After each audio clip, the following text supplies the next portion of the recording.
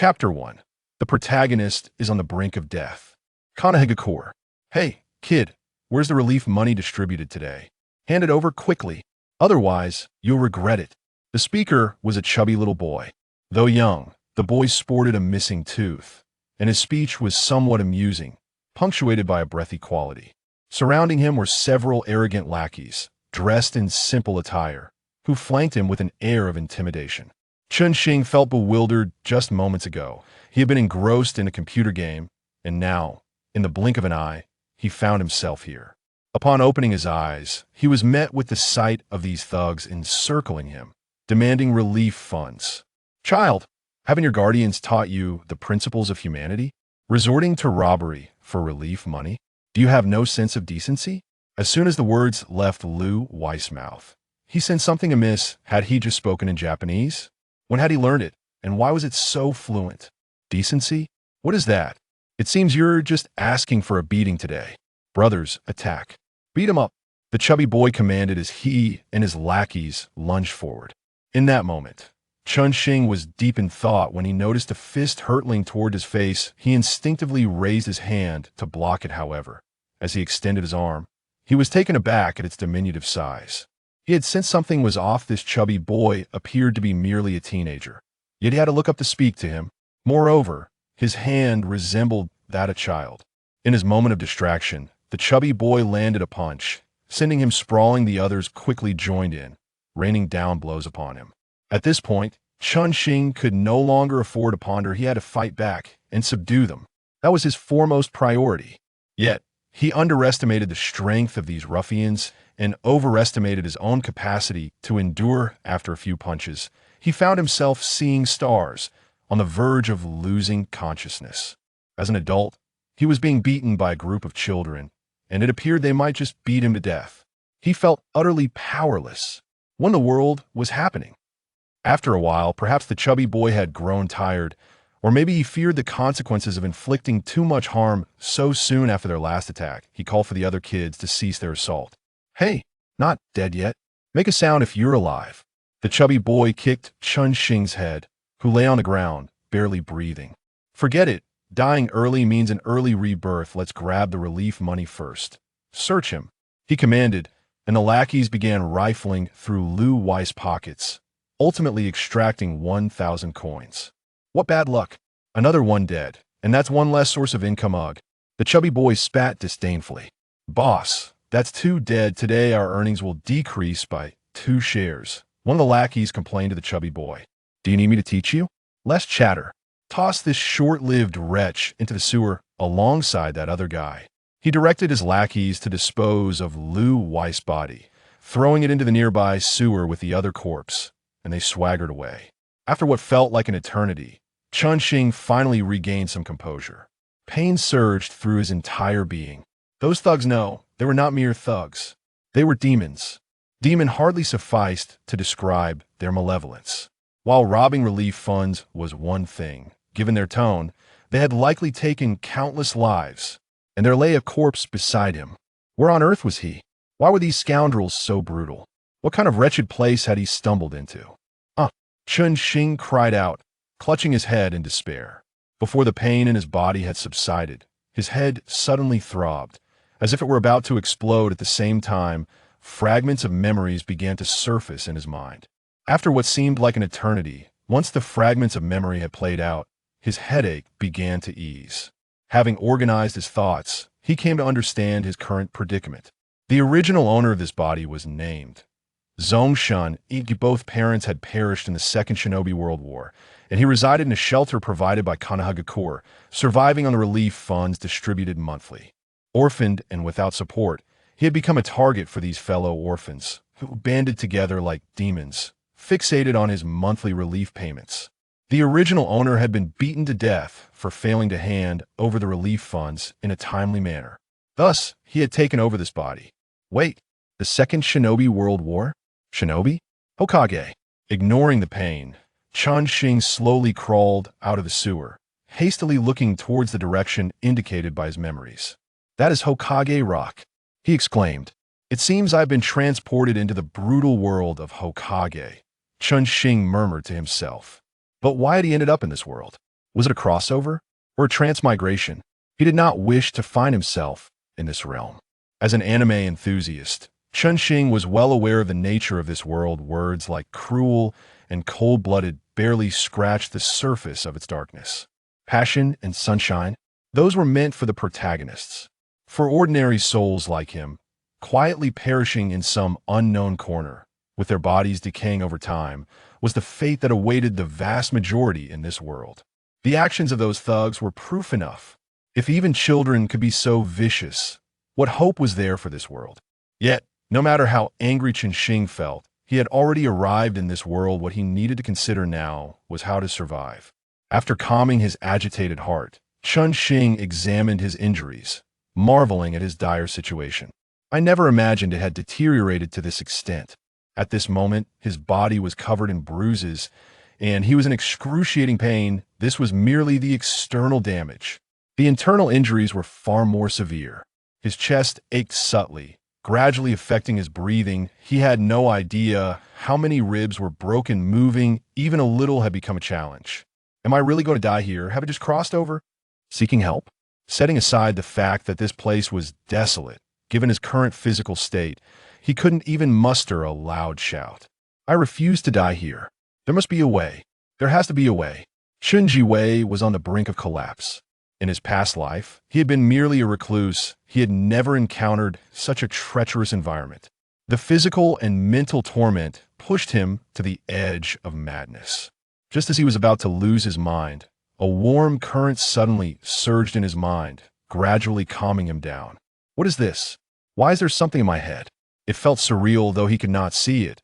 He could distinctly sense a gray presence within his mind. Upon further contemplation, he could even extract some information. Reading the information in his mind, Chun-Xing was ecstatic. There's hope. There's hope, Chun-Xing exclaimed. Chapter 2. Will I really starve to death? At this moment, Chun-Xing was overwhelmed with joy. The information extracted from his mind had illuminated a path to survival. Though he remained uncertain about the nature of the gray object in his mind, its abilities were crucial for his current situation. Through sheer will, Chun-Xing could manipulate these gray objects to attach themselves to the corpses, extracting all the abilities possessed by their former owners. This included, but was not limited to, fundamental attributes, ninjutsu, chakra types, even the bloodline, and Kekkei Genkai of the deceased. Fundamental attributes. Bloodlines. These are precisely what Chun-Xing needed the most. Seizing the moment while his mind was still somewhat clear, he shakily crawled into the sewer and, indeed, discovered the corpse of the individual who had been brutally beaten to death by those scoundrels. Suppressing a wave of revulsion, he placed his hand upon the corpse with a mental command. He attached the gray object to the surface of the body. As soon as the gray object made contact, it erupted in brilliance.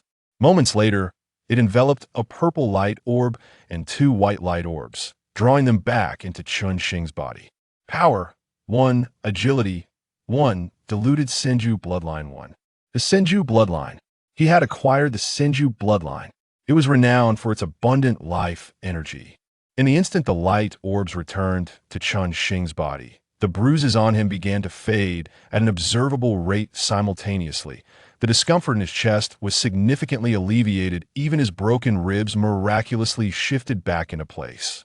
The tingling sensation of recovery almost made Chun-Xing cry out in delight. Crack, crack, crack.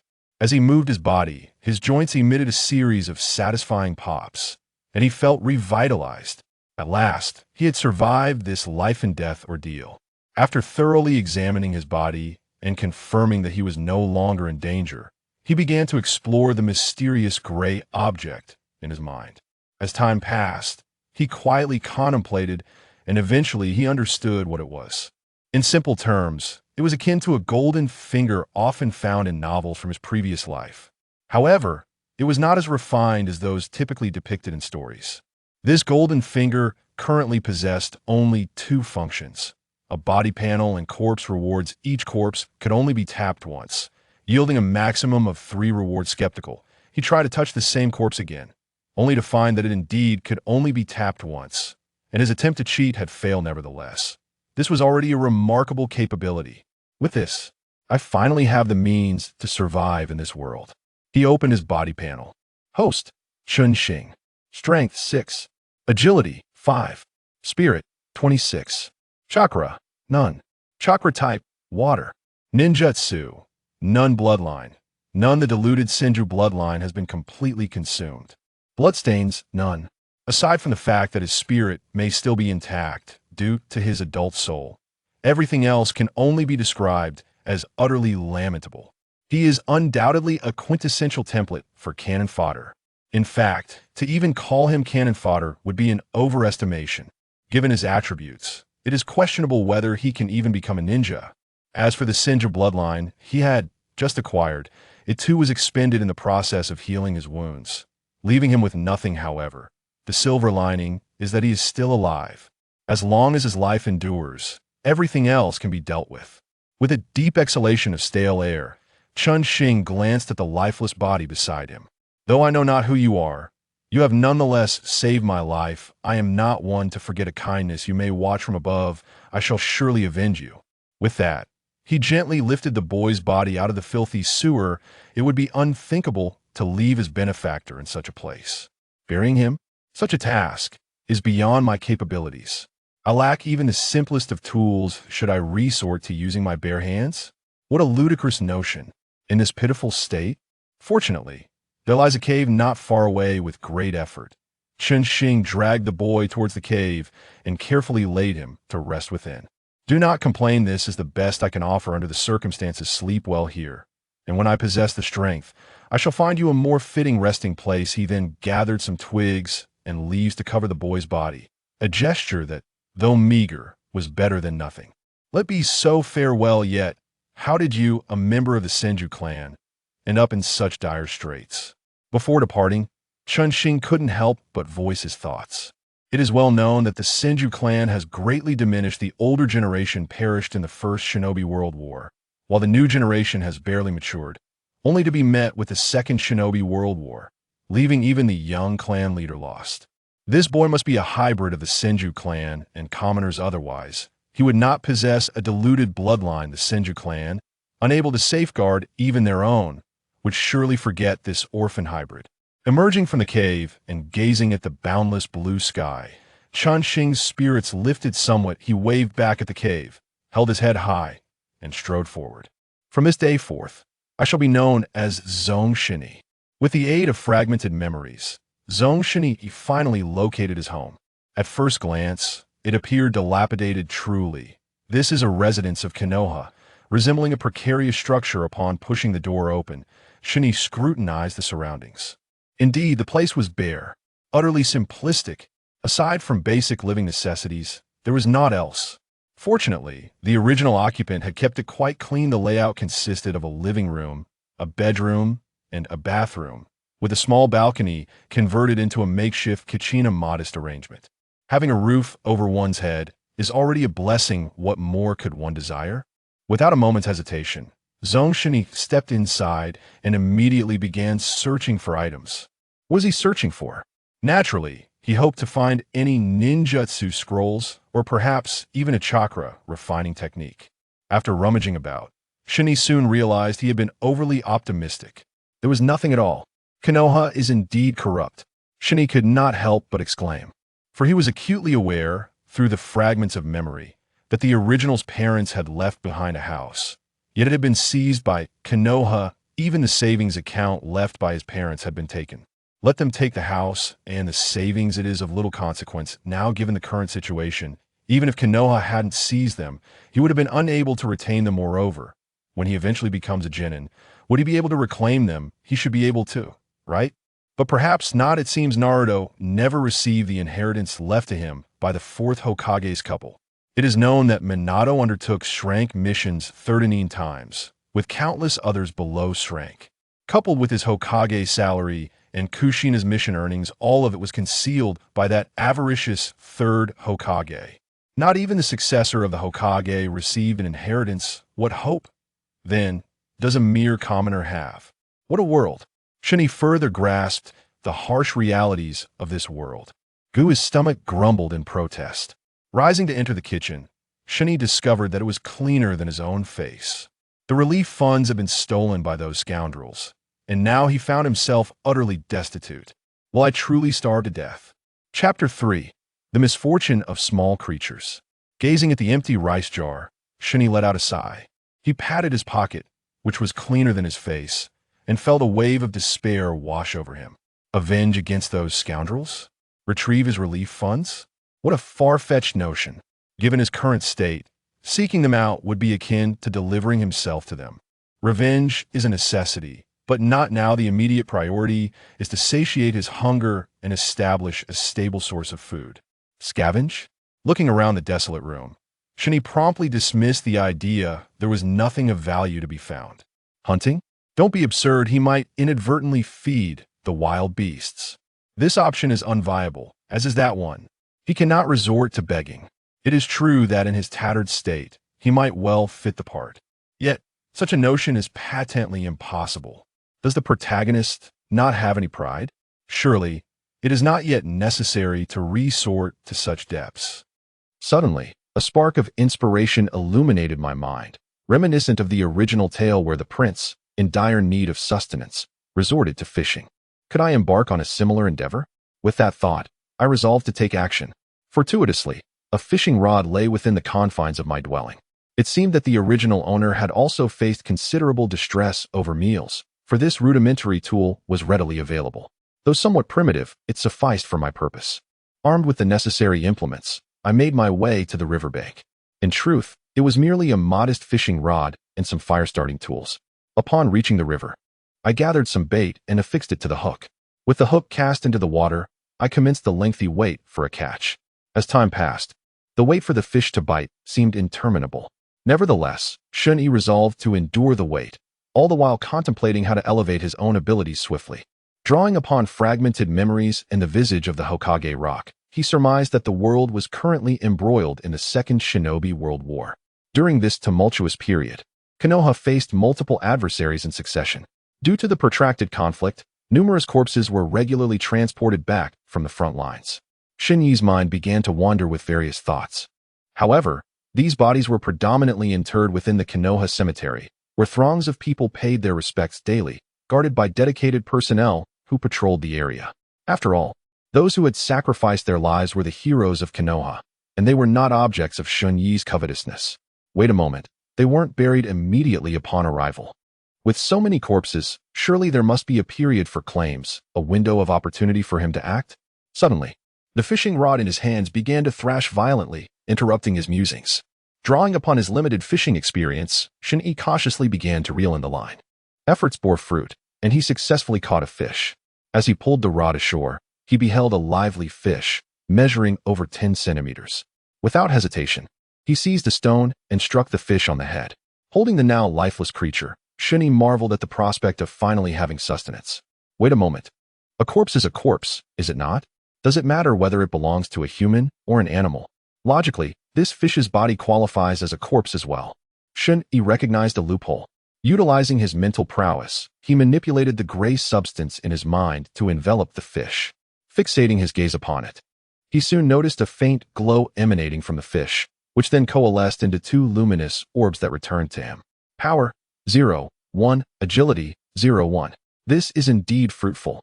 It appears that regardless of the nature of the corpse, as long as it is a corpse, it can be utilized. First, he satiated his hunger. Shin-Yi roasted the fish and consumed it. Although the enhancement it provided was a mere 0, 1, he felt he had stumbled upon a reliable path to strengthening himself. Before he could lay hands on the valiant souls who perished in Konoha, he could harness the bodies of these fish to accelerate his growth. What more was there to deliberate? He resolved to pursue this course. The entire afternoon was spent fervently fishing in the river, yielding abundant results. Power, 0, 1, 0, 1. 0, 1 agility, 0, 1, 0, 1, 0, 1. Though the increments were minuscule, they accumulated, bringing him nearly an entire point of enhancement by the day's end. After catching yet another fish, he skillfully dispatched it and extracted another 0, 1 enhancement. Glancing at the sky, he noted that dusk was approaching. Determined to catch one final fish before nightfall, Shun-Yi expertly baited his line once more. Before long, the rod began to tremble vigorously, indicating a substantial catch. A sizable fish was on the line. With the heavens watching over him, Shun-Yi finally managed to reel in a magnificent prize after a fierce struggle. API call failed with status code 429. Error. Code. For 29. Message. Resource has been exhausted, e.g. check quota. Status. Resource exhausted. With the newfound chakra, Shinichi eagerly anticipated a moment of exhilaration. However, due to the meager quantity of chakra at his disposal, he could barely manipulate it to his hand before it dissipated entirely. As night fell, he returned home, content with the spoils of the afternoon. On his way back, an unexpected incident occurred. "Young lad, are you selling those fish? With so many, you surely can't eat them all," a gentleman called out to Shinichi. "Certainly. How many would you like?" Shinichi raised an eyebrow, pleasantly surprised by this unexpected opportunity. "Since you have so many, I'll take 3. Just right for a fish soup at home. Here's the deal. 2 smaller ones for 100 Rio, and the larger one for another 100. What do you say?" The man pointed at the 3 fish, one of which was the sizable catch Shinichi had landed. "All right," Shinichi agreed without haggling, acknowledging that while the price was modest, equivalent to 2 bowls of ramen with some sides, it was a fair exchange. Fish were certainly not rare commodities. Anyone could catch them. Nonetheless, he welcomed the unexpected gain. After trading the fish for money, they parted ways. Who would have thought this would pave the way to prosperity? Shinichi nodded thoughtfully, yet shook his head. Prosperity is indeed desirable, but it is wiser to first enhance one's strength. Upon returning home, Shinichi accessed his status panel. Host. Zone Shinichi Strength. 8 Agility. 7 Spirit. 26 Chakra. 1 Chakra Attribute.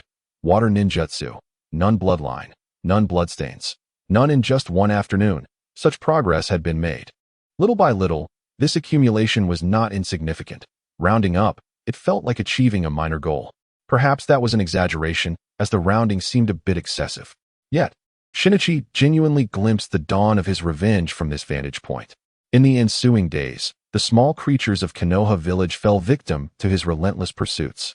Chapter 4. Vengeance Realized.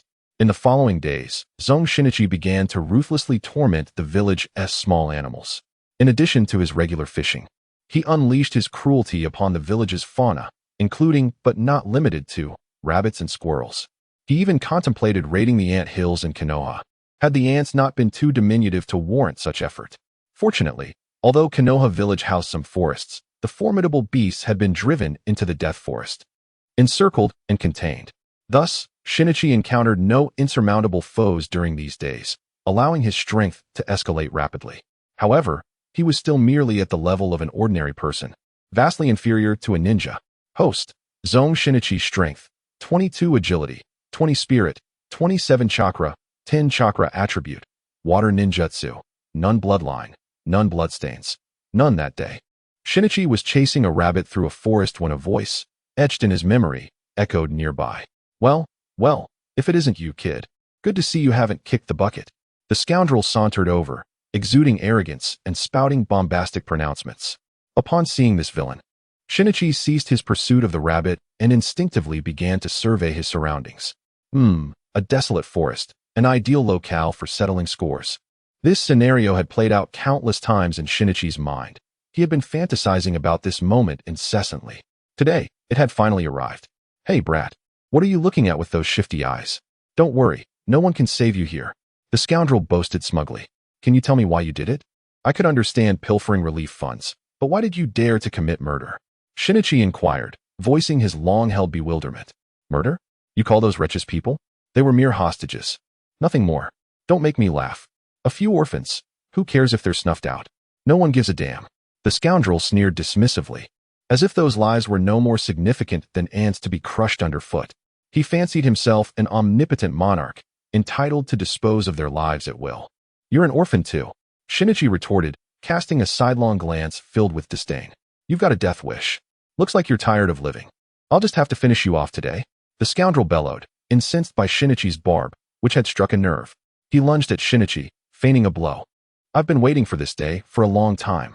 Shinichi roared, charging towards the scoundrel as well. The Shinichi of today was not the callow youth of yesteryear. The relentless torment of small animals in recent days had transformed him. He was now quicker, stronger. As the scoundrel's fist was cocked, poised to strike, Shinichi preempted him, landing a punch squarely on his odious face. One blow was enough to send him sprawling. A flurry of fists and feet followed, delivering an intimate and unrefined greeting to his body. "Kid, if you don't kill me today, I'll make sure you die." The scoundrel snarled, his ferocity unbridled, still spouting nonsense. Without a word, Shinichi delivered another blow to his head. Stop it, stop it.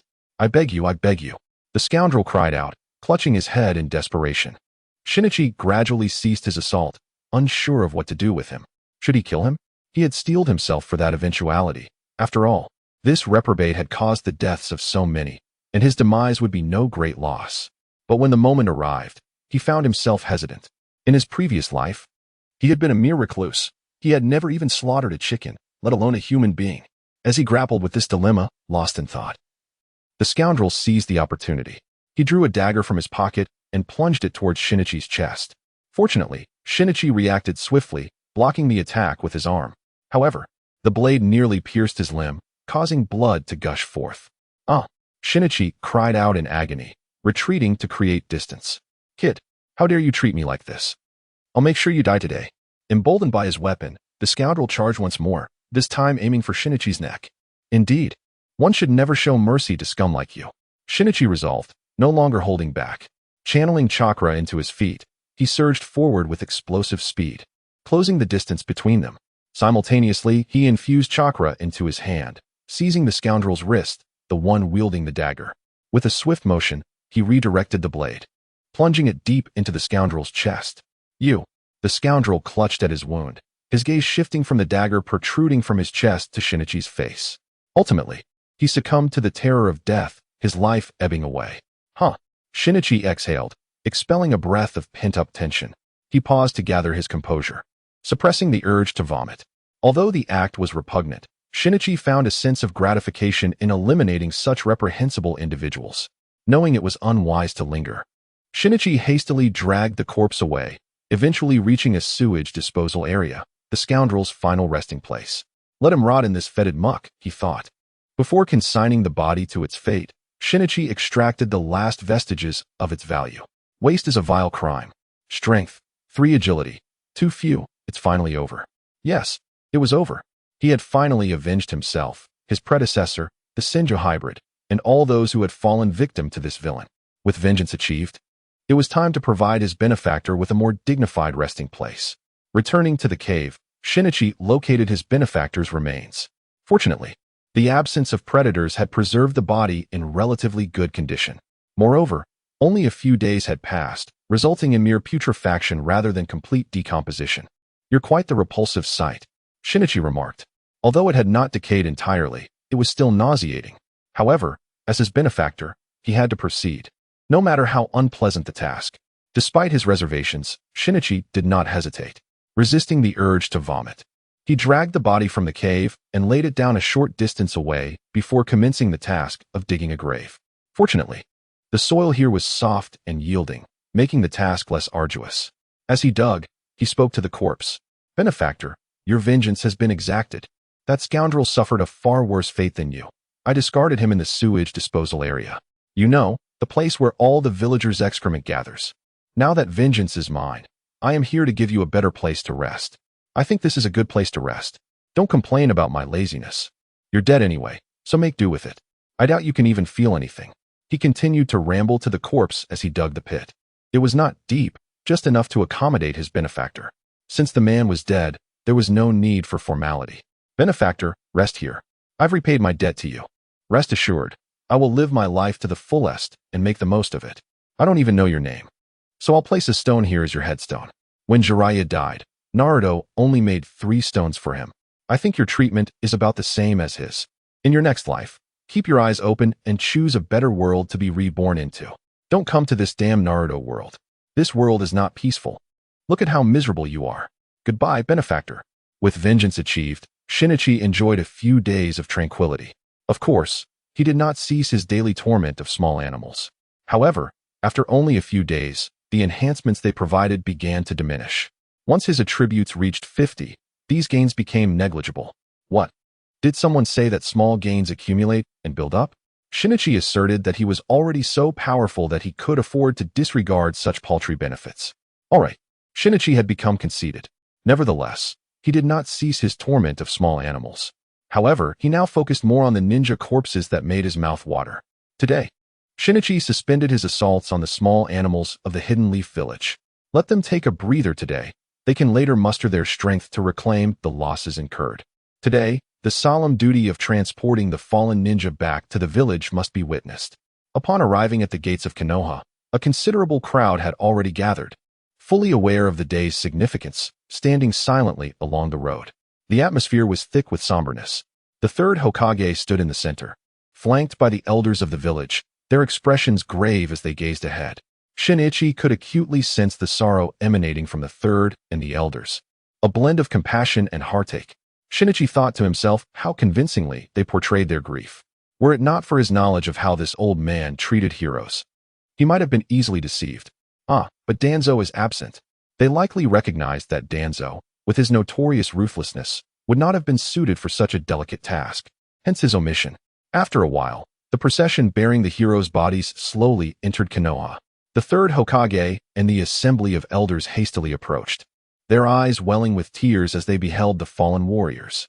With choked voices, they delivered a moving eulogy, extolling the virtues of Konoha's heroes and affirming the nobility of their lives. Their lives were lives of devotion. Their lives were lives of courage. Their lives were lives without regret. They vowed that Konoha would never forget their contributions and promised to honor their legacies, ensuring that no further tears would be shed for their sacrifices. With fervent resolve, they rallied the spirits of the villagers, declaring that Konoha would steadfastly continue to combat its foes, avenging the fallen. The essence of Konoha, the will of fire, illuminated the ceremony, marking the conclusion of this poignant homecoming for the heroes. The reactions among the villagers varied greatly. Some were so inspired by the third's words that they yearned to lay down their lives for Konoha, while others remained indifferent, detached from the collective grief.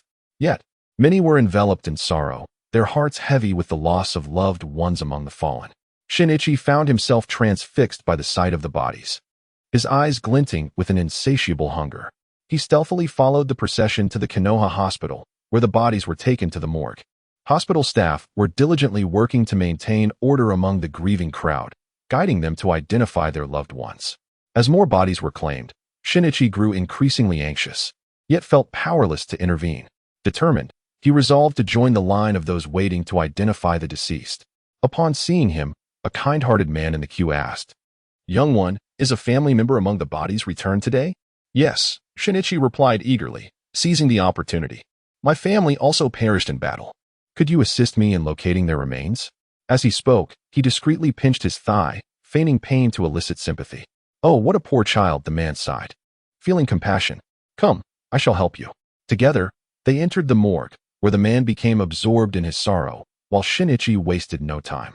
He swiftly began to extract chakra from the bodies, moving from one to the next, his actions masked by the guise of grief. The extraction was remarkably swift, and soon he had amassed an impressive array of abilities. What a bountiful harvest, he thought, delighting in the surge of power. Strength, 5, 6, 7. Agility, 6, 4, 6. Chakra, 10, 15, 17. He had not only acquired fundamental attributes, but also extracted chakra types, now possessing all 5 elemental natures. However, the ninjutsu he gleaned was rather basic, predominantly consisting of simple techniques. "Have you found your family yet?" the kind man inquired, breaking through Shinichi's concentration. "Not yet. I'm still searching," Shinichi replied absently, too engrossed in his task to offer more than a fleeting glance. The man, believing Shinichi to be preoccupied with his search, departed with his departed kin.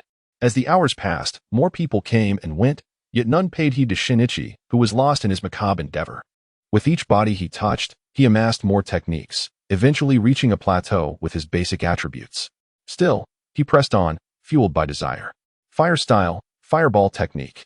Water style, waterball technique. Lightning style, lightning ball technique.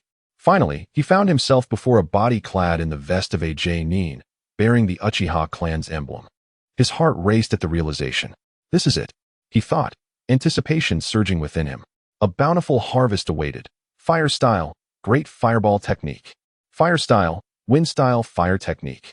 Fire style, fire dragon flame bomb. Yet, as he reveled in his fortune, a shadow of disappointment flickered across his face. "You are an Uchiha," donning the J-Nin vest. And yet this is all you offer? Despite the bounty of jutsu, they fell short of his lofty aspirations. Shinichi had envisioned acquiring the Sharingan, the Great Fire Annihilation, and the Great Fire Destruction. Yet, he found himself grappling with unmet expectations, as ambition often breeds disappointment. Time slipped away, and the crowd dwindled, leaving only Shinichi amidst the silence, still engaged in his clandestine endeavor. Fortunately, he had departed shortly after encountering the Uchiha body, for not long after. Another member of the Uchiha clan arrived, bearing an imposing demeanor that suggested a lack of patience for disruptions. Fortunately, the deity Shun-I had already departed from that lifeless body. Upon entering, he cast but a fleeting glance at Shun-I before exiting with the remains. "Child, have you located the remains of your loved one?" inquired a nurse as she stepped into the room. "Not yet, elder sister. Could you grant me a little more time? I implore you," Shun-I replied, gazing at the multitude of bodies that remained, feeling an overwhelming reluctance. He even resorted to employing a cute tactic, mumbling softly, "Very well. However, I can only afford you one more hour. After all, we have already clocked out." The nurse sighed but still granted Shun-I an additional hour. "Thank you so much, elder sister." Once the nurse departed, Shun-I bolstered his resolve and hastened his efforts. Perseverance bore fruit, and he managed to examine every body in the morgue before the nurse's return. Dragging his weary form, he exited the hospital in silence under the nurse's concerned gaze. Was he tired? Undoubtedly. After all, he was merely in the body of a 5-year-old child, and the repetitive motions over an extended period would exhaust anyone, child or adult alike. Yet, in contrast to his physical fatigue, his spirit soared with exhilaration. Thus, he left the hospital without uttering a word, fearing that if he lingered even a moment longer, he might succumb to the urge to cheer aloud. He raced home without pause, leaping onto his bed, burying his head in his pillow, and could no longer contain his jubilant screams. "I've struck it rich. This time, I have truly struck it rich. Ah ha ha ha." Time passed, and eventually, the excitement of Zhong Shun-I began to subside. Sitting at the head of his bed, he commenced reflecting on the day's achievements. His strength and agility each reached 131 and 129, respectively, while his mental fortitude surged to 101. Yet, the most remarkable enhancement was in his chakra, which soared to an impressive 199. In terms of ninjutsu, the gains were abundant as well. Body flicker technique at 130, fire release, fireball at 98, water release, water sphere at 95, lightning release, lightning sphere at 96, earth release, earth sphere at 91, and wind release, wind sphere at 89. Such a tremendous outpouring of D-grade ninjutsu was astounding. In comparison, the advanced techniques appeared far less fruitful. Well, one could consider C-grade ninjutsu as advanced. Fire release, great fireball at 10, water release, water barrier at 6, wind release, great breakthrough at 7, fire release, wind style fire at 5, lightning release, ground walk at 7, earth release, earth barrier at 4, and fire release, fire dragon flame bullet at 1. Despite the nearly 1,000 corpses he encountered, only 3 unfortunate J-Nin and a handful of Ch-Nin were present, many of whom likely obtained their ranks in a rush during wartime. The remainder were essentially cannon fodder. These lesser beings could only provide Shun-I with basic techniques such as the body flicker technique, contributing minimal enhancements to his core attributes. Moreover, as Shun-I's fundamental attributes surpassed the critical threshold of 100, the contributions from these cannon fodder amounted to mere increments of 0. 1. Even so, this had propelled Shun-I's core attributes to nearly 130. How terrifying! However, with each technique acquired, it became evident that one could only utilize one at a time. Shun-I could not help but voice his frustration. Fortunately, he discovered a plus sign following the ninjutsu on his status panel. What was there to hesitate about? He clicked it. Thus commenced Shun-I's journey of enhancement. Upon completion, his attributes transformed as follows. Host, Zhong Shun-I strength, 131 agility, 129 mental fortitude, 101 chakra, 199 chakra attributes. All 5 elements present ninjutsu. Body flicker technique, 100. Chaos fireball, 98. Water release, water sphere, 95. Earth release, earth barrier, 4. Fire release, fire dragon flame bullet, 1. Bloodline, none bloodline limit. None. It turned out that each additional identical ninjutsu learned would enhance its proficiency. Each increment could reach a maximum of 100. With each increase, the chakra consumption for releasing ninjutsu would drastically decrease, while its power would proportionally amplify. At 100, the technique would achieve maximum potency and be unleashed without hand seals. Although Shun-Yi had yet to commence his studies at the Ninja Academy, he had already mastered the body flicker technique assigned there, surpassing even the instructors with his seamless execution. Does this mean I can bypass the Ninja Academy altogether? I can become a ninja and reclaim my family's assets. Shun-Yi felt a sense of overconfidence. Of course, he merely indulged in idle boasting. The notion of graduating like Kakashi Hatake was but a fantasy. This war shall soon reach its conclusion. Should he merely bide his time after graduation, engaging in trivial tasks akin to those of Kakashi, until the onset of the Third Shinobi World War? That notion is preposterous. Would it not be far more gratifying for him to remain at the Ninja Academy until graduation? Why rush to serve Konoha prematurely? It would appear he is overthinking the situation. As for the notion of returning to claim an inheritance, it must be said that Zongshin-I has indeed contemplated this. Yet, after much reflection, he believes it is best to refrain for the time being and adopt a more cautious approach. However, the thought of those abandoned pawns stirs a sense of empathy within him. It is likely that the parents of his original self met a fate similar to those today. Their bodies unclaimed and lying cold in the morgue, only to be hastily buried by Konoha, without even a soul present to pay their respects during the burial. This is the fate of the vast majority of civilian ninjas in this world, a fate that none can alter. Zongshin-I naturally did not wish to become one of these mere pawns. He must find a way to rise above the fray and become a vanguard of his era. Yet, he felt he was still far from achieving that goal. With such thoughts, he succumbed to a deep slumber. Chapter 7. The first encounter with Team 7. Following this bountiful harvest, Zongshin-I took off from the ground. In the ensuing days, he devoted himself to familiarizing himself with the various functions of his body. The good news was that with his training, he gained a clear understanding of his physical attributes and ninjutsu. The bad news was that the small animals in the village had completely lost their utility for him. Previously, the meager gains had been somewhat tolerable. After all, little by little, it was better than nothing. However, now, hunting small animals yielded results that were nearly negligible. Each meager increase of 0.01 was barely bearable. To achieve even a slight improvement, he would have to hunt 100 small creatures. Any effort he invested in training would surpass that gain. It appeared that this path was no longer viable. Zongshin-I lamented. No longer viable. Certainly, it could continue, but a change of location was necessary. Currently, Zongshin-I was merely hunting small animals in the village, while the ferocious beasts had long been driven into the Forest of Death by Konoha Zumbu. If he could venture into the Forest of Death, hunting those formidable creatures, or even larger animals with chakra and potential for summoning, there would surely be opportunities for advancement. However, the present Zongshin-I lacked the courage to enter.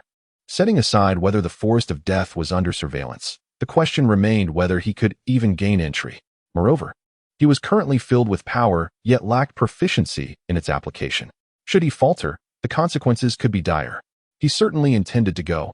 However, the most crucial aspect for Zongshin-I at this moment was to thoroughly master the strength he currently possessed through diligent training. On that day, upon leaving his home, Shin-I was about to embark on his journey of cultivation when he noticed a throng of people gathered not far ahead. Raising his gaze, he beheld a banner proclaiming the first youth ninjutsu tournament of Konohagakure. A ninjutsu tournament? Shin-I pondered, recalling that during their childhood, Kakashi and Obito had also participated in such a contest. He wondered if this was the same event. "Excuse me, sir, what reward is offered for this tournament?" Shun-I inquired of an elderly man beside him. The impoverished Shun-I thought to himself that whether Kakashi and Obito participated was inconsequential. His primary concern was the nature of the rewards for this competition. "Oh, youngster, do you wish to enter the tournament?" The man responded. "Let me tell you, the prize for the champion is a finely crafted kunai." Shun-Yi's interest waned instantly. To be frank, a kunai did not excite him in the slightest. "Young lad, do not underestimate this kunai. It has been meticulously forged by a master of ninja tools and is worth 50,000 ryo.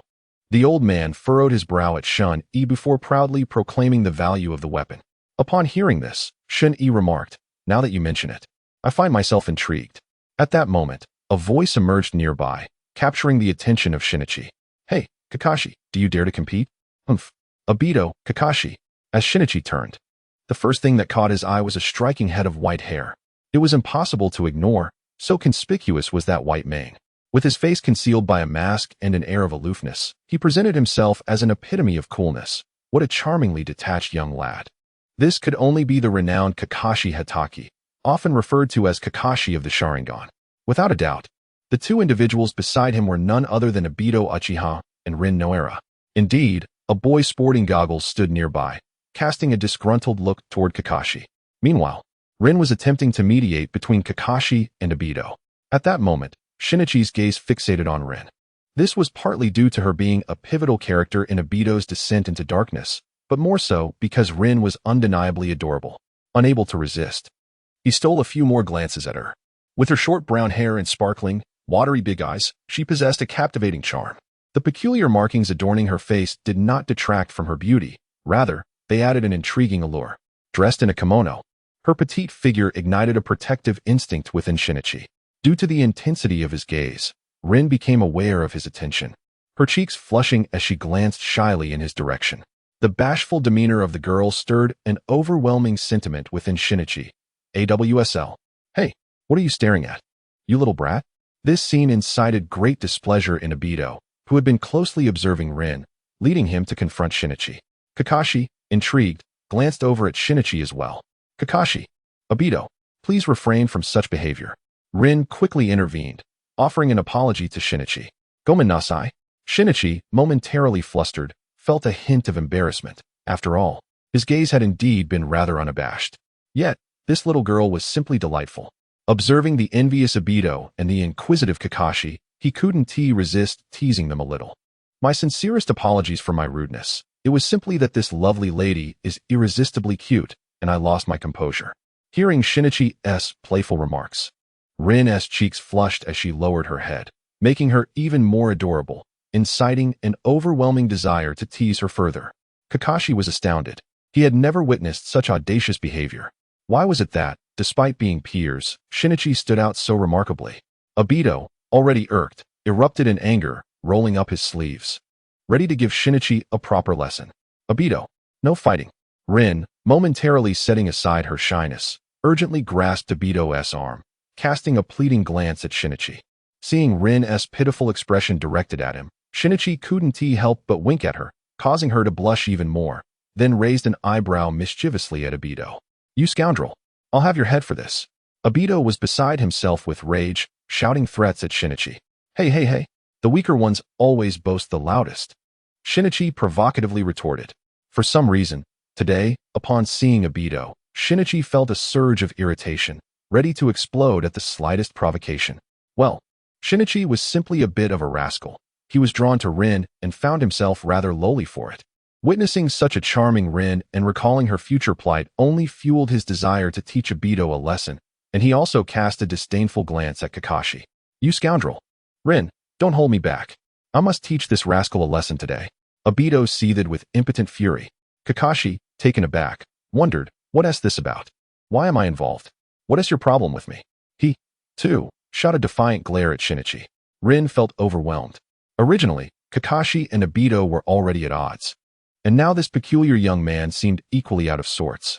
What was she to do now?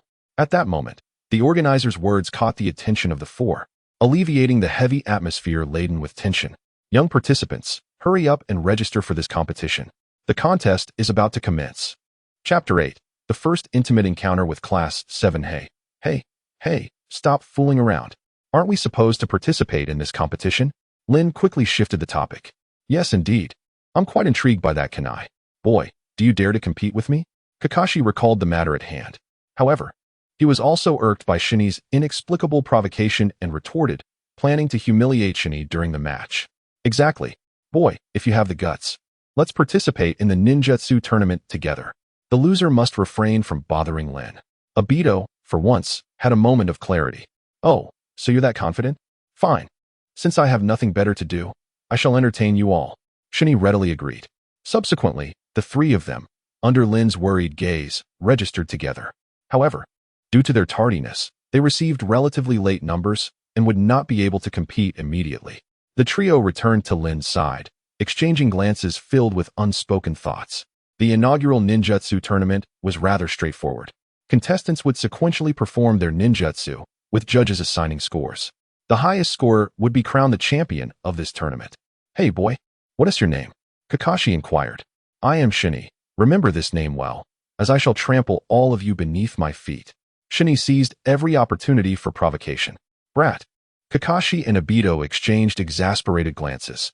Obito was predictable, being rather straightforward and easily irritated, but Kakashi's reaction was unexpected. Kakashi, Obito, Shinny. Lin looked at the three, unsure of how to respond. Fear not. Defeating them will be effortless. You need not worry about me. By the way, what is your name, miss? Shinny, well aware of Lin's identity, still played along. Excuse me, I am Yuara Lin. Lin bowed slightly and introduced herself. Lin? A lovely name. Look, I am Shinny. And you are Lin. Don't we make a perfect match? Shinny's audacity was evident. You scoundrel. You shall not call her Lin. Obito interjected. So, Shinny, refrain from such base provocations. We shall see who prevails in the arena. Kakashi could no longer stand idly by and spoke up. Shinny sensed it was time to cease his antics and nodded in agreement. However, Obito was still oblivious. Boy, the loser must never bother Lin again. So you are aware of your harassment. Very well, I accept.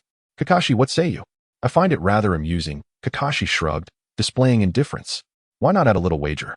Kakashi, who held no particular affection for Lin, considered the prospect of Shinny losing something more worthwhile. Kakashi, Shinny, Lin. I agree. You may decide the stakes. Shinny was indifferent. Confident in his victory. 1 million Ryo. Kakashi casually announced an astronomical figure. Naturally, Kakashi did not believe Shinny could produce such an amount. He merely wished to embarrass him.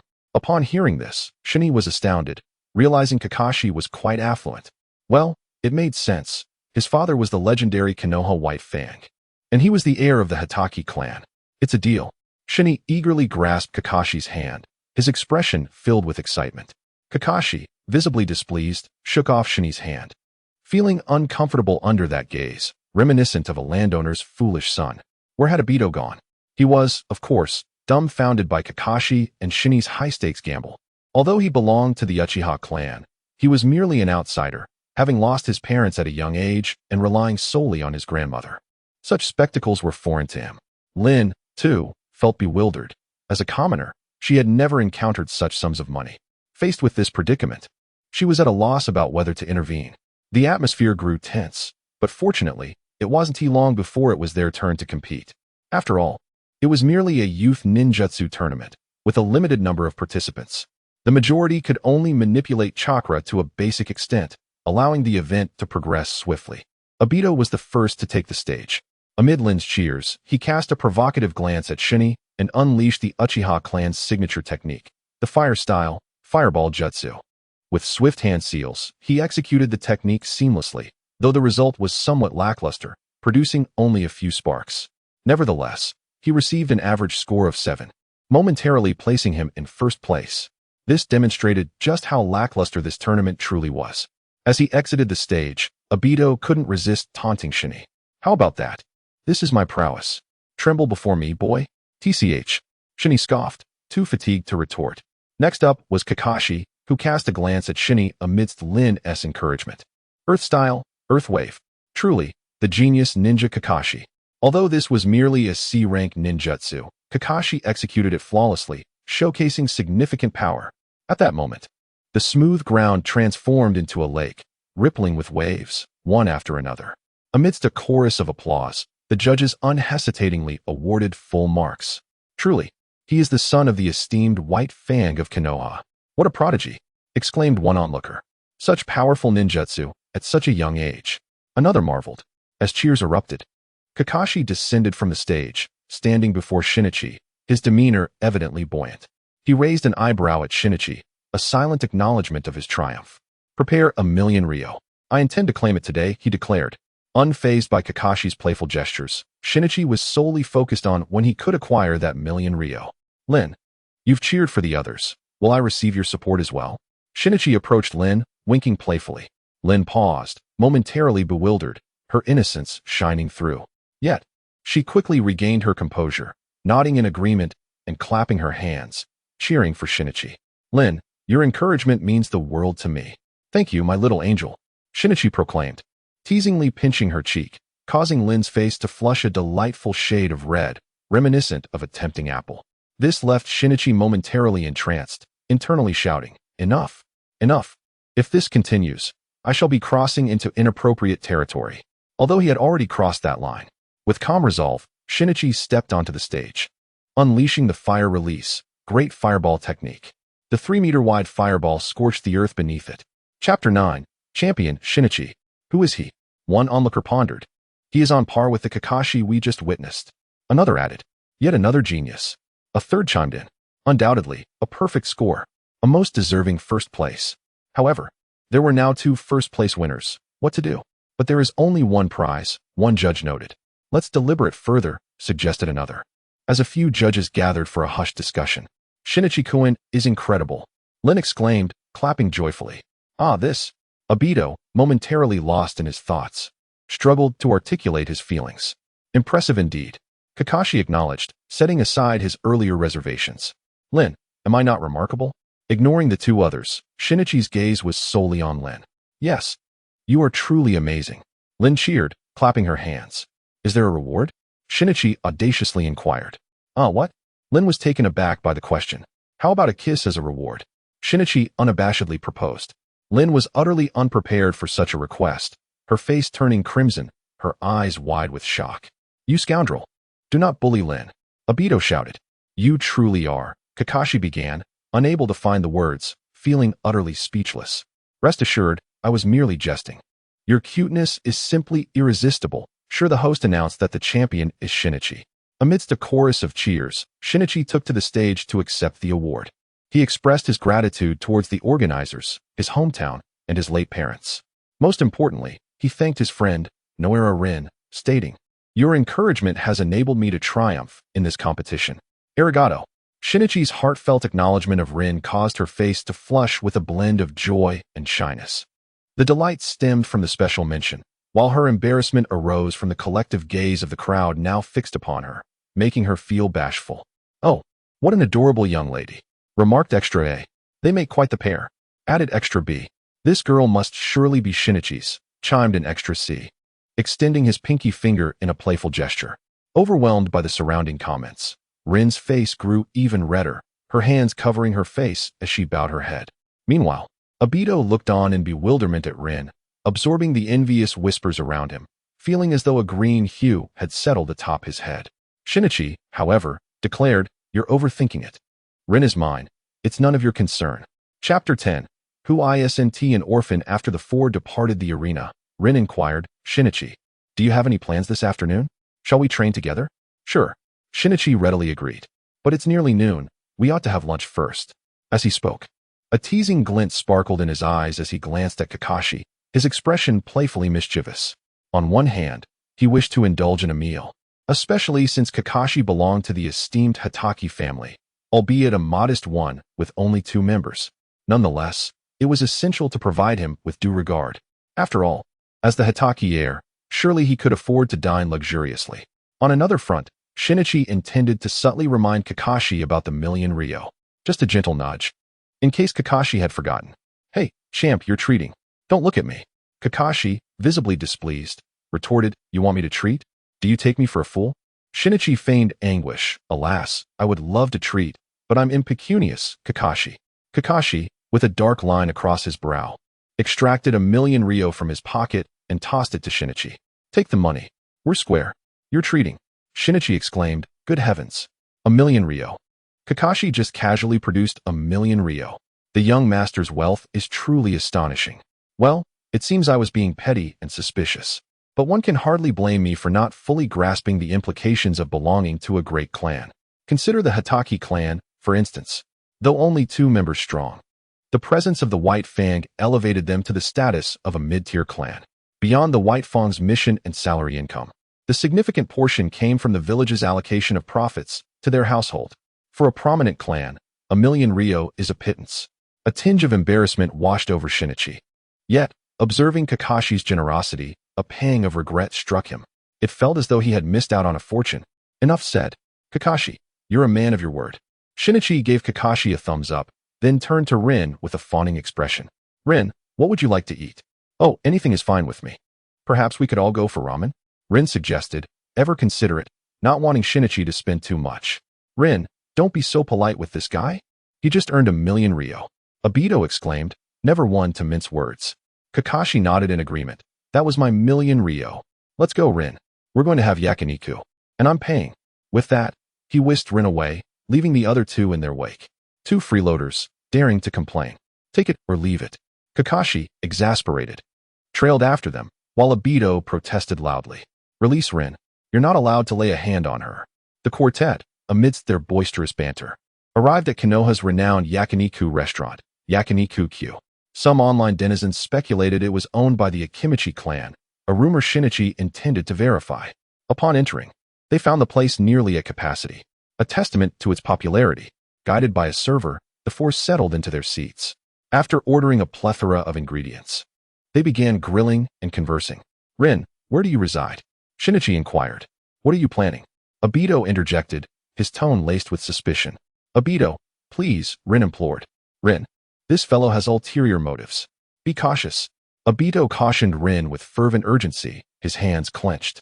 Obito, despite his intellectual shortcomings, possessed an uncanny knack for discerning character. Kakashi mused that Obito's intentions were transparent, and Rin was merely being too polite to acknowledge them.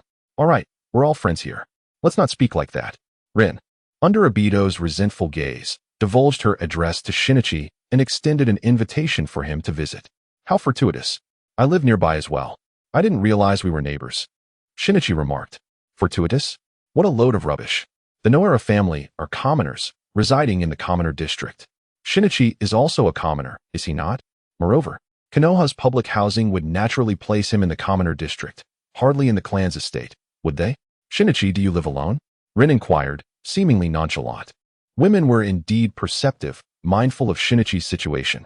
After all, during his acceptance speech, he had expressed gratitude to his deceased parents, a detail Rin had not overlooked. Earlier, she had invited Shinichi to visit her home frequently. Shinichi felt a surge of warmth. Rin's compassion was truly endearing. Indeed, my parents perished in the Second Shinobi World War. I currently reside in public housing, and Kakashi's 1,000,000 Rio has been a tremendous help, Shinichi shared. Gomen Nasai, Rin apologized profusely. Kakashi's gaze softened toward Shinichi, and he waved dismissively, indicating that Shinichi should not dwell on it.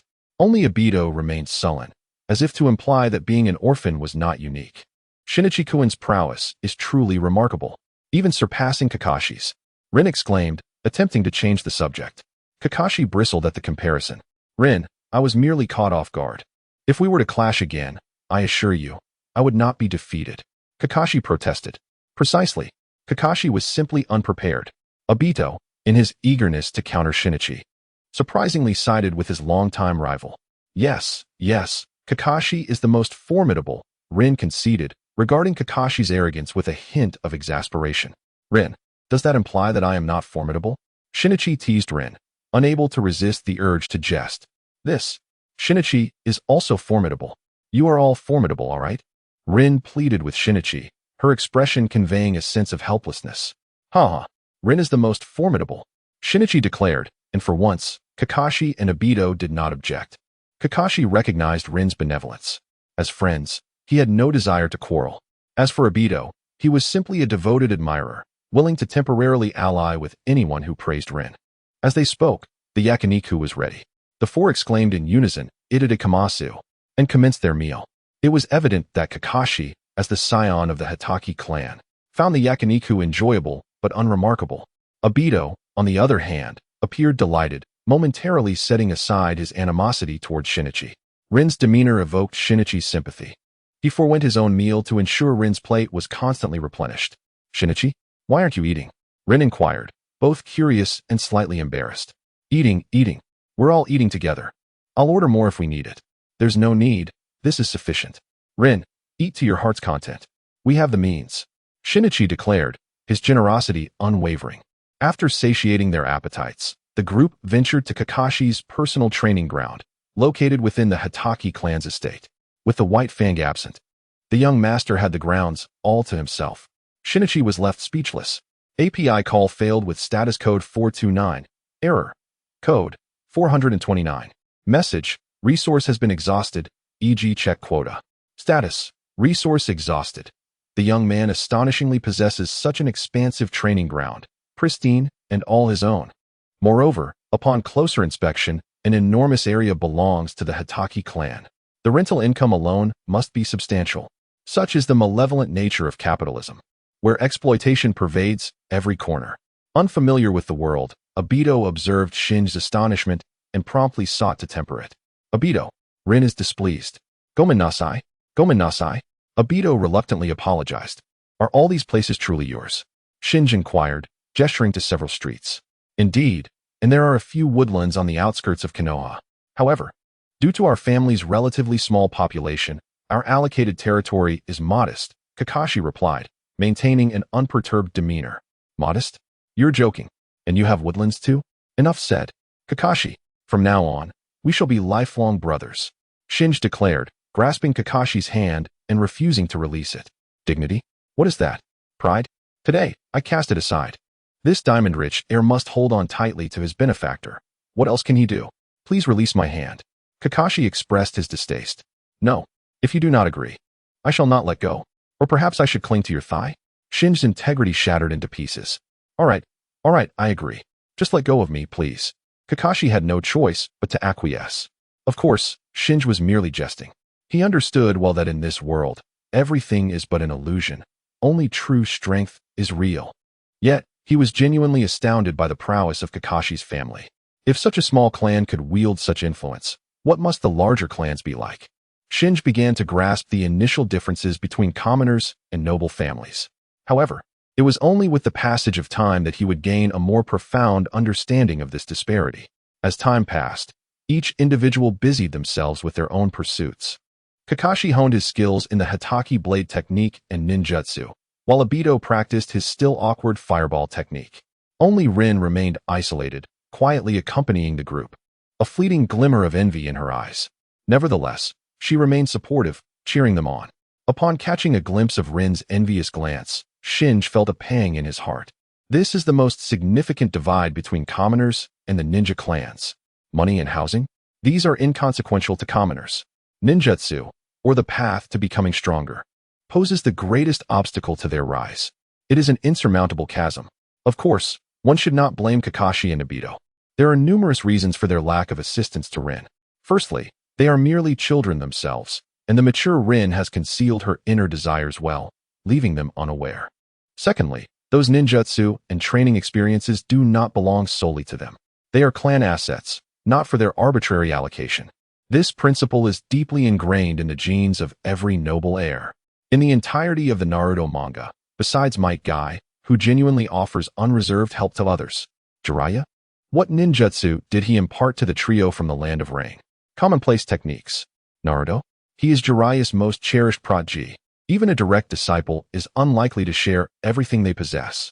Taking a deep breath to compose himself, Shinji approached Rin, gazing at her with tenderness. Hey, Shinji-kun, aren't you going to train? Rin inquired. Why not train together? Shinji softly suggested. Me? I'm fine just watching you all. Rin waved her hand dismissively, seemingly unconcerned. Rin, would you like to learn ninjutsu? Fire release? Water release? Any of the 5 elements? Shinji laid his cards on the table. Oh, can I really? Rin could no longer suppress her emotions, her voice trembling. Rin deeply yearned to train alongside them, yet her maturity made her acutely aware of the complexities involved. Thus, she chose to conceal her longing, not wanting to burden anyone, carefully safeguarding this rare friendship. Did she wish to train? Of course. It was a constant thought. So when Shinji spoke, her defenses crumbled in an instant. Of course. What would you like to learn? I'm quite strong. I know a little about every ninjutsu. Shinji gestured between his thumb and forefinger, as if to indicate he possessed only a minuscule amount of knowledge. Arigato, Shinji-kun. Rin's tears finally spilled over, choking out her gratitude. What are you saying? We are friends. Shinji gently cupped Rin's face, wiping away her tears with care. All right, Rin, let us begin training at once. Meanwhile, Kakashi, who had been diligently training, smiled slightly, the gloom in his eyes dissipating. After silently wishing Rin well, he resumed his arduous practice. Being as observant as he was, he understood Rin's yearning. Yet, he felt shackled by the age-old customs. Breaking tradition? At present, he felt incapable, which left him with a sense of guilt. Now that circumstances had taken a favorable turn, he felt elated. On the other hand, Obito clenched his fists tightly. his nails digging into his flesh as he struck the wooden posts repeatedly. Blood dripped slowly, yet he paid it no mind. In that moment, he felt utterly inadequate, merely trailing behind, unable to accomplish anything, paralyzed by fear. He truly felt like a complete failure. It must be said that at this juncture, Obito had indeed matured. Yet, what filled him with despair was the growing distance between him and Rin. Lin gathered her thoughts and finally found tranquility. However, before she could commence her training, her kind-hearted nature led her to worry about Obito once more. After the initial excitement, she had been quietly observing Kakashi and Obito. Kakashi's nonchalance relieved her somewhat, yet Obito's peculiar behavior continued to gnaw at her. Shin-E, Obito, Lin hesitated, her turmoil evident. Shin-E, who had been closely watching Lin, understood her concerns well. He gently stopped her, whispering, "It's all right, Lin. Trust me. Allowing him to train alone at this moment is the best course of action." Chapter 12. Instruction. It cannot be denied that Lin is a prodigy, truly deserving of being the host for the Three Tails. Her physical aptitude is extraordinarily remarkable, far surpassing her peers. Even Shun-E finds himself outmatched. This. Shun-E stared in disbelief, struggling to trust his own eyes. Observing the chakra radiating from Lin, it was evident that the quantity was visible to the naked eye. Furthermore, her vitality was strikingly abundant, with the chakra exuding an aura of life. "Lin, you can't possibly be from the Senju clan," Shun-E speculated. It was no wonder Shun-E harbored doubts, for Lin's capabilities were indeed extraordinary. This chakra, this vitality. What other explanation could there be aside from her lineage to the Senju? Moreover, this was Lin's first attempt at refining chakra. How can you be so exceptional? Are you perhaps cheating? I don't know. Our family has always been common folk. Lin replied, somewhat uncertain, as it seemed she too recognized the extent of her exceptionalism. It is indeed possible.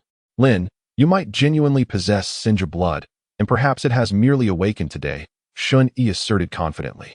The possibility was indeed substantial. In the original narrative, Lin was the host for the Three Tails. Had it not been for Madara's interference with her heart, she would be entirely unharmed.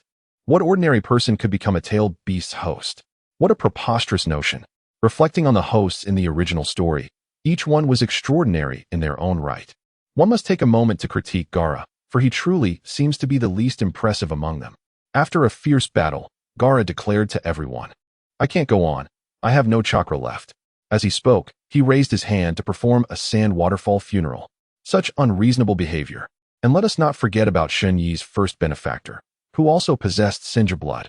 After the demise of Senju Tobarama, many from the Senju clan chose to live in obscurity, blending into the common folk of Konoha. Thus, it would not be surprising if Lin shared this heritage. Lin, let us focus on the task at hand. If you can extract chakra, that is already a significant achievement. We must promptly move on to the next learning objective. Shin-E remarked, somewhat exasperated. Lin playfully stuck out her tongue and obediently followed Shun-E to a large tree. "Climb the tree?" Lin inquired, puzzled. "Yes, climb the tree. Channel your chakra into your feet to enhance your grip, allowing you to ascend the tree and hone your chakra control. Now, watch me. I will demonstrate," Shun-E instructed. With chakra infused in his feet, Shun-E steadily ascended to the treetop. Then, hanging upside down, he said to Lin, "See, just like this." "Wow." Lin clapped her hands in admiration. Shun-E jumped down and stood before Lin, playfully ruffling her hair. "Don't just applaud. You should try it as well. Don't worry. I will be here to catch you." Lin's face flushed with embarrassment as she turned to follow Shun-E's method, ascending step by step until she reached the center of the trunk. Incredible. Shun-E, with the spirit of an adult and over 100 in mental fortitude, had fallen several times. Yet here was Lin, climbing directly to the top on her first attempt. As Lin reached the upper part of the trunk, she couldn't resist glancing down. That single gaze disrupted her focus, leading to insufficient chakra control as she plummeted. "Ah, help!" Lin cried out in panic. Shun-E, spotting the opportunity, swiftly climbed the tree and, just before Lin could fall, caught her in a princess carry. He gazed at her, relishing the moment. Lin, now safely in Shun-Yi's embrace, remained oblivious to the danger she had just escaped. Terrified from the fall, she covered her eyes with her hands, burying her face against his chest, as if this avian-like posture could grant her safety. "Everything is fine." After a while, Lin realized she was unharmed, exclaiming in delight. Upon opening her eyes, she was met with Shun Yi's teasing gaze, causing her cheeks to redden like a ripe apple. After some time had passed, and Shun Yi showed no intention of releasing her, Lin, with a hint of irritation, demanded, "How long are you going to hold on to me?" "My apologies. I lost focus." Shun Yi gently set Lin down, though he felt a tinge of reluctance. Yet, he quickly offered an explanation. At that moment, Kakashi's voice resonated nearby. "You, my friend, possess quite a skill," Kakashi remarked, his words laden with double entendre, leaving one to ponder whether he referred to Shinichi's teaching prowess or his charm with the ladies. "Humph," came the retort from Obito. In truth, from the very beginning of Rin's tree-climbing endeavor, both Kakashi and Obito had been vigilant, apprehensive of any mishap that might befall her. The instant she began to fall, they rushed forward without hesitation.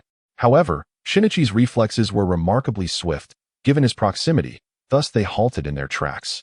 "All is well now. As for you, go about your business. Do not disturb our training," Shinichi said impatiently, urging them to leave. "You." Kakashi shook his head, a light chuckle escaping his lips as he departed. "You." Obito ultimately refrained from voicing his thoughts, letting out a huff before taking his leave. This left Shun Yi utterly astonished. He never anticipated that this rascal, Obito, would unexpectedly change his demeanor and remain utterly silent. At that moment, Shun Yi suddenly felt a grip on the flesh at his waist. Turning his head, he was greeted by Lin, her face flushed, staring intently at him, one hand firmly clutching his vulnerable spot.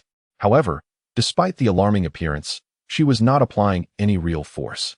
"Ouch, that hurts. Lady Lin, please forgive my transgressions and spare me." Shun Yi raised his hands in surrender, his tone exaggerated and theatrical. Yet, this performance managed to deceive Lin, who quickly released her grip and lifted Shun Yi's shirt. To her surprise, there was not even a red mark. When she looked up, she was met with Shun Yi's smiling face, grinning back at her. "Humph, I won't pay you any more attention." At that moment, Lin wished she could find a crack in the ground to hide in. She had been fooled again by this guy, and he had taken advantage of her so blatantly.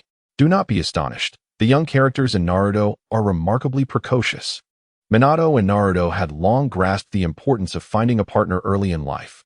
They had been playing a nurturing game since childhood. Who wouldn't envy that? Thus, Lin's early maturity was entirely reasonable, especially considering that Zhongxini was indeed rather shameless. With such blatant behavior, how could a girl as astute as her not realize she was being taken advantage of? All right. Lin, I apologize. I repent. Will you forgive me?" Shun Yi feigned innocence, raising one hand dramatically. However, it was unclear what he was truly swearing to. Bah, swearing. It was evident he had ulterior motives.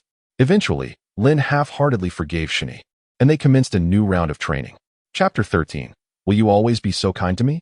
Climbing trees was no challenge for the prodigious young Lady Lin. Due to her rapid learning, Shun Yi found himself rather embarrassed. However, this was to be expected. In the original story, Lin was an exceptional medical ninja. Having achieved that status, it was hardly surprising that her chakra control was also quite remarkable. After only 2 attempts, she had already mastered tree climbing. Her initial failure was merely due to climbing too high and losing focus. Fortunately, Lin finally became stuck while practicing water walking and fell into the river several times, providing Shun Yi with quite the spectacle. Well, there were no real spectacles to behold, as Lin was merely a 5-year-old girl with a flat figure. Nonetheless, Shun Yi was no innocent either. Seizing the opportunity to rescue Lin, he took the chance to embrace her several times. It must be said, despite her flatness, the sensation was unexpectedly pleasant. The afternoon of training swiftly passed, and everyone returned to their respective homes. Kakashi greeted them before casually departing. Obito, on the other hand, appeared somewhat somber. Having matured significantly, he glanced at Lin, then at Shun Yi, hesitating to speak. With a slight smile, he offered a greeting before leaving. "Lin, shall we head home? I can accompany you, as our homes are quite close." Shun Yi proposed. "Yes, let us go home together." Lin agreed. The two of them chatted and laughed all the way to Lin's doorstep, even stopping by Shun Yi's residence briefly to familiarize Lin with the area. Upon reaching her front door, Lin invited, "Shun Yi-kun, why don't you come in? You are welcome to visit my home. Let us save that for another time. I'm rather weary from the day's activities. Next time, I'll be better prepared and will definitely visit." Shun Yi playfully ruffled Lin's nose, declining the invitation. It was better to make a formal visit and leave a good impression, especially since he hadn't even brought a gift. As Lin watched Shun Yi about to leave, tears welled up in her eyes, and she dashed after him, embracing his back and choking out, "Arigato." It seemed Shinny's assistance had genuinely moved Lin, prompting her to hug him. Feeling the warmth of the young girl's embrace, Shinny turned around, gently cupping her face and wiping away her tears. "All right, no more crying. Hurry home, and remember to practice together tomorrow." Lin stifled her sobs. However, recalling her earlier boldness, her face flushed crimson, and she covered her face as she ran back inside. This little girl was quite amusing. Shinny chuckled softly, shaking his head as he departed. Meanwhile, unbeknownst to Shinny and Lin, her parents were observing everything from the second floor. Upon Lin's entrance, she found her father and mother seated in the living room. Her father wore a serious expression, visibly anxious. He felt as though his cherished daughter was about to be led astray by that boy at the door. Yet, he couldn't voice his concerns, merely fidgeting in frustration. Her mother, however, seemed far more amused, watching Lin with a teasing glint in her eye, clearly reveling in Lin's demeanor, even clicking her tongue in fascination. Lin's father couldn't help but urge. Lin's mother shot him a sidelong glance, huffing with exasperation. It was clear who held the authority in their household. Nevertheless, Lin's mother was also quite curious. "Lin, who was that boy at the door?" she finally inquired. Though her tone was laden with jest, Lin stammered, unable to articulate a coherent response. "Name, family, residence, any bad habits?" Lin's father pressed. "Are you conducting a census?" Lin's mother shot him an irritated glare, but then turned to Lin again. "Lin, do tell." Ultimately, Lin couldn't withstand the cross-examination. The combined pressure was far too overwhelming. She recounted her encounter with Shinny and their training together. "So he truly wishes to teach you his family's secret ninjutsu?" Lin's mother gasped in astonishment. "Yes," Lin confirmed. This. Lin's mother was left speechless, while Lin's father widened his eyes in disbelief. They were acutely aware of Lin's situation as her parents. However, as ordinary citizens, they could do little to assist, merely fretting in silence. They had some understanding of the ninja world's rules, but they never expected someone would be willing to share their family's secret techniques with Lin. Lin's parents felt an immense debt of gratitude owed to Shinny. Yet, it seemed their relationship was rather special. This was indeed significant. "Next time, let him come over for a visit. We should get to know him," Lin's father remarked before retreating to his room, his demeanor somewhat forlorn. Lin's mother cast a worried glance at him before following. Before leaving, she said to Lin, "Your father is right. We tentatively agree to this. Have him visit our home sometime to introduce himself." This left Lin alone in the living room, feeling overwhelmed by her parents' words. Shinny could never have imagined that events would unfold in such a manner. Yet, this also highlighted just how insular the village and various ninja clans had become. The pathways for commoners to acquire ninjutsu were exceedingly limited. Typically, without a mentor, commoners could only bide their time until graduation, relying solely on basic ninjutsu to survive. Then, with a stroke of luck, they might complete missions and trade with the village for some low-level techniques. This was a privilege only large villages could afford. Commoners in smaller villages faced even greater hardships. The ninja world was indeed so starkly real. Lin lingered in thought for a moment before murmuring to herself, perhaps this isn't so bad after all. Her cheeks flushed. As night descended, there was nothing more to say. The following day, Shinny rose early. After completing his morning routine, he prepared to head out to find Lin for their training. Unexpectedly, Lin arrived at his home before him. "Good morning, Lin. I was just about to look for you. But you came first. Have you eaten? If not, shall we go grab a bite together?" Shin-Yi greeted warmly. Lin cast a penetrating glance at Shin-Yi, making him feel slightly uncomfortable before breaking into a smile. "I've already eaten, and I even brought you breakfast." "How thoughtful of you." "Arigato," Shin-Yi exclaimed, pleasantly surprised. "It's just like you to be so considerate." Upon opening the food box, exquisite dishes emanated an enticing aroma, prompting Shun-Yi to indulge eagerly. All the while praising Lin. Lin watched him eat in silence, until she suddenly spoke up. "Shin-Yi, you will always treat me this well, won't you?" "What's wrong, Lin? You seem a bit off. Are you feeling unwell?" Shun-Yi inquired, checking Lin's forehead, which felt normal. "What is it?" "I'm fine." Lin was taken aback, surprised that she had asked such a question. Embarrassment quickly followed, her face heating up. "Ah, don't say that. You truly seem to be ill. Your temperature is unusual," Shun-Yi observed, concerned as he felt the warmth radiating from Lin's forehead. Yet, seeing her expression, he hesitated to voice his worries. At that moment, Lin's cheeks were flushed, certainly not indicative of illness. She was merely flustered and irritated, pushing Shun Yi's hand away and sulking nearby. Even Shin Yi, who was usually oblivious, realized that this girl had something on her mind. He gently grasped her shoulders, turning her to face him. Lin, you just asked me. Before he could finish, Lin interrupted urgently. No? Nothing at all. All right, if there's nothing, then what is bothering you? I'm genuinely worried, Shun Yi replied helplessly. After today's training, you should come to my house. Lin tightened her grip on her clothing, her voice barely above a whisper. What? What did you say? Shun Yi strained to hear her. After today's training, you come to my house. Lin's voice dwindled to almost inaudible levels. What? Lin, speak louder. Shun Yi urged, growing anxious as he couldn't comprehend the situation. Lin realized that this approach was futile, so she took a deep breath and declared, after today's training, you come to my house. My family wants to meet you. Ah. Shun Yi was taken aback, then quickly questioned, Lin, how do your parents know about me? Masaka, they asked about you last night at your home. Yes, they all saw you, Lin exclaimed, covering her face in embarrassment. Shun Yi's mind raced with alarm. This is trouble. Being caught courting someone's daughter is a serious predicament. Despite the tension, Shin Yi had no choice but to accept the situation as it was. After all, he was the one who had taken an interest in Lin. After finishing their meal, both were preoccupied with their thoughts, their training progressing slowly due to their distractions. Lin was unsure how to face Shin Yi after today, while Shun Yi fretted over whether his future father-in-law would be hostile towards him. Surely, it's illegal to kill someone in Konoha, right? Shin Yi blurted out. What? Kill someone? You killed someone. What happened?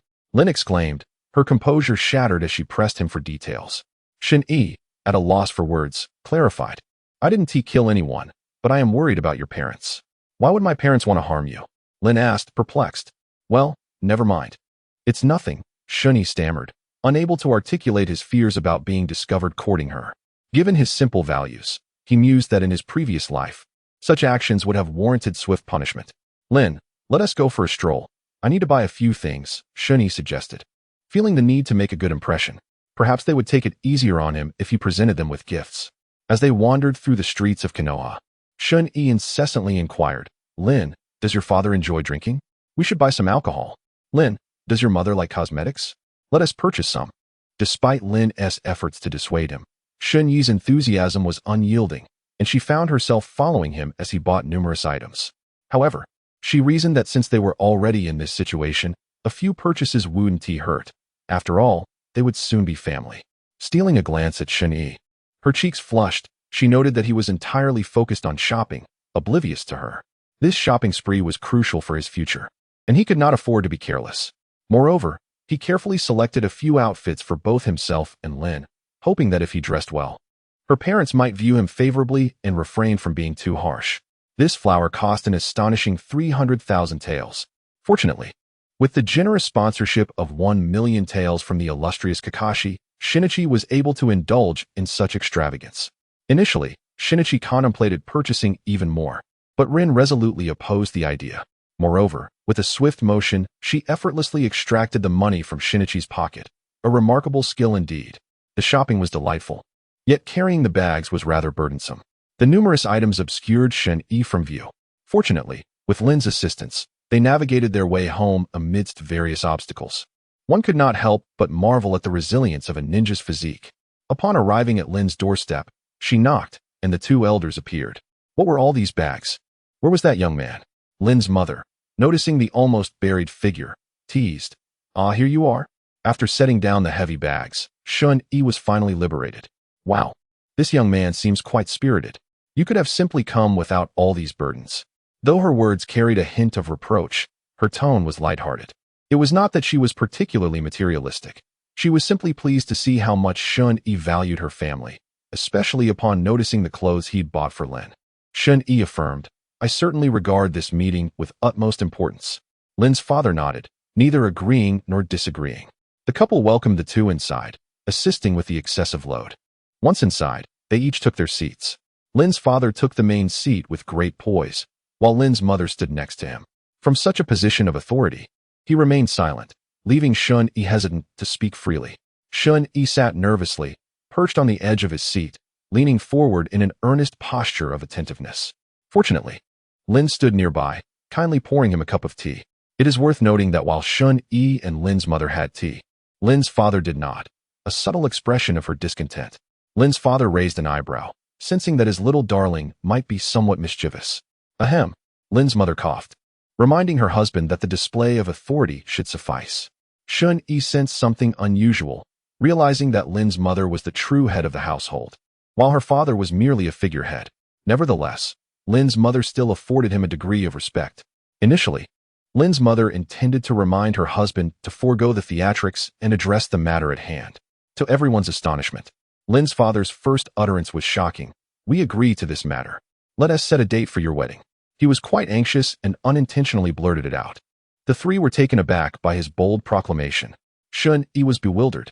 What just happened? Does this mean what I think it does? He wants to marry off his daughter to me? Can one even marry so early in the world of Naruto? Shun-Yi felt as if he were floating in disbelief. Lin was equally taken aback. Although she had some foreknowledge and held no objections, she thought, isn't this a bit too quick? Lin's mother shot a fierce glare at her husband and discreetly pinched him in a sensitive area. He winced but could not show his discomfort, hastily attempting damage control. Okay. In principle, we agree. That should suffice, right? His attempts at reparations only stunned the trio further. Useless man, always faltering at critical moments. Lin's mother's words were laden with double meanings, rich in implications. She quickly stepped in to salvage the situation. Well, the matter is this. We are aware of your relationship, and we have no objections. However, the topic of marriage can wait until you are older. The last part was almost shouted with emphasis. Phew. Shun-Yi felt that the day had been overwhelmingly stimulating, almost like a scene from a film. The twists and turns were akin to a roller coaster ride. Was the explanation somewhat flawed? The gist was clear enough. Lin glared at her father, lowering her head in embarrassment, unable to meet Shun-Yi's gaze. Her father's actions had humiliated the family, leaving her feeling utterly ashamed. Lin's mother quickly intervened, inviting everyone to the dining room to eat, attempting to smooth over the awkwardness. Yet, out of sight from Shun-Yi and Lin, she continued to pinch her husband with fervor. After the earlier commotion, the atmosphere at the dining table finally returned to normal, primarily because Lin's mother had taken the lead in the conversation. How is everything at home? Are there any difficulties in your life? She inquired. I live alone now. Life is manageable. No issues, Shun-Yi replied. Ah, a child with a tough life. Lin's mother lamented, reflecting on the turmoil that had plagued their years of conflict, making life difficult for everyone. With all the things you've bought, do you have enough money? Can you manage? If not, please let me know. Lin's mother expressed her concern. I'm fine. I have money. I have a good brother who is well off. Shun-Yi proudly boasted about his new friend, Kakashi. That's wonderful. Feel free to come by often. Consider this your home. Lin's mother welcomed him warmly. Stealing a glance at Lin, Shun-Yi noticed her blushing furiously, sitting uncomfortably, unable to meet his eyes. Auntie, I will visit frequently, he assured her. I've heard about your situation. I must ask you directly, and please do not hesitate to refuse out of embarrassment, Lin's mother asked seriously. Auntie, please go ahead. I promise to answer honestly, Shun-Yi replied. Are you truly willing to teach Lin your family's secret ninjutsu? This is no trivial matter. Lin's mother pressed. Just this? Shun-Yi was surprised, realizing this was the crux of the matter. Yet, seeing Lin's mother's earnest expression, he responded gravely. Auntie, rest assured.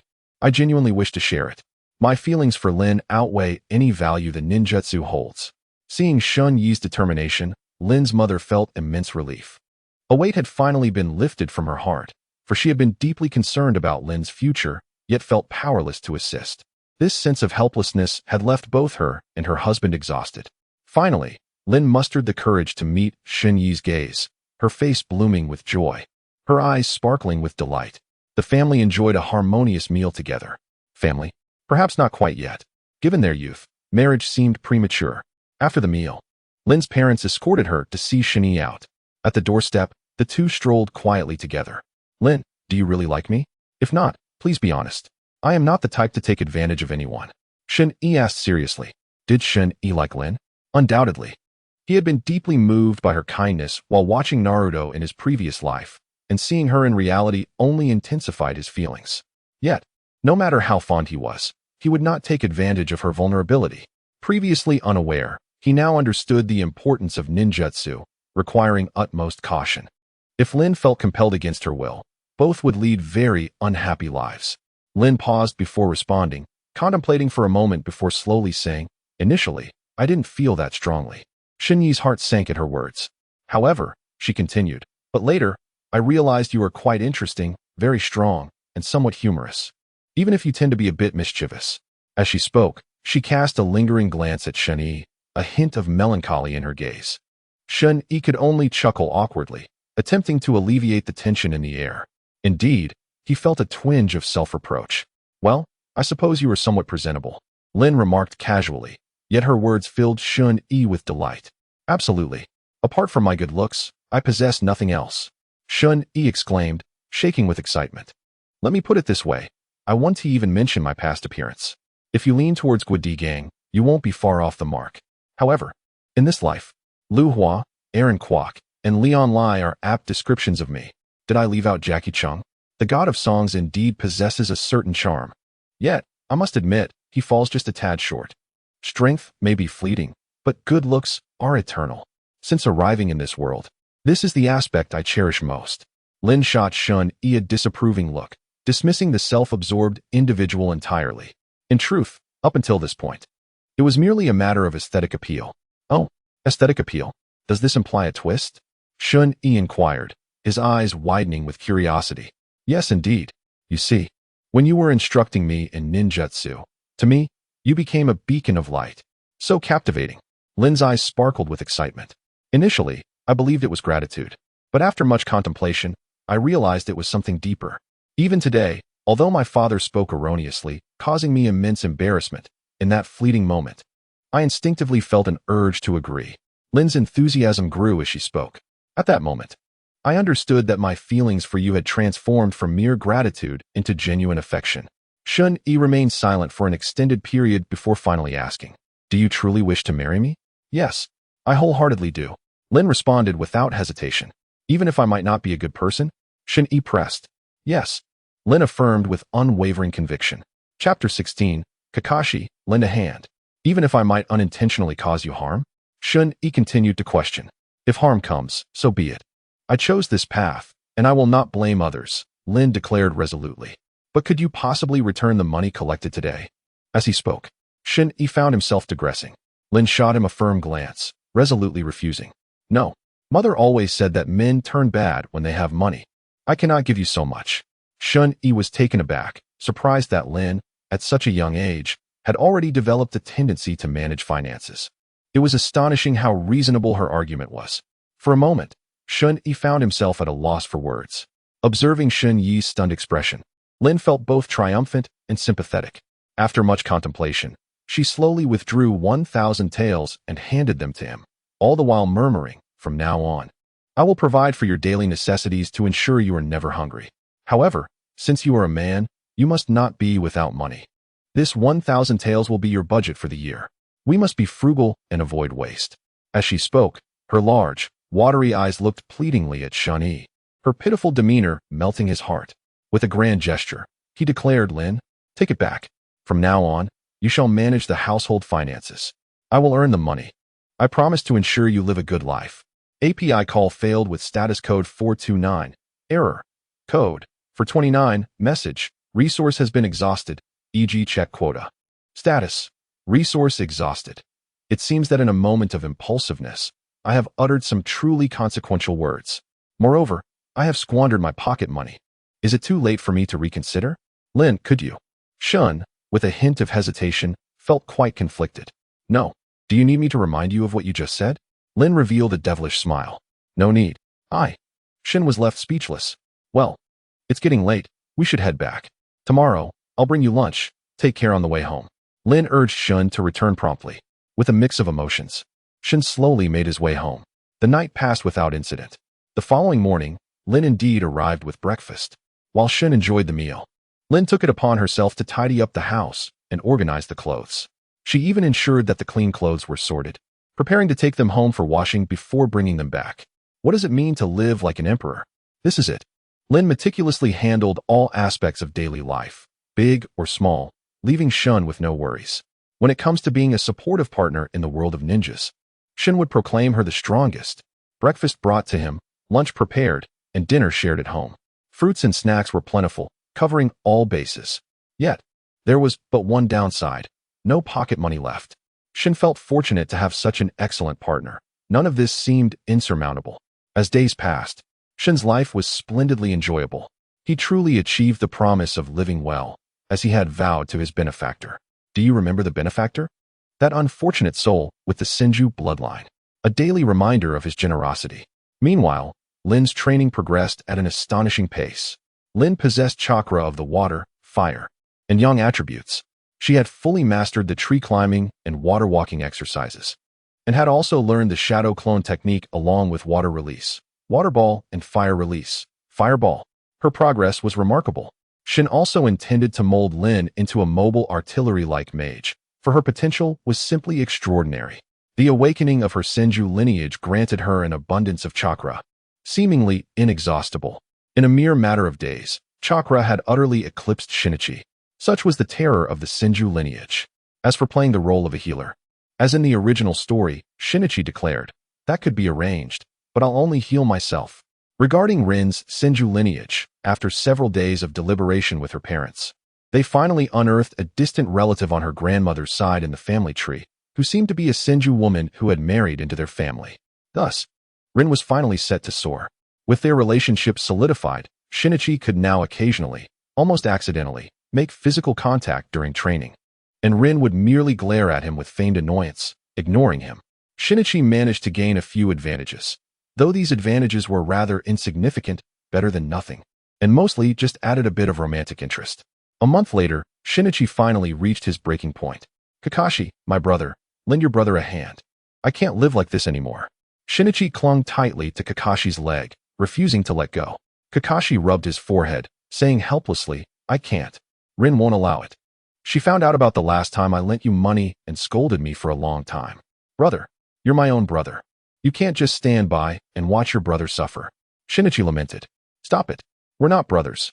Besides, who asks their brother to join them in their misery like you do?" Kakashi was exasperated.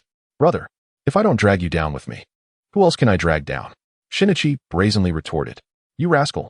Kakashi was infuriated, but seeing Shinichi's shameless demeanor, he knew there was no way to resolve the matter peacefully today. He could only ask helplessly, "All right, what is it this time? If it's not too serious, I might consider it. But let's make it clear, I won't help you buy cigarettes like last time." Indeed, Shinichi had a smoking habit. Being a smoker in his previous life, having come to the world of Naruto, he should have lost the addiction. However, for some inexplicable reason, he insisted on buying a pack to taste the flavor of cigarettes in the Naruto world. As a result, Rin caught a whiff of it. After a barrage of questioning, Shinichi promptly betrayed his good brother, Kakashi, and that's how things had come to this point. "Brother, it's no fun when you say it like that. It's not like you didn't smoke some last time." Shinichi brought up the past.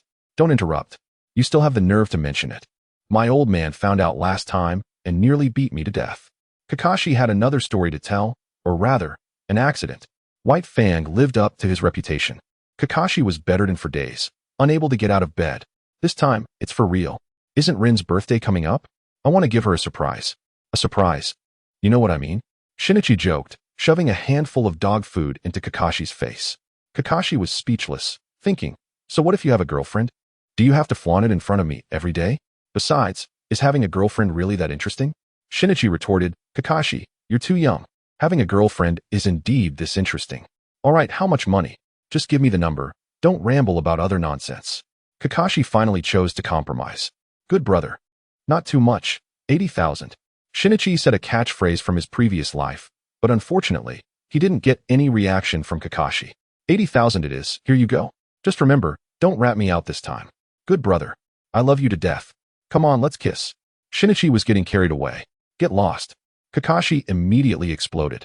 Having obtained the money, Shinichi promptly went to the pedestrian street and bought a hairpin he had been eyeing for a long time. A purple crystal hairpin, perfectly matching Rin's temperament. Now he was just waiting for Rin's birthday to give it to her. As the days passed, Rin's strength grew increasingly formidable. She had basically mastered both water and fire-style ninjutsu, with only a few B-rank ninjutsu left to learn.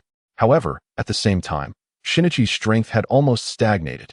No matter how diligently Shinichi trained, his strength increased at an incredibly slow pace.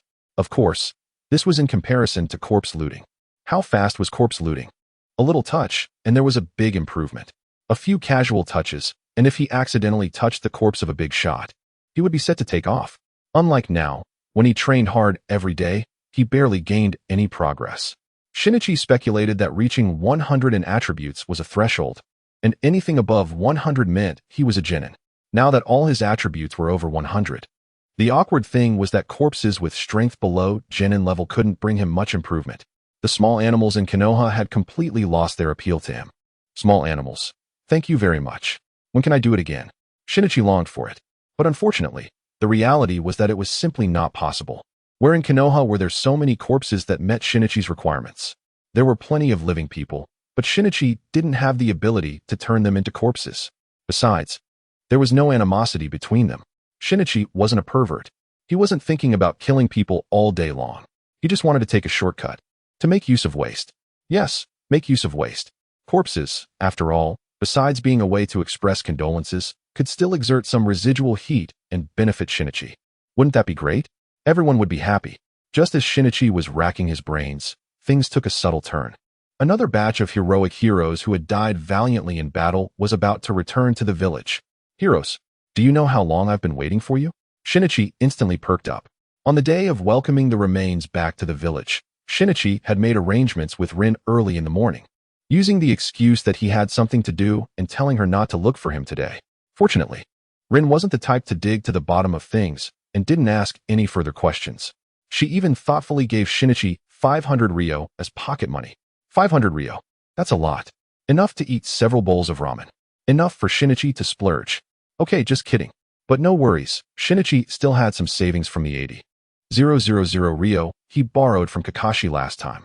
A full little treasury. He was a rich man. Early in the morning, Shinichi arrived at the village entrance. He realized he was way too early. There were only a few scattered people on the street, and the Hokage and elders hadn't arrived yet. Well, he couldn't just wait around like this. He had breakfast nearby, and when he came back, it still wasn't time yet. He turned his head and saw a small shop. Conspicuously placed on the shop counter, packs of exquisite cigarettes were quietly displayed. Well, I'm just killing time. It's understandable. Shinichi muttered to himself, finding a good excuse. Transformation technique. Shinichi transformed into a burly uncle with a beard. That's right, minors can't buy cigarettes. People simply ignore you, and might even look for your parents. This was the experience Shinichi had personally learned last time. After disguising himself, he bought the cigarettes, went to a corner, and began to puff away. He looked at the small Liu Bei in the world of Naruto, commenting and passing the time. Hey, you're smoking again. A female voice came, startling Shinichi. As a conditioned reflex, he quickly swallowed the cigarette, but in his mouth. He subconsciously threw away the book in his hand and muttered, "No, I'm not. Upon turning his head, he discovered two children of similar age gazing at him with expressions of sheer astonishment. One was a boy and the other a girl. The girl possessed natural curls, her eyes shimmering like two radiant rubies. As for the boy, he had a cigarette clenched between his lips, his face reflecting utter surprise as he beheld Shun-Yi. Both were thoroughly taken aback by Shun-Yi's audacious antics. What a relief. It turned out not to be Lin. That gave me quite a scare. Pain. He hastily expelled the cigarette from his mouth, but due to his lack of finesse, he ended up with a large blister from the heat in no time. Brother, what a man. The boy exclaimed in admiration. The girl, amused by Shun-Yi's antics, couldn't help but tease him, her words sharp yet playful. At this moment, Shinichi meticulously observed the two individuals before him. If he wasn't mistaken, one was Asuma and the other was Kurenai. Their identities were unmistakable. Kurenai's curly hair and crimson eyes were her signature traits. As for Asuma, although he currently lacked a full beard, his mature demeanor made him easily recognizable. Despite his youth, he bore the appearance of a middle-aged man, making it nearly impossible for anyone to overlook him. Brother, you've got some moves. We should exchange ideas sometime. The young man jested, revealing his name. Kurenai Yui, she replied, exuding an air of aloofness and disdain, merely stating her name. Zong Shinichi, pleased to make your acquaintance, he said, extending a hand. Asuma, being warm-hearted, felt inclined to maintain a friendly atmosphere, while Shinichi, despite his annoyance, chose to refrain from further provocation. After all, was it appropriate to argue with a young lady? Yet, Shinichi's irritation was palpable. He shot Kurenai a challenging glance, deliberately brandishing a cigarette before lighting it, puffing smoke in her direction. He then picked up a small Liu Bei figurine, ostentatiously examining it before her eyes, which only served to infuriate Kurenai further. Asuma, aware of the tension, cautiously gave Shinichi a thumbs up when Kurenai wasn't looking, clearly impressed. All right, Kurenai, let's not be upset. Now that we've introduced ourselves, we are all friends, Asuma interjected, trying to defuse the situation. Humph. Kurenai huffed, glaring at Shinichi. Rest assured, I won't stoop to squabbling with a mere girl. Shinichi retorted, once again provoking her. You. Kurenai stammered, her fists clenched, ready to retaliate. Asuma quickly positioned himself between them, urging calmness and steering the conversation away. So, are you here to pay your respects to the fallen heroes as well? He inquired. Indeed, I hold them in high esteem, Shinichi expressed, eager for a deeper engagement, albeit a one-sided one. Ah, so we share a common purpose. Let us not allow trivial matters to sour our spirits, Asuma suggested. Very well, let us move on. The ceremony is about to commence. Shall we proceed? Shinichi proposed, diverting attention from earlier tensions. Indeed, the ceremony was merely a spectacle orchestrated by the higher-ups of Konoha. Following the speeches, the remains would transition from revered heroes to mere corpses. The previous shipment of nameless bodies had been hastily interred, forgotten by all save for the families who claimed their loved ones. Chapter 18 finally concluded with yet another impassioned speech. The third Hokage delivered a lengthy address, filled with grandiloquence for a full 2 hours, an all too familiar routine. Why do we waste time on such trivialities? Asuma openly criticized. Shinichi was taken aback. Everyone was aware of the futility, yet none dared voice it. Yet here was Asuma, boldly airing his thoughts, a true testament to his lineage. Asuma, Kurenai cautioned. All right, I misspoke, he replied, his insincerity evident. After a moment of silence, the third's oration finally drew to a close. Shinichi and Asuma bid farewell to Kurenai and returned to their respective homes. Shinichi, however, made his way directly to Konoha Hospital, navigating with ease thanks to his previous experience. This time, he was even better prepared, having brought along some props. From his pocket, he retrieved an onion, carefully squeezing its juice to apply to his eyes, allowing tears to flow freely. He then spotted a fortunate individual and, with a sorrowful expression, approached a kind older sister. Could you please take me inside? I wish to find my family, he implored. Oh dear, little brother, do not cry. I will take you in, she replied, instantly charmed by his innocent demeanor. With familiarity, he entered the mortuary, expressing his gratitude before embarking on his grim task. Chakra, 0, 1, Strength, 0, 1, Agility, 0, 1. The first door he opened revealed a nameless soldier, lacking even a single jutsu. The attributes were dismally low. Undeterred, he pressed on to the next body. One after another, he encountered nothing but nameless soldiers. After what felt like an eternity, he had barely accumulated a few points. Occasionally, he was fortunate enough to find a jutsu, but they were all rudimentary and commonplace, of little value. Fortunately, there were plenty of bodies to examine, and Shinichi remained undaunted, tirelessly continuing his grim endeavor. Little brother, have you not found anyone yet? The older sister inquired. No, not yet. Please, do not wait for me. I shall keep searching, he replied, not lifting his gaze. Very well, I shall take my leave, but do not be too disheartened. Death is a part of life, she offered kindly. Thank you, I understand. Shinichi responded as she departed, leaving him to continue his search. As one person after another entered and exited, Shinichi persisted in his grim undertaking. Water release, water wave. Water release, water barrier, water release, water dragon bullet. Now that's a solid find. This trio of techniques will be immensely helpful, he mused, as he recognized that Rin's jutsu had also been refined. Upon closer inspection, he realized it belonged to a female ninja.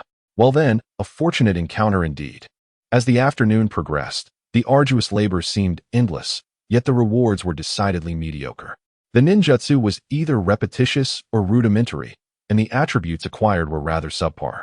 The long-awaited bloodline limit remained elusive, leaving Shun-E to lament, my friends, the quality of corpses in this round is disappointingly low. His enthusiasm waned with each passing moment. Devoid of surprises, Shun-E could not ignite his fervor. He mechanically continued his grim task of examining the bodies, hour after hour. As night fell, he was on the verge of finishing his inspection, yet no remarkable rewards appeared to dazzle him. Ah, little brother, back again? are we? The nurse from before recognized him. Miss, as per our usual arrangement, could you grant me a bit more time? I'm on the verge of discovery, Shin-Yi pleaded. Very well, but you must hurry. 1 hour should suffice, yes? The nurse replied with a hint of exasperation. Thank you. I adore you, dear nurse. Shin-Yi exclaimed. Such a child. What do you know at your tender age? She retorted, rolling her eyes as she departed. Fortunately, due to Shin-Yi's enhanced prowess compared to their last encounter, he was able to expedite his examination of the corpses. Under the nurse's persistent encouragement, he finally completed his task. With the aid of an onion, tears streamed down his face, prompting the nurse to feel a pang of sympathy. All right, enough of the tears. If you haven't found anything, perhaps that's for the best. It means your family is safe. She consoled him while wiping away his tears. Oh, dear nurse, I am so pitiable, Shin-Yi lamented. Indeed, but remember, you still have the great family of Konoha, she reassured him. May I ask you for one favor? Shin-Yi inquired. Sure, anything you say, I'm agreeable to it. She responded. Will I be able to come back next time? He asked. Of course, you can visit whenever you wish. Will that suffice? She replied with a resigned smile. With her affirmative response, Shin-Yi departed with a heart brimming with satisfaction. It is indeed necessary to administer a precautionary measure to that young lady. This marks the second occurrence, both times involving the same young lady. It is likely that in the future, Shin-Yi will have many more visits to this place. If he does not placate her adequately, she might very well tell him to leave, which would be quite bothersome. Upon returning home, Shin-Yi eagerly opened the system panel. Host, Zone Shin-Yi Strength, 206 Agility, 199 Chakra, 305 Spirit, 160 Chakra Attributes. All 5 elements present ninjutsu.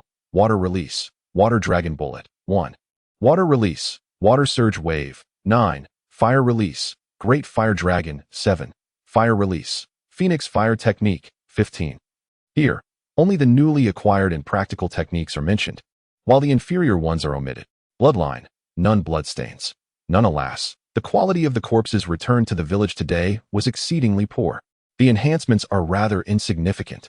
Of course, it could also be attributed to Shin-Yi's unfavorable luck today, resulting in his failure to extract anything valuable.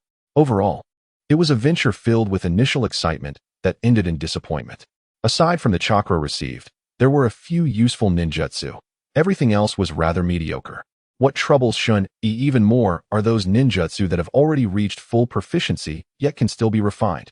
There is an overwhelming number of redundant techniques piled up. The system does not clarify their utility. If they are useless, why allow their extraction, thereby occupying space? If they are useful, then why not inform him? It is truly frustrating. At that moment, the sound of the door opening captured Shinichi's attention. Turning his head, he indeed found Rin standing there, one hand holding a food box and the other bearing the freshly laundered clothes that Shinichi had prepared. I knew you would be back. You haven't eaten yet, have you? Hurry up, I brought you something, Rin said as she opened the food box, revealing exquisite dishes still steaming with warmth. In truth, Rin visited regularly out of concern for Shinichi. Whenever he was not home, she would return, only to reheat the meal and bring it back to him. This cycle repeated itself frequently. Rin, you are truly wonderful, Shinichi exclaimed, enveloping Rin in a warm embrace. Chapter 19 is your day? Time flew by, and a month had passed in the blink of an eye. Today was Rin's birthday. Rin, let us call it a day here. We should head back early to prepare, proposed Shinichi. All right, I've completed my training for today anyway. Arigato, Shinichi-kun, Rin replied with a respectful bow. Shinichi affectionately ruffled Rin's hair and sighed. I've told you countless times, Rin, there's no need to be so formal with me. Rin merely shook her head, brushing off his hand, and remained silent, gazing at him with her sparkling eyes, compelling Shinichi to yield unconditionally.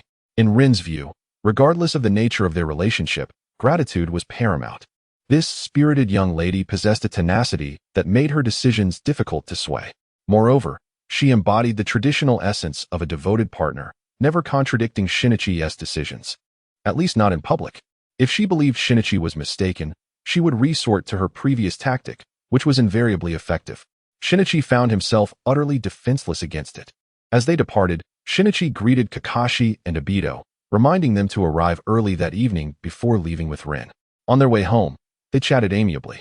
Rin, although you have a good grasp of Water Dragon Bullet and Water Wall, regular practice is essential. Ninjutsu requires more than mere execution. Diligent practice can enhance the success rate and further reduce chakra consumption. Shinichi summarized their training session. Yes, I will practice diligently, Rin readily agreed. Indeed, after a month of training, Rin had preliminarily mastered both B-rank techniques, Water Dragon Bullet and Water Wall, though she could barely execute them and often faced failures. It was still quite remarkable, as Shinichi himself had only just managed to stabilize his ninjutsu releases. As for increasing their potency or reducing hand seals, that was a distant aspiration. He would not entertain such thoughts until he could master these techniques with over 50 proficiency. Despite Rin's rapid progress, often leaving Shinichi in awe, he found solace in the fact that these were merely lower-tier techniques, allowing her ample time to learn the more advanced ones. Rin's exceptional aptitude propelled her forward, making Shinichi's own training even more rigorous. After all, he could not allow himself to be outdone by his student, especially since Rin was also his girlfriend. The thought of such a day filled him with embarrassment. This is indeed a fortunate event. Upon arriving at Lin's home, the two of them took a bath and changed their clothes, beginning the preparations for Lin's birthday celebration. Note that they washed separately. Lin was responsible for handing decorative items such as balloons and ribbons to Shani, who took charge of climbing and sticking these embellishments up high. The two of them worked in perfect harmony, filled with laughter and chatter, embodying the adage that a man and a woman working together do not tire easily. Lin's mother busied herself in the kitchen preparing for the evening feast, while Lin's father, uninterested in the flirtations of the two, retreated early to his study, preferring to avoid the scene altogether. Lin, I feel this cake is too small. Shall I get you a larger one? Shani suggested, believing that for Lin's birthday, it should at least be a 3-tiered cake to convey the significance of the occasion. No, this is already quite good. If we get more, it would be wasteful. And we cannot afford to waste. Lin firmly disagreed, her gaze fixed on Shani, softly explaining her stance against wastefulness. But fine, as long as you're happy, Shani conceded, wanting to say more but finding himself swayed by Lin's pleading eyes. Once they completed decorating the house, they glanced at the time and made their way to the entrance to welcome the friends arriving for Lin's birthday party. To their surprise, the first guest was Kakashi. He had arrived punctually, which was rather unexpected. Well, considering Kakashi was not yet under Obito's influence, he was indeed quite timely. Welcome, welcome. Thank you for coming to my birthday celebration, Lin greeted him warmly. Seeing Kakashi's arrival, Shani hurried over, greeted Lin briefly, and pulled Kakashi aside. What are you up to? Why can't you say whatever it is in front of Lin? Kakashi complained, sensing that Shani was about to cause trouble. Kakashi, my good friend, the gift I bought for Lin is a bit pricey, evidently not something cheap. If Lin inquires about it, I hope you can cover for me, Shani said eagerly, gripping Kakashi's hand tightly. Why should I help you? I lent you money for the gift out of kindness, and now you want me to take the blame? That is absurd, Kakashi retorted, shaking off Shani's grasp in annoyance. I know I'm being a bit shameless, but that is not the point, Shani continued, undeterred by Kakashi's disdainful expression. The point, dear Kakashi, is that the cultural work we observed together has released a sequel, and I've already acquired it, Shani said carefully, revealing a book from his sleeve and winking at Kakashi. Ah, this Kakashi's eyes lit up with excitement. What do you think, brother? Once this village is passed, there will be no shop left. Shani continued to entice him, successfully persuading Kakashi. All right, I'll begrudgingly help you out. But do you really think this will fool Lin? Kakashi asked skeptically. Kakashi, what matters is not this, but the sentiment. Allow yourself to understand this slowly. Shani transformed into a romantic sage, patting Kakashi's shoulder and speaking earnestly. Insane. Kakashi scoffed, greeting Lin before heading inside. Shani-kun, what were you just discussing? Lin inquired. Nothing. Just some matters regarding training. Shani responded with a chuckle, brushing it off. As for whether Lin believed him, that was no longer within his control. The second guest to arrive was Obito. Over the past month, he had undergone significant changes. The thoughts of youth are fleeting, after all. His feelings for Lin were not as profound as they would later become, and compared to him, Shani had accomplished far more for Lin. He had long since come to terms with it, remaining good friends with Lin, and he could view Shani in a normal light, though he still felt irked by him. Why are you dressed so flamboyantly for Lin's birthday? Obito teased Shani upon arrival. If you're jealous of my good looks, just say so. This is merely my natural charm that cannot be hidden, no matter how I dress. You wouldn't understand this struggle, Shani retorted without hesitation. Obito shot him a middle finger in response and greeted Lin before entering. Come on, Lin, let us head inside, Shani suggested. Not yet, Another friend hasn't he arrived? Lin replied. Who else is coming? Shani asked curiously. She is a beauty, so look forward to it, Lin teased. Oh, if Lin calls her a beauty, then I must anticipate her arrival, he said just as the door opened, revealing the newcomer, prompting both to exclaim, It's you. Who could it be that astonished Shani so? It was none other than the previously provoked Yuhi Kurenai. What is your relationship with Lin? You speak first, Kurenai demanded. Don't imitate my speech. They both retorted in unison, leaving Lin utterly speechless, especially as she witnessed Kurenai trembling with anger. She quickly intervened, stepping forward to explain. Please don't argue. Shani-kun, this is Yuhi Kurenai, my good friend. Kurenai, this is my Lin hesitated to finish, leaning in to whisper to Kurenai. What? He is your fiancé, Kurenai exclaimed, taken aback. Shani was equally shocked, not expecting Lin to be so bold. We agreed not to reveal that. Lin stammered, embarrassed, burying her face in her hands and crouching in a corner, feeling utterly mortified. I'm so sorry, Lin. I was genuinely shocked. It wasn't he intentional. Kurenai stammered awkwardly, feeling guilty for revealing Lin's secret. Kurenai then scrutinized Shani with disdain, making him feel uncomfortable under her gaze. Although she was entitled to her judgment, the way she looked at him was akin to viewing a scoundrel. Lin, let us ignore this arrogant fool, Shani softly advised Lin. But his comments were clearly audible to Kurenai. You jerk. Who are you calling arrogant? Explain yourself. Kurenai erupted in fury. Whoever responds is the arrogant one. It seems you're not only arrogant, but also lack self-awareness. Shani retorted mockingly. You scoundrel. Kurenai rolled up her sleeves, prepared to confront him, clearly infuriated. Lin, look. This wild woman is about to strike me. Shani whined, opting to tattle. Lin, no longer caring about her embarrassment, quickly stood up to mediate, realizing that a fight was about to ensue. As she pulled Kurenai back, she cast a resentful glance at Shani, leaving him feeling quite awkward. After all, while Kurenai had instigated the conflict, Shani had not been particularly courteous either. Well, today is Lin's birthday, so I shall not engage in a quarrel with you. With a light-hearted jest, Shun-Yi swiftly made his exit, disappearing in an instant. In a fit of frustration, Hong stamped her foot, eager to pursue him, but was restrained by Lin, who held her back. Exasperated, Hong turned to Lin and exclaimed, Lin, did you see him? Calm down. I apologize, Lin replied, taken aback by Shun-Yi's childish antics. She could only offer Hong gentle reassurances. Lin, how could you possibly be enamored with such a scoundrel? He is no good, Hong declared vehemently, branding Shun-Yi a rogue. Hong, you mustn't speak of Shun-Yi in such a manner, Lin retorted, wishing to defend him, yet recalling Shun-Yi's past deeds dimmed her resolve. In any case, Shun-Yi is a good person. He treats me quite well. You must be deceived. Naive girls like you are easily misled, Hong asserted, adopting an air of superiority, though it was unclear where she gleaned such wisdom. Oh, Hong, please allow me to explain. Lin, feeling helpless, began recounting the myriad moments from her initial acquaintance with Shun-Yi to their deepening bond. When she described their first encounter, wherein Shun-Yi had playfully teased her, Hong nodded in agreement, affirming her initial judgment of Shun-Yi as a rogue. However, her conviction wavered upon hearing how Shun-Yi selflessly imparted his family's secret ninjutsu to Lin. As a commoner herself, she understood the arduous journey her father had undertaken to attain his current standing. The fact that Shun-Yi displayed such generosity and commitment to Lin was indeed remarkable. It required a level of character that she herself did not possess. When Lin recounted the series of events that unfolded upon solidifying their relationship, Hong could not help but burst into laughter. Yet, as Lin detailed Shun-Yi's attentive care following their commitment, she felt a wave of emotion wash over her. His meticulous concern, particularly his immediate relinquishment of financial control to Lin, and his unwavering compliance with her wishes, left a profound impression on her heart. In the world of Naruto, where male chauvinism prevails, such instances are indeed rare. Do not even mention the fourth Hokage couple or the Kakashi and Rin pair. This is a feudal society governed by a system of warlords.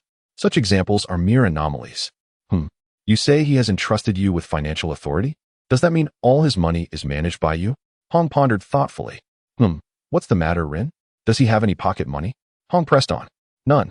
I offered it to him, but he declined, insisting he wanted to earn money so that I could live comfortably.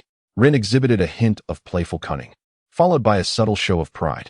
Unintentionally, Rin also fed Hong a spoonful of dog food, leaving Hong speechless at the sight of this blissful little wife. We are such good sisters. How could you possibly give me dog food, you wonderful sister? But that is beside the point. Watching Rin chatter incessantly about Shun's meticulous care in every aspect of her life, she hardly paused for breath. Did you know he smokes? Rin. Did you know he reads inappropriate literature? Rin. He has engaged in so many nefarious deeds behind your back, and you are utterly oblivious. Come, let me regale you with the details. Hong grasped Rin's hand and launched into a lengthy discourse, undoubtedly embellishing the narrative. Meanwhile, Shin was engrossed in a lively conversation with Kakashi and Obito, blissfully unaware of the revelations awaiting him. After a while, Rin's mother, noticing her absence, called out to Shun, urging him to fetch her. Dinner is almost ready. Why hasn't that girl returned yet? Shun, upon receiving the instruction, was about to step outside when he spotted Rin and Hong entering hand in hand, chatting and laughing. Hong cast a fleeting glance at Shun. Her eyes filled with a subtle pity that left Shun bewildered and utterly perplexed. Has this little girl completely lost her senses due to her own frustration? Otherwise, how could she have transformed in such a manner? A young girl is indeed just a young girl. Her capacity for emotional endurance is inherently fragile. Meanwhile, Lin remained composed, casting a gentle gaze upon Shun-Yi, her eyes brimming with profound significance. This left Shin-Yi feeling quite apprehensive. The atmosphere feels somewhat off. Lin, dinner is ready. Auntie asked me to call you. What's the matter? Why are you looking at me like that? Kamaya cautiously inquired. It's nothing. Let us go inside. Lin replied with a flat tone, devoid of any discernible emotion. Instead, it was Akane who blinked playfully at Kamaya, raising an eyebrow in a teasing manner. This unexpected contrast left Kamaya's heart racing with surprise. The girl can't possibly. Oh no, what a tragedy. Chapter 21. The Red Who Complains. An air of apprehension enveloped Shinichi this evening, as the once delectable dishes lost their charm. Even the banter with Kakashi and Obito had lost its appeal. As they settled down, the group began to present gifts to the birthday girl. Kakashi, true to his character, unveiled a sturdy and exquisite kunai, its craftsmanship evident in every detail. Clearly a premium item. Obito, on the other hand, presented a new pair of matching goggles, which elicited a look of disdain from Shinichi. This fool, utterly hopeless, was cut from the same cloth as Kakashi. However, Hong's gift was more thoughtful. She had ingeniously crafted a handmade ninja tool pouch, adorned with a cartoon depiction of Rin, which left Shinichi pleasantly surprised. Who would have imagined she possessed such talent? When it was Shinichi's turn, he revealed a meticulously chosen crystal hairpin that perfectly aligned with Rin's aesthetic. After some theatricality, he gently placed it in Rin's hair, complementing her attire beautifully. The others were momentarily taken aback. Is this it? Hong scoffed, yet a glimmer of admiration betrayed her. Shinichi eagerly anticipated Rin's delighted reaction. But to his surprise, she received the gift with remarkable calmness. Thank you, I really like it, Rin replied, her tone rather formal. Oh, what a beautiful hairpin. Such a rare style. It suits Rin perfectly, Rin's mother remarked as she examined the pin, while her father nodded in agreement, proud of his daughter's beauty. Of course, just look at who chose it. Shinichi thought, recalling how he scoured the entirety of Konoha, carefully selecting the gift to match Rin's style based on his past experiences. It's quite lovely indeed. But Rin is simply adorable. She would look charming in anything. Shinichi admitted candidly. That hairpin must have been expensive, right? Didn't you hand over your finances? Came the sharp voice of Hong once more. Suddenly, all eyes turned to Shinichi, causing him to feel a wave of anxiety. He hadn't anticipated Rin would divulge such matters to Hong. Both Obito and Kakashi were well aware of Shinichi's financial situation, as were Rin's parents, but they regarded it as a private affair. After advising Rin to be discreet, they had chosen not to press the matter further. Shinichi instinctively glanced at Kakashi, attempting to signal him. Ahem. Yet, Kakashi, his supposed ally, remained unresponsive, seated with an innocent and curious expression, remaining silent. You scoundrel, benefiting from my efforts without lifting a finger. Ahem. It's merely a common object, not worth much. Shinichi hoped to deflect the scrutiny with this explanation. Impossible. That hairpin costs 60,000 ryo. I saw a similar one just days ago. It was quite pricey. Did you buy a counterfeit? Hong interjected, shattering Shinichi's fragile defense. In that moment, Shinichi wished fervently to silence Hong. If she remained quiet, no one would suspect her of being mute. How was he to respond? Really? Where did the money come from? A fake? That reflects poorly on your character. Gifting your girlfriend a counterfeit item, what a disgrace. He shot a fierce glare at Hong, but she remained unfazed, licking her lips provocatively as she regarded him. Shinichi stammered, at a loss for words. At this moment, it was still Lin, the kind-hearted young girl, who could not bear to see Shen-Yi in such distress. She spoke up to alleviate the awkwardness, suggesting, "Let us just enjoy ourselves. I really like the hairpin. And let us have some cake." Hong cast a disappointed glance at Lin and sighed. With the parties involved having spoken, what more could she do? It was a pity that everything had come to this. They lit the candles and turned off the lights. Lin made a wish and then blew out all the candles in one breath. "What did you wish for, Lin?" Hong eagerly inquired, while the others chimed in with excitement. Lin, feeling shy, glanced at the group and then at Shun-Yi, ultimately deciding not to reveal her wish. After finishing the cake and amidst the hearty congratulations, Lin celebrated another year of her life. With joyous spirits, everyone returned home. Kakashi and Obito exchanged just a few words before departing. There was nothing more to say. Two grown men need not fear the dark, after all. However, Hong's mother, concerned for her daughter's safety in the waning evening light, specifically instructed Lin to accompany Shun-Yi as she returned home. Lin readily agreed. Shun-Yi, despite his displeasure, could not argue. After all, his future mother-in-law had spoken, and he had to comply. The trio stepped out together, with Lin remaining silent while Hong scrutinized Shun-Yi and Lin, appearing to relish the unfolding drama. The atmosphere became somewhat awkward. Shun-Yi sensed the tension and, feeling guilty, refrained from speaking out of turn. Rarely did he let Hong's provocations go unchallenged. But this time he held his tongue. It was Hong, in her usual manner, who broke the silence, though her intent was merely to stir the pot. "Lin, if you don't speak up soon, I'll be home," Hong said, her expression full of expectation, eager for the entertainment to begin. Is there a problem?" Lin feigned ignorance. Shun-Yi breathed a sigh of relief. If there were truly a matter at hand, the two could discuss it privately. Having an outsider present would be quite embarrassing, especially with Hong, who would undoubtedly find a way to mock him later.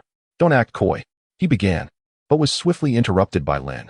"Hong, we'll discuss this later." Lin's expression turned serious as she spoke earnestly. Shun-Yi felt as though he were on a roller coaster of emotions. That mischievous Hong had indeed complained to Lin. Fortunately, Lin's interruption spared him public embarrassment. Yet his anxiety only intensified. Hong shot Shun-Yi a fierce glare, letting out a quiet sigh, realizing that this annoying fellow had narrowly escaped a predicament. It seemed this lively exchange would not involve him after all.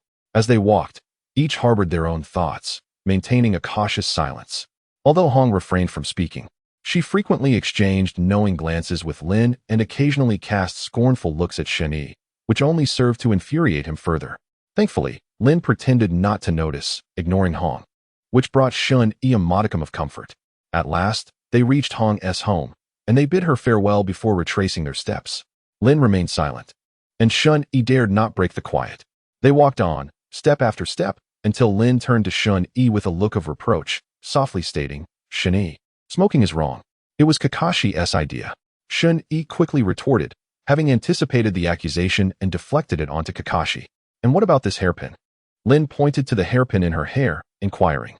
60,000, it's all Kakashi's fault." Shin-Yi blurted out without hesitation. "I'll pay him back later." But, Shin-Yi, reading inappropriate materials is also wrong. Lin finally managed to voice her concern. Upon hearing Lin's words about inappropriate reading, Shin-Yi's mind raced with thoughts. First, he felt irritation towards Hong, and then directed his frustration at Kakashi. He would definitely settle the score with both of them. But before that, how could he convince Lin? His mind raced, but no good strategies came to him, especially not while facing Lin's mournful gaze. He could only chuckle awkwardly and respond. It was purely curiosity. I merely glanced critically. Critical? Lin was taken aback, astonished that Shun-Yi could be so shameless. Though Shun-Yi had a thick skin, such audacity made his cheeks flush. And judging by Lin's expression, I was wrong. He began to apologize, but Lin interrupted him with a sigh. "No need to apologize, Shin-Yi." After a pause, Lin spoke again, her voice barely above a whisper. "Actually, when we grow up, you can come find me, Shin-Yi." Although Lin's voice was soft, he heard every word. How brave this little girl was. Yet, her words left him utterly speechless, making him feel like a complete fool. "Lin, you enough. Don't say any more. Let us go home," Lin exclaimed, covering her face as she dashed away. Sighing, Shuni followed her, escorting Lin home. Along the way, he considered defending himself, but Lin's pleading eyes halted him. How could this shy little girl muster such courage to say such things? Yet, the bashful Lin was undeniably adorable. Upon reaching home, Lin did not even greet him before rushing inside. Shun-Yi had no choice but to return home, and the night passed in silence. The following day, he arrived early to train with Lin, finding her as cheerful as ever. As long as he refrained from mentioning the previous day's events, all would remain normal. After all, if the topic arose, Lin would undoubtedly become flustered. Since she was his little girlfriend, it was best to avoid the subject altogether. At the training grounds, Kakashi and Obito had already arrived and begun their training. Today, however, there was an unexpected guest. "What are you doing here?" Shun-Yi exclaimed, clearly displeased. "Do I need to report my whereabouts to you? Is this training ground your family's?" Hong scoffed, her tone dismissive and her gaze contemptuous. "Listen here, you little brat. I haven't settled the score with you from yesterday yet. Don't provoke me, or I might frighten even myself when I'm angry."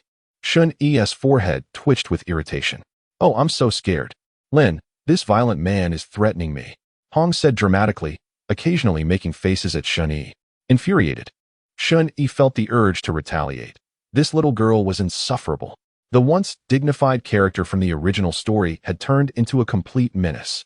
No wonder she resembled a plump version of her character in Naruto. Kakashi and Obito were drawn to the commotion, eagerly anticipating a confrontation. As if they were afraid the two wouldn't come to blows, Lin shot a fierce glare at the two troublemakers, instantly silencing them. Then, standing between Shun-Yi and Hong, she pleaded, "Stop it, stop it. Shun-Yi, calm down, and Hong, please don't provoke him anymore. I'm telling you, if it weren't for Lin today, and if I didn't have a rule against Red was unwilling to show weakness." The two exchanged fierce glares, both exclaiming in unison, "Humph." Kakashi lamented the lack of excitement, while Obito nodded in agreement, finding the duo amusing. "Lin, let us depart for our training. We need not linger with that annoying pest," Shini suggested, pointing towards the distance. After taking several steps, he paused, waiting for Lin to follow, but after a prolonged silence, he turned and saw Lin engaged in conversation with Red, casting a shy glance at Shini.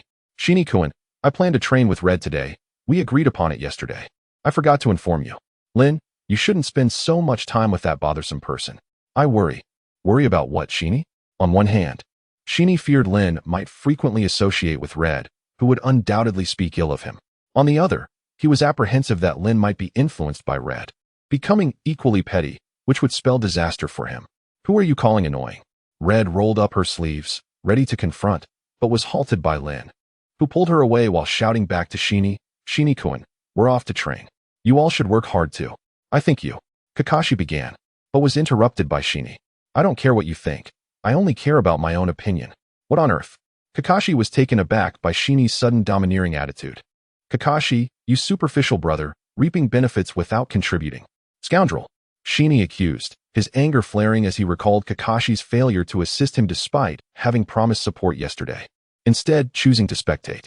"We're even. You didn't hold back when you sold me out," Kakashi retorted defiantly. Their gazes locked, neither willing to yield.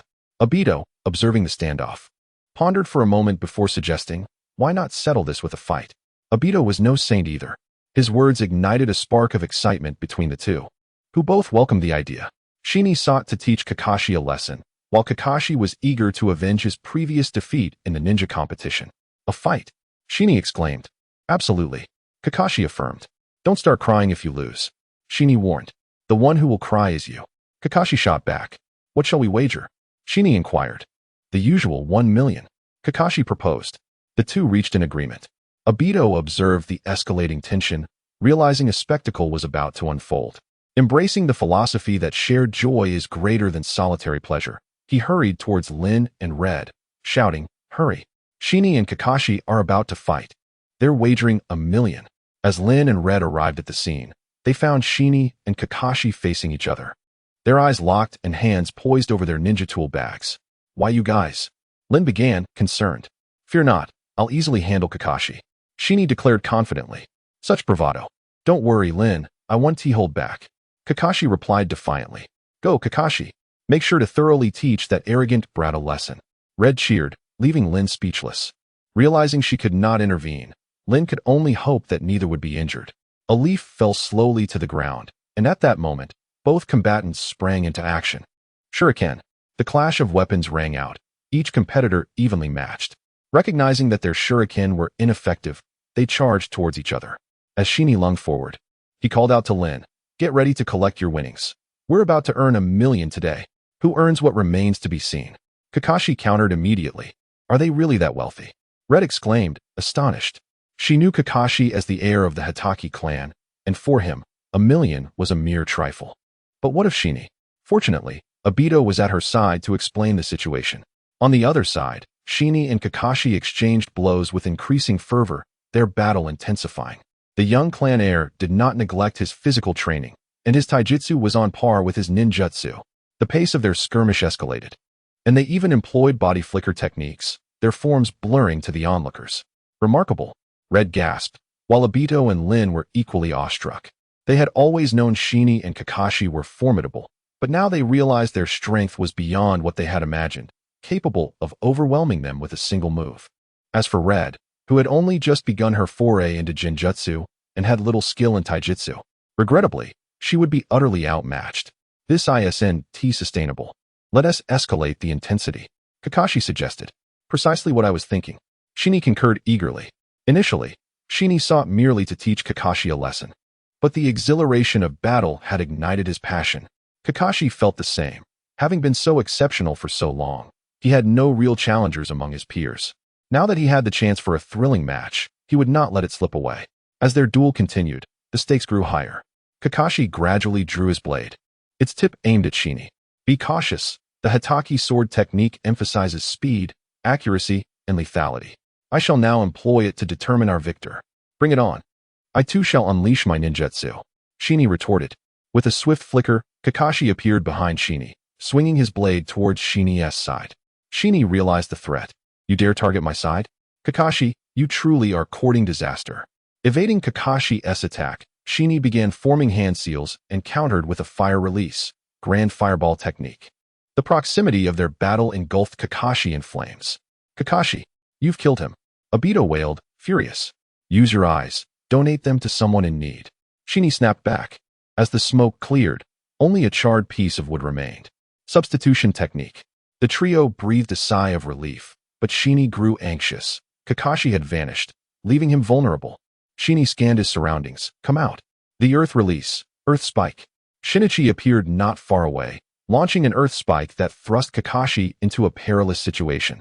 The legendary 6th Hokage, Kakashi Hitaki. How could Shinichi possibly let his guard down against Kakashi's earth release? Just moments ago, he had meticulously surveyed the surroundings, all for Kakashi's benefit.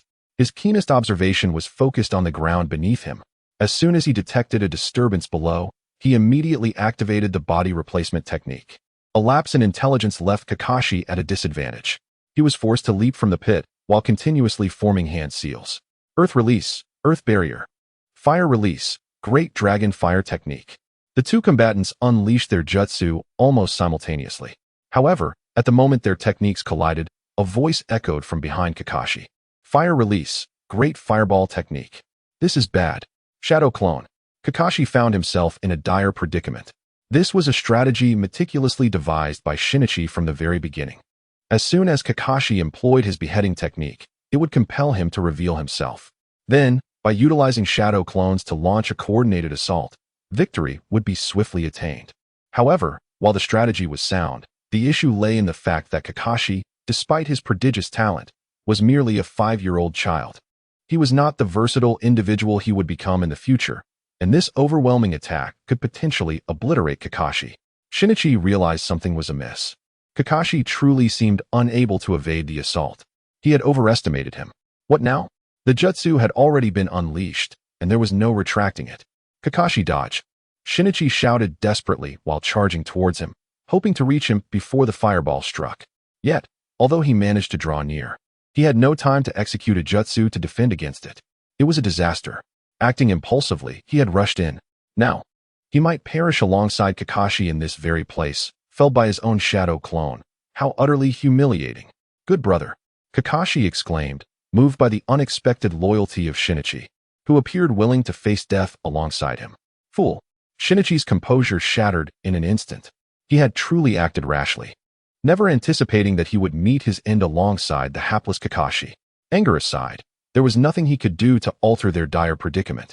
Just as despair began to take hold of them, at the critical moment, a figure appeared before them. Water style, water barrier. It was Rin. She had been meticulously observing the battle, ever prepared to intervene. Upon sensing the impending danger, she immediately conjured the water barrier to shield the two boys. In this moment, Lin's figure resembled that of a savior. No, she truly is the savior.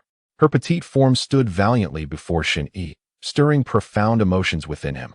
Chapter 24, Lin's grave injury. The collision between the fireball technique and the water barrier unleashed a fierce interplay of fire and water, producing immense steam that obscured everyone's vision. It was not until the steam began to dissipate that Shun-Yi finally discerned Lin's silhouette. Just as he was about to express his gratitude, he noticed Lin's form gradually collapsing, softly descending onto Shun-Yi's chest. Lin, what has happened? What is wrong? What on earth is going on? Shun-Yi gazed at the unconscious Lin, her hands mangled and bloodied, rendered utterly helpless by panic. Lin's sudden fall had thrown him into a state of disarray. It turned out that although Lin had arrived just in time and cast the water barrier, the initial strike of the fireball had not been intercepted due to the suddenness of the attack. Stay calm. Remain composed. Kakashi urged Shun-Yi to regain his composure. Yet his tone betrayed his own lack of tranquility. Hong and Obito hastened to their side.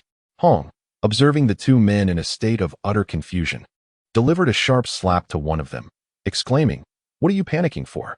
Quickly, take Lin to the hospital." The resounding slap finally jolted the two back to reality.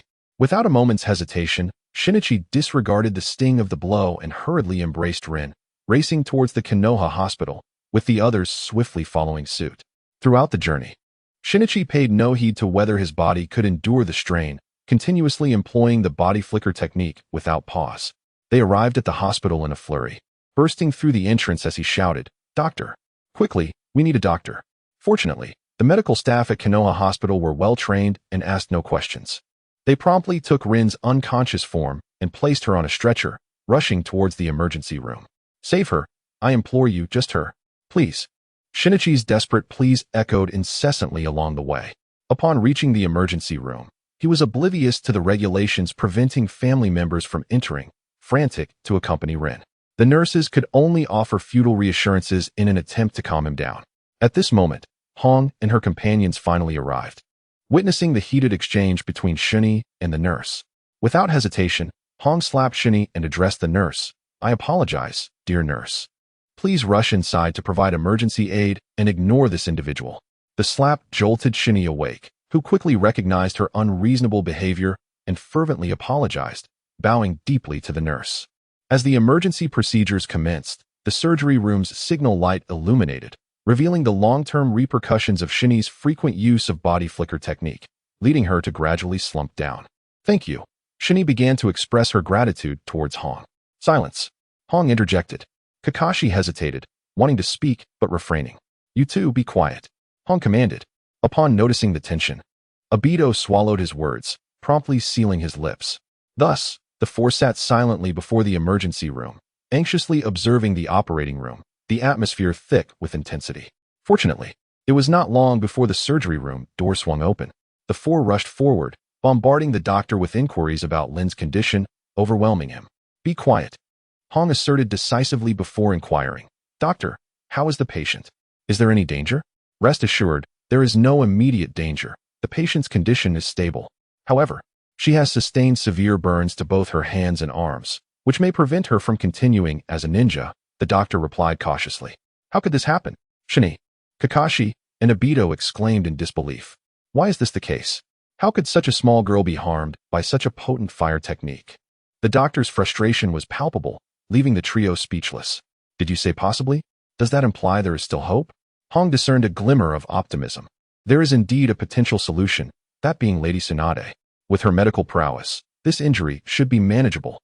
However, ever since the passing of her brother and lover, she has refrained from intervening, the doctor lamented. "Tsunade."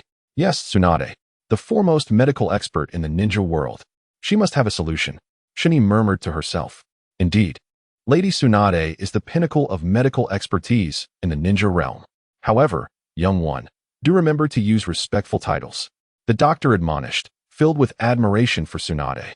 I apologize. May I inquire where Lady Tsunade currently is? How can I find her? Is she still in Konoha? Shin bowed respectfully and asked. This must be clarified. If Tsunade is at the front lines, all efforts would be in vain. Currently, Lady Tsunade resides in Konoha, specifically at the Senju ancestral home. However, she has a penchant for excessive drinking and gambling, so you might consider searching in those establishments. The doctor, somewhat hesitant, expressed his discomfort at speaking ill of Tsunade, revealing his inner turmoil. You all stay here and take care of Rin. I will go find Tsunade, exclaimed Shin, unable to contain his urgency as he dashed out, leaving the three in a state of confusion. What shall we do, Hong?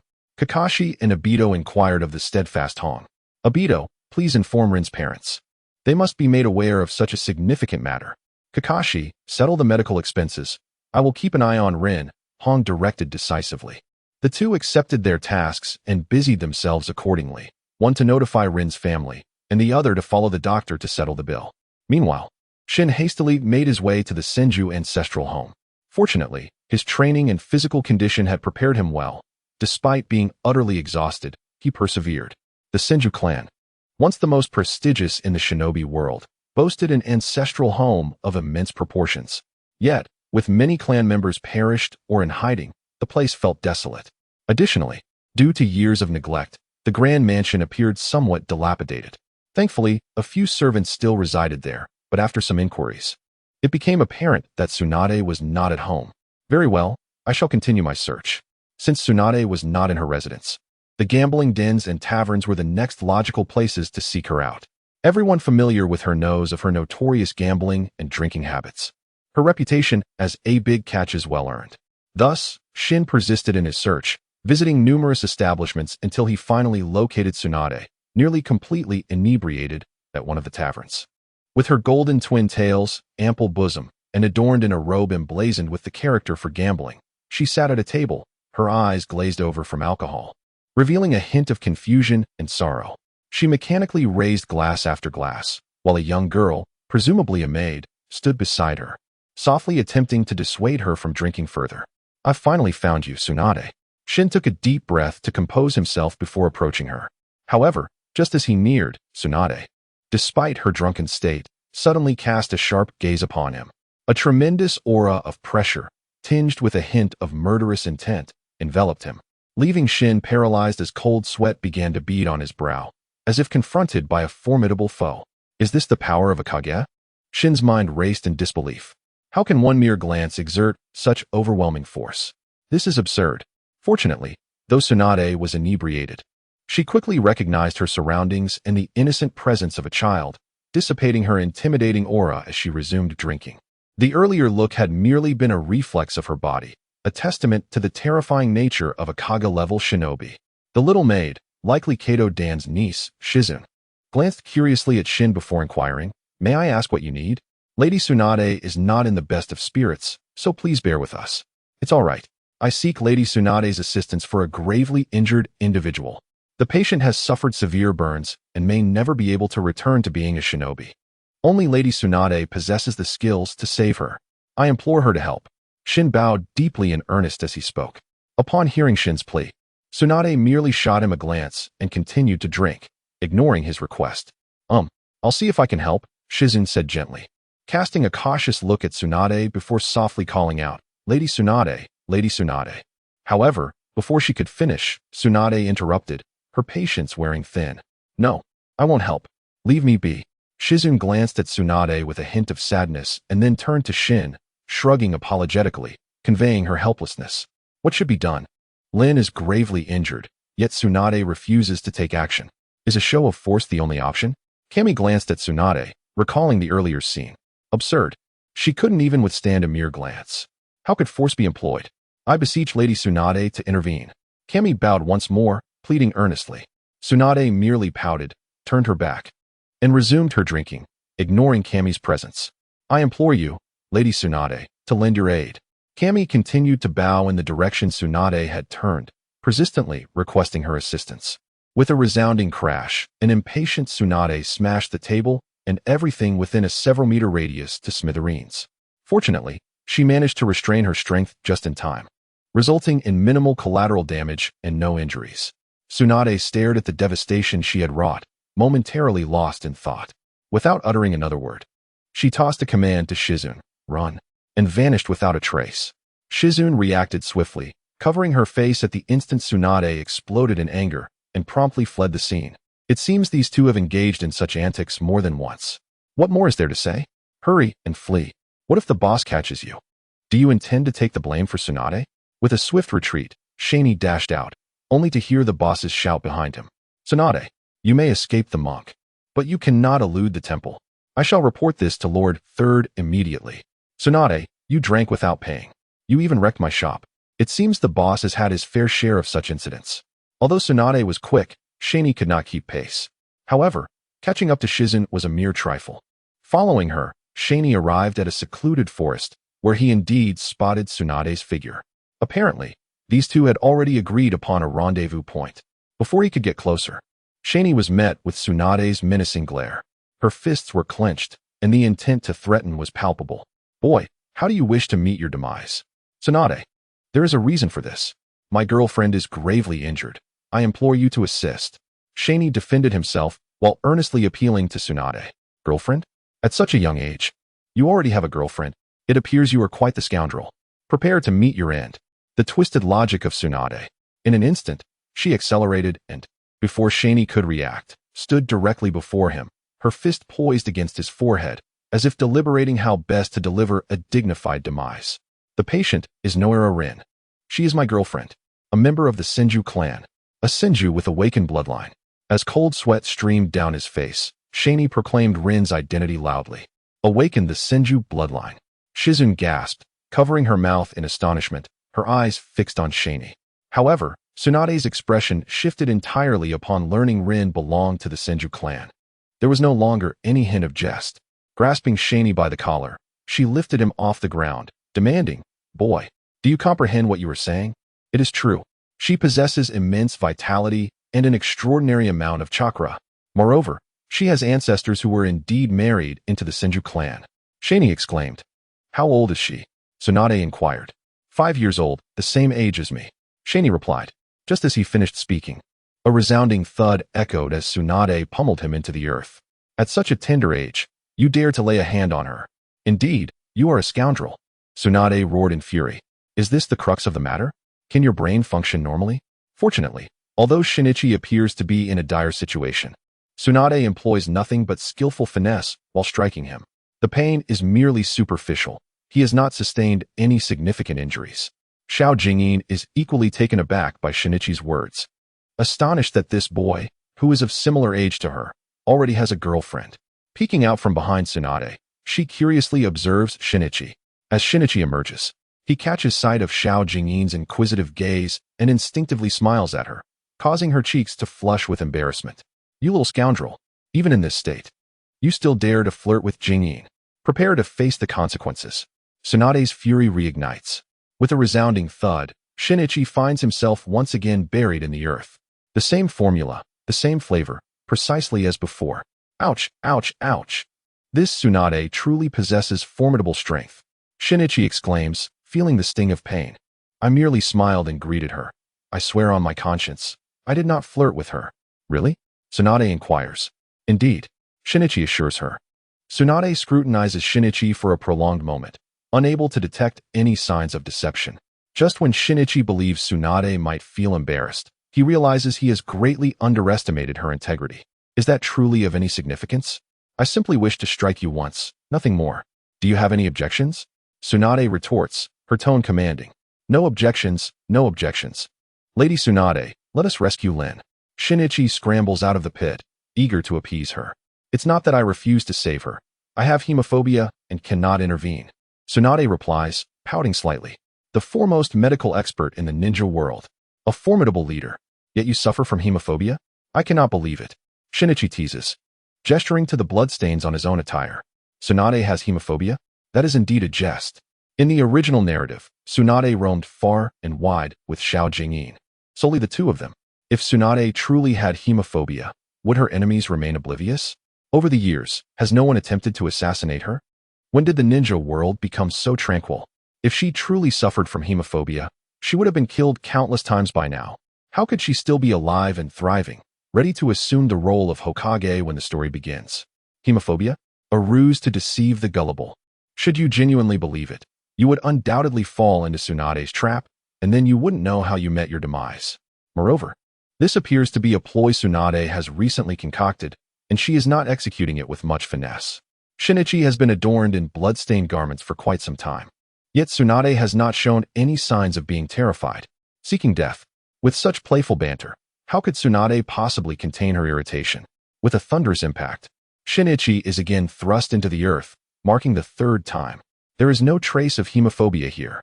In Chapter 26, God 1 vs. Tsunade, Tsunade's furious demeanor startled Shizune, causing her to instinctively cover her eyes. Such gruesome and violent scenes are not suitable for minors. However, was she truly serious about that enormous gash on her palm? Alcohol leads to mishaps. Alcohol leads to mishaps. Tsunade murmured to herself, filled with regret. God 1 slowly emerged, calmly inquiring, Lady Tsunade, why are you unwilling to intervene and save Rin? Tsunade gazed at God 1 with a complex expression, shaking her head as she responded. Since you claimed she could never become a ninja, particularly given her Senju lineage. Why? God 1 pressed. Tsunade, in a fit of rage, seized God 1 by the collar and exclaimed, what good is being a ninja? Haven't enough members of the Senju clan perished over the years? She is still your girlfriend. Do you truly wish for her demise? God 1 met Tsunade's gaze, responding emphatically, of course I do not. But this is her dream. I cannot hinder her. Furthermore, I will protect her. I am indeed strong. Is that so? You will protect her? You consider yourself strong? Are you not afraid of biting your own tongue? Tsunade retorted, releasing God 1 and gesturing towards herself. Come, prove it to me. Very well. I shall demonstrate. God 1 replied with resolute determination, and the two were on the verge of battle. They stood facing each other as time ticked by, just as Tsunade grew impatient. Preparing to strike first, God 1 called out, wait. Lady Tsunade, please hold on. I am injured. First, tend to my wounds, and then we shall fight fairly. You are quite the nuisance. You merely suffer from the after-effects of overusing the body flicker technique. It's nothing serious. Tsunade, the renowned healer of the ninja world, effortlessly identified God 1's condition. If you do not make a move, I shall strike first, Tsunade declared, charging towards God 1 before he could act. You exploit your advantage over the weaker. You lack martial integrity. At that moment, God 1 felt that the notion of proving himself was absurd. She merely sought to pummel him. Despite their banter, they took the duel seriously. Observing Tsunade rushing toward him, God 1 dared not relax even slightly. Fortunately, Tsunade did not completely disregard fairness, moderating her speed to match God 1's level, allowing him to react. As Tsunade closed in, she launched a punch aimed squarely at God 1's face. With a resounding thud, God 1 was sent flying, transforming into a wooden substitute. Oh, using a substitution technique to create distance, are we? What will you do next? Tsunade observed with keen interest, intrigued by God 1's hiding place. API call failed with status code 429. Error. Code. For 29. Message. Resource has been exhausted, e.g. check quota. Status. Resource exhausted. API call failed with status code 429. Error. Code. For 29. Message. Resource has been exhausted, e.g. check quota. Status. Resource exhausted. The woman possesses an extraordinary sense of perception, making concealment utterly impossible. Thus, the only option is to confront her head-on. However, my exceptionally powerful fireball technique was effortlessly shattered by her mere punch. How can one continue in such circumstances? Lady Tsunade, this is quite excessive. Kagaya lamented. Tsunade raised a finger and playfully shook it, her tone teasing. What can you do? I didn't expect you to be this weak. And you think you can protect Rin like this? Here's the deal. I won't bully you. If you can make me take even a single step, I'll consider it a victory for you. Kagaya felt a tinge of insult, yet it was a provocation he could tolerate. Without further ado, he initiated the shadow clone technique. Fire style, fireball jutsu. Wind style, great breakthrough. A combination of wind and fire ninjutsu. The wind fuels the flames, enhancing the size and speed of the fireball dramatically. The 6-meter-wide fireball swiftly approached Tsunade. Not bad, she mused, her assessment surprisingly generous. Yet, in a rather mocking manner, she countered this combined technique with nothing more than a single punch. But that was not all. Kaguya had no intention of relying solely on this combination for success. He was relentless. Utilizing the shadow clone technique once more, Kaguya summoned 3 more clones, encircling Tsunade. He and his 4 clones simultaneously formed seals. Fire style, Fire Dragon Flame Bullet. Wind style, Great Breakthrough. Earth style, Earth Spear. Lightning style, Lightning Ball. Water style, Water Dragon Bullet. The impoverished version of the 5 natures, Great Barrage. Of course, this bore no true relation to the legendary 5 natures, Great Barrage, which was the ultimate technique of the 3rd Hokage, capable of rivaling the low-tier version of the Thousand Hands technique. It relied on the interdependence of the 5 elemental natures. Kaguya's version merely unleashed 5 techniques, with perhaps only 2 or 3 resonating effectively. Yet, it still presented a grand spectacle, overshadowing Tsunade in a torrent of ninjutsu. Oh, I see. It seems I must take this a bit more seriously. How terrifying could Tsunade be when she truly focused? Just imagine. A single punch could obliterate everything within a radius of several dozen meters. With one punch, she dismantled Kaguya's grand technique. His mouth agape, Kaguya found himself speechless. Well done, kid. Just perfect for warming me. This one-sided beating has truly reached a remarkable level, exhibiting both finesse and innovation, repeated countless times. At last, Tsunade's anger has subsided, while Kamichi is nearly devoid of human form. However, Shizen remains compassionate. Only after witnessing that Tsunade's ordeal has concluded does she dare to approach. Observing Kamichi's precarious state, she tentatively prods him with a stick she found, curious to ascertain whether he still clings to life. Tsunade-sama, is he all right? Rest assured. He won't perish just yet, Tsunade reassured confidently. That's a relief, Shizen sighed, placing a hand upon her chest in relief. Where's the relief? Kamichi interjected, struggling to catch his breath. Tsunade-sama, I'm on the verge of death. Fear not, fear not. With me here, you shall not meet your end, Tsunade said with a gentle tone. Though jesting, Tsunade ultimately tended to Kamichi's injuries. It is undeniable that she is the foremost healer of the ninja world. Her skills are truly exceptional. If one were not aware that he had just been battered, they might believe he had emerged unscathed. This skill is truly remarkable. Rin has been saved. Lady Tsunade, let us hasten to rescue Rin. The first thing Shinichi did upon recovering was to pull Tsunade along to save Rin. After much effort, he found himself unable to budge her. Shinichi's heart sank. Would there be yet another complication? Have you truly considered this? In truth, allowing her to live as a commoner might not be such a bad thing, Tsunade ultimately advised. I have made my decision. She is a formidable ninja, and as long as I am alive, she will be safe, Shinichi asserted resolutely. Tsunade cast a complex glance at him, and then declared with determination, very well. Since you have said so, I shall indeed assist in saving your young companion. Tsunade and her companions hurried towards the hospital. Along the way, Shinichi urged her repeatedly, causing her forehead to throb with irritation. Fortunately, they arrived just in time to prevent Tsunade from losing her temper, and Shinichi narrowly escaped calamity. Upon entering, they found Rin already awake, though her condition was dire. The physical pain was secondary. The primary blow was the realization that she might never be a ninja again, leaving her despondent. Yet she maintained a brave front, offering comforting words to Rin's parents and Kakashi. This was Rin, inherently kind to an extraordinary degree. Tsunade observed the young girl with approval. She had taken quite a liking to her. I have brought Lady Tsunade. Rin will be saved. Shinichi's exclamation captured everyone's attention, and Rin's eyes sparkled with hope. Ahem. Tsunade cleared her throat and assumed an air of authority. After putting on a show, she adopted the demeanor of a caring elder, inquiring after Rin's well-being while simultaneously examining her. After a thorough assessment, it was confirmed that Rin had awakened the Senju bloodline, prompting Tsunade's demeanor to grow increasingly amiable. Shinichi was left speechless, as were the others. What was happening with Lady Tsunade? It was all rather peculiar. However, the crucial matter was that Rin would be saved. Lady Tsunade, let us commence the surgery, Shinichi urged urgently. What are you rushing for? Is this a matter of life and death? Tsunade's demeanor shifted from warm to impatient at Shinichi's insistence. A glaring double standard indeed. Lady Tsunade, Rin, fear not, Rin. This is merely a minor issue. I will have you treated in no time. Tsunade turned to Rin, donning a reassuring expression, patting her chest confidently. The movement caused a few men to feel lightheaded and left several women envious. Everyone out. Do not disturb me while I treat Rin. Tsunade began shooing people away. Lady Tsunade, may I stay here and watch over Rin? Shinichi timidly inquired. Out you go? Tsunade insisted. Very well. Shinichi promptly exited, but not before exchanging a reassuring glance with Rin, who offered him a comforting nod. What followed was an anxious wait.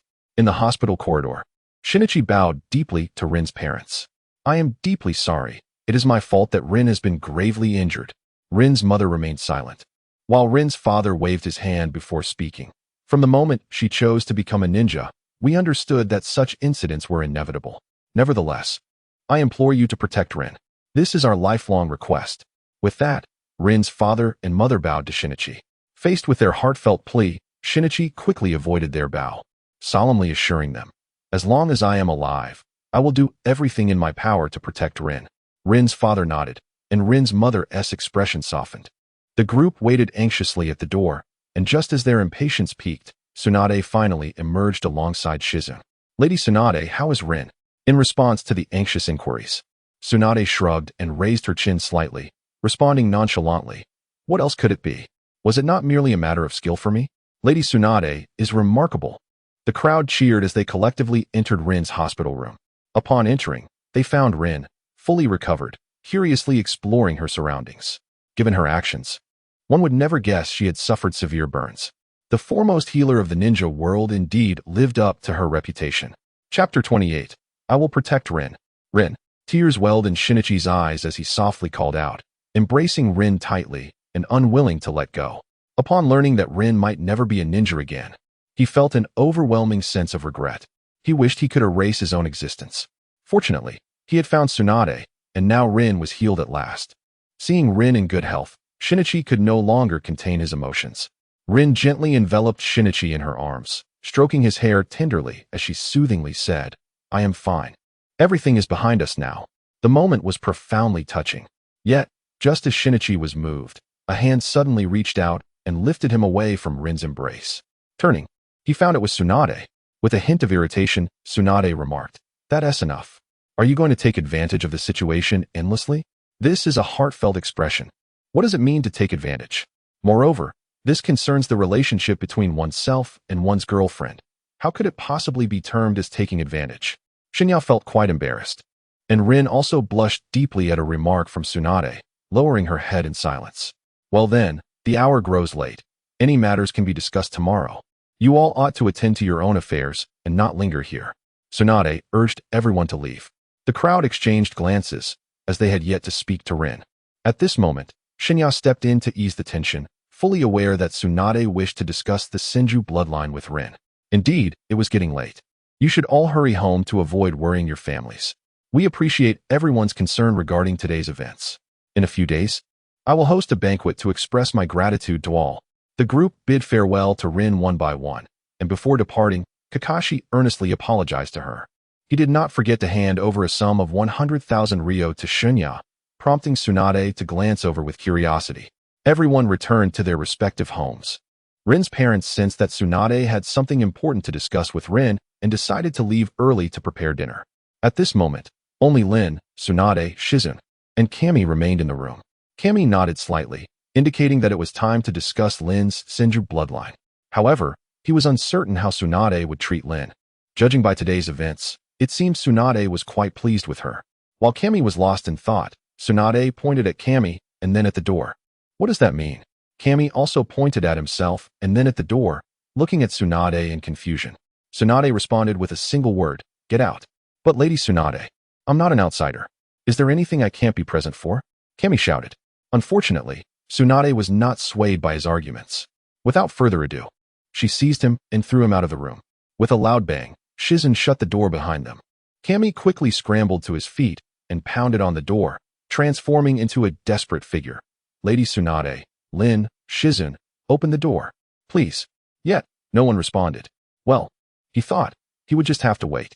So, Kami waited and waited, for over half an hour, yet they still had not concluded their discussion.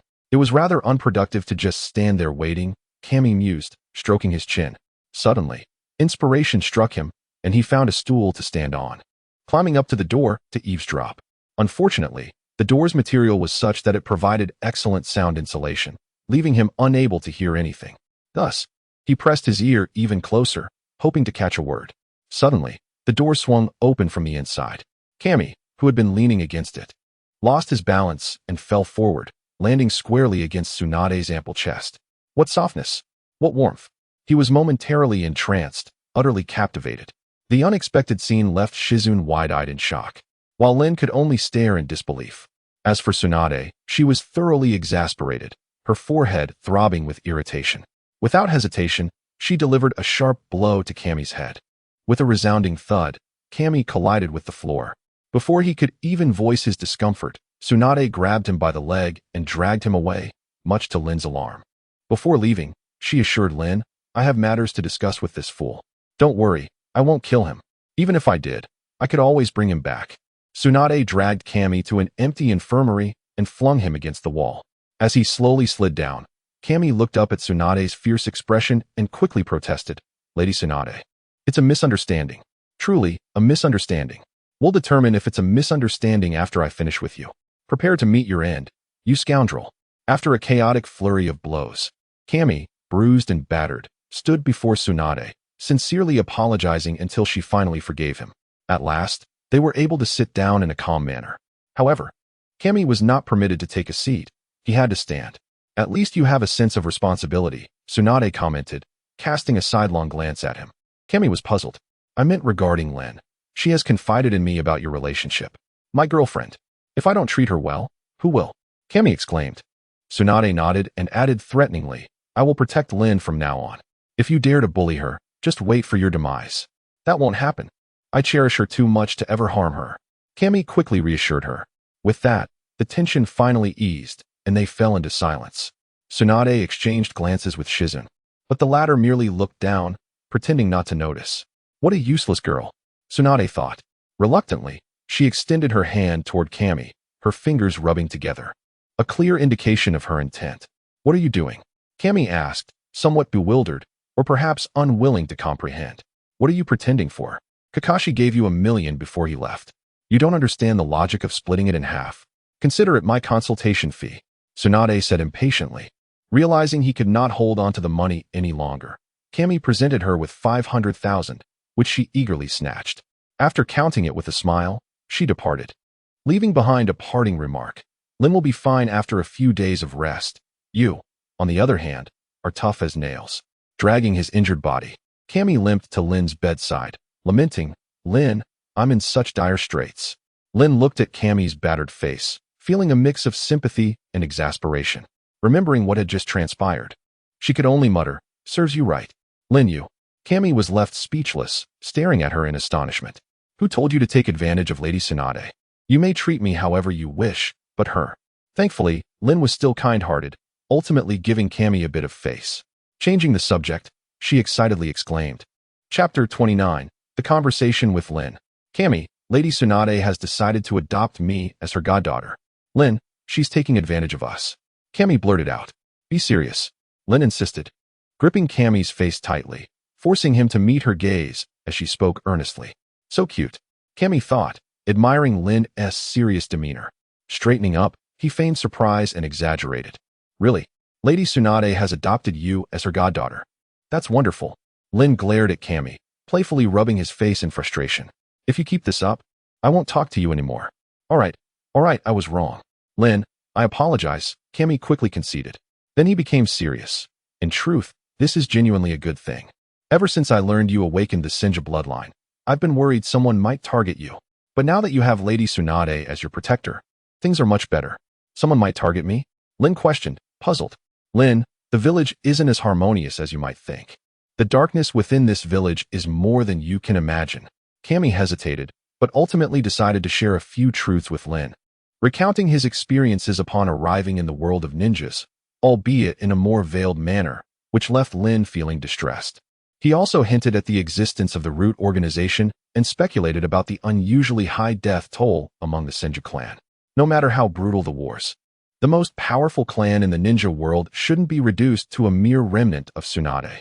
Other noble families were thriving, especially those ruling in Konoha. The Senju clan had suffered losses, and the survivors were forced to live in hiding, blending in with the common folk. Is this truly the fate of the foremost clan in the ninja world? What could have driven such a prominent family to this desperate state? Don't even mention the will of the second Hokage. Regardless of whether it existed, this is a world centered around clans. Family reputation holds paramount importance. They would never abandon the Senju name. This. Lin stammered, utterly shocked. Although her kind nature urged her to refute his claims, she found herself at a loss for evidence because these truths were undeniable. Lin, not only do you possess the Senju bloodline, but you've also awakened it. That is why I'm worried, Kami explained. Kami-kun, Lin murmured. Rest assured, I will protect you, Lin. I won't allow you to come to any harm. Caressing Lin's lustrous hair, Shinichi avowed with unwavering conviction. Though profoundly moved, Lin gently shook her head, brushing aside Shinichi's hand with a playful gesture. I am quite formidable. You know, she declared, patting her chest with endearing pride. Indeed, Lin is the strongest. Shinichi acquiesced without reservation. Their reciprocal admiration fostered a harmonious rapport. Yet, the plight of Tsunade-sama is truly lamentable, Lin mused, leaning against Shinichi's chest. Of the esteemed Senju clan, she remains the sole survivor, having lost both her beloved brother and cherished companion. Indeed, Shinichi murmured, savoring the warmth and softness of her presence, his attention somewhat diverted. As Tsunade-sama has graciously accepted me as her goddaughter, shall we endeavor to treat her with utmost kindness? Lin proposed. Of course, Shinichi responded, indicating his unwavering agreement. Kakashi entrusted you with 1,000,000 ryo prior to his departure, Lin inquired. Might I be permitted to safeguard it on your behalf? Of course, Shinichi began to assent, before a flicker of realization dawned upon him. Hold on, young lady, something is amiss.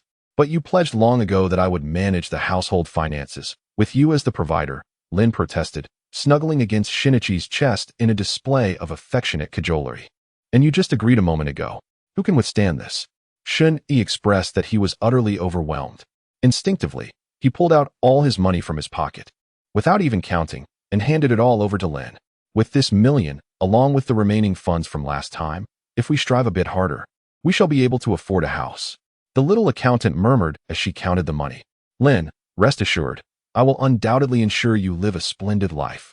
Just as Shun-I was about to pat his chest and continue his assurances, he was interrupted by Lin. Why is it 520,000?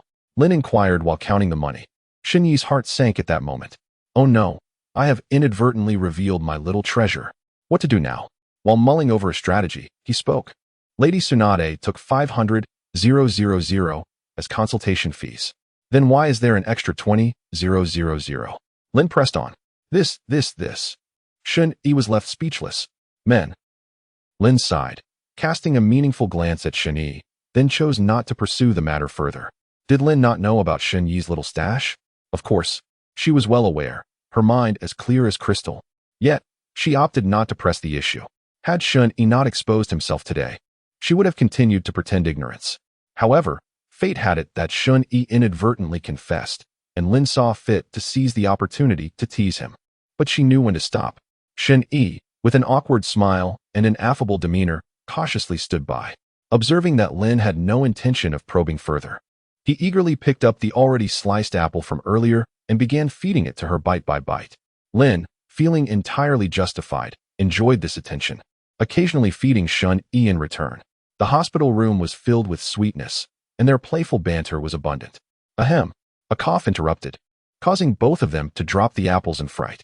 Turning around, they found Lin's father glaring disapprovingly at them, while her mother winked teasingly at Lin.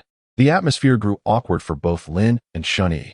Dinner is ready, Lin's father grumbled, and fell silent thereafter.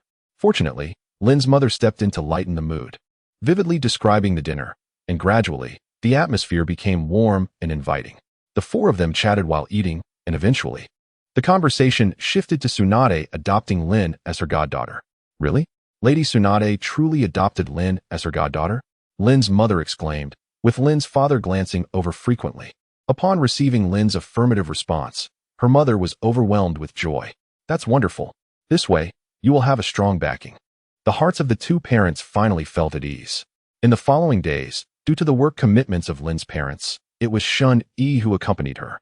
Their close interactions delighted Shun-I immensely. Particularly, he shamelessly requested to be the one to accompany her at night. claiming it was to allow the elderly couple to rest better. Thus, in the ensuing days, Shun-Yi eagerly anticipated the evening companionship. Shun-Yi, don't hold me so tightly. I can hardly breathe, Lin complained. In just a few words, the implications were staggering. This brings us to the subject of Shun-Yi's companionship. Initially, Shun-Yi slept on the floor, keeping watch over Lin. However, Lin, unable to bear the sight, found the single bed in the ward to be a predicament. The outcome was inevitably clear. Thus, we now witness the current scene. Each night, Shun-Yi finds himself cradling the fragrant Lin as they drift off to sleep, much to his delight. Of course, let no one misconstrue this. It is merely slumber. Nothing more could possibly transpire between two mere children. Yet, the joyous moments are all too fleeting. Mere days pass in the blink of an eye. Despite Shun-Yi's reluctance, Lin was discharged from the hospital. Over the past few days, Kakashi, Obito, and Hong had intermittently visited Lin. On the day of her discharge, it was only fitting that everyone was present. As they joyfully exited the ward, Shun-Yi was engulfed in regret. He lingered in the room, reluctant to leave, lost in reminiscence. What is wrong with him? Is he unwell? Hong inquired, perplexed. Lin shot Shun-Yi a resentful glare and retorted, he hasn't taken his medication today. Reflecting on the past few days, she felt a rush of shyness. Upon witnessing Lin's expression, Hong's face fell instantly. Why did I ask? What a foolish question. Am I seeking more dog food? With a huff, she promptly took Lin's hand and departed, disregarding the dazed Shun-Yi. Brother, you've driven her away. Obito chastised. Could you not be so repugnant? We agreed to celebrate Lin's discharge today. Are you still hosting or not? Kakashi nodded in agreement. Huh. Shun-Yi snapped back to reality. Of course, we must celebrate. Today is a time for joy, delicious food, and delightful drinks to reward everyone. Let us go. The group, in high spirits, made their way to the barbecue restaurant, where they were greeted with sumptuous food and drink. However, due to age restrictions, they were unable to procure alcohol, so they settled for refreshing beverages instead. At the table, Shun-Yi raised a few glasses in honor of Lin. The first toast celebrated her discharge, and the second expressed gratitude for everyone's concern and support. Just as he was about to propose a third toast, the door to their private room swung open with a loud bang. Are you not going to thank me? A voice interrupted. Lady Tsunade. The third toast is to our esteemed Lady Tsunade. Let us all applaud. The room erupted in applause, with Lin and Hong's small hands turning rosy from clapping. Well, I and Shizun have come uninvited. I hope you don't mind, Tsunade declared with a chuckle, while Shizun shyly greeted everyone, her cheeks flushed. Naturally, no one minded. After all, it was Shun-Yi's oversight for not inviting Tsunade, considering it was a gathering of the younger generation. Nevertheless, his delight was palpable at her arrival. Once Tsunade and Shizun settled in, Tsunade wasted no time in ordering several pots of sake. Enjoying the sake alongside the grilled meat, they indulged to their heart's content. Shizun was equally enthralled, her eyes sparkling with joy, likely due to the long-awaited feast. Shun-Yi found it hard to look away from the delightful scene. The poor creature is perpetually trailing behind the unreliable Tsunade, enduring a life of precarious meals. In moments of defeat, Tsunade naturally resorts to meager rations. As for victories, Tsunade has scarcely tasted success. The last time she triumphed, her sole uncle had just passed away, leaving her to rely solely on Tsunade for companionship. But wait, wasn't it just a few days ago that you received a generous sum of 500,000 for medical fees? How could things have turned so dire? Shani leaned in, whispering to Tsunade while gesturing towards Shizun. Tsunade glanced over, realizing she ought to save face. However, reflecting on the recent days, she replied with exasperation.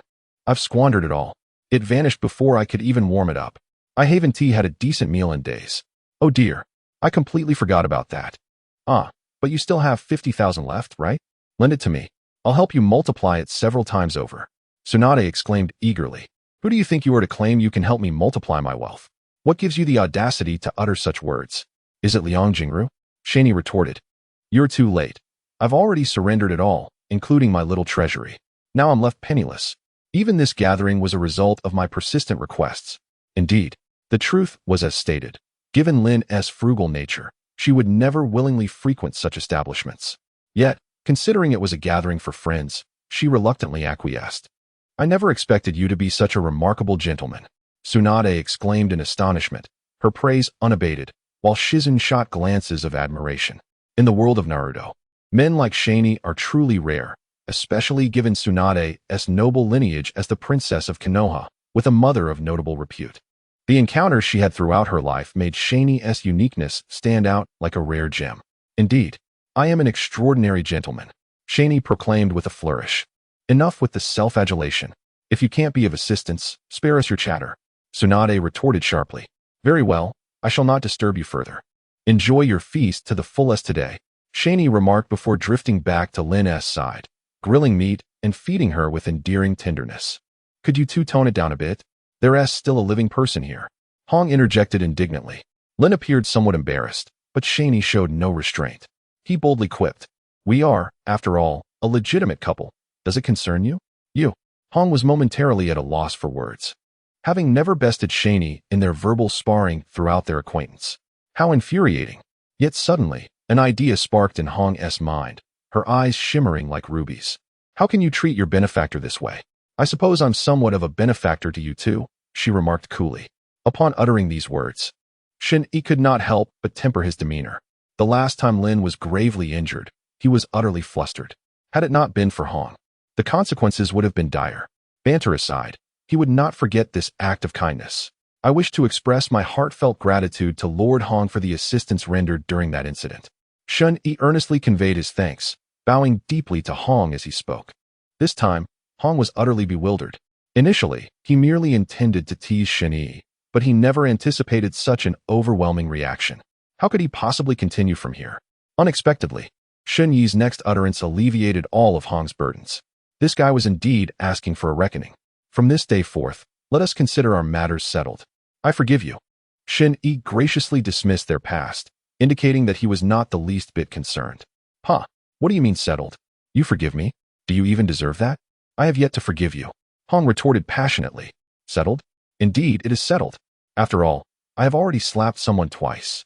He gestured dramatically with his small hands, waving at the air. Benefactor? Nonsense. Do you even know what a true benefactor is? My last benefactor has grass growing over their grave. You. Shin-E glared, his anger flaring at the audacity of the little girl. All right, enough of this. Lin, caught in the middle, hastily intervened. If she did not act quickly, these two troublesome individuals would surely come to blows. While feeding Shun-E grilled meat, she attempted to silence him, gently caressing his cheek with her large, watery eyes. She tried to soothe the situation. Initially, Hong found pleasure in seeing Shun-Yi's embarrassment, but suddenly the grilled meat in his mouth lost its appeal. Whose side are you on? He demanded, pulling Lin close in annoyance. I'm on your side, Lin quickly replied, sensing Hong's impending outburst. As she spoke, she deftly picked up another piece of grilled meat, ready to feed it to Hong. No, you just used those chopsticks to feed that stinky guy. Now, you're going to use them to feed me? Is this how you show you're on my side? Hong shook his head vehemently, evading the meat being offered to him. This, Lin stammered, feeling the awkwardness of the situation. She awkwardly held the grilled meat, unsure of how to proceed. Lin, she won't eat, so I will. Shun-E leaned forward, snatching the grilled meat from Lin's hand and taking a bite, winking mischievously at Hong. Enraged, Hong trembled with indignation.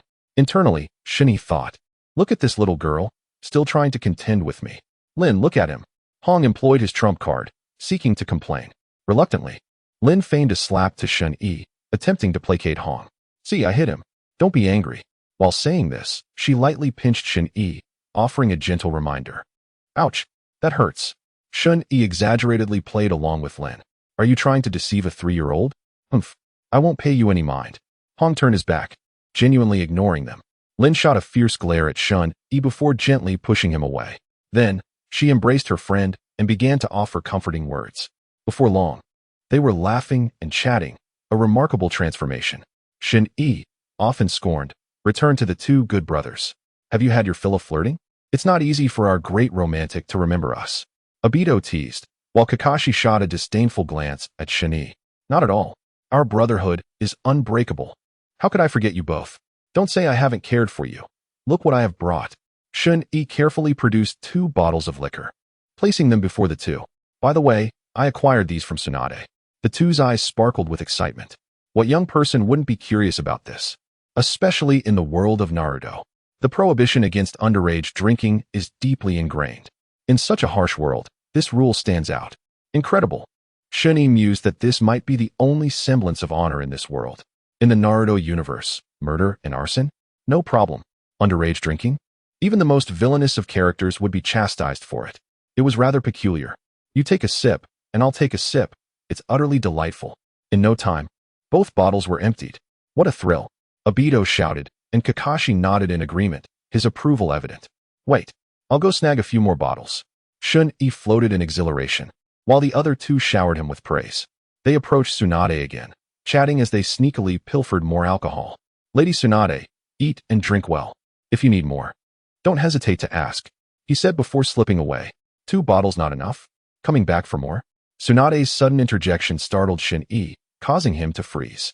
Turning awkwardly, he found Tsunade watching him with keen interest. Shizune, too, looked at him suspiciously, munching away. So you knew all along? Shun-E admitted sheepishly. Do you think so little of me? What do you mean, knew? You should be asking. With such a ruckus, how could I possibly not know? Tsunade took a sip of her drink, speaking nonchalantly. And how could you not know? Shun-E genuinely inquired. Lin. Shun-E is asking me how he could possibly be unaware of his thievery.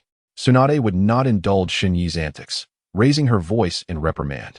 Giving him a couple of bottles is one thing. I understand that you both have been through this stage of life. However, playing around like this is crossing the line. You dare tease me? Of course, if Shun-E had a few thousand Ryo, we could negotiate. But alas, this fellow is a miser. So what is there to negotiate? This has stirred up quite a hornet's nest. All eyes converged on Shun-E as the crowd began to denounce her.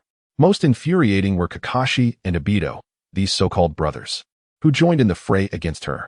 How dare you show your faces and act in such a manner? Tsunade watched the 3 surface brothers with keen interest, thoroughly entertained. They had indulged in drink as well. Just smell them. They undoubtedly still carry the scent of alcohol. Moreover, it was they who urged me to steal. With a bold decision, Shun-E decided to expose the 2 so-called brothers, not forgetting to place the blame squarely upon them. Tsunade couldn't help but exclaim, what talent! Reflecting on her own 2 teammates, now worlds apart, she smiled knowingly. At this point, both Obito and Kakashi were unable to maintain their composure.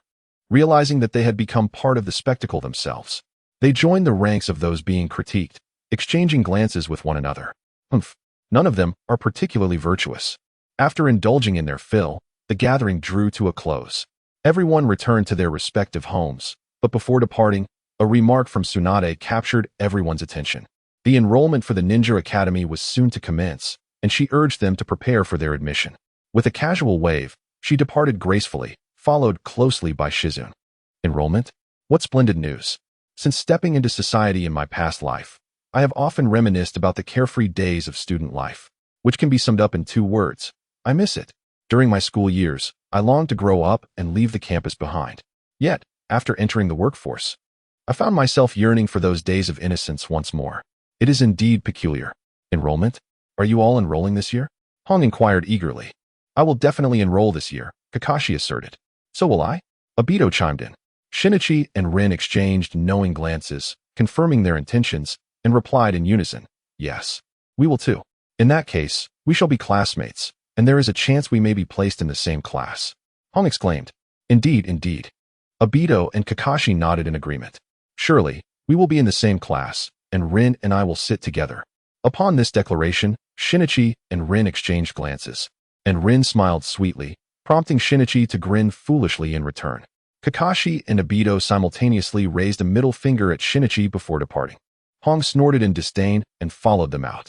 Only Shinichi and Rin remained, but they paid no heed to their absence. Hand in hand, they made their way home.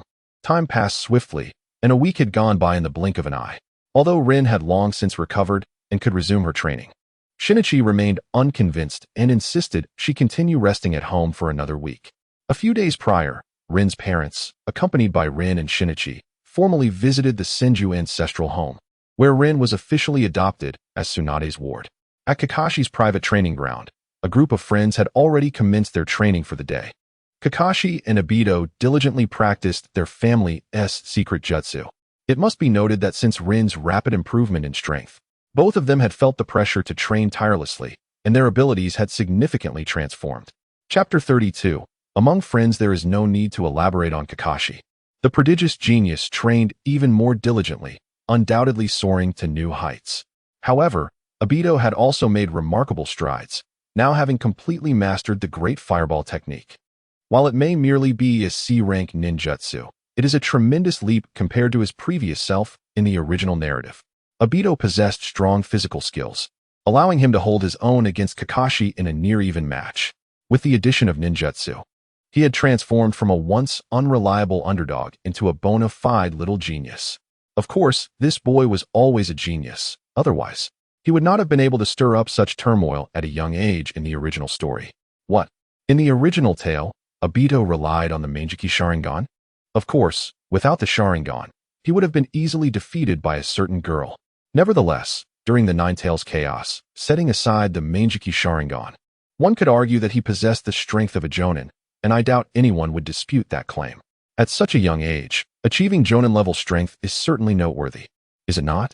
In contrast, among Shinichi's group of friends, the one with the weakest abilities might just be Hong. This situation is indeed unavoidable. Illusions are formidable.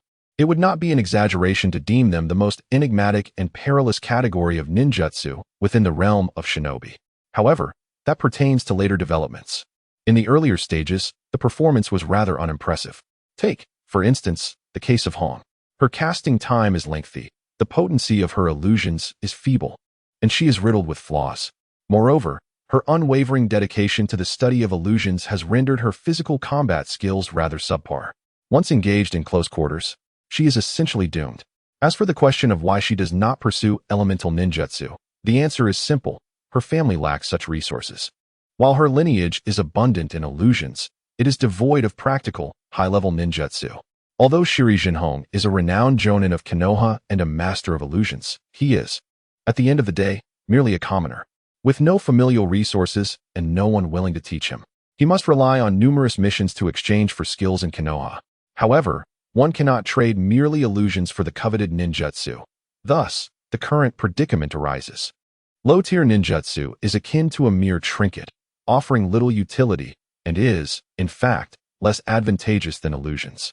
As for high-level practical ninjutsu, there are no avenues available for study. The most awkward part is that her grasp of illusions is insufficient. Hence, as Lin engages with Shinny to learn new ninjutsu, she can only watch with longing in her eyes, filled with desire. Yet, she cannot bring herself to request Shinny to teach her.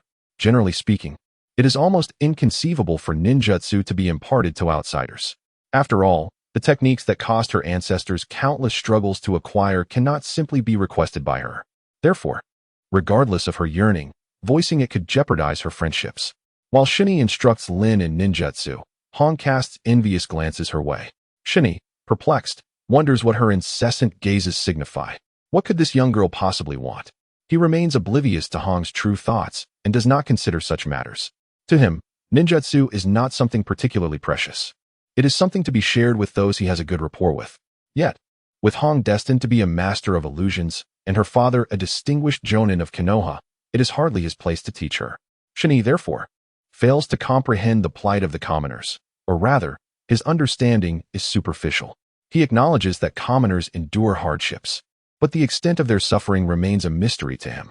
As he contemplates her intentions, he poses a question to Lin, who has already noticed Hong's unusual behavior. Though kind-hearted, Lin hesitates to voice her thoughts, believing it sufficient that Shinny is teaching her without imposing further requests. Listening to Shinny, Lin feels somewhat speechless. After a moment of indecision, she cautiously ventures, "Hong doesn't know any ninjutsu. Isn't her father a jonin?" Shinny exclaims in surprise. Lin rolls her eyes and takes it upon herself to elucidate the arduous path of advancement for commoner ninjas. Upon hearing this, Shinny quickly grasps the situation. So that's the reason. He approaches Hong directly and inquires, "Do you wish to learn?" "I don't," Hong stammers, feeling exposed and embarrassed. Uncertain of how Shinny will perceive her. "I will teach you." Shinny interrupts her. "What?" Hong is taken aback. "Stop delaying. Come here." Shinny does not allow her the time to react and pulls her toward Lin. "Lin, take out the scroll I previously gave you and hand it to Hong," Shinny commands. Lin smiles knowingly, reassured she has not misjudged him. She retrieves the ninjutsu scroll Shinny had written for her and presents it to Hong. Hong feels caught in a dilemma, unsure whether to take it or not. "All right, take it. We are friends, are we not?" Lin gently encourages her. Unable to contain her emotions any longer, Hong rushes into Lin's embrace. Don't take advantage of Lin. If you have the guts, come at me. Shinny bellows, earning a simultaneous eye roll from both girls. Of course, this is largely for comedic effect, to preserve Hong's dignity. Despite his usual antagonism towards her, Shinny remains considerate in this regard. Among friends, there is no need for unnecessary strain. While speaking, Shinny also calls over Kakashi and Obito, gesturing toward the multitude of scrolls. Choose whatever you fancy, don't be picky. Among friends, there is no need for pretenses. Shinny, Obito stammers. Cut the chatter. Shinny interrupts. Tossing the fire release, Wind Phoenix fire technique and fire release, Fire Dragon Flame Bomb scrolls to Obito. As for you, Shinny glances at Kakashi, pondering for a moment, but unable to discern what Kakashi might lack. While Obito, despite his noble lineage, is merely a peripheral figure, a fireball technique would suffice for him. Providing him with fire release ninjutsu is a safe bet. However, Kakashi is a different story. He hails from a prominent family and lacks for nothing. Unexpectedly, Kakashi demonstrates through his actions that he, too, is in need of ninjutsu. He is not one to feign modesty, taking what he desires without hesitation. Hey, aren't you a noble? Your status seems to have diminished considerably. Shinny remarks in astonishment, stroking his chin. Not every noble family possesses every ninjutsu. Kakashi retorts with a touch of flair. What is there to be proud of? Shinny, you. Obito hesitated with the scroll in hand. What do you mean by you? Go practice already. If you have any questions, feel free to ask me directly. Shinny waved his hand dismissively, sending Obito away. If you have any thoughts about swordsmanship, come find me. The same goes for you all. Kakashi shook the scroll and left with an air of nonchalance. I am not doing this for that. Shinny rolled his eyes. I know. Kakashi didn't look back. Kid, you are quite generous, a voice suddenly chimed in. Chapter 33. A new addition to the small group, Lady Tsunade. Shinny turned to see none other than Tsunade, accompanied by the little maid, Shizune. Oh, what a rare occasion that Lady Tsunade has not gone gambling today. What's wrong? Have you lost all your money? Shinny teased. Tsunade's expression darkened instantly, causing Shizune to tremble in fear beside her. Kid, can't you show me a little respect? Tsunade retorted, irritated. Lady Tsunade, everyone in Konoha knows this, right? Shinny shrugged. Having become familiar with Tsunade, Shinny felt less constrained. Though Tsunade had a fiery temper, she could handle a little joke. Humph. Tsunade snorted, visibly displeased, but fortunately, she did not explode in anger. Lin, this is for you. Study it well, and if you have any questions, ask Shizune. I will be checking later. Tsunade tossed Lin a scroll. Yes. Lin hurriedly caught the scroll, eagerly affirming. I'm off to do some missions for money. Shizune is in your hands. Tsunade declared before leaving without a second thought. Lady Tsunade left suddenly. Shizune was flustered and wanted to chase after her, but was unable to catch up, feeling quite dejected. The others quickly stepped forward to comfort her. As they consoled Shizune, they exchanged glances, only to find her face flushed with embarrassment. Poor girl, Shinny thought silently. Well, since it's about time, let us go eat. It seemed Shizune was indeed extremely hungry, devouring her meal voraciously, leaving everyone speechless. Finally, after finishing her meal, Shizune patted her slightly bulging belly, belched, and smiled shyly at everyone. Haven't you eaten for several days? What's with the exaggeration? Shinny inquired. It's been about 2 days, I think. Shizune counted on her fingers, uncertain. What is going on? How has Tsunade fallen to such depths? Weren't we just visiting her a few days ago? Shinny was taken aback. A few days ago, when Lin's family brought Shinny to visit Tsunade, they had brought quite a few nice things. How could it be that in just a few days, it was all gone? All of it has been lost to Lady Tsunade. Shizune lamented. Oh, that makes sense. No wonder everyone is out on missions. It seems they can't even afford to eat. Shinny pondered. Lady Tsunade is so unreliable. Hong felt her idol's image had completely crumbled. She is indeed that unreliable, Shinny remarked. You mustn't say such things about Lady Tsunade. Shizune huffed, her cheeks puffed up like a bun. All right, I take back what I said. Shinny raised his hands in surrender.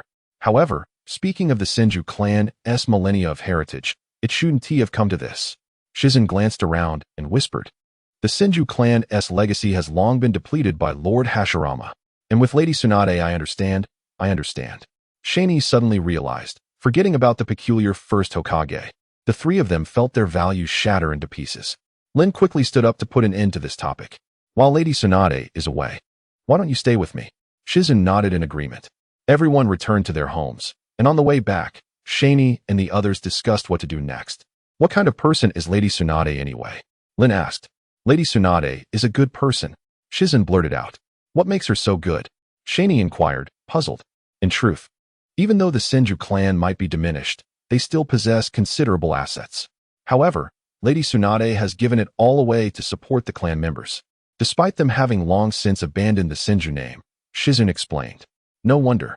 Given the vastness of the Senju clan, even if Tsunade were to squander, it wouldn't disappear so quickly. I didn't expect this side of it. Lady Tsunade is actually quite suffering, Shizen murmured. Ever since Lord Rope Tree and Uncle Dan passed away, Lady Tsunade has lost all her spirit, drowning her sorrows in alcohol. Only after learning that Lin awakened her Senju bloodline did her condition improve somewhat. Shizen, does your family not have anyone else? Lin asked. It's just me now. Shizen replied gloomily. I'm sorry, Lin quickly apologized. It's all right. I'm with Lady Tsunade now. She treats me very well. Shizen said with a little excitement. Well, we are alike. I'm also on my own. But speaking of which, is it really good for you to be gambling and eating haphazardly every day? Shani was curious. It's great. Shizen nodded vigorously. Although Lady Tsunade is fond of gambling, drinking, and has a fiery temper, Shizen listed her flaws, then changed her tone. But Lady Tsunade is truly good to me. It feels like family, and I can sense that. In chaotic times, having someone to rely on is indeed quite wonderful.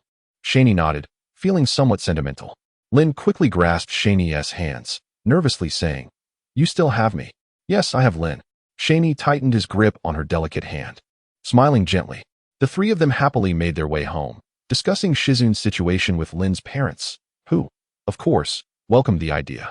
Thus, in the following days, Shani's little group gained a new member, and Shizen joined the small circle. Every day spent training with friends was immensely fulfilling. Along the way, they also guided Hong and Shizen, enjoying themselves immensely. As for Obito and Kakashi, Obito didn't understand something and would surely ask Kakashi, who certainly would. This led the two to look down upon Shani, but did Shani care? The rugged man versus the adorable girl, it was clear who one would choose. A fragrant, soft, adorable girl is worth 100 times more than a rugged man, right? Of course, it would be even better if Hong didn't get angry with him. Days passed by, and one day, Shani and his friends were intensely training. However, today's training ground was different. A red-haired girl arrived. Without delay, she began berating Shizen. Shizen, Lady Tsunade has gone on a mission. Why didn't you come find me? Do you look down on me? That's not it. Lady Kushina. Lady Tsunade wanted me to spend more time with peers, so she entrusted me to Lin and the others, Shizen quickly clarified. Oh, so this little girl is Lady Tsunade's goddaughter. Call me Auntie. Lady Tsunade is really something. She doesn't tell me anything. Are we not good sisters anymore? Kushina exclaimed. No way. Is this the legendary girl from the Uzumaki clan? I must take a good look. With her iconic red hair and strikingly attractive features, she exudes the essence of a vibrant young woman, radiating vitality. Chapter 34. The Sister of Eternal Bonding. What are you staring at? Have you never seen such a beautiful lady? Kushina immediately sensed Kami's gaze and narcissistically remarked. Indeed, you are exceptionally lovely.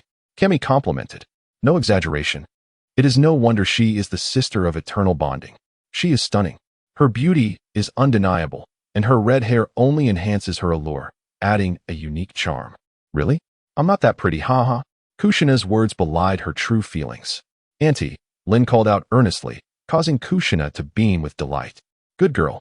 Today, Auntie will treat you all to a delicious meal. I will personally cook. A complimentary feast. However, what Kami failed to notice was that upon hearing this, Shizen trembled in fear. Hey, you all are training, right? Take me along. Kushina, surprisingly, began to act coyly towards the younger sister. Naturally, the group could not refuse. And thus, Kushina joined the training squad. As Kami had anticipated, Kushina's motivation for joining was to assist them in their training. It must be said that the Uzumaki clan truly deserves its reputation as an ancient lineage. Although the clan has waned in prominence, their expertise in training remains formidable, particularly in chakra control, which is unparalleled and far more advanced than Kami's basic skills of climbing trees and walking on water. Kushina even generously shared some invaluable chakra sensing techniques with the group. Such knowledge is certainly not commonplace, but rather a treasure of immense worth. Such small techniques have been refined over generations before reaching perfection. It is truly remarkable that they are now so casually presented. Kushina is indeed a wonderful person. After a day of training, everyone greatly benefited. As the training concluded, Kushina led the group back to her residence with great enthusiasm, exuding an air of confidence. She resembled a leader among children. However, as they walked, the group noticed some troubling signs. Passers-by would often point and whisper at the sight of Kushina. Although they might have been deterred by her strength and temperament from being overtly audacious, hushed murmurs and whispers were inevitable. Shinichi sighed inwardly, acknowledging the challenging circumstances faced by the Jinchuriki. As they continued on their way, Kushina's expression grew increasingly dark, utilizing his newly acquired chakra sensing skills. Shinichi meticulously observed and indeed detected unusual chakra fluctuations. He mused that these must be the Umbu monitoring Kushina. With a silent sigh, he recognized that, despite his disapproval, he had no means to alter the situation. With his meager abilities, he had no standing to question the higher-ups in Konoha, unless he wished to invite his own demise. Not even Tsunade could shield him from the consequences. Shinichi, there are chakra fluctuations surrounding Lady Kushina, Rin said, casting a worried glance at Kushina. Speaking quietly to Shinichi. Let us discuss this later, Shinichi replied, knowing that addressing the Umbu stalking them was futile. He wanted to express his thoughts to them. You may monitor her, but could you at least do so discreetly? Even someone as inexperienced in chakra sensing as he could easily perceive their presence. Seriously, were they truly that oblivious? Yet, even if they were to conceal themselves, they could not escape Kushina's keen awareness. Fortunately, it seemed Kushina was accustomed to such scrutiny, and they returned safely to her home without incident. Upon entering, her mood lightened considerably. With the absence of prying eyes and the Umbu lingering outside, her joy was palpable. You all stay here for a moment while I prepare a grand feast for you, Kushina declared with excitement. Lady Kushina, is it possible? Shizun hesitated, but upon seeing Kushina's enthusiasm, she refrained from voicing her concerns. What is it, Shizun? Kushina asked, her gaze momentarily sharp before softening. It's nothing. Thank you for your hard work, Lady Kushina, Shizun replied, her expression betraying her discomfort. That's good, look forward to it, Kushina said before heading to the kitchen, leaving Shizun looking even more troubled. Something felt amiss. Shinichi sensed an unusual tension from the usually cheerful Shizun. What is going on? He whispered, inquiring. Shizun glanced at him and mumbled for a while, ultimately falling silent, retreating into her own thoughts. What's wrong? Did you upset her? Red asked, noticing Shizun's withdrawal. Rin, Kakashi, and Obito also turned their curious gazes toward Shinichi. Rin was intrigued, while Kakashi and Obito regarded him with disdain. I didn't do anything. Shinichi protested vehemently. Shizun, speak up. I haven't bullied you. Thankfully, Shizun, appearing puzzled, looked around and quickly grasped the situation. It's not that he bullied me. It's just what? Speak up, Shinichi, everyone urged her, equally curious. It's just that thinking about eating Lady Kushina's cooking makes me feel so emotional, Shizun lamented, her expression growing even more sorrowful. What's this? Are you sad about the food? Obito asked, bewildered. The group shot him disapproving glances, collectively thinking, this guy is brilliant. We always seem to be out of sync because we aren't dim-witted enough.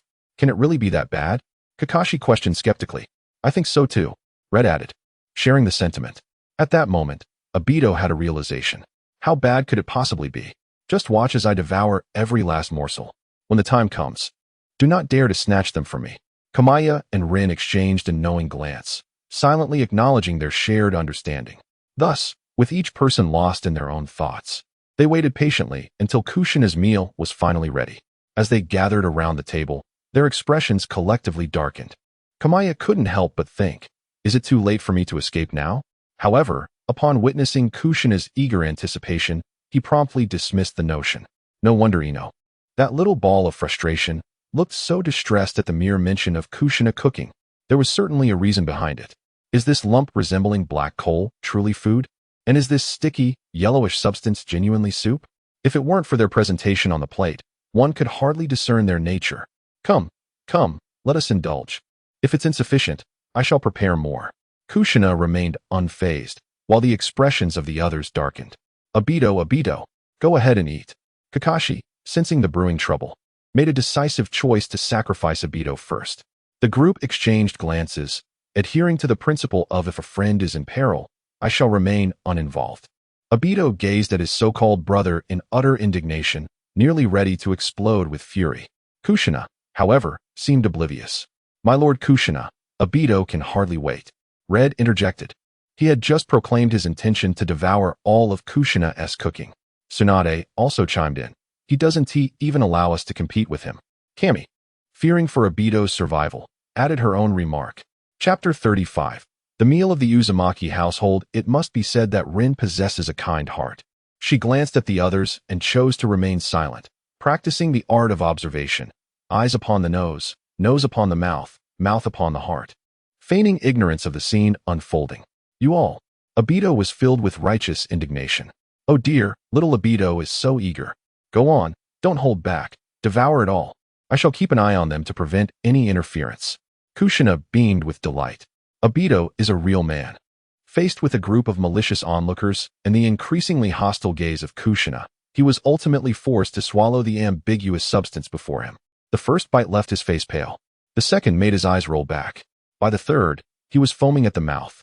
The sight sent shivers down the spines of the onlookers. In just 3 bites, Obito's vitality began to wane. In his final moments, he trembled and pleaded. Save me. I can't ta this time. Everyone could finally eat to their heart's content. As they dined, casual conversations flowed.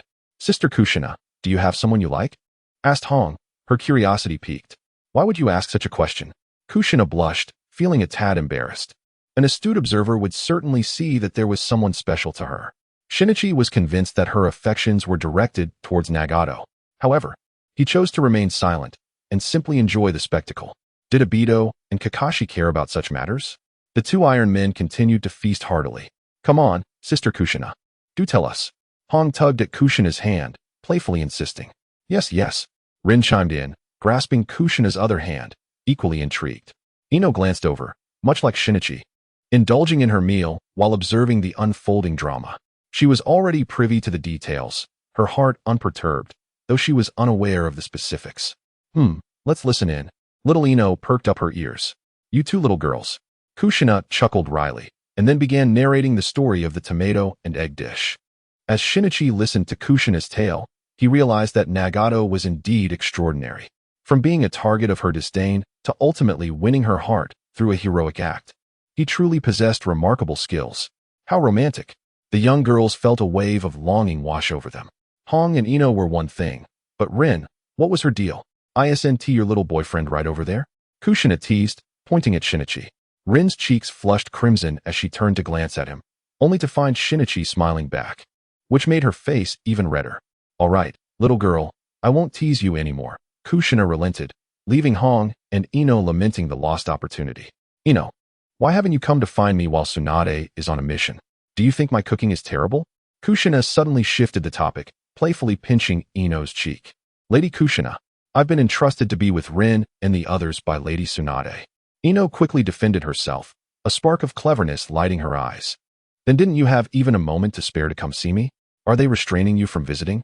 Kushina pressed on, continuing to playfully pinch her. This left Ino momentarily speechless.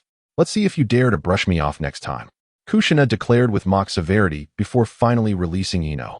Shinichi sighed, disappointed that Kushina's playful banter had come to an end. Has Lady Tsunade not returned during this time? Kushina inquired. She has returned, but she lost all the money she earned from her missions right after coming back. Ino replied. Lady Tsunade is incorrigible. Doesn't she know to come and find me when she is broke? Kushina expressed her dissatisfaction. Ino glanced at her, thinking, what use is it to find you? You're both broke. Had it not been for the 3rd Hokage and Nagato's assistance, Kushina's circumstances would also be dire.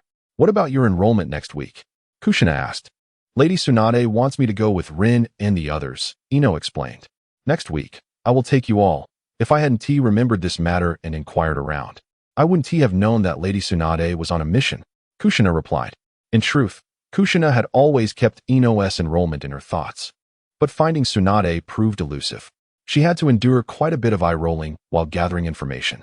Fortunately, she had finally learned about Ino's whereabouts and Rin's situation. Lady Kushina, Ino said, her face glowing with gratitude, her eyes misty. Oh dear, let us not dwell on that. If you have anything to discuss, Come to your sister? All right, Kushina said, enveloping Ino in a warm embrace. Understood, Ino replied, her voice tremulous with emotion. After finishing their meal, everyone bid their farewells in succession. Ino would stay with Kushina that evening, leaving Shinichi and Rin to return home together. On their way, Shinichi briefly shared Kushina's circumstances with Rin, who felt a pang of sympathy. Days turned into weeks, and Shinichi and Rin made occasional visits to Kushina. And so, a week passed and finally, the time for enrollment had arrived. A week later, Kushina, accompanied by Shinichi, Rin, and little Ino, marched toward the ninja school with great enthusiasm. There was a small anecdote from a few days prior when Kushina visited Rin's home, declaring that whether shepherding one sheep or a flock, she would take the initiative to lead the way. Upon learning that Kushina was Rin's aunt and a relative chosen by Lady Tsunade, Rin's parents had no reason to refuse her request and readily agreed. As they entered the school gates, the bustling scene of new students arriving filled Kushina with immense joy. She adored such lively spectacles. Along the way, she reminisced about her days as the head of the school, regaling Shinichi and the others with tales of her past. Shinichi rolled his eyes, but was wise enough not to contradict her. As long as Kushina was happy, she could say whatever she liked. With each embellishment, Kushina's stories grew more extravagant, leaving little Ino and Rin wide-eyed in astonishment. She spoke of how her classmates referred to her as the head honcho, how even the teachers were fearful of her, and how the third Hokage had once been caught peering at her, only to receive a reprimand. Just then, a cough interrupted her boastful narrative. The figure that appeared was none other than the third Hokage himself. The very man Kushina had described as peeping and whom she had scolded. He looked quite embarrassed as he faced Kushina. Third Hokage, am I mistaken? You are indeed a peeper, Kushina exclaimed, unabashedly continuing her tirade. Kushina, in front of the children, could you show a little restraint and spare me some dignity? The third Hokage implored, his tone humble and nearly pleading. This is Kushina. Why not try someone else? Even Asuma, his own son, would not dare to act so brazenly. Yet, Kushina remains undaunted.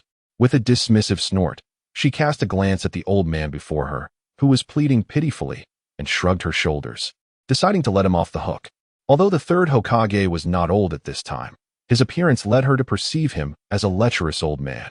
To be fair, the third did treat his own people quite well, such as Orochimaru and Minato Namikaze.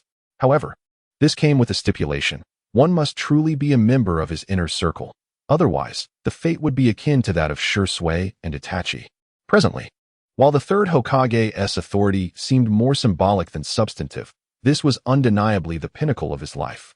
Faced with grave circumstances, with Konoha beset from within and without, the third rallied his companions to avert disaster, and victory in the Second Shinobi War was within sight. His ability to elevate Konoha to such heights indeed warranted the title of a ninja hero, though this was only true before he aged. Once he grew old, it was best left unsaid. How does someone as busy as you have the time to personally welcome the new students? Kushina inquired with curiosity. It was known that although the war was nearing its conclusion, the third Hokage remained exceedingly occupied. What could his purpose be? Well, no matter how busy I am, I must personally attend to the enrollment of the new students. After all, I am the principal of the Ninja Academy, the third declared, pointing to himself. Kushina merely curled her lip in response, saying nothing. Kami glanced at him silently, while Rin dutifully echoed her sentiments. As for Shizun, she seemed entirely indifferent to the situation. An awkward silence ensued, leaving the third feeling somewhat embarrassed. Ah, this young lady must be Tsunade's adopted daughter, Rin. Indeed, she is quite the lovely girl, he remarked, suddenly directing his attention towards Rin while simultaneously scrutinizing Kami. Upon witnessing this, Kami thought, well, he must have thoroughly investigated her. Lord Third. Yes, good child, good child. Tsunade really should have informed me of such a significant matter, the third said, affectionately ruffling the hair of Rin, Shizun, and Kami, his expression warm and gentle. Lord Third, we still need to register, so please do not obstruct our way. Oh, and by the way, when will my salary for this month be disbursed? Kushina interjected bluntly, leaving a rather poor impression of the lecherous old man and Jiraiya. Kushina, you received your salary earlier this month. The third observed Kushina's unfriendly demeanor and could only reluctantly amend his statement. He fumbled to produce a handful of coins, some intact and others broken. This is your payment for this month. Before he could complete his sentence, Kushina snatched the money away. Kushina, spend wisely, This is my private stash. The third gazed at her with a pitiful expression, trying to reason with her. Stop being so verbose, Kushina retorted, tossing out her parting words as she confidently led the group away, advising them, do not get too close to this lecherous old man. He is not a good person. Her voice was neither too loud nor too soft, perfectly audible to the third. Was the third Hokage good to Kushina? Indeed, excessively so. However, there were reasons for this. On one hand, he felt guilt over the annihilation of the Uzumaki clan, which had been neglected under his leadership. Although Konoha was truly unable to provide aid at the time, it was undeniably an act of dishonor on his part. Furthermore, the incident involving Kushina's capture, while not directly related to him, was inextricably linked to his dear friend. On the other hand, there was the matter of Kushina's identity as the host of the Nine Tails, which required careful handling. Coupled with the influence of the First Lady, it was not surprising that he treated her so well. Moreover, Kushina was unable to undertake missions outside the village and was constantly monitored, facing cold stares from the villagers, which made her life quite difficult. After completing the registration process, their tasks came to an end. Now, all that remained was to await the unified test the following day before class assignments could be made. It is worth mentioning that enrollment in the Ninja Academy was entirely free of charge. The Leaf Village has made commendable efforts, reminiscent of a sense of compulsory education. However, most of these individuals, upon graduation, sadly become mere cannon fodder. After a day of training and escorting Rin back home, Kamichi ambled along the path, patiently waiting. Waiting for whom, you may ask? Naturally, it was the third Hokage, and indeed, he arrived. Third Lord. Kamichi greeted him sincerely, adopting a humble demeanor. Before one ascends to greatness, it is imperative to respect those who currently hold that status. Oh, what a coincidence. I never expected to encounter you while taking a leisurely stroll. Would you mind accompanying this old man? The third displayed commendable acting skills, exuding an air of casualness. It is my honor, Third Lord, Kamichi thought to himself. I can hardly believe you, you cunning old man. They engaged in small talk while strolling. But was it truly just casual banter? Do you know Daibo Kyuki and Mitsui Hisashi? The third inquired suddenly, scrutinizing Kamichi's every move as he spoke. This unexpected question left Kamichi momentarily perplexed. Observing his bewilderment, the third appeared to have an epiphany.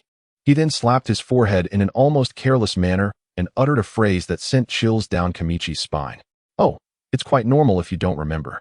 Let me jog your memory. They are the two individuals you abandoned in the waste area and buried at the cave entrance. Oh, so that's why the name Daibo Kyuki sounded familiar. It belonged to that scoundrel. As for Mitsui Hisashi, it was a revelation that the name of his benefactor coincided with a character from an anime he adored in his previous life. Truly, his benefactor possessed a remarkable sense of creativity. Third Lord, Kamichi ventured tentatively. Do not be anxious. Take your time and speak slowly. We are merely having a casual chat. The third replied with his characteristic warmth. Is this how you casually converse with others? Kamichi thought, feeling the weight of the conversation. Daibo Kyuki deserves his fate. If given another chance, I would still choose to eliminate him. Kamichi declared resolutely. The third nodded in silence, encouraging him to continue. He has exploited orphan funds for his own selfish gains, not knowing how many lives he has ruined. I too was threatened by him, nearly beaten to death. Well, that is understandable. You are not at fault, the third affirmed, his demeanor steady. As for Mitsui Hisashi, he was among those who threatened me at the time. Strictly speaking, he can still be considered my benefactor, Kamichi explained. Oh, how so? The third inquired with curiosity. Had it not been for the earlier incident, those scoundrels would not have easily let me go. Kamichi fabricated an explanation. I see, the third responded non-committally. Just as Kamichi's anxiety heightened, the third spoke again. You possess considerable ninjutsu skills. They are hereditary. Before my parents passed away, they entrusted me with the location of our family's ninjutsu techniques, which I have since discovered. Kamichi replied, somewhat boastfully. You would freely share your family's ninjutsu with others? The third nodded, finding such generosity quite normal, and continued to inquire further. They are my friends and family. No matter how precious ninjutsu may be, it is ultimately an inanimate object. Compared to them, it is insignificant. Kamichi asserted. It appeared that for Kamichi, family and friends held greater value than anything else. The third, moved by this sentiment, lowered his head and offered a deep bow to Kamichi, sincerely stating, it is my failure as Hokage that the heirs of the Leaf's heroes have faced such threats. Please forgive me. Caught off guard, Kamichi quickly regained composure, realizing he had passed a significant hurdle. Do not trouble yourself, Third Lord. You are constantly occupied. It is not your fault, he hastened to assure him. The third finally rose, lamenting, ultimately, it is still my oversight. However, I will diligently rectify the issues within the Leaf Village, rooting out these harmful elements and restoring peace. Excellent. Kamichi could not help but applaud, sensing a promising shift in tone. However, to express my apologies, do you have any requests? The third decided to extend an offer of compensation. Money. Kamichi blurted out. The third hesitated, then sheepishly replied, Little Kamichi, you know my savings have been depleted by Kushina. I understand. I get it, Kamichi graciously acknowledged. How about this? You and Rin both practice fire release, and I happen to have compiled a scroll detailing my insights on it. The third produced a scroll. Thank you, Third Lord. Kamichi eagerly accepted the scroll, expressing his gratitude, fearing the third might change his mind. You. The third shook his head, waving his hand. All right, you've arrived home. If you encounter any difficulties in life, do not hesitate to seek me out. Thank you, Third Lord. As soon as he stepped inside, Kamichi felt utterly exhausted. The encounter had nearly taken his breath away. He had been prepared to confront the third Hokage. Fortunately, the third had treated him with respect, gently setting him down. On one hand, this was due to the circumstances. After all, Kamichi was not at fault. Moreover, considering that he could hold his own against Kakashi, it was evident that Kamichi was indeed a prodigious talent. As for the other matter, it was somewhat embarrassing for Kamichi. Given Rin's connection with Tsunade, he could be considered part of the third S inner circle as well. Does this mean I am benefiting from my fiancée's connections? Kamichi muttered to himself. Nevertheless, regardless of the third S belief in his words, Kamichi had successfully navigated this situation. Whether the third believed him or not was inconsequential. What mattered was that he himself was convinced. And the third was quite generous, indeed, offering substantial rewards. The fire release insights from the third Hokage. How impressive.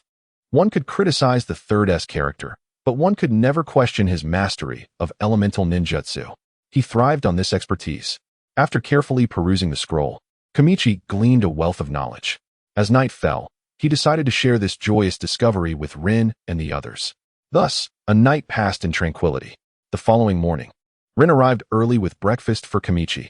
Observing his diligent fiancée, Kamichi proudly presented the fire release insights, eager to showcase his acquisition. Insights on fire release from the third Hokage, he proclaimed with delight. Marvelous, Rin exclaimed, her expression a mix of admiration and disbelief. But why would the third lord give you this? Kamichi composed himself and recounted the events of the previous day. Did the third lord truly overlook this matter? Rin's immediate concern was evident. Indeed, otherwise he would not have gifted me this. Rest assured, Kamichi reassured her. But speaking of which, I still benefit from your connections. The third treats his own well. You are Tsunade's goddaughter. You are one of his own. As for me, being your fiancé, I too am half one of his own. After elaborating, Kamichi spoke earnestly to Rin. Lady Rin, I humbly request your continued support. Rin lifted her chin, momentarily basking in a sense of pride. Setting aside idle chatter, they finished breakfast and proceeded to Kushina's home to reunite with Shizune and the others. Before they even reached the door, they spotted little Shizune standing at the entrance, waiting for them. Where is Sister Kushina? Rin inquired. Lady Kushina is still asleep. We couldn't wake her, so we should go in by ourselves. Xiao Jingyin replied. Well, you truly deserve it. A group arrived at the Ninja Academy, where they met with Kakashi, Obito, and Hong. Following their teacher's guidance, they commenced their assessments. The examination was rather straightforward, encompassing both chakra and shuriken proficiency. As for the shuriken, aside from Obito's slightly lackluster performance, who merely stepped over the line to pass, the others faced no difficulty whatsoever. Chakra posed even less of a challenge. Among those present, each was well versed in several ninjutsu techniques. Undoubtedly, the one with the most chakra among them was Rin. With her awakened Senju bloodline, she was so formidable that she nearly shattered the crystal ball used for measuring chakra, leaving the academy instructors utterly astonished. Ultimately, the result was unanimous success.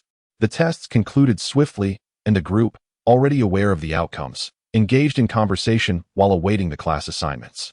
Will we be placed in the same class? Rin expressed her concerns as she glanced at Kamiyu and posed the question. Rest assured, we will definitely be in the same class. Kamiyu replied with utmost conviction. How can you be so certain? This certainty stemmed from his prior knowledge of the results. After all, had he not watched all 720 episodes of Naruto? Nonetheless, it was evident that Kakashi and the others would certainly be in the same class. However, would this transmigrator also find himself placed alongside them? Upon reflection, a hint of anxiety creeps in. Could it be? Regardless, I am a genius, after all. And with the formidable support of Tsunade and the third Hokage, my confidence swells. Surely we will be placed in the same class. If not, I shall resort to unconventional means. With such backing, confidence is assured. The class assignment results have been posted. Let us take a look. Kakashi suggested as he noticed the teachers of the Ninja Academy putting up the information. The group unanimously agreed and approached the announcement board. As Shinichi glanced at the names, it was indeed true. They were all assigned to the same class. Wonderful. We're all in the same class. Hong exclaimed joyfully, jumping up with glee. Yes, this means we 1T be separated, added SH Nin. Shinichi, maintaining his composure, gently ran his fingers through Rin's hair and said calmly, See? I told you we would definitely be in the same class. I wonder who it was that spoke of taking shortcuts earlier. Listening to the lively discussions around him, Shinichi scrutinized the class assignment list. Familiar names caught his attention. Yamashiro Aoi, Ebisu, Narashikamaru, Sarutobi Isuma. Ah, everyone I know is here. Wait, something seems amiss. It appears one name is conspicuously absent. Chapter 38. The retake upon closer inspection. Where has my illustrious friend, the mighty Guy, disappeared to? Dad, my name is not on the list. Guy? Look again, for youth must not be squandered. Yes, Dad. Is that a familiar dialogue? As the deity turned his head, he indeed spotted the second generation of watermelon peel perched atop the first generation's head. Upon witnessing this familiar scene, the deity finally recalled that Kai had not passed the initial examination at the Ninja Academy. He had merely passed through a retest. What is the matter? Kakashi inquired, observing the deity's fixation on the peculiar father-son duo, perplexed. Nothing. I just find those two quite amusing, replied the deity. Amusing? Well, as long as it brings you joy, Kakashi responded. I must take my leave now. My father has come to fetch me. With a brief farewell, he joyfully departed. Today, Konoha's White Fang had specifically come to escort Kakashi home, a rare occurrence indeed. Since the Second Shinobi World War, White Fang had been incessantly engaged in battles. Now, having found a rare moment of respite to retrieve his son, he was naturally elated. Given that White Fang had the time to pick up Kakashi, it seemed the Second Shinobi World War was nearing its conclusion. Simultaneously, White Fang was also approaching a tragic fate. Contemplating this, the deity couldn't help but feel a twinge of concern. What's wrong? Rin noticed the deity's unusual demeanor and asked. The deity shook his head, dismissing such thoughts. Let events unfold as they may. After all, Kakashi is my nominal brother. Perhaps I can find a way to save White Fang when the time comes. Nothing much, but I shall take you all to witness a splendid spectacle. The deity exclaimed, eagerly pulling everyone along to follow Kakashi and White Fang. A splendid spectacle?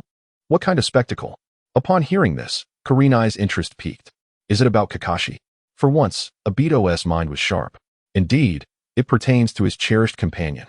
The deity replied, no need for questions, just watch and enjoy. Upon the utterance of those words, Obito found himself somewhat displeased. Wasn't he the one being referred to as a good buddy? Yet, choosing not to inquire further, he resolved to wait, for the truth would soon reveal itself. Observing that peculiar father-son duo sparked his curiosity. How repulsive, remarked bystander A. Indeed, quite nauseating, echoed bystander B. In response, both Guy and his son flashed a thumbs up at the onlookers who criticized them, radiating confidence. How amusing, Shaney remarked, unable to contain his amusement at this quintessential scene. The other companions were taken aback by his comment, regarding him with perplexed expressions. What are you staring at? Enjoy the show, don't look at me. Shaney retorted, exasperated. What followed was a classic moment. After a minor misunderstanding, Kiba recognized Guy's exceptional qualities and encouraged Kakashi to approach him. Hey, what is your name?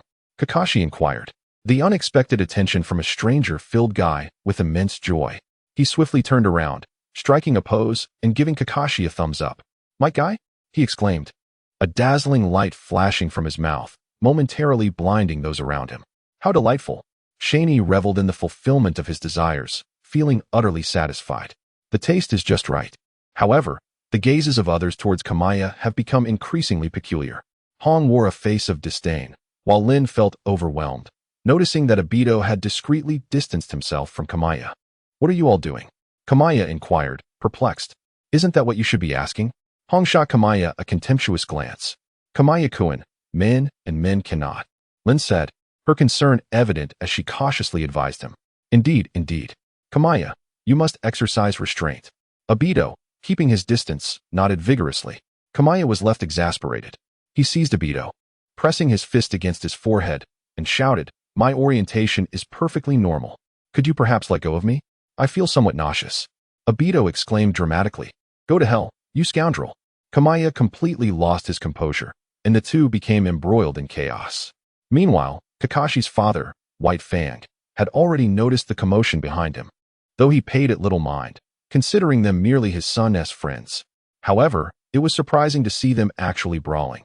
He wondered what had provoked such a spectacle. "Kakashi, look over there." White Fang motioned towards Kamaya and the others. "What on earth are those rascals up to?" Kakashi felt utterly drained. Yet, instead of intervening, he chose to observe the unfolding drama with keen interest, thoroughly entertained. "Obito, aim lower. Put some effort into it. Kamaya, stop hitting his head. If you keep that up, he'll become even more foolish." The onlookers had inadvertently become the spectacle themselves, and the fight seemed futile. Lin shot Kakashi a resentful glare, recalling the underhanded tactics he had employed earlier. After regaining some composure, Kamaya and Obito exchanged huffs and greeted White Fang and the others. "Lord Shoma, greetings." "Hello, everyone.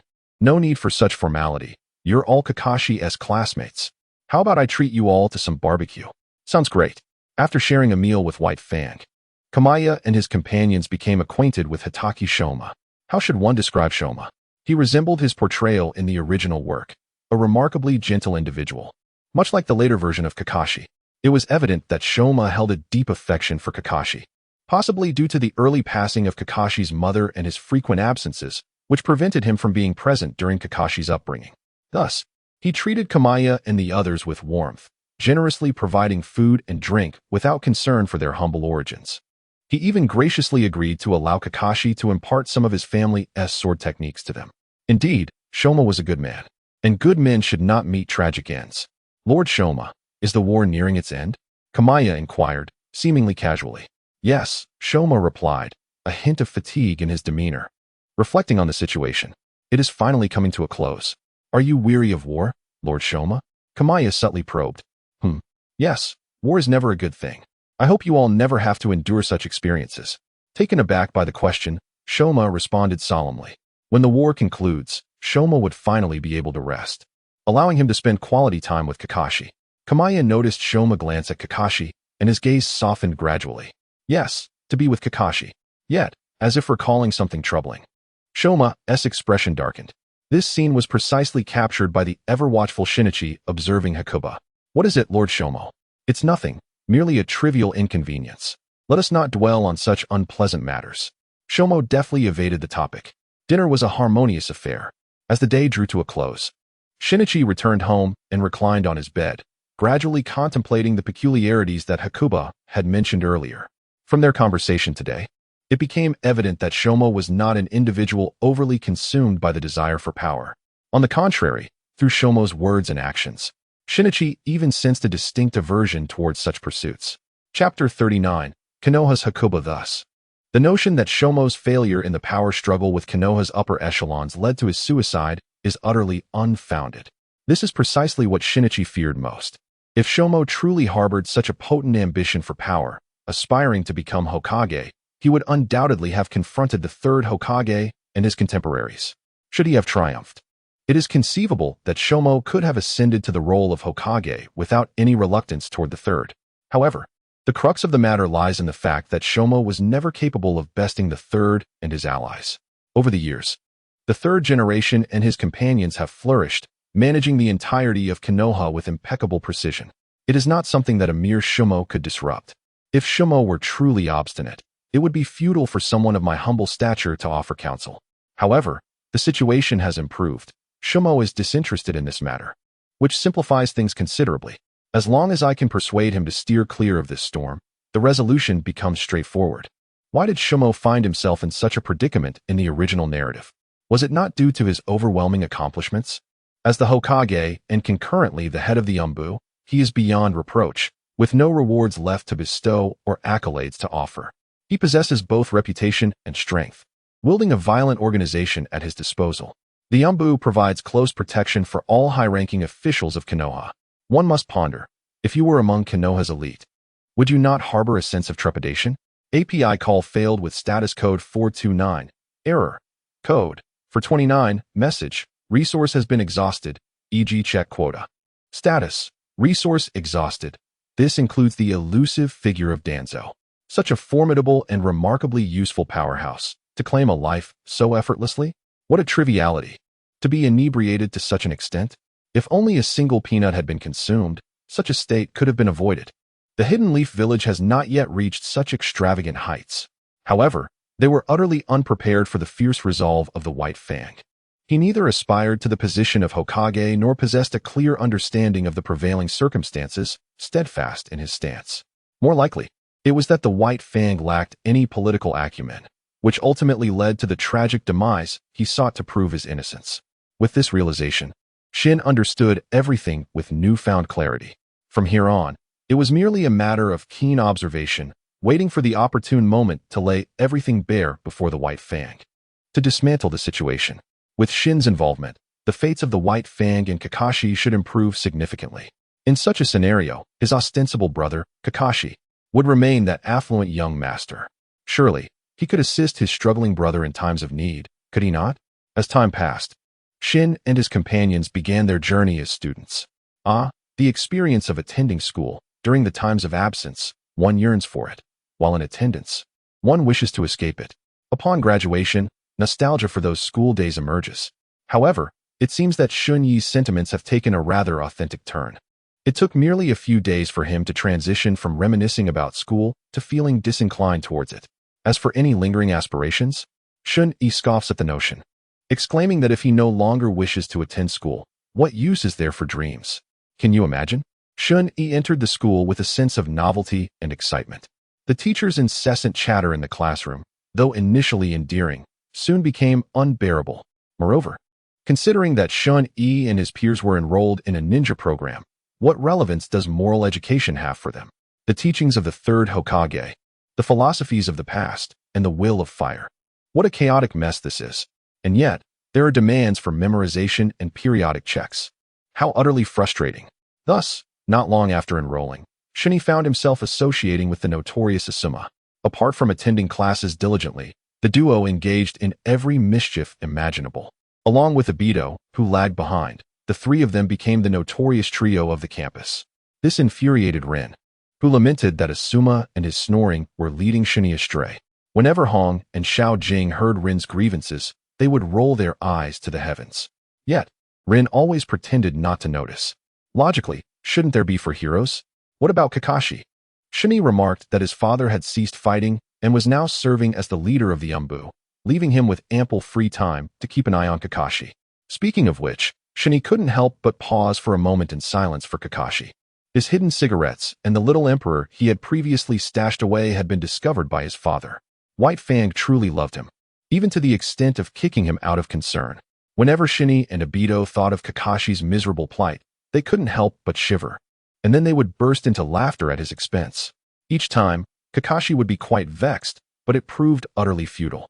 They would mock him without restraint, showing him no mercy at all. On that day, Rin arrived early with breakfast to fetch Shani for school. Upon entering, she found Shani still sound asleep. "Shani, it's time for school. Hurry and get up to eat. If you don't, you'll be late." Rin gently nudged him, her voice soft. I don't want to get up. I don't want to go to school." Shani rolled over, continuing his slumber. "Get up. Breakfast is ready." "It's not right to skip school," Rin urged, her tone earnest and pleading. "I'm not getting up. I'm not getting up." Shani pouted defiantly. Rin recalled Shani's behavior over the past few days, and her patience wore thin. It was time to stop being tolerant. "You need to get up now?" she exclaimed. "Oh no, I'm doomed." It is well known that the fury of a gentle person is often far more terrifying than that of someone who is regularly angry. And indeed, Rin was that gentle soul. Startled, Shani sprang from his bed, taken aback by Rin's wrath. "Rin, you," he stammered. "What do you mean, you? Look at the mess you've made these past few days." Rin pointed an accusing finger at him. Rin, he faltered. What do you mean, Smoking, fighting, skipping class. Which of these have you not done? Rin continued her tirade. Shaney found Rin's sudden transformation quite intriguing. The gentle, sweet girl he knew had turned into a fierce version of herself, creating an unexpected charm. I'm captivated, he thought. Nonetheless, there was still a hint of apprehension. An enraged Rin was somewhat intimidating. Yet, a mischievous urge bubbled within him. I didn't see anything. He blurted out, his tone bold and righteous.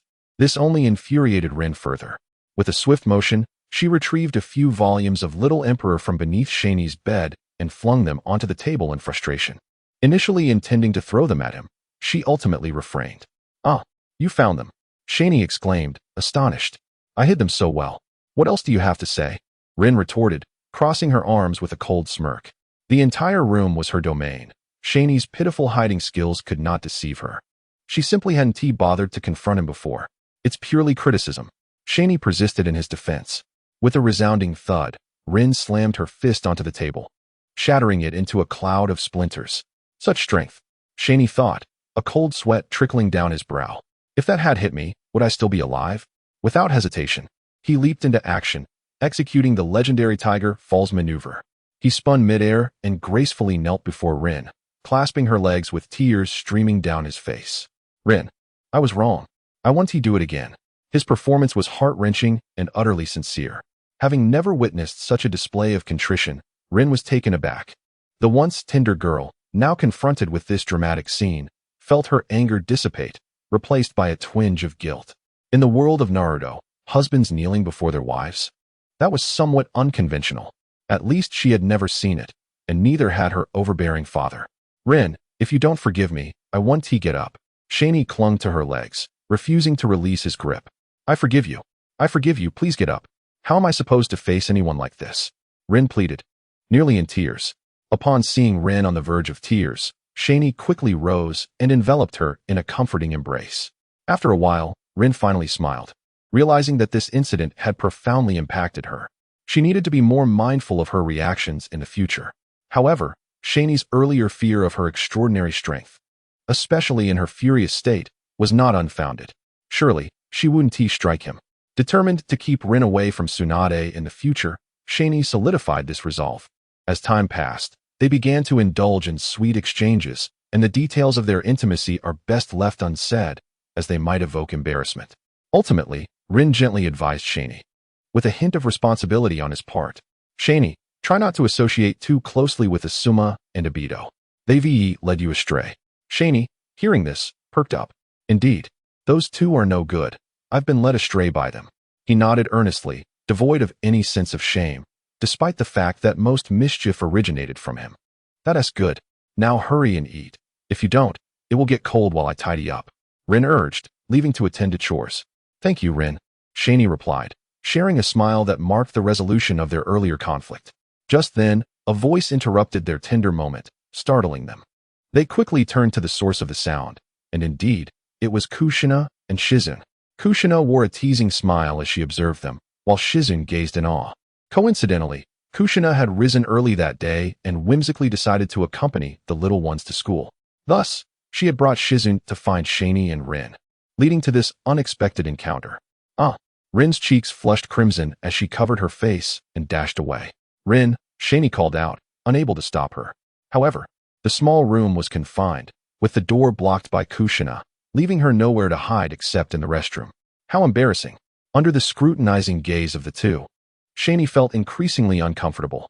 Yet, gathering his courage, he inquired, when did you arrive? It felt as if he had plunged into icy waters. Since Rin smashed the table, Kushina replied, smirking, oh no, I'm doomed. It was a live broadcast. Shaney lamented. If it were only embarrassment, that would be manageable.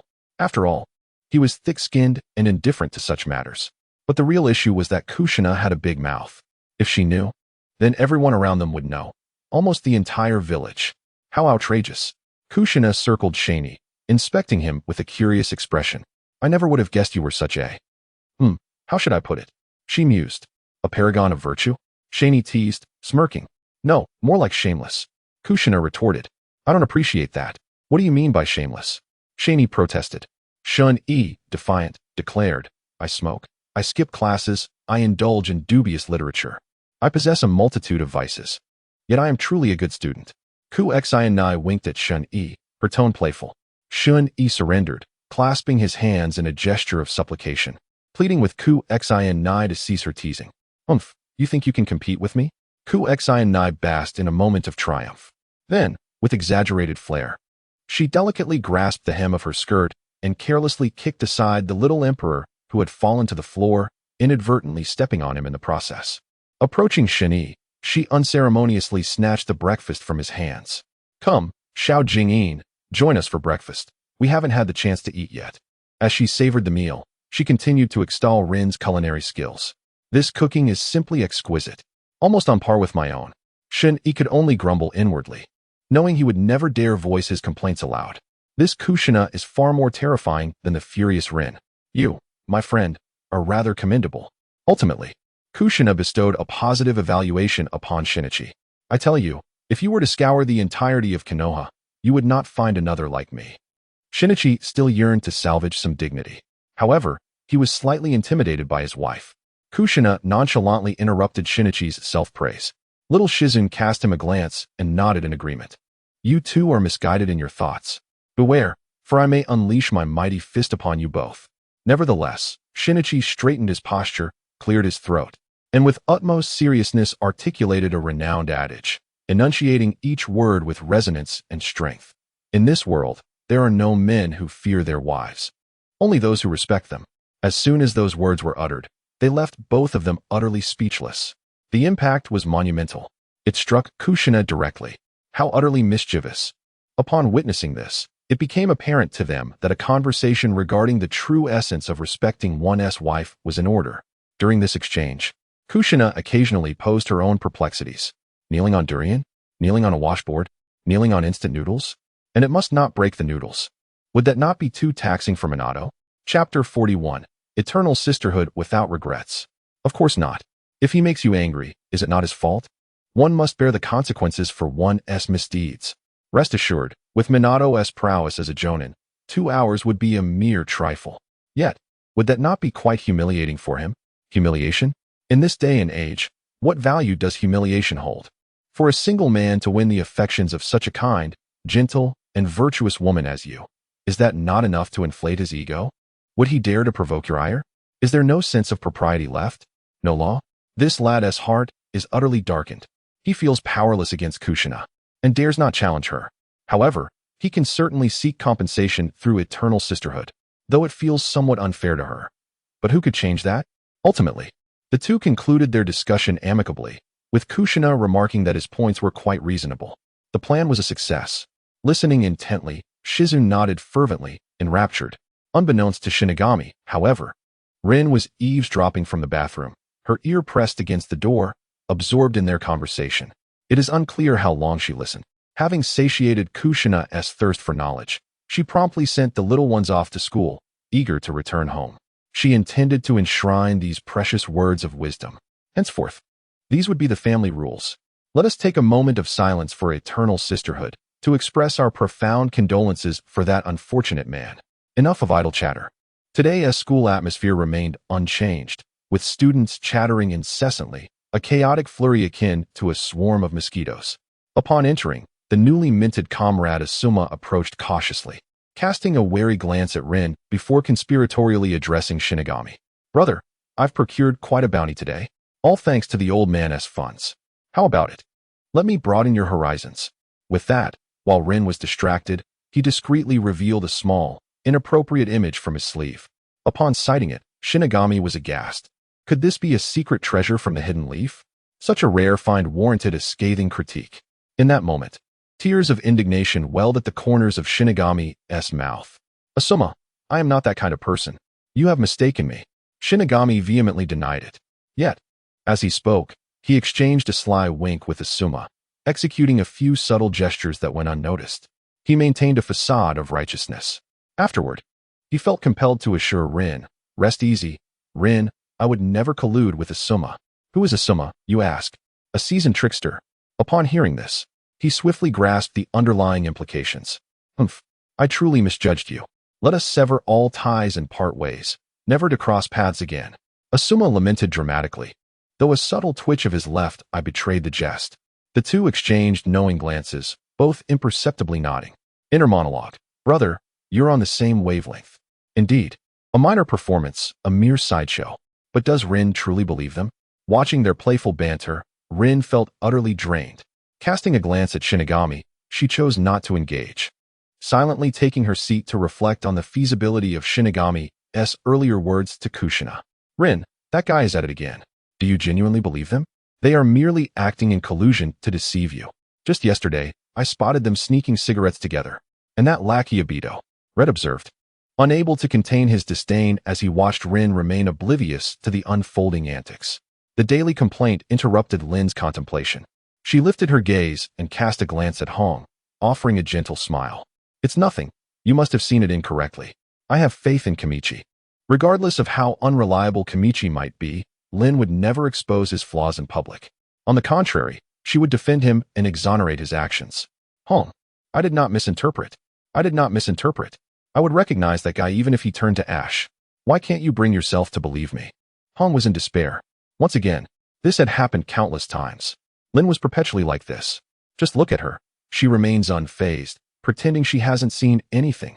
At this moment, the great philosopher Zyajinjian made his entrance, exuding an air of wisdom and gravitas as he earnestly addressed Hong.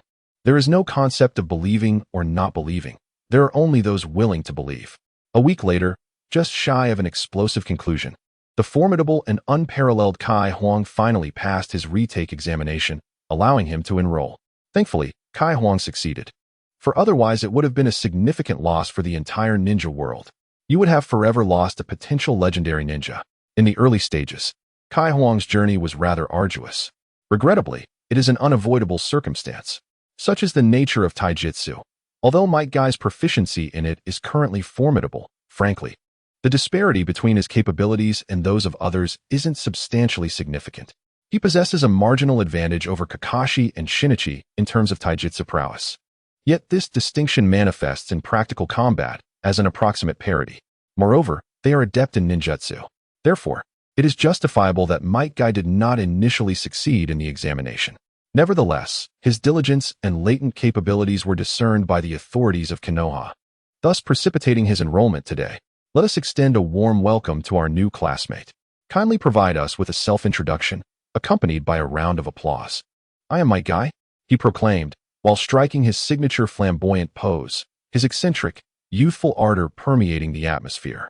Albeit, a sense of aversion was palpable among the majority, save for Shinichi, who, conversely, held Might Guy in high esteem. Observing the youthful guy, brimming with fervor, filled him with elation. Might Guy could be deemed one of his most cherished characters from Naruto. In his estimation, Guy was on par with Jiraiya.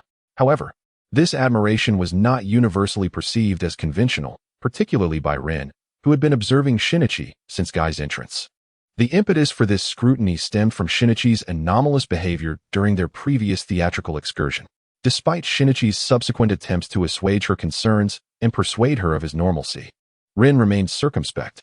Upon today's observation, is this what you refer to as normal? Lin feels utterly exhausted. Could it be that her fiancé truly harbors an affection for men? What shall she do now? Nearby, Hong discreetly gestured toward Xiao Jing, whispering, Look, that fellow genuinely favors men. Observe the way he gazes at that thick-browed watermelon head. Oh, how repulsive. Setting aside trivial chatter, Kai was engaged in self-introduction, and he too noticed the somewhat fervent gaze from Shun-Yi. However, what Shun-Yi found intolerable was that the look Kai cast upon him bore a hint of disdain. Instinctively glancing at Lin beside him, he noticed her expression fluctuating, her complex gaze directed at him. What a tragedy. Kai merely cast a dismissive glance at Shun-Yi before shifting his focus, sweeping the audience with his eyes. He directly overlooked the jeers from his classmates and immediately spotted the expressionless Kakashi. Chapter 42. Awkwardness. The surprise on his face was undeniable, spilling forth an exclamation. Kakashi. He exaggeratedly rushed to Kakashi's side, seizing his hand and shaking it vigorously, unfazed by the evident annoyance on Kakashi's face. Let go. Kai, of course, disregarded Kakashi's irritation. Kakashi, ever since our last parting, you have been on my mind incessantly. Let us settle this once and for all, Kakashi. However, His declaration was ruthlessly interrupted by the teacher.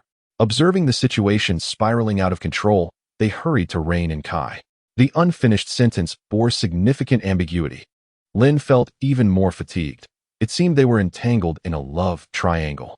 Yet, upon glancing at Obito, who was casting a nearly envious gaze at Kai, she could only think, I cannot continue living like this. I must win Shun-E over. Lin resolutely made up her mind, her unwavering gaze making Shun-E feel utterly perplexed.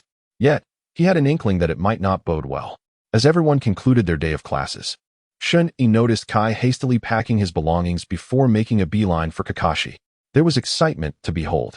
He grabbed Lin, eager to witness the spectacle. Lin stared at Shun-E for an extended period, making him quite uncomfortable. Just as he found himself at a loss, Lin finally relented.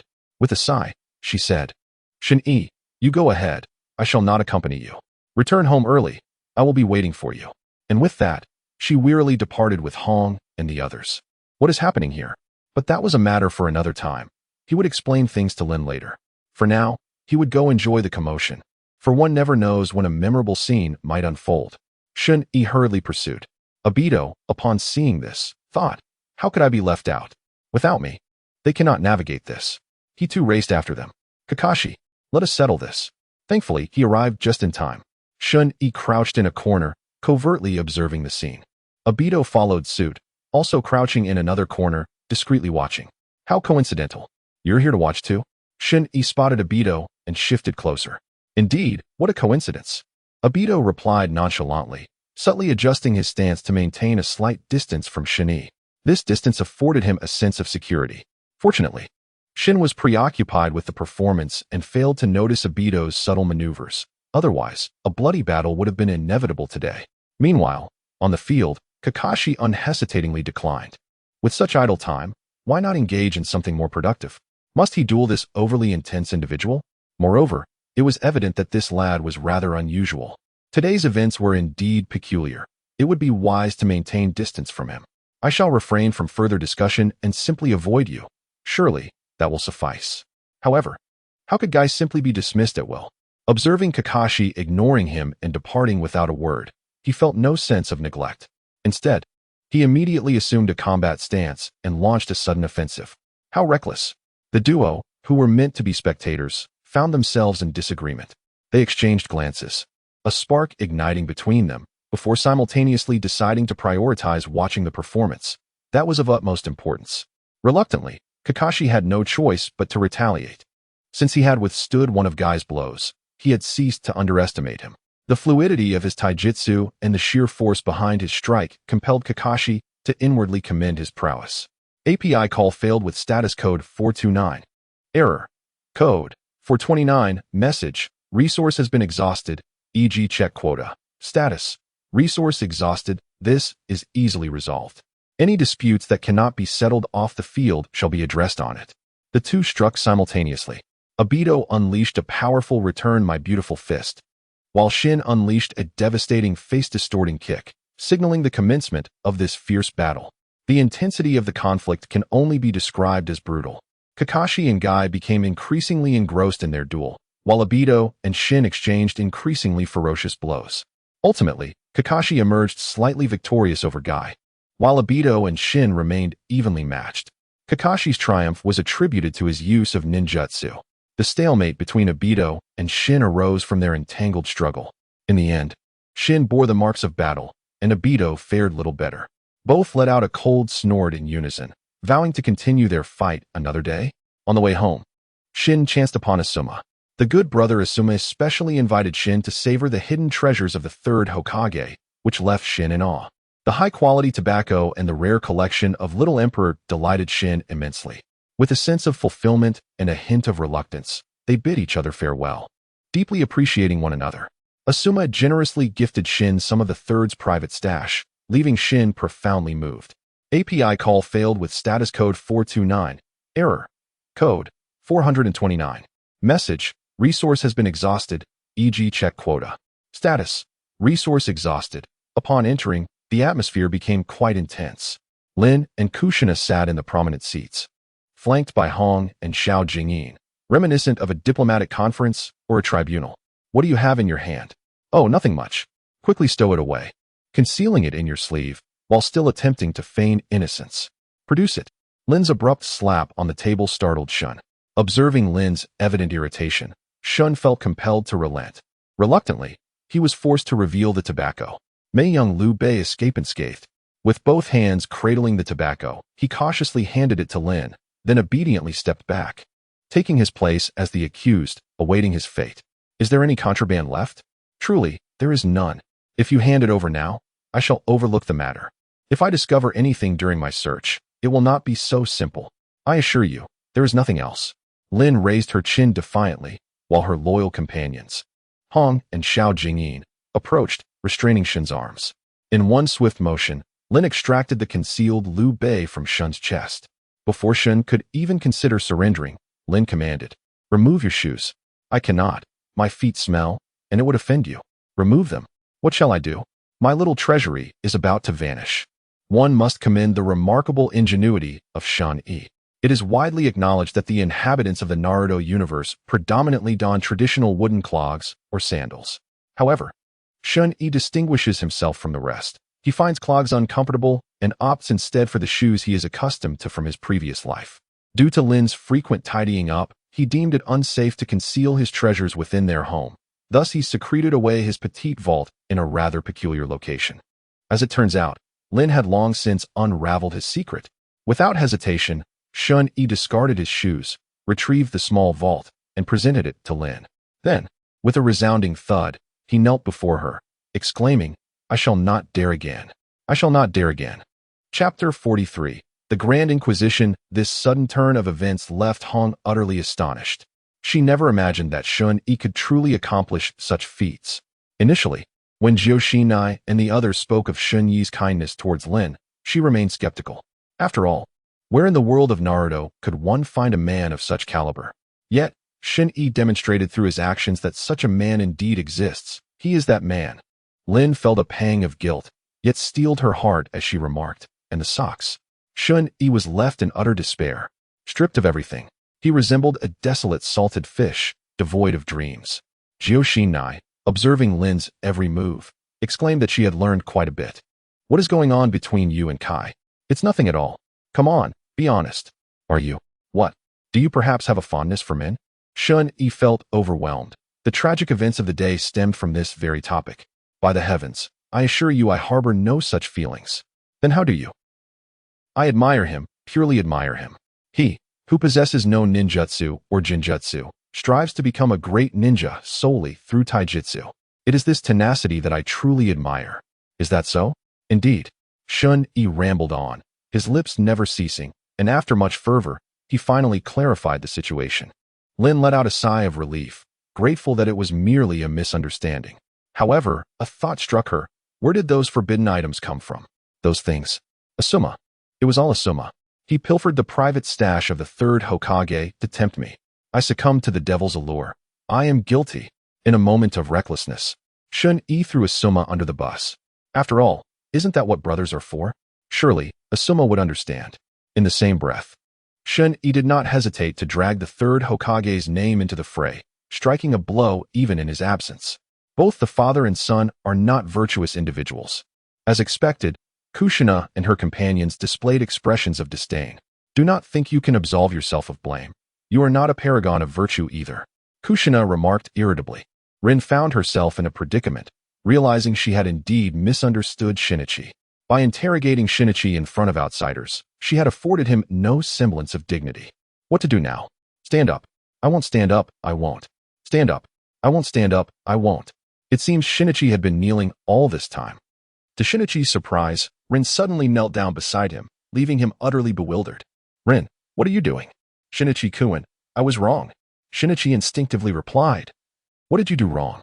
Upon uttering those words, Rin nearly succumbed, believing Kamichi held her accountable. She brandished a kunai, poised to take her own life, startling the assembly. They swiftly intervened, and after considerable persuasion, Rin was finally dissuaded. "You don't blame me? I don't blame you. Perhaps you should strike me, to vent your frustration." "I couldn't bear to." "Kamichi-kun, you're so kind to me. In light of my benevolence, might you return my private reserve?" "Absolutely not." The saccharine exchange induced shivers among the onlookers, who exclaimed their inability to endure it. Just as Kushina and the others were growing weary of the spectacle, a voice echoed. Well now, quite the lively gathering. Lady Tsunade. Shizune, upon beholding the newcomer, ecstatically leaped into Tsunade's embrace. Tsunade stroked Shizune's head, casting her gaze upon the group. What's the situation? What drama is unfolding here? Kushina and the others began to volubly recount the sequence of events to Tsunade, having grasped the essence of the matter. Tsunade scrutinized Kamichi for a prolonged moment, ultimately declaring, "You're quite remarkable, lad. Promising, indeed. I have high hopes for you." Once the misunderstanding was resolved, all was well. In the blink of an eye, a week had passed. During this time, Shinichi had grown quite familiar with his classmates. After engaging in a scuffle with Kai, the misunderstanding was naturally laid to rest. Explaining things to Kai, it was far more effective to settle matters with a good fight. As it turned out, Shinichi emerged victorious. Admittedly, there was a slight embarrassment in that victory.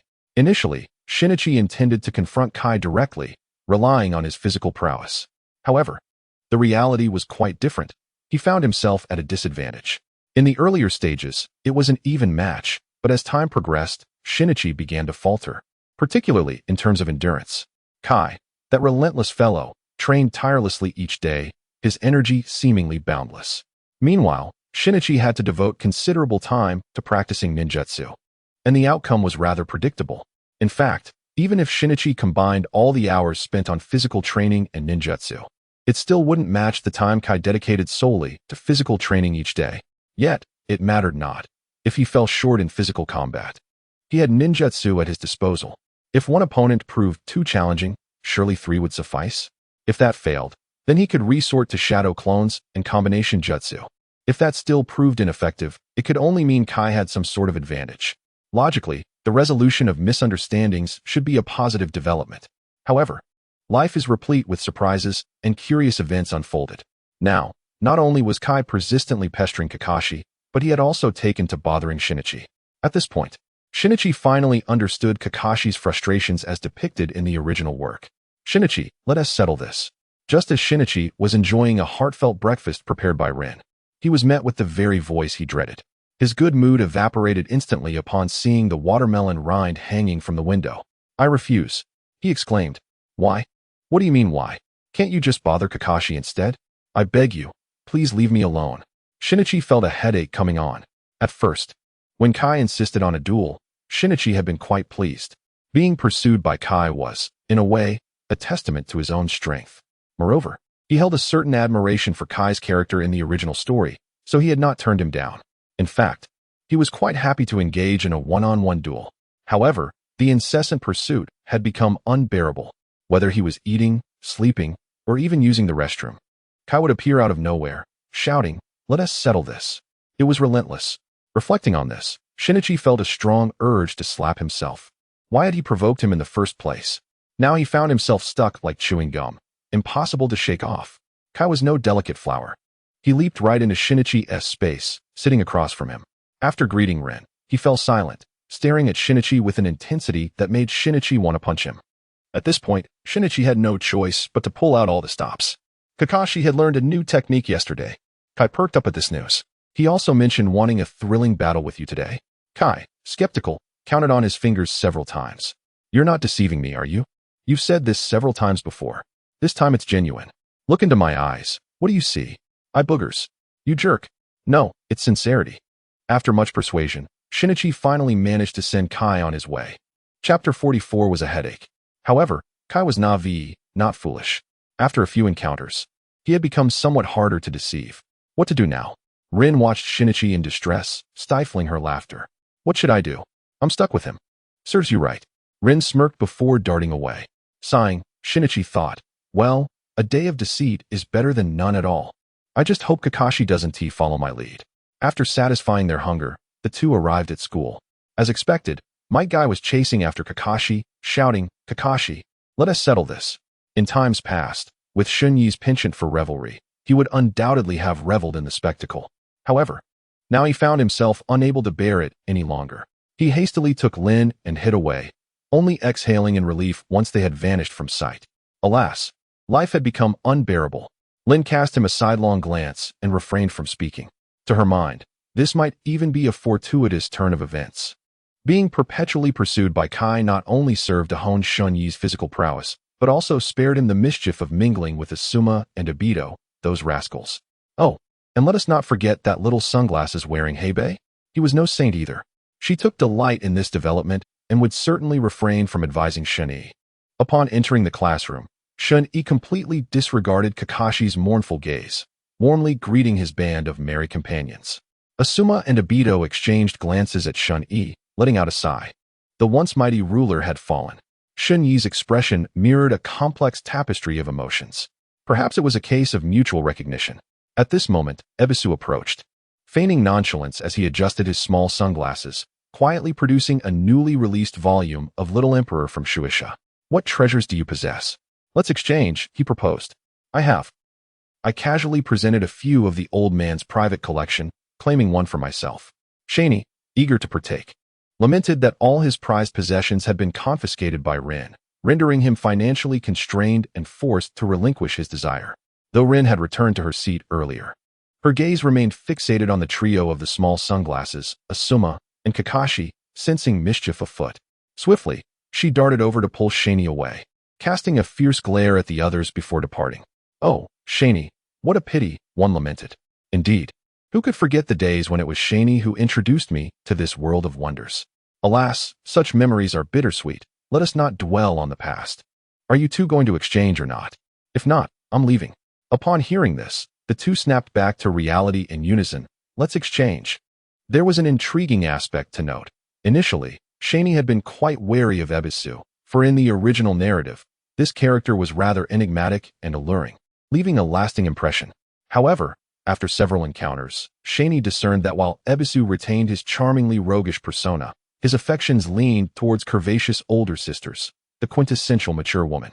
Gradually, Shaney felt reassured, at least for the time being, without fretting too much. As for Rin's potential transformation into a mature lady in the future, he dared not steal a glance. Such an act would be perilous. Thus, a monotonous day drew to a close, leaving Shaney somewhat despondent. Yet, the thought of tomorrow ignited a spark of excitement within him. For tomorrow marked the day of the return of the remains to the village, a moment he must seize. "Do you have plans for tomorrow? Skipping class?" "Indeed, there are pressing matters at hand. Please excuse me for the day." Rin regarded Shaney's earnest demeanor, choosing silence as she nodded in agreement. This is precisely what Shun-Yi adores about her. She possesses a grand demeanor, and although she may harbor concerns, she would never pry. Lin pondered for a moment before retrieving 10,000 taels from her small purse and handing them to Shun-Yi. Is this sufficient? Absolutely. A delightful surprise indeed. Yet, he still felt a twinge of confusion. What had prompted this little financial manager to be so extravagant today? "Lin, what has inspired your generosity?" he inquired. "Because in the past, you had your little treasure trove. 500 taels sufficed." Shun-Yi gazed at Lin, who wore a smirk that was both teasing and enigmatic, and refrained from responding. He managed a few awkward chuckles, offered a greeting, and discreetly made his exit. He had long since been thoroughly scrutinized by Lin. She was well aware of whether or not he had a hidden stash. That was merely a basic observation. In fact, she could even pinpoint the exact amount of money in his little treasury down to the last digit. However, she chose to keep this knowledge to herself, only occasionally giving him a gentle nudge when he became too extravagant. As long as his expenditures were kept in check, she remained unconcerned about the rest. The following day, Shun-Yi rose early. After having breakfast, he headed straight to the Konoha hospital. Why not go to the Konoha gate? What a silly question. Did he really wish to endure another lecture from the third Hokage? Was the old man's speech truly that captivating? Had he forgotten? The last time they attended the new students' welcome ceremony, the third Hokage had delivered an extraordinary discourse that lasted an entire morning. It nearly made Shun-Yi feel nauseous. This time, I absolutely refused to attend. With such idle time, one should focus on properly governing the village instead of indulging in frivolous distractions. After a lengthy wait of several hours, the large convoy finally arrived. Navigating with ease, Shun-Yi promptly commenced his grim task of scavenging the bodies. It must be said, although the number of corpses was not particularly high, their quality was remarkably exceptional. Perhaps as the war nears its conclusion, the warring factions have tacitly begun hunting down the village's stalwarts, seeking to gain an advantage in the impending peace. As for those expendable pawns, what purpose could they serve in peacetime? It is wiser to focus on the valuable ones first. However, while the quality of the finds has indeed improved, Shen Yi's luck has taken a turn for the worse. He is extraordinarily unfortunate. Over a dozen elite shinobi, and he has scarcely received any jutsu. Even a few duplicates would suffice to enhance his proficiency. Yet the harsh reality is that he has only gained a slight boost in basic attributes. How miserly. Nevertheless, when the east is dim, the west may shine. With no hope for the elite shinobi and uncertain prospects for the Nin. It was the lower-ranked shinobi who brought unexpected delight to Shen Yi. Earth release. Earth flow river 3, lightning release. False darkness, wind release. Wind kill formation. Water release. Water flow whip 7, fire release. Great fire extinguish 1, great fire extinguish. It is indeed the great fire extinguish. The very technique he has longed for has finally come into his possession. What a kind fate. Yet, casting a glance at the brother lying there, Shen Yi felt an overwhelming pain that left him breathless. The glaring fan tattoo on this gentleman seems to mock him. What a splendid opportunity. Why isn't it the Sharingan? It is worth noting that the Uchiha clan has not suffered many losses. Each one lost is a significant blow. It is truly heart-wrenching. One cannot help but say that Shinichi seems a bit overly ambitious, akin to a snake attempting to swallow an elephant. Nevertheless, the caliber of the lower ninjas this time is remarkably high. Most possess at least one formidable jutsu for self-defense, displaying an impressive level of prowess. Although they may still pale in comparison to the fallen lower ninjas, they are certainly not insignificant. When have we ever witnessed such abundance before? When has Shinichi ever encountered such wealth? Thus, it can be concluded that this batch of lower ninjas indeed possesses a formidable elite quality. This can also be discerned from the attire of those individuals. Essentially, they are adorned with the family crest, which is no ordinary embellishment. It is a mark reserved for the members of the esteemed clans. Chapter 45, The Senju Bloodline. It appears that these prominent families of Konoha, observing the imminent conclusion of the war, have decided to bring their elite offspring to the battlefield to gain exposure and, concurrently, to accrue some merit and credentials. However, they did not anticipate the loss of their kin, all of whom inadvertently fell prey to this young man, Shini. This necessitated an acceleration of his efforts. Otherwise, once their people were taken away, he would find himself bereft of tears to shed. Consequently, Shini hastened his pace, focusing primarily on those individuals adorned with the family crest. They indeed rewarded him generously. Although they still contributed only a trifling enhancement to his fundamental attributes, they also imparted a plethora of advanced ninjutsu. While the majority of these techniques were redundantly familiar, it was an unavoidable circumstance. In the world of Naruto, despite the vast multitude of ninjutsu, only a select few are practically utilitarian. These individuals, lacking for nothing in terms of ninjutsu, naturally prioritize the acquisition of the most effective techniques. It is a pity, however, that he could not grasp the coveted bloodline limits. Although Konoha boasts the Uchiha and Hyuga clans, which possess the two premier bloodline limits, there are, in truth, very few alternatives. As for the shifting technique, there is but one, belonging to the Moonlight Gale, and he is still alive. Moreover, what utility does such a technique serve? Spying, perhaps? Indeed, that is not entirely unfeasible. No wonder that young Gale's body has deteriorated at such a tender age. It must be due to a lack of proper nourishment since childhood. Shini, from the Hyuga clan, dared not to probe, for if he were to accidentally glimpse a Byakugan, it would be impossible to conceal. He would be left weeping without tears, destined to be either dissected for research or eliminated by the Hyuga. The most disheartening fate would be to be accepted by the Hyuga, only to be rewarded with the status of a caged bird. Would one accept such a fate? It would be preferable to perish. Thus, he could only resort to the Uchiha. Yet even they were rather parsimonious, which was quite disheartening. A single touch could last an entire day, yet the comings and goings of people in the morgue did not perturb Shen Yi in the slightest. He was indifferent to the sorrow of his family, who were engulfed in grief over their loss, leaving little room for concern for a seemingly deranged fool. Indeed, in their eyes, Shen Yi's eccentric behavior marked him as a mere simpleton. They surmised that he could not bear the sudden departure of his family and had lost his mind as a result. Such occurrences were all too common in times of war. Who would pay heed to a fool? Had Shen Yi been aware of their thoughts, he would have defiantly retorted, "You are the fools. Your entire family is foolish." Yet, he remained oblivious to their musings, fixated solely on the corpses before him. With diligent perseverance, He was nearing the completion of his task, meticulously attending to nearly 1,000 bodies. "Little brother, it's you again?" The nurse, watching Shen-Yi, wore an expression tinged with exasperation. "We are about to clock out, you." "Just a moment," he exclaimed. Has this poor soul improved a bit today?" The nurse pondered quietly. As Shen-Yi attended to the last few corpses, he felt a sense of relief. He had managed to finish on time, sparing others the wait. Just as he was about to leave after completing the final examination, a realization struck him. The Thousand Hands bloodline. It's the Thousand Hands bloodline. I've struck gold. I'm about to soar. Heaven knows the depth of Shen-Yi's excitement at this moment.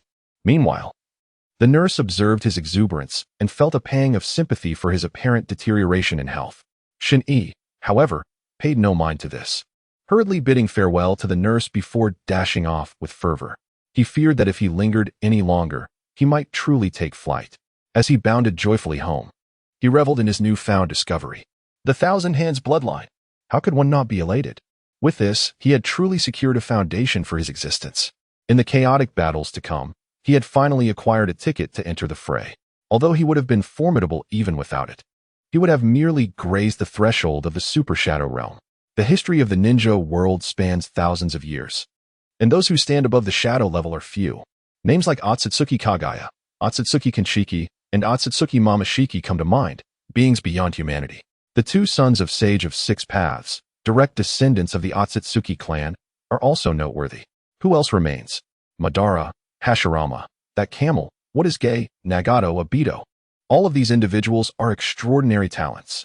Moreover, many who have touched the threshold of the Super Shadow all possess the bloodline of the Otsutsuki family. The third Hokage and Tsunade could not hope to compete. Wishing to ascend beyond the shadow level? Certainly, but one must first clarify their ancestral lineage. Without the Otsutsuki bloodline, aspiring to reach the Super Shadow level is but a dream. But there is also Guy. He even reached the Six Paths level? Guy is an exception. It resembles the safety door that Six Paths once left for his descendants. No matter how formidable one may be, they cannot surpass this threshold. Of course, this could be deemed a conspiracy theory. Nonetheless, it subtly underscores the exceptional prowess of the Senju bloodline. As he approached his doorstep, a beam of light from the windowsill captivated his attention. Upon entering, he found Lin, as anticipated. Having waited for him too long, she had dozed off at the table, oblivious to the arrival of Shen-Yi. On the newly purchased table lay a food container, a testament to Lin's thoughtfulness. Shen-Yi approached and embraced Lin from behind, whispering softly in her ear, "I'm home." Startled by his voice, Lin paused momentarily. She nuzzled against Shen-Yi's chest and, with a gentle smile, replied, "Welcome home." This greeting, so reminiscent of Japanese culture, enveloped Shen-Yi in a familial warmth. Just as they were basking in this cozy atmosphere, both Shen-Yi and Lin sensed an inexplicable connection burgeoning between them. This sensation is truly extraordinary, evoking an innate sense of intimacy, as if a profound connection of blood ties has been established. "Shin-Yi-kun, do you not feel it?" "Indeed, I sense it." Upon further contemplation, the feelings between Shen-Yi and Lin grew increasingly vivid. "Why do I experience this feeling?" Lin pondered, a hint of confusion lingering. Although this connection felt warm and comforting, she couldn't help but feel perplexed. Shen-Yi, however, seemed to grasp the situation. "It must be due to the Senju bloodline. Lin has awakened her Senju lineage. And so have I. This must be the resonance of our bloodlines." After a brief hesitation, Shen-Yi spoke candidly. "Lin, I too have awakened the Senju bloodline." "Oh, Shin-Yi-kun possesses the Senju bloodline as well? Why is it permissible for you to have it, but not for me?"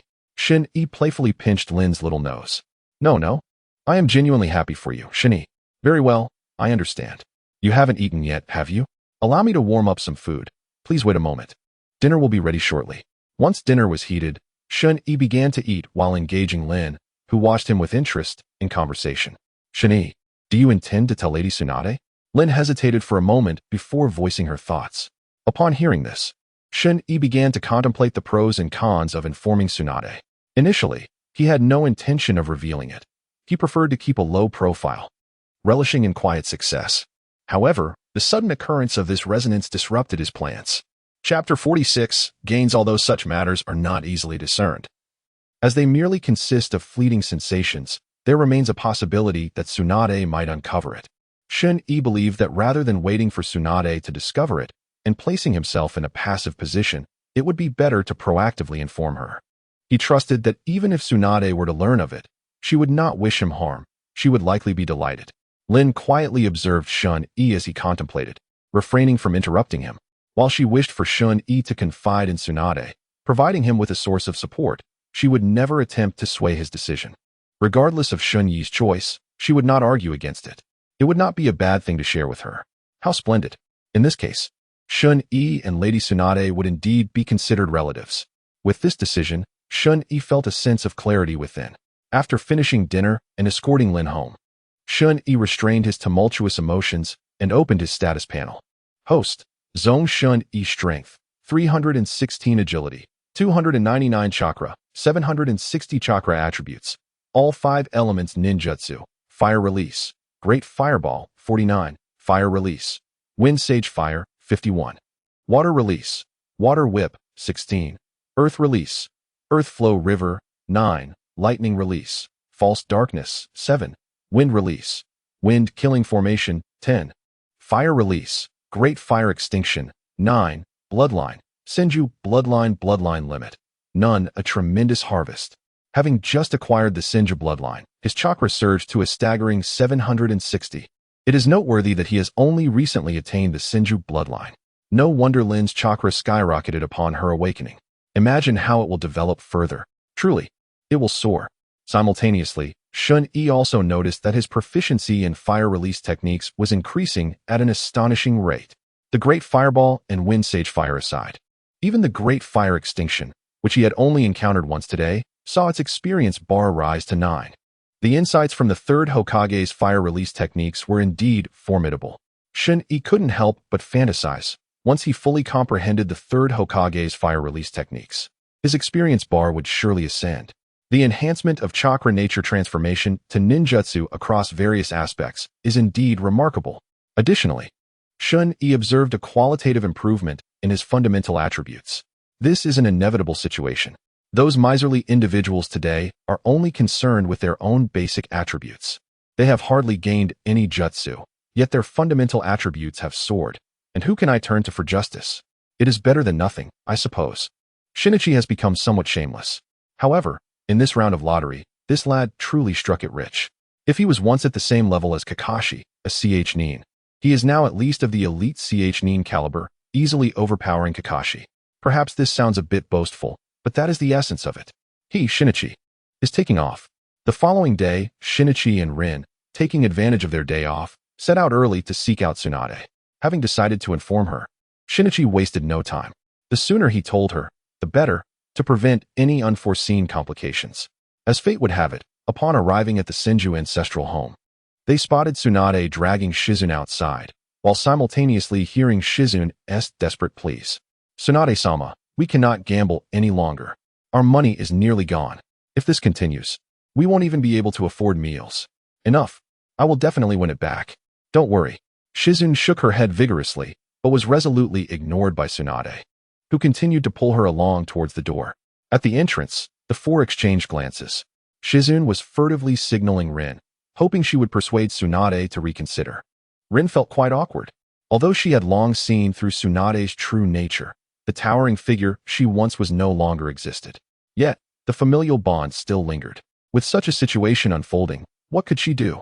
Tsunade glanced at Shinichi and Rin, offering a sheepish smile, hesitating to speak. Shinichi, however, had no reservations, speaking candidly.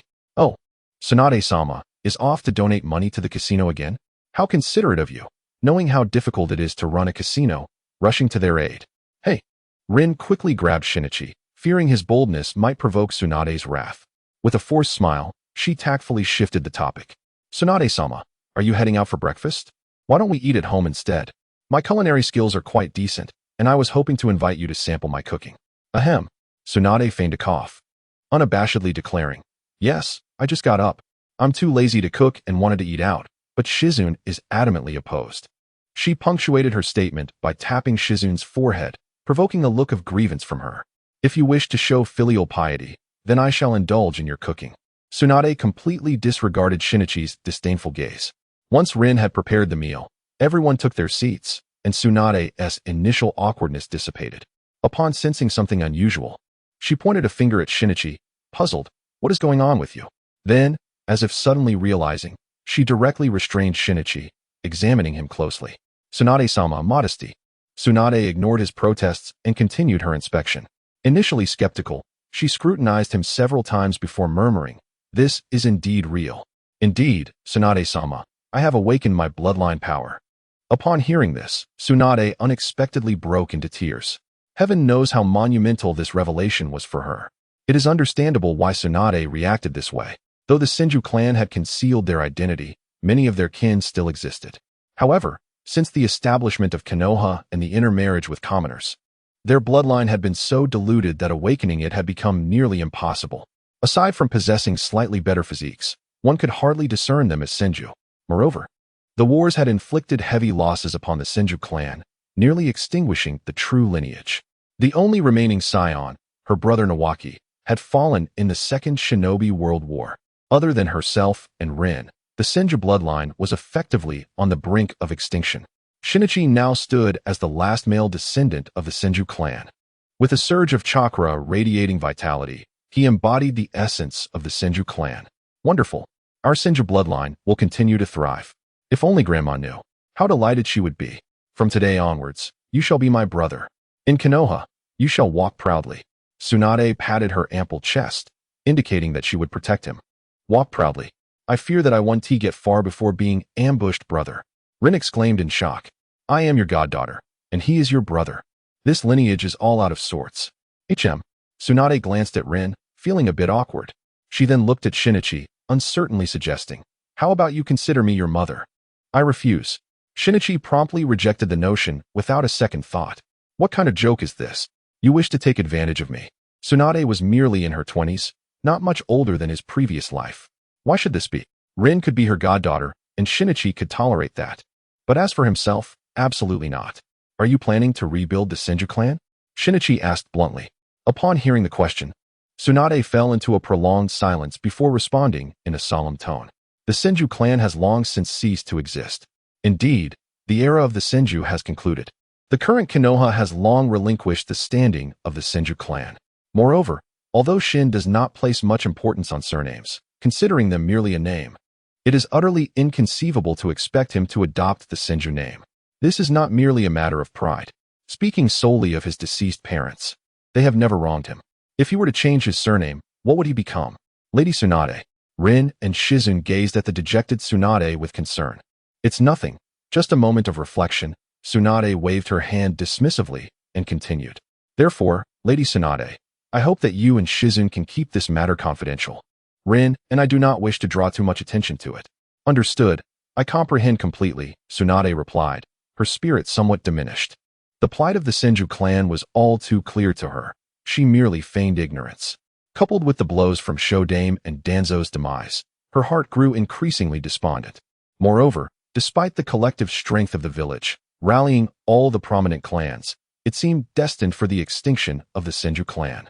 What could she possibly do? Especially considering this was the village her grandfather Hashirama had personally established, what could she achieve? Fortunately, with Shin and Rin by her side, although the Senju clan had fallen into decline, their bloodline ultimately remained unbroken. These two individuals both share the Senju bloodline, and they are also lovers. Imagine, in the future, they might have a dozen or so children. Wouldn't that revive the Senju legacy? A dozen or so? Tsunade certainly has a bold imagination. Nevertheless, contemplating this notion lightened her spirits considerably. Consequently, her gaze towards Kami became noticeably gentler, leaving him with goosebumps. Although you do not bear the Senju surname, you undoubtedly share a lineage akin to mine. I understand your desire for discretion. However, should anyone dare to bring harm upon you, I shall not let them escape unscathed. Thank you, Lady Tsunade. Given my goodwill towards you, Kami and Rin, may I request something of you? Tsunade began to weave her scheme. Lady Tsunade, what is it that you wish for? We cannot bear such requests. Please, tell us what you need. When you marry in the future, could you consider having more children? Ideally, a dozen or so. Ever since learning that Kami and Rin had awakened their Senju bloodline, Tsunade's troubles had eased somewhat, and she appeared more composed. Although she still indulged in a drink or two, her frequency of excessive drinking had significantly diminished. As for the other gamble, this is unchangeable, it is inherent. There is no salvation. Just a few days have passed, and the hard-earned mission funds have been squandered once more. Reluctantly, I find myself embarking on yet another journey of tasks. Zyajinjian has also been entrusted to Kushina. Once the mission concludes, she returns for a few days, only to lose everything again, an endless cycle. During this time, Tsunade imparted some invaluable tips on chakra nature transformation to Rin and Kamichi, enabling them to avoid many detours and significantly enhancing their training progress. In gratitude, Kamichi generously presented Tsunade with the recently mastered Rasengan. However, Tsunade viewed it with a hint of disdain. After all, one punch from her is equivalent to an A-rank ninjutsu, while the Rasengan, a mere ninjutsu without hand seals, can it truly compare to the might of my fist? Nevertheless, she graciously accepted it, recognizing the goodwill behind Kamichi's gesture. The friends were not to be left out, each one mastering it in turn. Of course, Kushina must also receive her due. Now that Kamichi has appropriated this signature technique, it is imperative not to forget its origin. When venturing into battle, Kushina will take over, as it matters little whether they remain within the village. However, Kamichi remained cautious, urging everyone to keep it under wraps. Should inquiries arise, the blame should be placed on Minato. Although Kushina felt somewhat perplexed, Kamichi's resolute attitude prevailed. After presenting a plethora of theories and analyzing the pros and cons, the incessant chatter left Kushina with a headache, and she reluctantly agreed. Such is the nobility of spirit. A mere empty title is but a fleeting cloud, best left unclaimed. Of course, this is also the only technique that Kamichi is capable of appropriating. It is an unavoidable circumstance. After all, the original work merely divulged the method for cultivating this particular ninjutsu. Moreover, it is a family heirloom of sorts. If one were to resort to plagiarism, so be it, but one cannot claim the name as their own. Firstly, it is a matter of shame, and more significantly, it invites unnecessary complications. The technique of seduction? It simply does not exist. He lacks the audacity to employ it. However, once Naruto is born and matures, he may well impart it to him.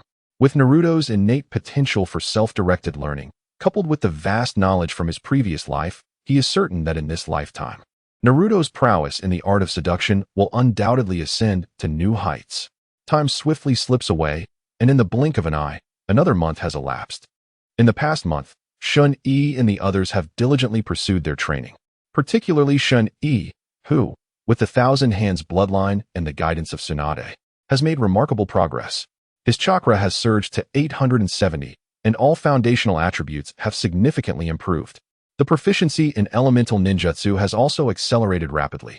Host, Zong Shun-E strength, 460 agility, 412 chakra, 870 chakra attributes, all 5 elements ninjutsu, fire release, grand fireball, 67, fire release, wind style fire, 71, water release, water barrier, 55, water release, water dragon bullet, 49, lightning release, false darkness, 34, earth release, earth flow river, 19, wind release, great breakthrough, 44, wind release, vacuum sphere, 38, fire release, grand fire extinguishment, 26, bloodline, Thousand Hands bloodline bloodstain. None, let us put it this way. Over the course of a month, the attributes of Shinichi have enhanced far more than a mere single lottery draw could bestow. Without delving into the intricacies of chakra and fundamental attributes, possessing the Senju bloodline is already a remarkable advantage. The most pronounced improvement lies in the evolution of various chakra nature transformations. Among these, the enhancements in the fire, water, and wind attributes are particularly noteworthy. With the third Hokage's mastery of fire techniques, Tsunade's second-generation insights in water techniques, and Naruto's training experiences from the original narrative, Shinichi has soared to new heights. As for the earth and lightning attributes, Shinichi does not feel rushed. He intends to first master the preceding 3, which is ample for his contemplation. He will set the latter 2 aside for now, as he lacks the necessary energy for them.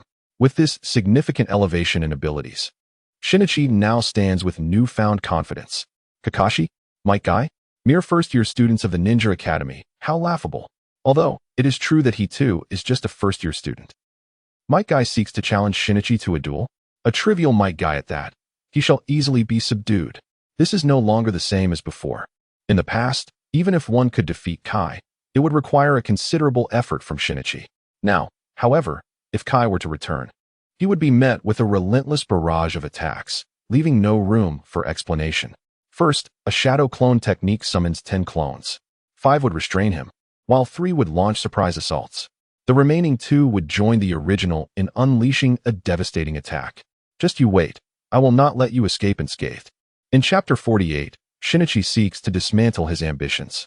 Of course, he does not forget to take the opportunity to challenge his superficial brother, Kakashi, under the guise of encouraging his friend's growth, while secretly harboring a grudge and aiming to put him in his place. Kakashi finds himself at a disadvantage, as Shinichi, bolstered by the Senju bloodline, has seen a remarkable enhancement in his taijutsu abilities, now easily overpowering him. What irks Kakashi the most is that despite possessing such a significant advantage, Shinichi insists on exhausting their chakra reserves and engaging in a battle of ninjutsu. He is determined not to relent until Kakashi is utterly drained of chakra. Kakashi, possessing a competitive spirit, would rather face death than plead for mercy.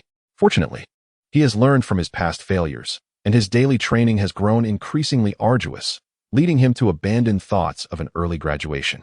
Indeed, one of the reasons Shinichi relishes in challenging Kakashi is simply the pleasure of pummeling him. To strike down Kakashi, one of Konoha's most esteemed geniuses, a paragon of wealth and charm, brings him immense joy. Furthermore, another motive behind this is to dissuade Kakashi from the notion of graduating prematurely. What good is early graduation? For a prodigious talent to graduate only to chase after cats or navigate sewage systems. That is simply absurd. And to suggest he should face the battlefield? This is utterly absurd. A mere 5-year-old venturing onto the battlefield? Have all the ninja from Konoha perished, necessitating a child to save the village? Furthermore, what could he possibly accomplish on the front lines? White Fang has yet to meet his demise. Are you suggesting his son should march to his death? Just imagine the consequences. As for logistics, he would be better off capturing stray cats and dogs or clearing out the sewers. It baffles me how this child has gone awry, fixated on the notion of graduating early. In the original narrative, Kakashi's premature graduation and the exhaustion of his potential would never be tolerated by the higher powers. They assert that Kakashi's inclination towards such thoughts must stem from idleness. Therefore, let us assign him some tasks. If nothing else, I shall take the opportunity to challenge Kakashi, while simultaneously settling personal scores, relishing the experience of tormenting a super genius. Such is the unremarkable and monotonous nature of life. Are others starting to find this intolerable? Everything I do is for Kakashi's benefit. You fail to grasp the depth of my intentions. Has Kakashi truly abandoned his desire for early graduation? Alas, a pity indeed. Little Kakashi, how is it that you've suddenly become disinclined to graduate early? Success has intoxicated you, it seems, as even the appellation has shifted from dear comrade to little Kakashi. Kakashi cast a resentful glance at Shinichi, offering no rejoinder. Ah well.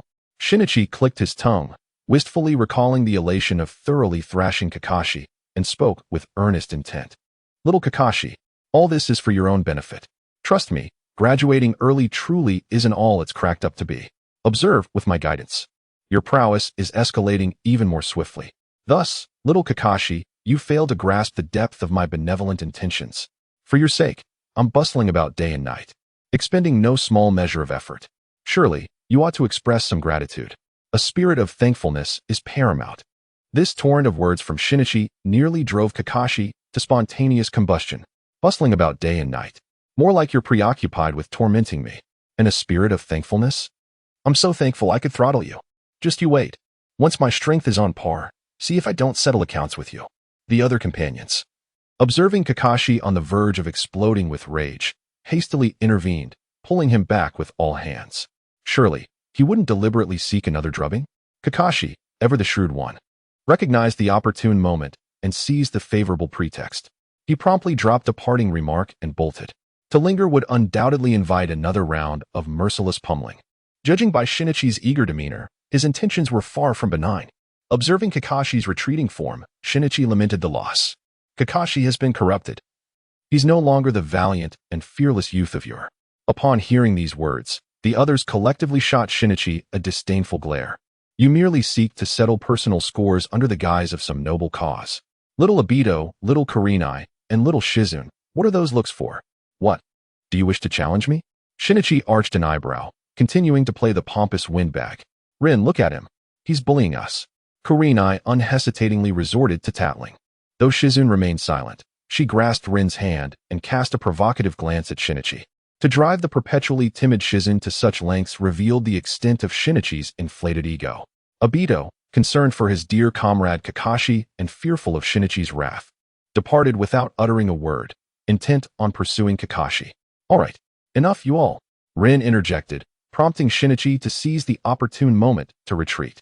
Though his behavior was somewhat boastful, the sensation of grandstanding was undeniably exhilarating. Moreover, he had successfully dissuaded Kakashi from graduating early, and matters were indeed progressing favorably. He believed that with Shinichi's involvement, Kakashi's path would be smoother. Why doesn't Tsukumo intervene with Kakashi? Can't he discern what's happening? This is a grave misunderstanding of White Fang. SHM had already returned to the battlefield long before Kakashi entertained such whimsical notions. Therefore, Kakashi was unaware of the situation. Had he been informed, he would undoubtedly have chosen to dissuade Kakashi from his fanciful ideas, much like Shin did. It's not that graduating early is impossible. Rather, it offers little in terms of advantages. Instead of becoming bogged down by trivial tasks that squander time, one might as well diligently remain at the Ninja Academy to hone their skills. Moreover, the Academy does not prohibit skipping classes. If one wishes to absent themselves, they may do so. As long as one possesses sufficient strength, the instructors will not be excessively rigid. Even when the narrative commences, Naruto and his companions frequently skip classes without facing any repercussions from Iruka. As long as they attend their core subjects, which are essential for a ninja's foundation, the teachers bear responsibility for their futures. Regarding the third Hokage's philosophy, his quotes, and the will of fire, attend classes as you wish. This is an unspoken rule. I won't mention it, and you won't either. It's understood among us. Wait a moment. Has White Fang been assigned a mission? The war is nearing its conclusion, isn't it? At this stage, what necessity is there for the Minister of the Umbu to intervene? Moreover, considering the timing, it seems this coincides with the moment in the original narrative when White Fang's mission faltered, leading to his disgrace and subsequent suicide.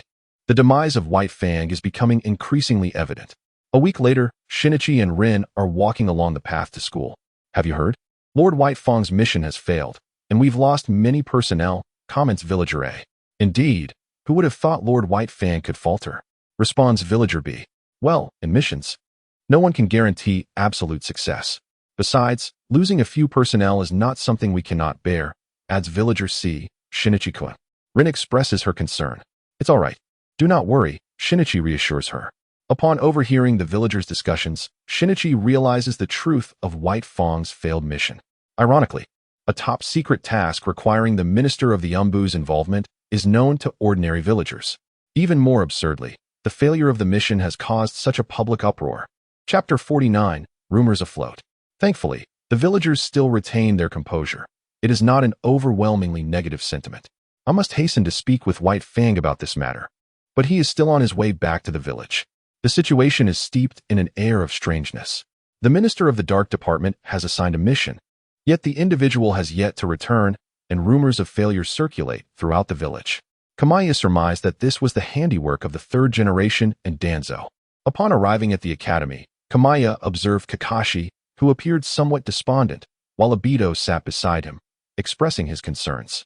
Is everything all right? Kamiya inquired as he approached Kakashi. Kakashi lifted his gaze to meet Kamiya's eyes and responded nonchalantly, It's fine. Very well then. Kamiya noted that the current situation remained manageable. Although the villagers were aware of the failure of the White Fang's mission, they did not react as harshly as depicted in the original narrative, and were still able to regard the mission's failure with a sense of normalcy. This likely serves as a respite for White Fang. If he does not retreat, the situation is bound to worsen. The following day, White Fang returned, and public sentiment indeed took a sharp turn. Have you heard? Lord White Fang's recent failed mission seems to have incurred significant losses for the village, remarked Villager A. It appears so. Let me tell you, my childhood friend is a ninja. He hinted to me that nearly all of Lord White Fang's team members perished in this mission, replied Villager B. Wait. Didn't Lord White Fang personally rescue a few of his subordinates? It's unfortunate, but failures are often unavoidable. However, Lord White Fang certainly must bear some responsibility, commented Villager C. From the losses incurred by Konoha to the notion that White Fang must shoulder some blame, it has taken merely a day. Will he be compelled to resign in disgrace tomorrow? Will he be expected to take his own life in atonement the day after? The signal was unmistakable. The urgency with which the third generation sought to persuade White Fang to retreat was palpable. There could be no further delay. Time waits for no one. And it was imperative to seek Shuang Mao without delay. After exchanging pleasantries with Lin, Shaney hastily set off to find White Fang. Coincidentally, upon arriving at Kakashi's home, Shaney encountered White Fang just as he returned from the Hokage Tower after completing a mission. Their paths crossed at the entrance, where Shaney observed that White Fang still bore the attire of his duties, his expression somber as a stormy sea. However, upon seeing Shaney, his demeanor softened, though a hint of perplexity lingered. "Little Shaney, why aren't you at school? If you tarry any longer, you'll be late," he remarked. Taking a deep breath, Shaney cast a penetrating glance at Shuang Mao. A fleeting shadow of discontent had crossed Shuang Mao's features, but after a moment of hesitation, he spoke decisively. "Lord White Fang, we need to talk." White Fang regarded Shaney's earnest expression and nodded in agreement. Once inside, they settled down. "Lord White Fang, you have just returned from the Hokage Tower?" Shaney noted a brief flicker of discomfort on White Fang's face at the mention of the Hokage Tower, though he quickly masked it. "Indeed, the mission was a failure, and I have just concluded matters regarding it. Haven't the rumors already spread like wildfire throughout the village? Are you here to rebuke me?" White Fang's tone turned somewhat melancholic as he spoke of the mission, a self-deprecating smile gracing his lips. "Certainly not. I am here to discuss this matter with you." Shaney straightened, speaking with utmost seriousness. "This matter? There is little to say about this mission. It is entirely my fault. Little Shaney, you must not involve yourself. I am well aware of the situation." Alarmed, observing White Fang's expression, Shaney realized she had made unwarranted assumptions. It seemed White Fang was fully cognizant of the hidden schemes within the upper echelons of Konoha. Yet, the most troubling aspect was his apparent disillusionment with Konoha, as if he had resigned himself to despair. Indeed, how could one attain the position of head of the Umbu without possessing a keen sense of political awareness?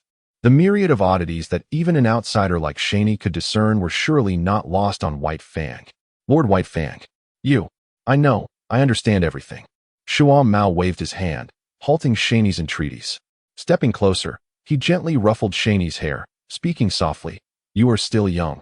Do not speak further. Go to school now." With that, he turned and retreated to his bedroom. Shaney sat in the living room, dazed and at a loss for what to do. "What shall we do? It is evident that what you wish to convey is understood, and the pros and cons are clear to all.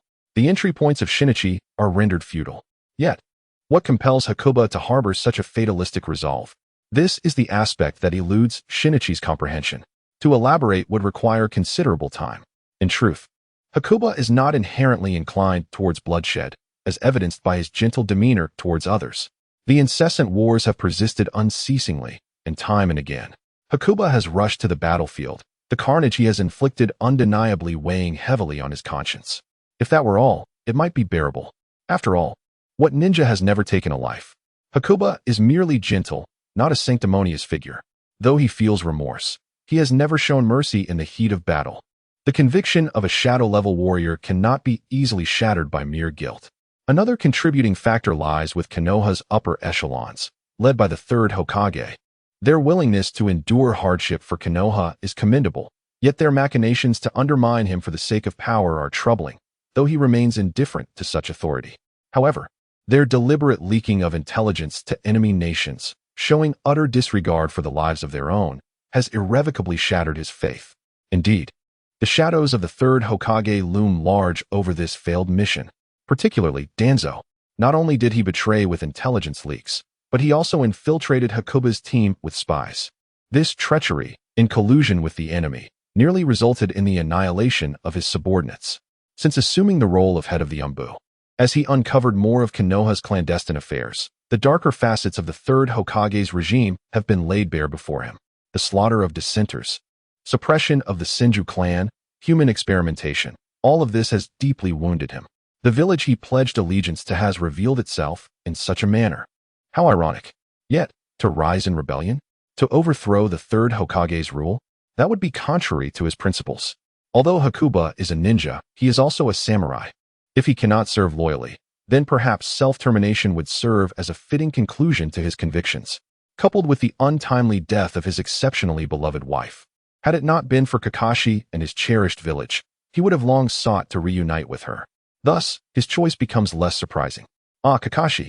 Could he truly abandon Kakashi to face this cruel world alone? Lord Hakuba, even if you disregard your own well-being, can you truly neglect Kakashi's fate? In a moment of clarity, Shinichi addressed the departing Hakuba. As predicted, Hakuba could not let go of Kakashi. Upon hearing Shinichi's words, especially the mention of Kakashi, Hakuba faltered. His steps halted. Shinichi intensified his appeal. Should you depart, have you contemplated how Konoha's upper echelons would treat Kakashi? If this matter continues to develop, your only fate is to be driven to your demise by the very leaders of Konoha. Even if Kakashi is momentarily oblivious, will he remain so in the future? Do you suppose Konoha's leaders would spare the son of an enemy consumed by vengeance? Shinichi's words were indeed venomous. Although there may be an element of exaggeration in his statements, the potential for such events to unfold is undeniably real. In the original narrative, Kakashi harbors a profound disdain for his father. Yet, it must be acknowledged that Kakashi is an extraordinary genius. This genius is not only remarkable in terms of strength, but his intellect is equally formidable, rivaling that of the Nara clan. Even if he may not comprehend certain matters initially, can he truly remain oblivious in the later stages? If Kakashi were genuinely unaware, then why did he choose to observe as the third Hokage faced Orochimaru alone during the Chunin exams? He even intervened to prevent Guy from offering assistance. That was merely a guise of protection.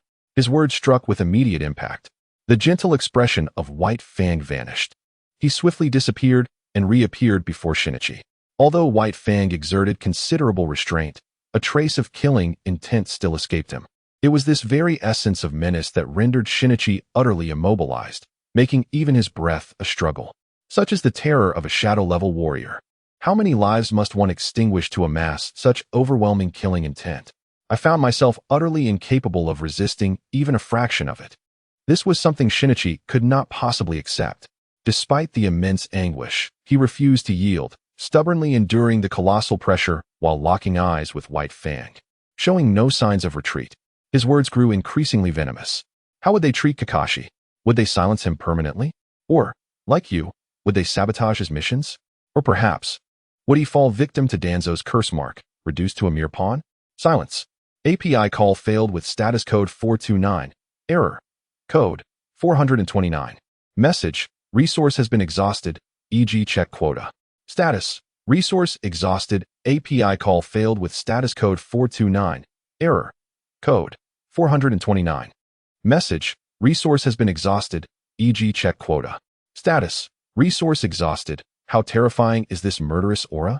Reflecting on how Class 7 reacted to Zabuza's menacing presence, one can grasp its significance. Yet, that was merely Zabuza. White Fang is 100 times more formidable. Nevertheless, this fellow, Shinichi, seems to be one who cannot withstand pressure, especially when a mere glance has him feeling utterly subdued. Even White Fang cannot intimidate him. A spark of inspiration ignited in his mind, reminiscent of Sasuke's tactics, and with the last remnants of his strength. He drew a kunai and plunged it fiercely into his thigh. Even if death awaits, I shall stand firm. Just as Shinichi teetered on the brink of despair, White Fang finally reacted. He swiftly reined in his murderous intent, gripping the kunai that was about to pierce Shinichi's flesh with one hand. Perhaps out of guilt, White Fang chose not to restrain Shinichi's wrist and instead grasped the kunai directly. The sharp blade swiftly lacerated White Fang's palm, blood gushing forth and staining the pristine floor and Shinichi's pant leg.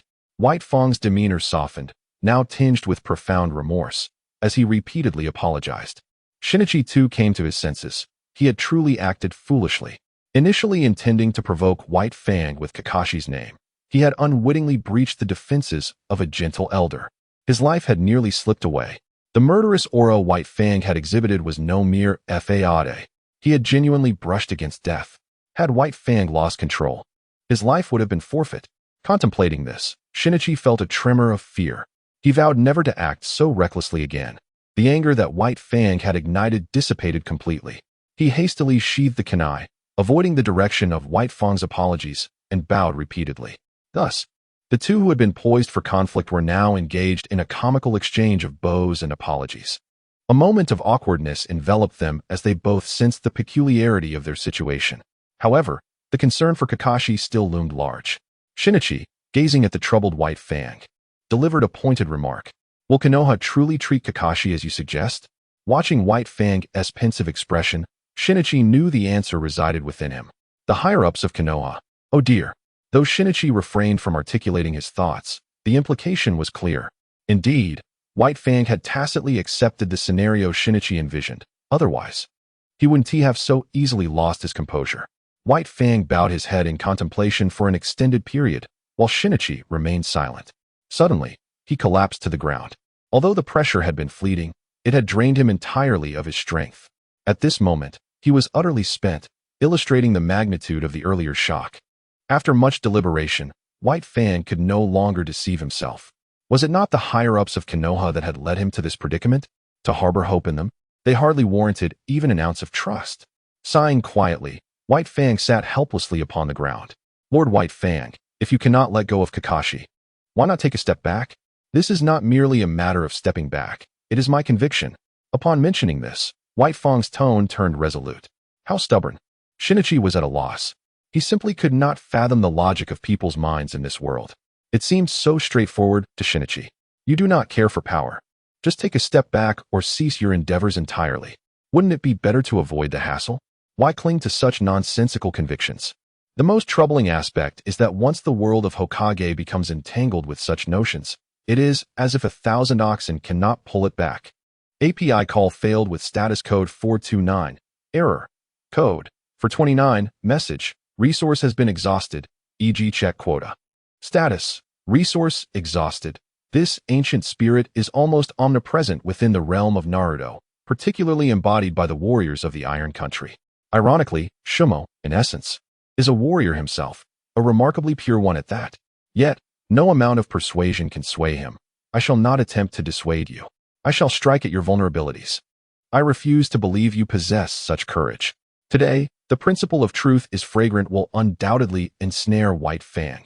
I assert this with conviction. Even Wang Jingza cannot intervene. Is it not so that, for the sake of Kakashi, one must not relent? A 5-year-old child, rendered an orphan, forced to confront the scheming elders of Konoha alone? Having learned from earlier lessons, though his words remain bitter and piercing to White Fang's core, he has tempered his tone considerably, far more palatable than his previous curses. As anticipated, upon uttering these words, White Fang's resolve crumbled completely. How about it? No matter how steadfast your heart, I can render you malleable. Ultimately, your motivations are not rooted in power struggles or trivialities. You simply detest the hypocrisy of Konoha's elite. Am I not correct? Chapter 51. Persuading White Fang in Resignation. White Fang nodded. Well then, that simplifies matters. If you cannot abandon Kakashi and cannot tolerate those false gentlemen, why not simply relinquish your duties? Withdraw from their games entirely. What a splendid idea. Observing White Fang's wavering resolve, I seized the moment to further entice him. Would it not be beneficial to spend more time with Kakashi, guiding his growth and preventing him from straying down a misguided path? Just the other day, he was clamoring for early graduation. If he were to vanish, would that not push him into peril? This statement completely dispelled White Fang's earlier thoughts. He intends to graduate early? How was I unaware of this? There are many things you remain oblivious to. Are you aware of his smoking, drinking, and indulging in questionable literature? What do you truly know? Do you also know that he has an inclination towards men? This statement has stirred quite a hornet's nest. What? Kakashi has an affection for men. Shinny felt that after exerting such tremendous effort, nearly losing his life, it would be utterly unreasonable not to provide his good friend Kakashi with a word of caution. He feigned nonchalance as he glanced outside, whispering, "It's all hearsay. I cannot vouch for its accuracy. It is rumored that Kakashi shares some ambiguous relationship with Obito and Guy. Those two companions you often see together? Indeed, those very ones. You have encountered them as well. They are inseparable. And I am certain you noticed the way Obito and Guy look at Kakashi. If Kakashi truly harbored no feelings, would they still be so frequently in each other's company?" Kakashi took a deep breath. Enough of this. I shall go seek out the third Hokage to resign. That rascal Kakashi is utterly outrageous. Through Shinny's persuasive efforts, even at the expense of betraying his good friend Kakashi, he ultimately succeeded in dissuading Kakashi from his earlier intent. In Shinny's perspective, this matter was indeed fraught with peril. Kakashi was nearly lost to folly.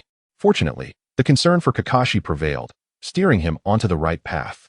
Undoubtedly, the White Fang family lacked neither wealth nor influence. Even if he were to retire, the third Hokage and his cohorts would not resort to extreme measures. Moreover, they would be compelled to compensate the White Fang with a multitude of benefits, although he himself was rather indifferent to such matters. In truth, the third Hokage's urgency to suppress the White Fang stemmed from the immense contributions he made during the Second Shinobi World War. They found themselves bereft of rewards to bestow, as the accolades for White Fang were simply too numerous to enumerate. With titles such as Hokage and Head of the Umbu, any further promotions would risk diluting the very essence of the Hokage's position. Most importantly, due to White Fang's numerous illustrious moments, a significant number of common ninja in Konoha began to harbor hopes for his ascendance, and even within the ranks of the Umbu, voices advocating for him began to emerge. This is a sight that the third Hokage and his comrades absolutely dread. Oh, how tirelessly we fought to lead our village to victory in the Second World War. What immense effort and sacrifice we endured. Now that we have attained power, must we relinquish our positions? Have you not seen how even the cunning Danzo has lost a hand and an eye? His merits are hardly inferior to those of White Fang. What gives anyone the right to ascend? Thus, even the power-hungry Danzo momentarily set aside his prejudices, aligning himself with the third Hokage and his allies. Internal strife can always wait, but this is a matter of collective core interests that cannot be easily surrendered. Even though it is clear that White Fang has no desire to become Hokage, we cannot allow such complacency to persist. It is an exceedingly perilous signal. As the calls for White Fang to assume the role of Hokage grow louder, the third Hokage and his allies, fearing prolonged uncertainties, hastily began to suppress White Fang. Even if it may appear unsightly, they are willing to bear the consequences. At worst, they can compensate White Fang with some benefits later. But the position of director of the Umbu must not remain in his hands any longer. This matter is indeed of great significance. The cost incurred in tarnishing the reputation of White Fang has been exceedingly high. Not only have the dark operatives of the third Hokage suffered considerable losses, but even the internal informant painstakingly placed within the Umbu by Danzo has also faced grave repercussions. The next time White Fang fully grasps the intricacies of the Umbu, such an opportunity may never present itself again. Time waits for no one, and this chance must not be squandered. Returning to Shinichi's side, since White Fang has resolved to confront the third Hokage and his allies, he no longer hesitates. Furthermore, Shinichi fervently urges White Fang to act swiftly, lest they prolong this situation unnecessarily. White Fang, recognizing the urgency of the circumstances, reluctantly acquiesces. Indeed, he cannot afford to delay any longer. As White Fang prepares to depart, he casts a deep gaze at Shinichi, opening his mouth as if to speak, yet refraining. Shinichi, of course, comprehends the unasked question. How could an ordinary orphan like him, without parents, possess such profound knowledge? Why does he see through matters so clearly? It is rather peculiar. Did not even his exceptionally talented son fail to perceive these truths? Thus, doubt lingers. However, Shinichi has no intention of elucidating his secrets. He finds himself at a loss for words, as even his perfunctory remarks to Rin during their investigations have been seen through with clarity. Deceiving White Fang is an even greater challenge. Yet, he cannot afford to fully reveal his secrets, so he opts for silence rather than an unclear explanation, wishing to gloss over the matter. Most importantly, he harbors no ill will towards those around him, a sentiment palpable to all, empathizing with one another, even if those close to him sense something amiss. They would not pursue the matter too deeply. If Shinichi chooses not to divulge, there must be a valid reason for his reticence. To pry further?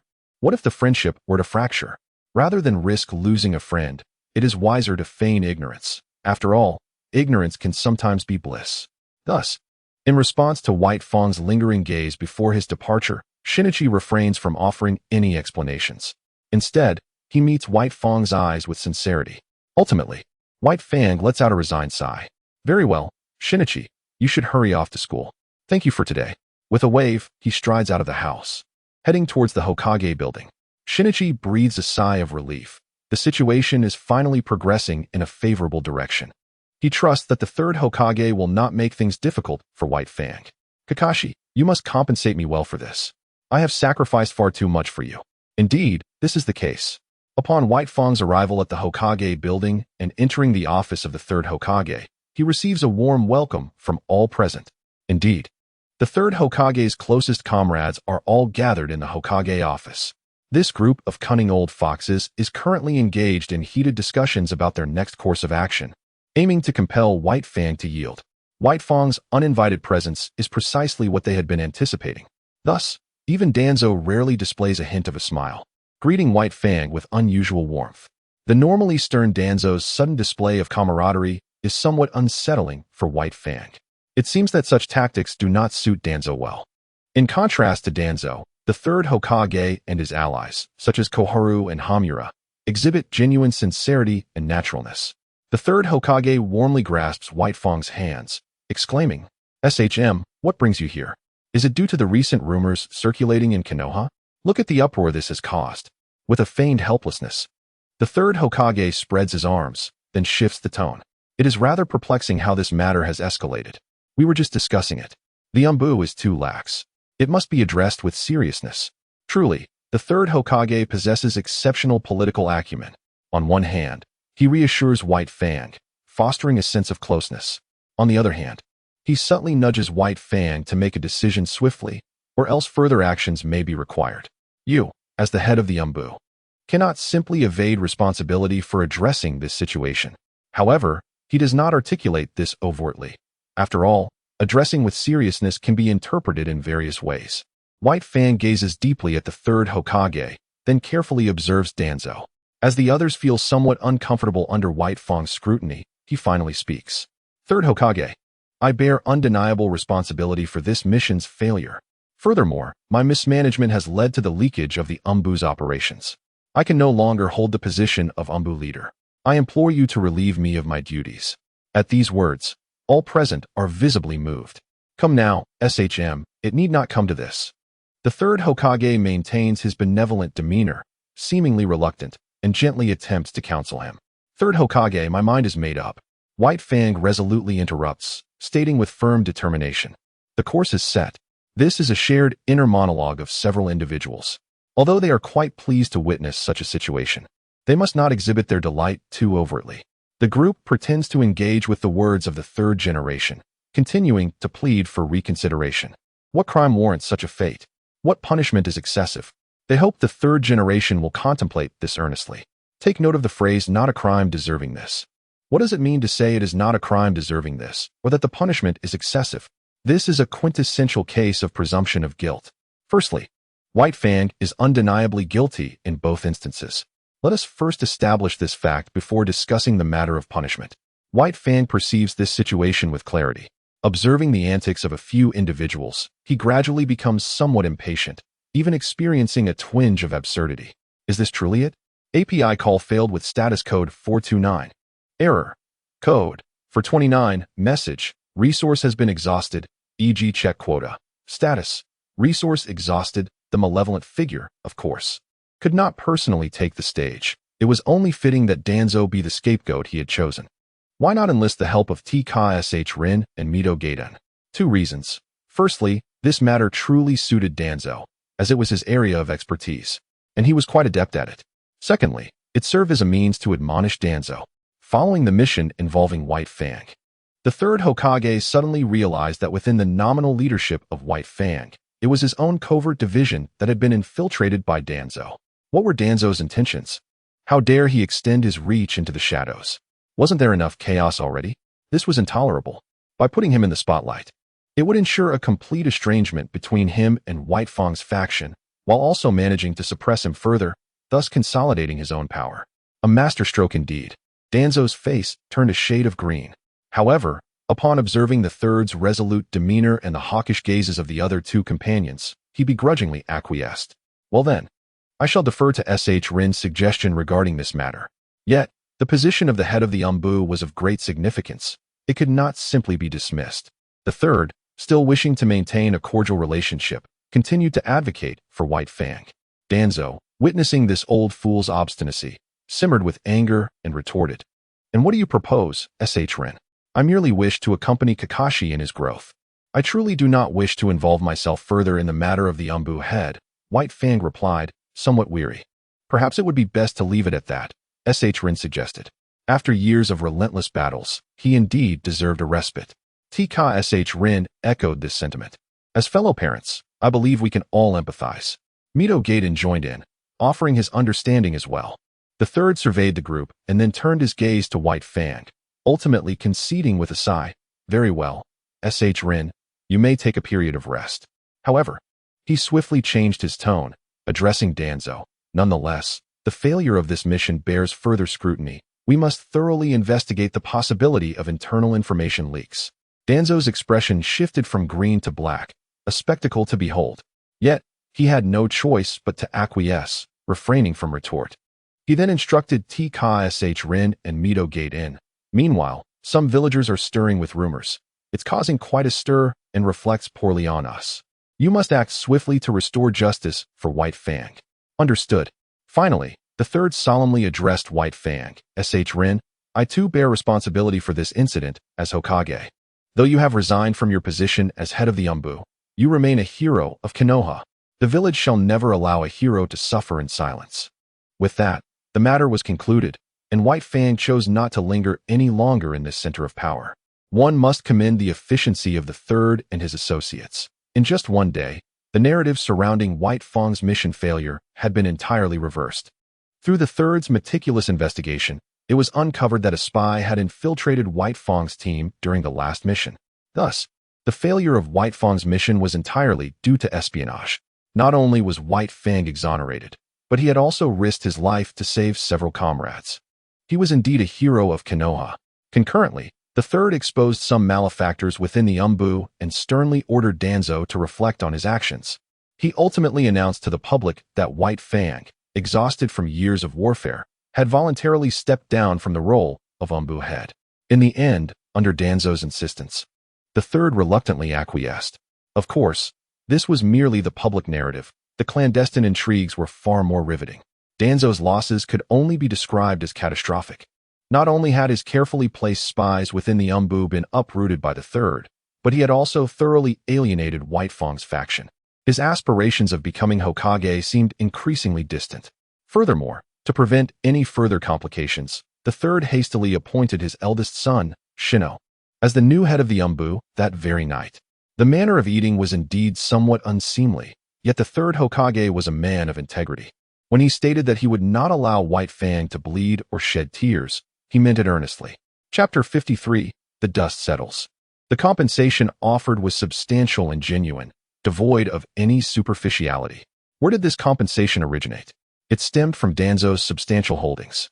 He seized a portion of Danzo's legitimate enterprises under various pretexts, primarily targeting reputable businesses like shops and houses. Simultaneously, the third Hokage was not entirely stingy. He also allocated certain assets from the Sarutobi clan as an additional gift to White Fang, demonstrating considerable generosity. It could be said that White Fang became exceedingly wealthy overnight. Although he was already affluent, the third Hokage deemed all of this worthwhile. Not only did it facilitate the promotion of a new Umbu leader, but it also quelled the ire of a formidable shinobi, making the expenditure justified. White Fang was no pushover. He was a legitimate powerhouse. If treated with such indignity, would he not retaliate? Empathy dictates that if the roles were reversed, he would undoubtedly respond with fury. However, this incident caused distress for Danzo, who ended up with nothing and a great deal of trouble.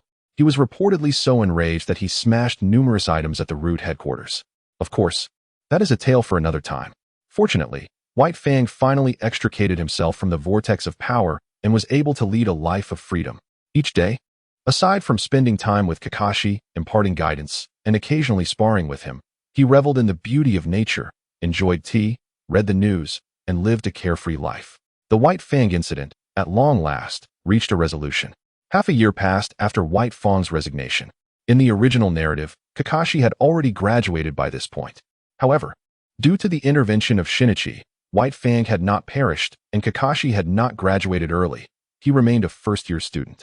This was also closely tied to Shinichi's decisive discouragement of Kakashi's ambitions. As soon as Shinichi extinguished Kakashi's aspirations, White Fang followed suit with a heartfelt lesson for Kakashi.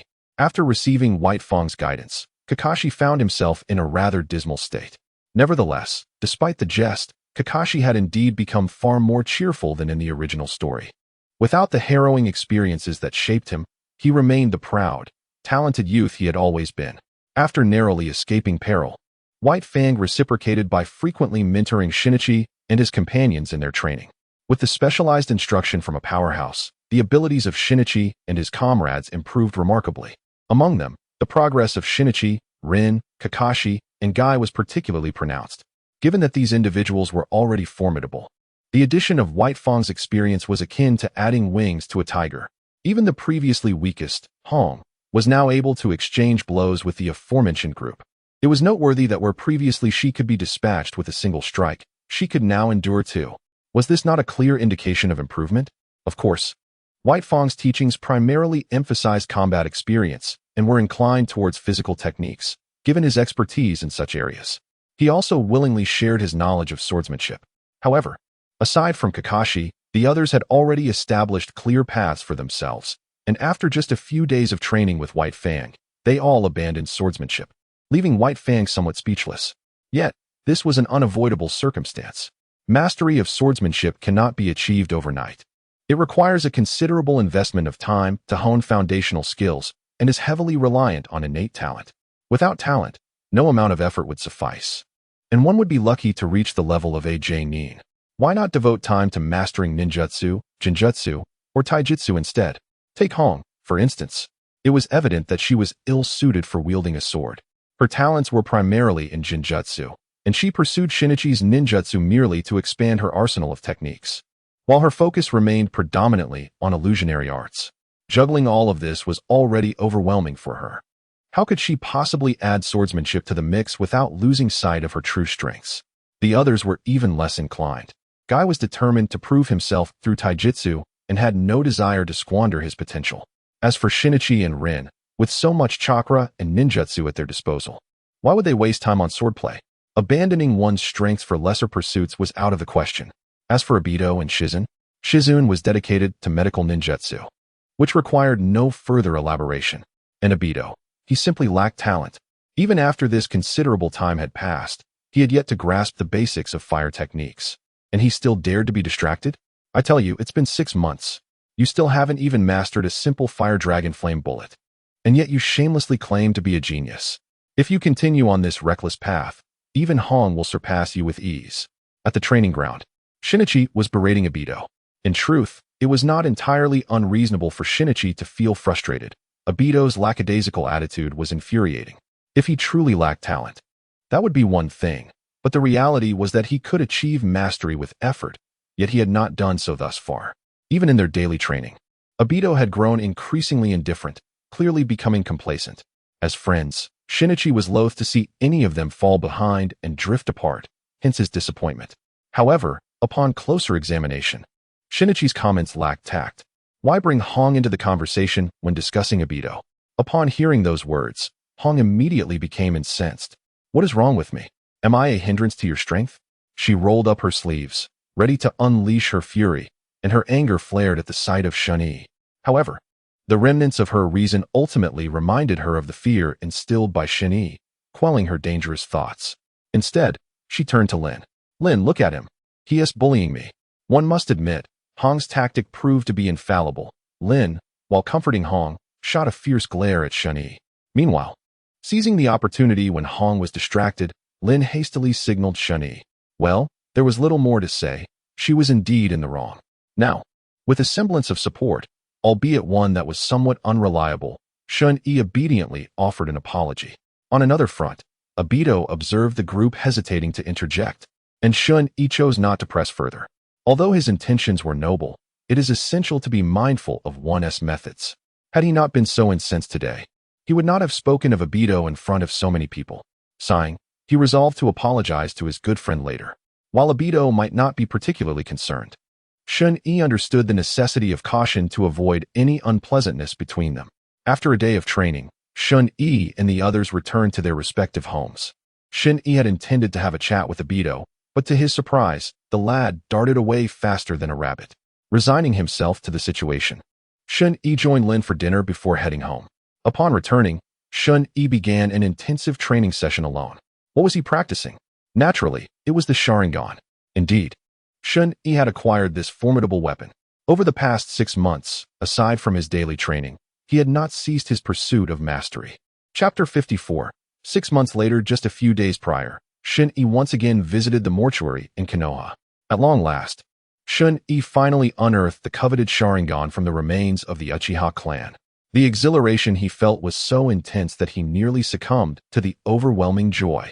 Some may question the exaggeration of his emotions. After all, doesn't he possess the Senju bloodline? Is it really that significant? However, one cannot fault Shun-Yi. The allure of the Sharingan is undeniable. Among the myriad of abilities in the Naruto universe, the Sharingan ranks as the second most prestigious tool for showcasing prowess. With no one daring to contest its supremacy, there exists a famous adage: strength may be transient, but charisma is everlasting. Such is the nature of the world. Moreover, once one attains the Mangekyou Sharingan, isn't it a mere matter of course to wield power at will? Going blind? What purpose does the Senju bloodline serve? Although Shun-Yi has yet to reach the pinnacle of sage transformation, it is merely a matter of time. He can distinctly perceive that with the subtle transformation brought about by the Senju lineage, his vitality has experienced a significant enhancement. The complete activation of his sage form is tantalizingly close. And if worst comes to worst, he could always seek out additional Senju clan members. While this endeavor relies heavily on fortune, one must dare to dream. What if it comes to fruition? As Shun-Yi diligently practiced with his Sharingan, a dilemma arose. How exactly does one cultivate the Sharingan? The original text offers no guidance. What to do? Gazing into the mirror at his single Tomo Sharingan, he found himself ensnared in contemplation. After much fruitless deliberation, Shun-Yi reluctantly opted for a rather rudimentary approach, to keep his Sharingan activated as much as possible. Surely, this would accrue some experience points for the eye, wouldn't it?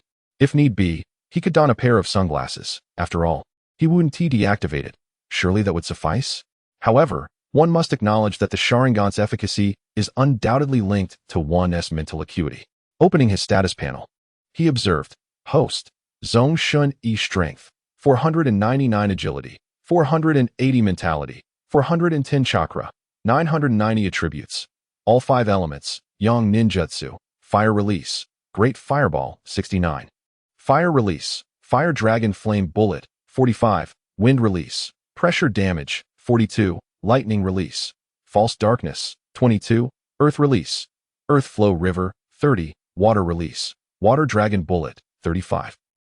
Bloodline, Senju, Uchiha Bloodline Limit, Single Tomo Sharingan. Indeed, it is true that although Shun-Yi had only recently acquired the Sharingan, he could palpably sense an improvement in his dynamic vision, vastly superior to when he first obtained it.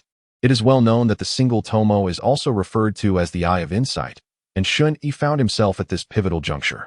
An enhancement in dynamic vision surely indicates that his Sharingan is in a phase of rapid development. Furthermore, in recent days, with the increased frequency of utilizing the Sharingan, he began to experience a slight sting in his eyes. The discomfort was not severe and did not last long, a mere fleeting moment. Yet, after the brief pain, a profound sense of relief followed, akin to a euphoric sensation. However, unlike the emptiness that follows certain experiences, this satisfaction lingered delightfully. Shun-Yi speculated that this must be a sign of the Sharingan's advancement. Tomorrow, he would procure some sunglasses. Shun-Yi resolved to seize the moment. The following day, when Shun-Yi whimsically decided to wear sunglasses, Lin did not impede his choice. Do as you wish, as long as it doesn't harm anyone, she said. Unbeknownst to them, as Shun-Yi continued to lower the bar with his antics, Lin's standards for his requests had also subtly diminished. Just after they had acquired their sunglasses, a wave of jubilant cheers erupted around them. Upon listening closely, Shun-Yi discovered that the war had come to an end. Have you heard? The war is over, exclaimed Villager A. How could one not know? Villager B responded. But where did this news originate? Is it credible? Is it credible? Remove the question mark. This is genuine information straight from the Hokage Tower. Those scoundrel villages have surrendered to Konoha. Villager C declared. Wonderful, wonderful. Shun-Yi, did you hear? The war has finally ended. Lin exclaimed joyfully upon hearing the news. However, Shun-Yi felt a twinge of conflict. On one hand, the cessation of war brought him joy. After all, he had lived in a peaceful and secure nation in his past life, and naturally yearned for tranquility. The wars, particularly those within the Naruto world, were exceedingly brutal, and he found them difficult to bear. Though he had not witnessed the battlefield firsthand, the village held memorial services almost daily, creating a stifling atmosphere. Yet, on the other hand, with the war's conclusion, Wu Ti's quest for rewards come to a complete halt. Torn between the joy of peace and the melancholy of lost opportunities, he found himself in a state of inner turmoil. Nevertheless, benevolent Shun Yi did not dwell in conflict for long. After all, the end of war is inherently a positive development. Indeed, the war has ended. A bittersweet sentiment, yet heartfelt. Before long, the news spread throughout Konoha like wildfire. The village erupted in celebration, transforming into a sea of joy. Everywhere, lanterns adorned the streets, and throngs of people gathered to celebrate. It was as if the very phrase loud drums and firecrackers, red flags waving, a sea of humanity had come to life. In a show of solidarity, the Konoha taverns decided to offer complimentary meals for 3 days, igniting the spirits of every resident. Alas, it was regrettable that the Ninja Academy did not grant a holiday for the occasion. However, who was Shun Yi? Could a mere class at the Ninja Academy compare to the celebration of peace? If skipping class could resolve the matter, why delay? With just a few words, he convinced Lin to join him in this endeavor, and they swiftly set off to find their friends. Upon gathering, they quickly reached a consensus. Those who wished to attend class could do so, while the rest would indulge in the festivities. Indeed, it was true. On this day, the number of students skipping class at the Ninja Academy was notably high, to the point that there were even more teachers than students present. Yet, the teachers remained dutiful, committed to their roles even on such a joyous occasion. The educators expressed their sentiments. Nonsense. If it weren't for the meager paycheck, who would want to be here? Does working bring me joy? Absolutely not. After a day filled with celebration, Shun Yi and his companions reveled in sheer happiness, taking advantage of the complimentary offerings to savor a variety of delectable delights. Yet, time was fleeting, with only a brief 3 days allotted. Shun Yi still had a considerable journey ahead to achieve his goal of tasting all that Konoha had to offer. He needed to seize the opportunity. What brought Shun Yi the greatest joy was the unexpected easing of restrictions on underage drinking at the taverns. Although there were still many limitations, it allowed Shun Yi and his friends a rare opportunity to indulge. After feasting and toasting, they promised to reconvene the next day. At this juncture, a small interlude must be mentioned. During dinner, while they were indulging in their feast, they noticed a large group of teachers from the Ninja Academy approaching. The sight startled them, sobering them considerably. Fortunately, the teachers did not reprimand Shun Yi and his friends. After a brief admonition, they departed. Chapter 55. The war has ended indeed. The number of students skipping class was not limited to just a handful. Drinking? Just look around. How many are in the same boat as them? Would they really be reprimanded? Furthermore, on such a joyous day, it was truly unnecessary. Yet, before departing, the teachers delivered some delightful news to Shun Yi and his friends. The third Hokage had finally come to a decision. There would be a 3-day holiday for the Ninja Academy. Well, counting today, goodness, those students and teachers who didn't skip class today truly missed out. As the gathering came to a close, Shun Yi exchanged a brief greeting with Lin, asking her to wait a moment, before seeking out the departing Obito. Fueled by the spirits of the evening, he decided to broach the topic. Bro, what is going on? You seem a bit distracted lately. Obito hesitated, appearing torn between speaking and remaining silent. If there is something on your mind, just say it. What can't brothers discuss? Are you facing difficulties? Let us tackle it together. After a moment of internal struggle, Obito finally spoke up. To Shun Yi's astonishment, his revelation was nothing short of shocking. I've fallen in love. What in the world? Shun Yi was taken aback by Obito's sudden confession. It was utterly unexpected. Sho, don't shout. Upon hearing Shun Yi's exclamation, Obito quickly covered his mouth, glancing around nervously, clearly embarrassed. That fearful expression brought Shun Yi back to his senses. Only when he nodded in understanding did Obito feel it was safe to release his hand. API call failed with status code 429. Error. Code. For 29. Message. Resource has been exhausted, e.g. check quota. Status. Resource exhausted. The deity speaks in a rather euphemistic manner. However, the stark reality is that Obito finds himself in a rather precarious position within the Uchiha clan, effectively ostracized. The primary reason for this predicament is that Obito does not embody the core values upheld by the Uchiha clan. The Uchiha clan operates under a hierarchy of supremacy, viewing themselves as paramount, with only the Senju clan deemed worthy of their regard. Others are considered insignificant. Not only does Obito lack the pride characteristic of the Uchiha, But he also displays foolishness, engaging with commoners, a behavior deemed unbecoming of his lineage. Do you recall the last time I trained and inadvertently sustained an injury? Yes, I am aware. It was due to a loss of control over a fire technique. I often take pleasure in assisting others and act with valor, you know? Yes, I know. Get to the point. The deity is growing impatient. Do not rush me. This requires a careful exposition. The deity is preparing to take action. Wait. Allow me to explain. This tactic proves effective. With just a hint of intimidation, Obito's resolve falters. In truth, this incident correlates with Obito's earlier hesitance. During a previous training session, he inadvertently injured himself while practicing fire techniques. After tending to his wound, he returned to the clan, where a young girl noticed him and kindly bandaged his injury. She is a good-hearted individual, much like Obito, possessing little pride, and shares his sense of vulnerability, though she does not face the same level of ostracism.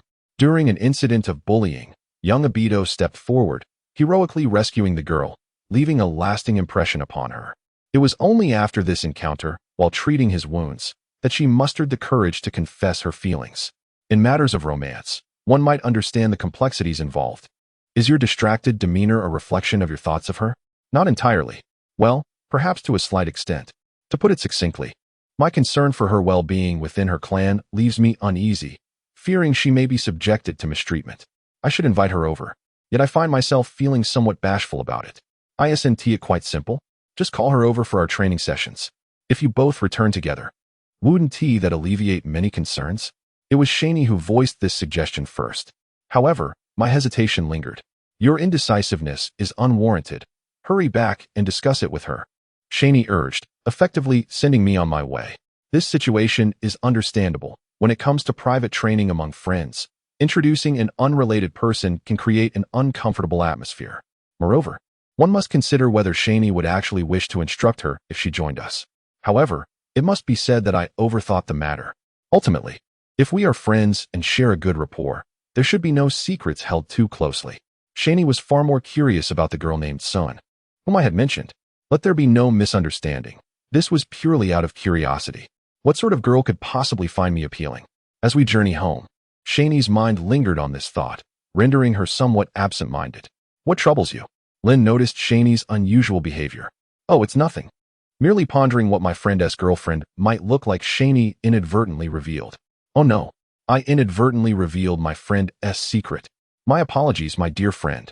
Yet, upon reflection, Lin is hardly a stranger. If she learns of it, so be it. Seeing Lin's eager curiosity, Shani found it hard to refuse, and thus the two of them delved into gossip.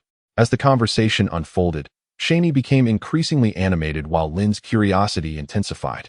Their thirst for knowledge soared, and they agreed to arrive early the following day at the training ground to await my arrival alongside my girlfriend. On the morrow, Lin and Shani arrived at the training site bright and early. Good morning, greeted Kakashi and Guy as they arrived, to which Lin and Shani returned a perfunctory response. Their anticipation for my arrival palpable. Kakashi and Guy, unconcerned, retreated to their own training. Good morning, greeted Hong and Xiao Jing, who soon joined the scene. Yes, good morning, they replied, continuing to wait patiently. What seems to be the matter with them? Hong observed her friend's unusual behavior. Typically, they would have commenced their training by now. Xiao Jing merely shook her head. Though Lin and Shani did not respond to Hong's inquiry, she astutely sensed the undercurrents of gossip. Without further ado, she pulled Xiao Jing and Lin closer. Their curiosity piqued, albeit uncertain of what exactly they were waiting for. A group of eccentrics, remarked Kakashi disdainfully as he watched them. Indeed, Guy nodded in agreement. Let us settle this once and for all. I refused before Kakashi could finish his thought. Guy, devoid of decorum, launched into action. After a prolonged wait, amidst the anticipation of the group, I finally appeared in the distance, accompanied by a young girl. Without a second thought, Shani activated her Sharingan. Upon seeing us, she was momentarily taken aback. The young lady possesses an exquisite appearance. Her delicate features, rosy lips, and pearly teeth render her a charming, soft-spoken girl. She exudes a frail elegance, akin to a delicate white flower, stirring a protective instinct within those who behold her. Here she comes, Lin exclaimed with delight, clapping her hands. This, Xiao Jingyin gasped in astonishment. What a colossal surprise. Hong chimed in. Meanwhile, the two duelists on the other side, upon seeing Obito's side, were momentarily taken aback. Indeed, it was Kakashi who stood bewildered, while Guy remained undistracted. A straight punch landed squarely, toppling Kakashi to the ground. Chapter 56. Obito has fallen in love. Kakashi, it appears I have emerged victorious in this duel, Obito proclaimed, a flash of bright light emanating from his mouth, leaving Kakashi feeling utterly defeated. My girlfriend is Uchiha Q, Obito boldly announced as he approached the crowd. Q, shyly hidden behind him, meekly greeted everyone. Her voice soft and gentle, perfectly embodying the saying that those who are light and delicate are often easily swayed. Where does one even lodge a complaint? Such a remarkable girl found favor solely because of Obito's courageous act. Thus, it is wise to encourage acts of bravery, for one might just find their significant other in the process. Without a second thought, several young ladies whisked Q away to engage in lively gossip. Only Kakashi remained, contemplating the absurdity of his situation in the presence of Obito. A month later, a grand welcoming ceremony was held in Konoha to celebrate the returning heroes. On the day of the festivities, Kami took Lin to witness the occasion. Although Kami typically found the third Hokage's speeches tedious, this time was different. He endured the ordeal for the sake of witnessing Jiraiya and Tsunade. Unfortunately, Jiraiya and Tsunade did not return for the ceremony, leaving Kami disappointed and nearly overwhelmed by the third Hokage's lengthy discourse. It was speculated that Jiraiya was training the trio from the Land of Rain, while Tsunade was utilized as a negotiator for discussions with enemy nations. Nonetheless, it is worth noting that despite not attending the ceremony, Tsunade's inclusion in the negotiation team reflected the third Hokage's expectations for her. Missing the grand event was inconsequential, as her role in the negotiations, albeit still minor, signified her experience and standing. Kami remained indifferent, but Kushina was distressed, her incessant lamentations wearing on Kami's patience. Why is the old man like this? It's been a month, and we still haven't seen Minato. Kami cast a glance at Kushina, initially tempted to tease, but upon seeing her hair standing on end, he wisely chose silence. Pretending not to hear, he left a few young girls to comfort her, deeming it none of his concern. Among those who returned, Kami took special note of Orochimaru. His curiosity was piqued by Orochimaru, the only individual in the Naruto universe who truly believed in science. Orochimaru possessed core technology. However, after receiving a mere glance from Orochimaru, Kami's interest waned significantly. Though it was an unintentional sweep of the eyes, Kami was profoundly unsettled. The lack of emotion in Orochimaru's gaze, combined with a chilling indifference towards life, was unnerving. Even disdain would not evoke such fear in Kami, but the apathy displayed by Orochimaru was genuinely disconcerting. In retrospect, it sent shivers down his spine. It was best to avoid such a scientific madman altogether. To Kami's surprise, when Orochimaru encountered Tsunade, he instinctively lowered his gaze, unwilling to meet her eyes. Tsunade seemed poised to speak, yet ultimately refrained, and the two passed by each other like strangers. This was the sole instance of emotional fluctuation observed by Shinichi upon encountering Orochimaru. How shall I put it? The current Orochimaru exhibits a semblance of humanity, yet remains exceedingly perilous. Suddenly, an unexpected disturbance jolted Shinichi from his reverie. Instinctively, he drew a kunai and aimed it towards the vicinity of Kushina. To his astonishment, an individual appeared, intercepting the kunai with a speed several times greater than his own, swiftly maneuvering behind Shinichi with the body flicker technique, and positioning the kunai against Shinichi's throat. Caught off guard, Shinichi hastily retrieved a dagger, pressing it against the intruder's waist. Who are you? Who are you? Neither party dared to make a reckless move, resulting in a stalemate. However, it appeared they were not foes, and they tentatively introduced themselves. I am Namake's Minato. I am Zong Shinichi. How awkward. He never anticipated that his first encounter with a member of the Eternal would unfold in such a manner. Ah, greetings, greetings. I have long heard of your esteemed reputation. Indeed, I have also heard much about you. Shinichi genuinely recognized Minato, retracting his murderous intent. Nevertheless, Minato had never laid eyes on Shinichi before. Although cordiality was exchanged, he kept the kunai firmly in hand. Observing this, Shinichi tightened his grip on his weapon, heightening the tension between them. Bang! Bang! Both of you, lower your kunai this instant. Kushina leaped toward them, delivering a punch to each, sending them crashing to the ground. Gradually, they rose, exchanging awkward glances and sheepish smiles. Shinichi touched the faint trace of blood on his neck, while Minato tended to his cut waist, both sharing another awkward grin. In this instance, it is a case of mutual detriment. Although Shinichi might meet his demise, one should not expect Minato to retain his position unscathed. Alas, it is akin to a deluge overwhelming the Dragon King's temple, where kin no longer acknowledge one another. Greetings. I am Shinichi. Indeed, it is all a misunderstanding. I am Minato Namikaze. The two extended their hands in reconciliation, their smiles becoming increasingly sincere. At this moment, Shinichi finally had the opportunity to scrutinize Minato. How should one put it? It can only be said that he truly lives up to his reputation as a master.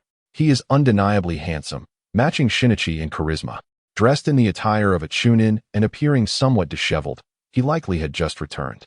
However, reflecting on the peculiar circumstances of Minato's earlier appearance, Shinichi found himself puzzled. Flying Thunder God? Good heavens! It was undoubtedly the Flying Thunder God technique. Had Shinichi not acquired some sensory ninjutsu, he would have never detected Minato's presence. Moreover, he only realized it after Minato had manifested. What if Minato's initial target had been him? A chill ran down his spine at the thought. Truly impressive, as expected. Shinichi jested lightly. You are not slow yourself. The two engaged in a playful banter. However, Shinichi felt somewhat disheartened. He sought to deliver a double entendre aimed at Minato, yet Minato appeared oblivious to the joke, responding with earnestness instead. How long are you two going to hold hands? Kushina remarked, observing their tightly clasped fingers, while Rin looked on with curiosity. Kushina, let me explain. Rin, allow me to clarify. Great, this just made things more awkward. My reaction is quite exaggerated, perhaps due to past misunderstandings. Why is Minato reacting so strongly as well? After all, Minato had always been perceived as somewhat effeminate in Kushina's eyes. Could it be? Oh, how revolting. The two hastily released their grip, with Shinichi brushing off his attire. Minato cast a peculiar glance at Shinichi, synchronously wiping his hands as well. It remains uncertain whether this misunderstanding has been resolved or has deepened further. Nevertheless, Minato was quick to act, offering a sincere apology and inviting everyone to join him for a sumptuous meal. What more is there to discuss? Let us proceed. During the gathering, several individuals engaged in conversation. Minato even took a moment to express his gratitude to Shin, as it was revealed that Kushina had written down the technique of the Rasengan and sent it to Minato at the front lines, following Shin's approval. With the addition of such a formidable ninjutsu that perfectly complements his own system of techniques, gratitude was certainly warranted. Chapter 57. Truly. This time it is an everlasting bond with my sister. This made Shun-e feel somewhat embarrassed. He had plagiarized another's ninjutsu and pretended to be their teacher. It was rather unprincipled. This evoked a slight sense of guilt in Shinichi, yet it was merely a fleeting feeling that did not impede his indulgence in abundant feasting. After satiating his appetite, he found himself still yearning for more. It was not that he hadn't eaten enough. Rather, his hands were itching for action. Since acquiring the Senju bloodline, he had come to understand Kakashi's frustrations. Being unable to find a worthy opponent was indeed disheartening. Now, seeing Minato only intensified this itch. After much hesitation, he approached Minato, contemplating whether to exchange a few moves to alleviate his post-meal lethargy. Minato, though initially surprised by Shinichi's eagerness, cast a questioning glance at Kushina. Upon receiving her approval, he broke into a broad smile. He was genuinely curious about Shinichi's prowess. A prodigy capable of developing at least A-rank ninjutsu at such a tender age was someone he wished to witness in action, particularly after their brief encounter earlier that day. Minato was left with a profound impression and was quite anticipatory. Lin, I'm going to spar with Minato. I feel a bit stuffed from the meal. It's the perfect opportunity to burn off some calories. Lin had no reason to object. She was well aware of Shinichi's desires over the past 6 months. His peers were not up to par, and there was truly no one, not even Kai, who could match Shinichi evenly. Yet, how could Shinichi bring himself to challenge Lin? Especially after her recent injuries? As Shinichi and Minato exchanged glances, a shared understanding and mutual respect radiated between them, igniting a fervent desire for combat. Their friends, who had initially planned to return home, found themselves captivated by the unfolding excitement and halted their steps, following Shinichi and Minato to Kakashi's private training ground. They watched intently as the two stood facing each other in the center of the arena. Minato, what do you say? Shinichi inquired. I'm ready. You can attack first. Then I one T-hold back. Shinichi, already brimming with anticipation, did not hesitate. With a swift motion, He surged forward like a wild stallion breaking free from restraint, though in truth, he was much faster than any horse. Without any embellishment, Shinichi was determined to confront Minato head-on. How swift! Minato marveled at Shinichi's speed, though his astonishment was fleeting.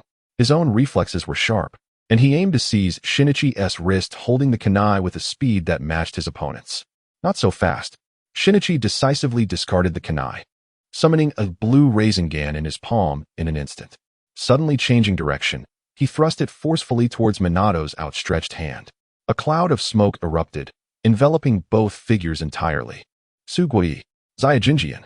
Unexpectedly, this fellow proved to be quite formidable. Hong's thoughts trailed off unspoken, leaving her to wonder if she could truly withstand even one of his attacks. At this moment, Hong found herself engulfed in doubt. Lady Kushina, Kami, and the others. Rin felt a twinge of unease. It's all right, don't worry, Minato knows his limits. Whom does this show disdain for?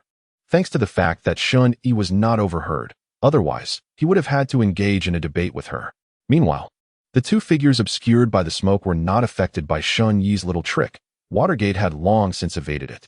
Shun-Yi's spiral sphere crashed into the ground, creating the smoke. However, the two did not cease their confrontation merely because visibility was compromised. Instead, they took advantage of the smoke to intensify their exchanges. Watergate, undoubtedly skilled and audacious, possessed extraordinary dynamic vision. Although his sight was somewhat hindered, he relied on the fleeting shadows he perceived and his neural reflexes. In comparison, Shun-Yi was no less capable. He had not removed his stylish sunglasses since the day he bought them, and his blood wheel eye was ever active.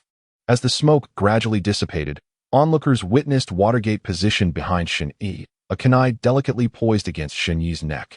Stop! Shun-Yi hastily called for a pause, knowing that if he did not, he would concede defeat.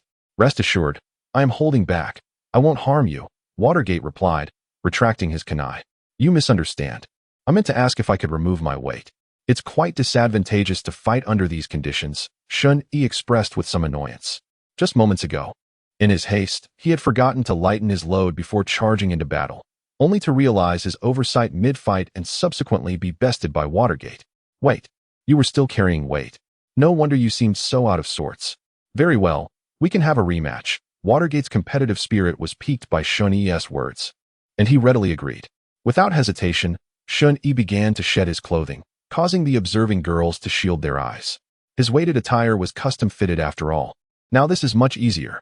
Shun-Yi moved with a newfound freedom, joints cracking as he cast aside the burdensome weights and assumed a fighting stance.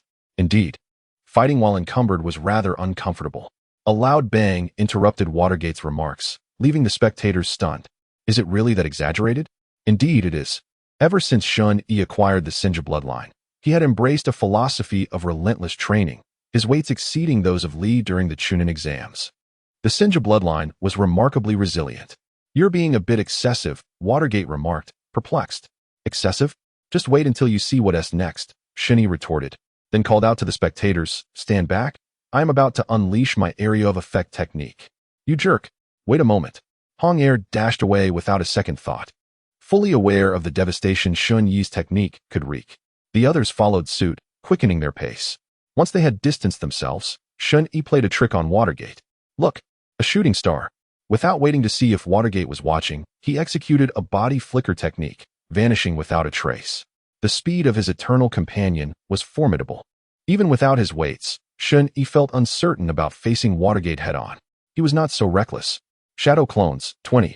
10 would sacrifice themselves, while the remaining 10 unleashed a barrage, bombarding the training ground with relentless attacks. Wind, fire, lightning, and earth techniques were unleashed like there was no tomorrow. Even water techniques, which drained chakra without the benefit of a water source, were used liberally. In an instant, the training ground erupted into a cacophony of explosions, vibrant and chaotic. Yet, Shun-Yi did not relent. As several shadow clones dissipated from chakra exhaustion, he summoned more for another wave of concentrated assault. Some spectators murmured that Shun-Yi had gone too far. Chapter 58. Shun-Yi versus Watergate. Had he truly overstepped? While Shun-Yi unleashed a plethora of jutsu, it was mostly C-rank techniques, with the occasional B-rank mixed in. It appeared daunting, but in truth, it was merely a tactic to deplete Watergate's chakra. Meanwhile, His true self was stealthily concealed underground, employing sensory ninjutsu to observe. However, after an extensive search, he could not detect Watergate's presence. Wait a moment. Where is he? Slowly, Shun-Yi emerged from the ground, surveying the ravaged training area. How perilous. Just as he spoke, he felt a chill at his neck. Watergate stood behind him. A blade pressed against his throat. Indeed, quite perilous.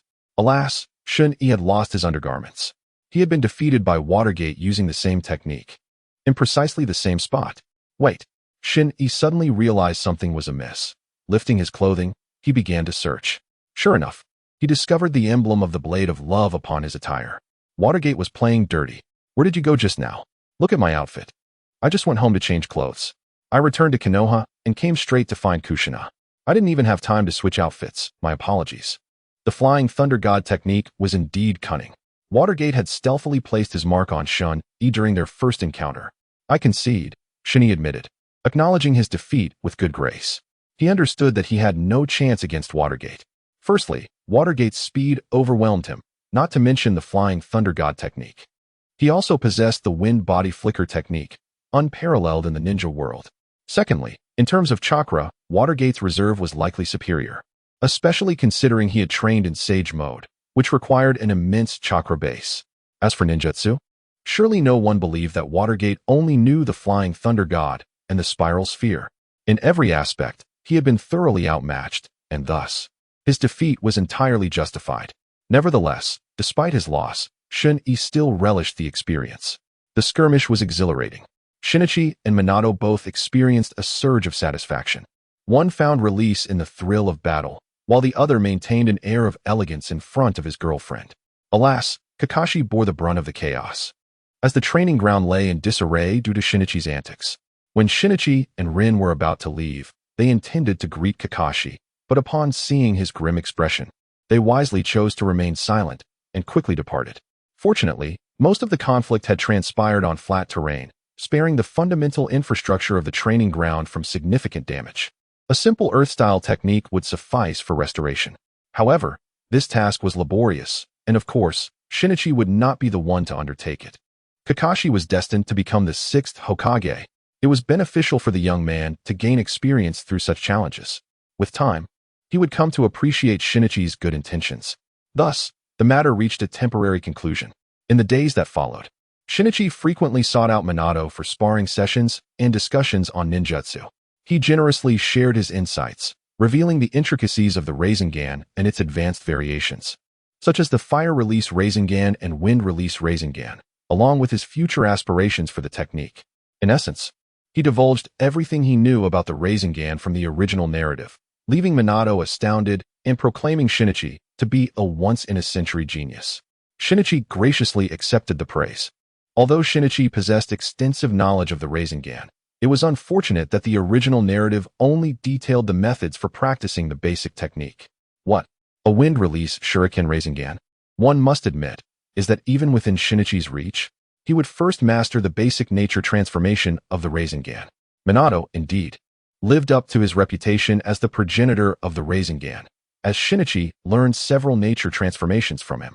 Additionally, Shinichi had already shared some concepts of the Chidori with Kakashi. However, given Kakashi's lack of the Sharingan, Shinichi focused on discussing the derivative techniques of Chidori, such as Chidori Blade, Chidori Sunban, and Chidori Sharp Spear. It cannot be denied that he had a keen understanding of these techniques. While many of them were B-rank jutsu, they were remarkably practical and invaluable tools. In this manner, Shinichi further integrated himself into the Chidori jutsu system, reveling in the possibilities. He envisioned a future where he wielded a Gundam, with a Rasengan in one hand and Chidori in the other, all while dancing beside a colossal statue of the thousand-handed Buddha atop Madara's grave. What a splendid sight that would be. Do you wish to join in the dance? I not only wish to dance, but to revel. Look, I am dancing upon your grave. Time flows inexorably, with the seasons changing, and in the blink of an eye. 2 years have passed. Now, Shinichi and his companions have matured significantly compared to 2 years prior. Particularly Shinichi, whose growth has been accelerated by his Senju lineage, now appears nearly adult in stature. His youthful visage has taken on a hint of maturity. Former playmates have blossomed into young adults, and their growth transcends mere age. Their abilities have transformed dramatically, a far cry from their original selves. Take Akane, for instance. In the original narrative, she did not become a Leaf Jonin until the age of 27 and was often criticized as the weakest Jonin. Now, however, the situation is different. While her Jinjutsu skills have yet to reach the level of her original counterpart, she has acquired a plethora of ninjutsu techniques. Her taijutsu has also seen remarkable advancement. Even before graduation, she is at least an elite chunin, and with a bit more effort, she could easily become a special jonin. Among the group, Kakashi has experienced the most rapid growth. Without graduating early or squandering precious years, coupled with the guidance of White Fang, his abilities have surged. His swordsmanship is now extraordinary, prompting even Shinichi to exercise caution. With a bit of practical experience, he is on the path to becoming a jonin. His future is indeed bright.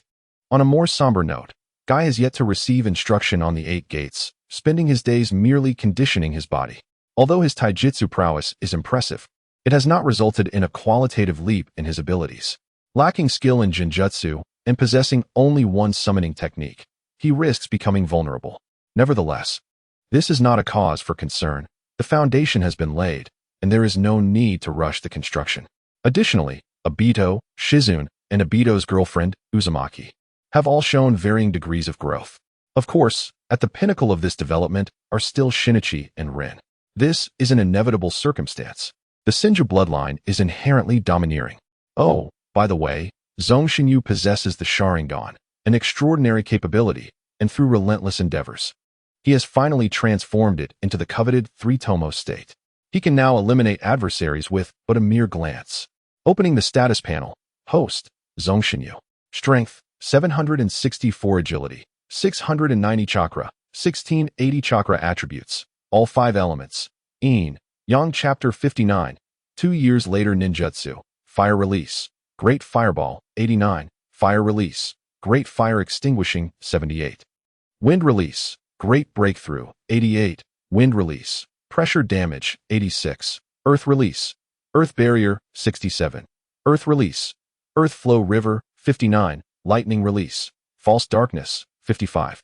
Lightning Release, Thousand Birds, 61, Water Release, Water Barrier, 64, Water Release, Water Dragon Bullet, 69, Bloodline, Senju.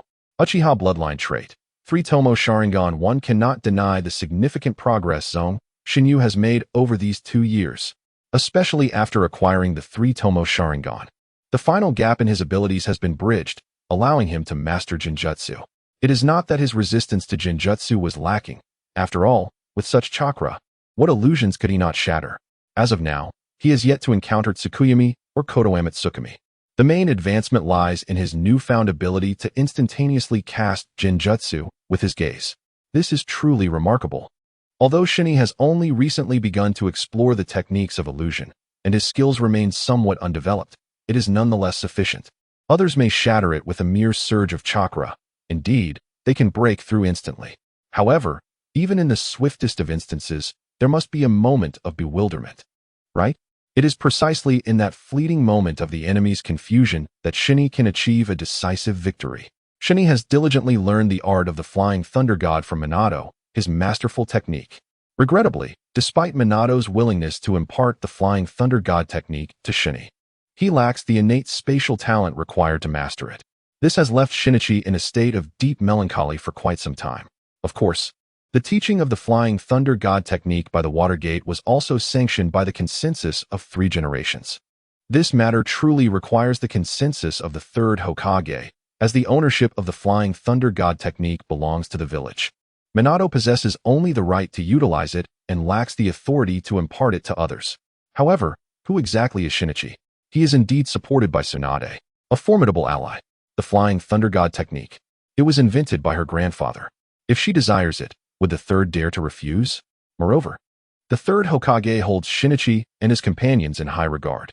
Over the past 2 years, he has engaged in countless disputes with Danzo on their behalf, and the behind-the-scenes negotiations have been ceaseless. Why is the 3rd so invested? Simply put, they are his own people. The tranquility that Shinichi and his friends have enjoyed until graduation is largely due to the 3rd Hokage's efforts. Although the old man in the original story may not be entirely principled in his dealings, it must be acknowledged that he has been quite commendable in his regard for Shinichi and his companions.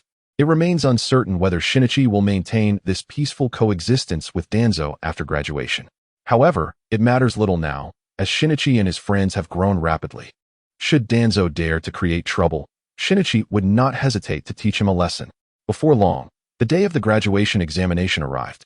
Initially, Shinichi thought today would be merely a formality, but to his surprise, the third Hokage, seemingly in a peculiar mood, decided to attend personally. Besides Tsunade, Orochimaru, Minato, and Kushina, as well as a multitude of influential figures from the Leaf Village, there was even Jiraiya, who had been traveling for 2 years. This warrants a closer examination. How shall I put it? It resembles the original quite closely, albeit with a slightly more youthful appearance. Yet, it is not significantly improved. The stark white hair is particularly conspicuous. Following Tsunade with an obsequious demeanor, he occasionally sports a lewd grin, which is exceedingly distasteful. Truly, it is a rare sight. Better left unseen.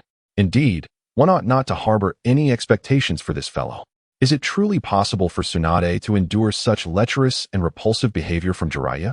As anticipated, it did not take long before Tsunade, unable to withstand any longer, delivered a punch that sent the lascivious Jiraiya skyward. Initially, Tsunade had hoped for a warm reunion, cherishing the rare gathering of the legendary Sannin, and had no intention of resorting to violence. However, Jiraiya's repugnant demeanor proved intolerable.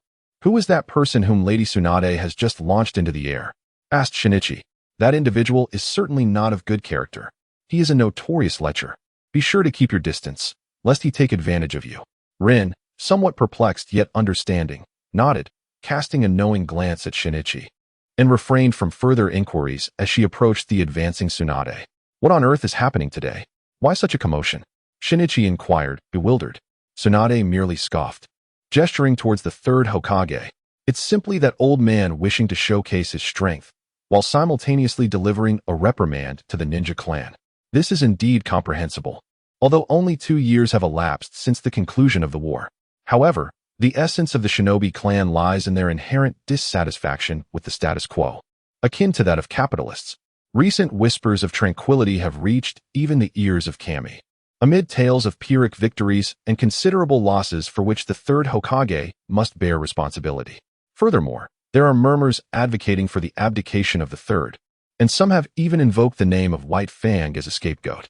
Nevertheless, White Fang, intent on his seclusion and indifferent to external affairs, has effectively put an end to this discourse. A discreet glance was cast towards the newly appointed Uchiha clan leader, Fugaku, yet no discernible insight was gleaned. This individual has maintained a stern expression, revealing little. However, the elders surrounding him appear to be rather unsettled. It is highly likely that this matter was instigated by this group of individuals. No wonder the third Hokage treated the Uchiha with disdain during the Third Shinobi World War, compelling them to confront the Water Village, which held an advantage over them. Is it truly acceptable to be so brazen, without even feigning modesty? To what extent do they wish to flaunt their intentions? Having received numerous favors from the third Hokage over the years, Kami decided it was time to offer a modicum of gratitude in return. Whatever must be done will be done. Upon hearing Tsunade's words, Kami felt a sense of clarity. With all preparations complete, the third Hokage commenced his performance. His lengthy hour-long speech left the audience drowsy, yet they were compelled to applaud him, a rather arduous ordeal. Fortunately, the third Hokage was aware of the day's significant matter and made a concerted effort to restrain his desire for theatrics. With a hint of lingering satisfaction, he finally announced the commencement of the graduation examination amidst the eager gazes of the crowd.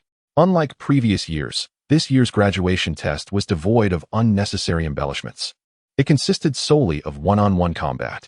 However, the candidates would not face their fellow classmates, but rather seasoned genin from the Hidden Leaf Village. As long as they could endure an attack from the genin for 5 minutes, they would officially graduate. This elated Kai immensely. Had the exam truly involved the three-body technique as in previous years, he would have likely failed. After all, have you ever witnessed a clone capable of dividing clothing, leaving the original in mere underpants? Kai, however, could manage this feat. As today's proceedings primarily assessed the elite class to which Shinichi belonged, the number of participants was relatively small. With one student every 5 minutes, the examinations proceeded swiftly. Shinichi, with considerable interest, observed several lackluster skirmishes. He wondered where the third Hokage had unearthed so many visually offensive genin. Casting a ninjutsu seemed to require an entire minute. Their taijutsu prowess was also mediocre, their primary means of attack being shuriken and kunai, deployed with questionable accuracy. Consequently, much of the time was spent with the combatants seeking cover, exchanging volleys of shuriken in a playful manner. Once their ninja tools were exhausted, they would engage in a head-to-head taijutsu confrontation. By this point, the allotted time was nearly up. Of course, successfully executing a few ninjutsu techniques would undoubtedly elicit enthusiastic applause.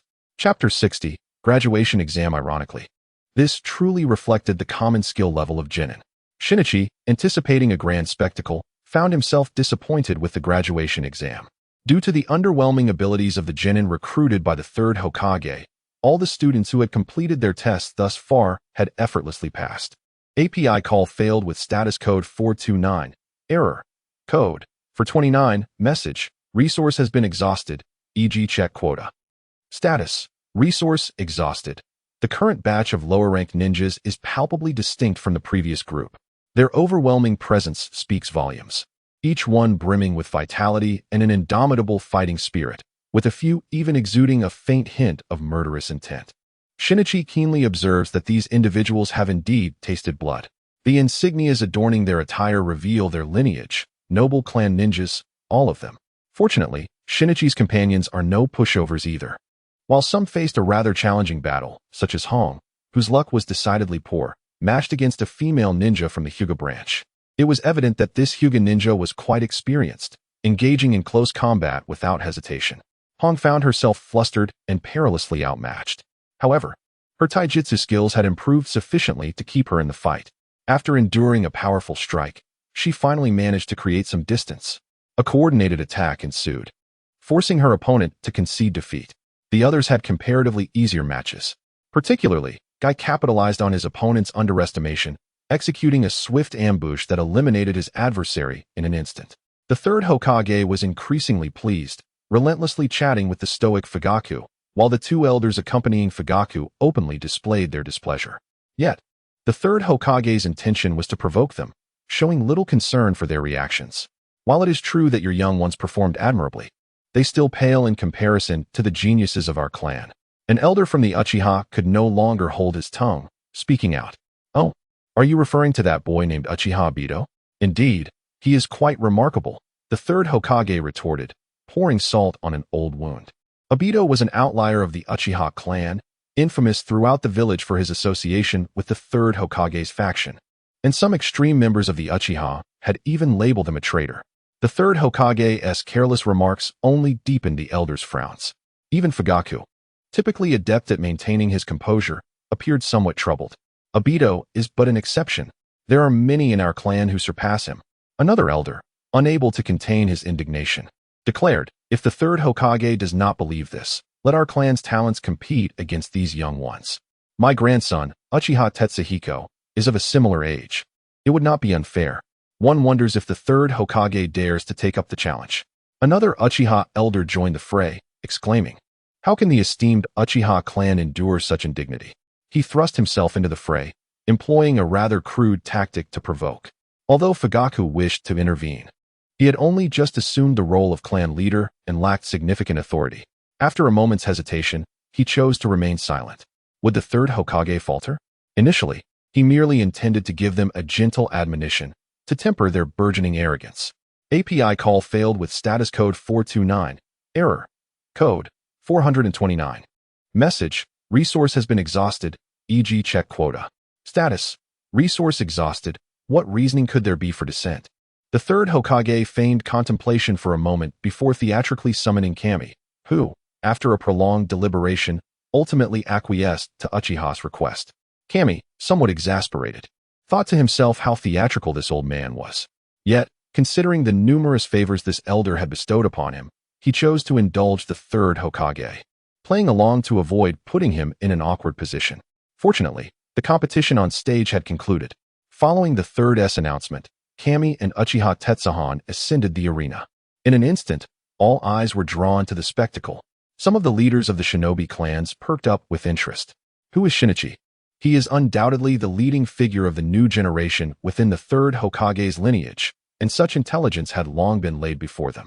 Uchiha, the grandson of the Uchiha clan's elder, he can be regarded as the very epitome of the Uchiha's direct bloodline. Their confrontation signifies a multitude of underlying meanings. API call failed with status code 429. Error. Code. For 29. Message. Resource has been exhausted, e.g. check quota. Status. Resource exhausted, utterly bewildered. Shinichi found himself disoriented by this unexpected barrage of trash talk in the Naruto world. Shouldn't combat precede the verbal sparring? How remarkably unconventional. Observing Shinichi's momentary speechlessness, Uchiha Tekka's disdain deepened. Am I so intimidating that I've rendered you mute? Alas, I harbored some anticipation, but it seems you're merely a hollow facade. How utterly laughable. Incensed by the contemptuous remarks, Shinichi's temper flared. Enough with the incessant prattle. Either fight or retreat to your mother's bosom. Cease your incessant whining. Do you fancy yourself ascending to the heavens? This time, it was Uchiha Tiahua who found himself utterly bewildered. However, it wasn't long before his expression darkened at a visibly accelerated pace. Very well, you have thoroughly enraged me. Today, I shall teach you a proper lesson. Not even the third Hokage can stop me. Mark my words. Truly, what a bothersome insect. If you won't come at me, then I shall advance. Shun-Yi was exceedingly disgusted by this brat. Observing that the boy seemed intent on continuing his incessant chatter, he decisively opted for a proactive approach. In an instant, he vanished from sight. One must admit, despite Uchiha Tiahua's incessant ramblings and his boundless arrogance, his fundamental skills were beyond reproach.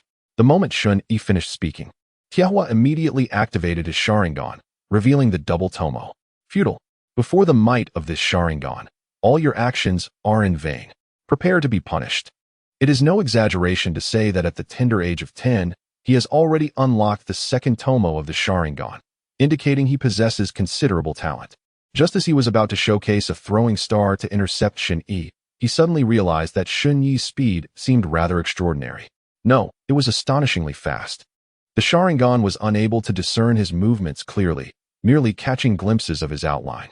By the time Shun-Yi reached him, Tiahua's hand was still buried in his ninja tool pouch, poised to draw a shuriken.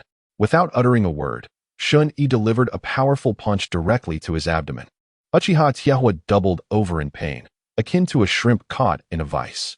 Chapter 61. A fair division of spoils. Then came another fierce punch, aimed squarely at his bothersome face, propelling him skyward. Instantaneous. Just a moment ago, this brat was boasting with such bravado, and yet this is all he can muster? Shun-Yi found it utterly unamusing. The third Hokage, witnessing Shun-Yi's swift and decisive victory over Uchiha Tiahua, could not contain his delight.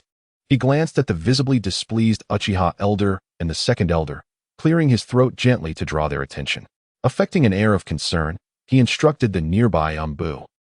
Someone should check on our little genius from the Uchiha clan. It appears he may have lost consciousness.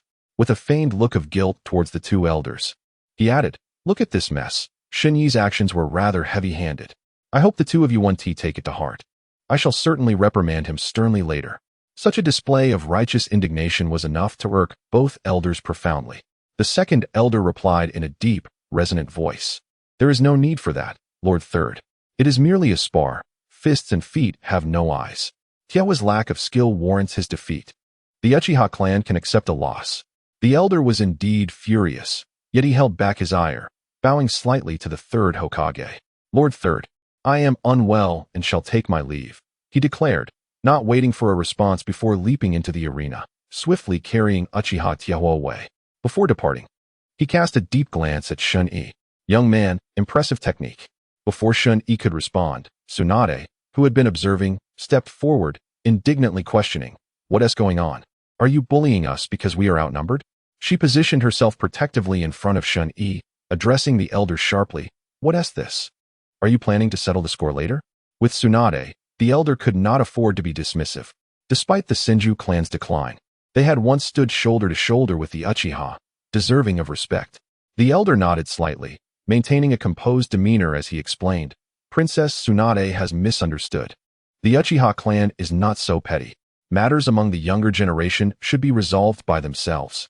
I merely hope that when Tiahua achieves greatness and wishes to challenge this young lad, he will not refuse." Without waiting for a response, Tsunade immediately took Shun-Yi's side. opting not to seek his opinion. There was no need for that. With the elder gone, the second elder found no reason to linger and bid farewell before departing without a backward glance. While their departure was swift, Fugaku was left in a state of confusion. Good heavens, do you all think I am the Uchiha clan's leader? Leaving without even a word? Is a simple farewell too much to ask? This incident illustrated that Fugaku, newly appointed as the Uchiha clan leader, lacked significant authority. Fortunately, the third Hokage perceived the situation with clarity and refrained from mocking him, instead engaging Fugaku in warm conversation. The third's eagerness was quite embarrassing for Fugaku, who sensed an undercurrent of provocation in his words, occasionally throwing subtle jabs at the two elders. Yet, despite his youth, Fugaku was no fool. He bantered lightly with the third Hokage, pretending to overlook the insinuations. After a brief exchange, he found an excuse to take his leave.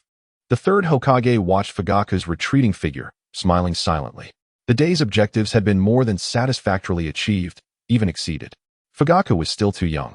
Although he displayed no outward emotion during their earlier exchange, the astute third Hokage could discern through subtle cues that Fugaku was not as composed as he appeared. With this realization, his spirits lifted, and he gazed at Shun-Yi with increasing satisfaction. How much of what he just said was true? Shun-Yi pondered aloud. Voicing his uncertainty, Tsunade shot him a glance. Do not underestimate the Uchiha. They are too proud to lower themselves to your level. A child? Have you ever seen a child as formidable as I? I have indeed grown. Shun-Yi retorted. However, he regretted not daring to have Tsunade personally verify his strength, for he would surely be met with a thorough beating. Never mind, he thought, it is better not to provoke. Yet, he acknowledged that he had perhaps overthought the matter. With the Uchiha clan's prideful nature, they would not stoop to settling scores with him. Moreover, even if they dared to act against him, he was no pushover. With Tsunade and the third Hokage backing him, Shun-Yi felt an unwavering confidence. Having resolved his thoughts, he no longer felt concerned. He did not specifically thank Tsunade for her intervention, for though unspoken, he regarded her as family. Among loved ones, such gestures are unnecessary. It suffices to hold their kindness in one's heart. On the other hand, the third Hokage, jovially conversing with various figures from the ninja clans, made his way to Shun-Yi. He regarded the young man with a cheerful smile, saying nothing, which caused Shun-Yi to feel a shiver of discomfort. Old man, speak your mind. Do not be so bothersome. Shun-Yi blurted out, expressing his inner thoughts, which Tsunade readily echoed, refusing to coddle the third Hokage. Little Shao, I am still your mentor. The third Hokage intended to say more, but halted upon seeing Tsunade's impatient expression.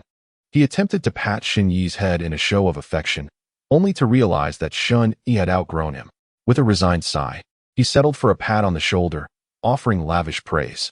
However, all his compliments yielded no tangible rewards. Could he not simply hand over some money? Tsunade voiced Shun-Yi's sentiments aloud. Stop with the empty flattery. Let us have something substantial. Anyone can speak plainly without substance, right? The third Hokage was momentarily taken aback, but, upon noticing Shun-Yi's expectant gaze, he could no longer feign ignorance. So, Shun-Yi, what is it that you desire? Money. Shun-Yi blurted out without hesitation. This is indeed the very thing he currently desires most. Ninjutsu. He lacks none. What he possesses is sufficient for now. Experience and training? With Tsunade by his side, does he still lack this?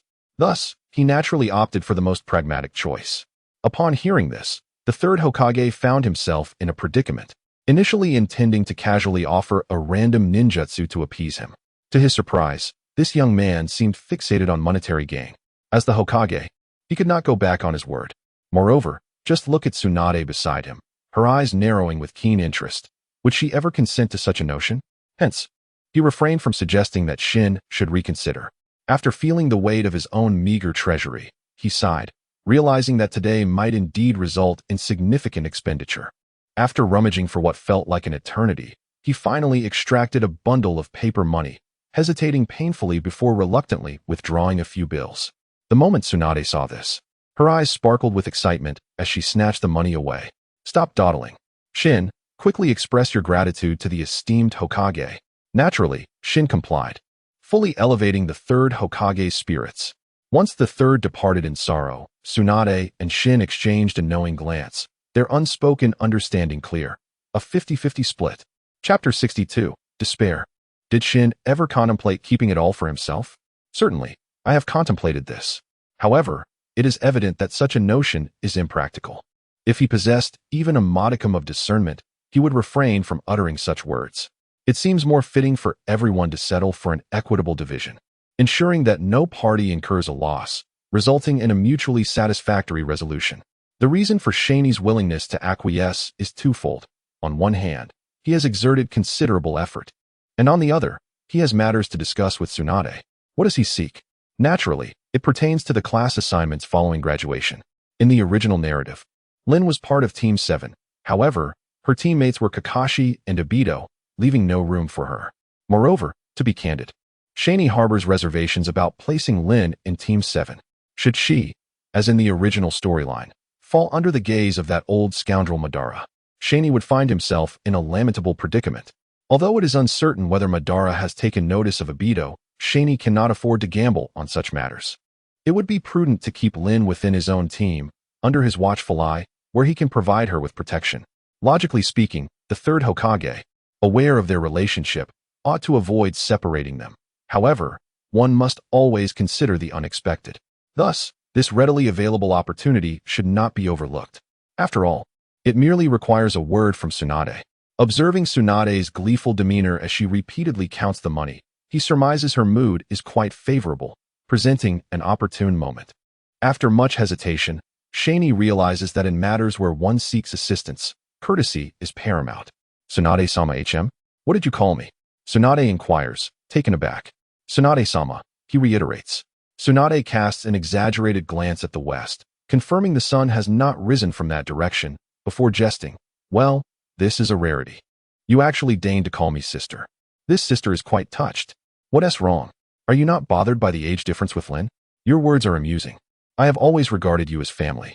Besides, my relationship with Lin is distinct from yours and does not interfere. Lin glanced at Shaney and Tsunade but remained silent. Today, Tsunade-sama looks particularly radiant. Your skin appears so much more luminous, he remarked. Stop right there. Enough. If you cannot pay a compliment properly, don't bother. Am I not beautiful every day? Tsunade retorted. With that, Shaney acknowledged that his attempts at flattery were somewhat lacking, and he felt quite awkward. However, given Tsunade's easy acceptance, he decided to forego any pretenses. Tsunade-sama, it is this. We have just graduated, and class assignments are imminent. Lin and I, is that all? Yes, that's it. Tsunade furrowed her brow, glancing at Lin, pondering. Has Lin not discussed this with him? Lin blinked at Tsunade, and in an instant, Tsunade understood.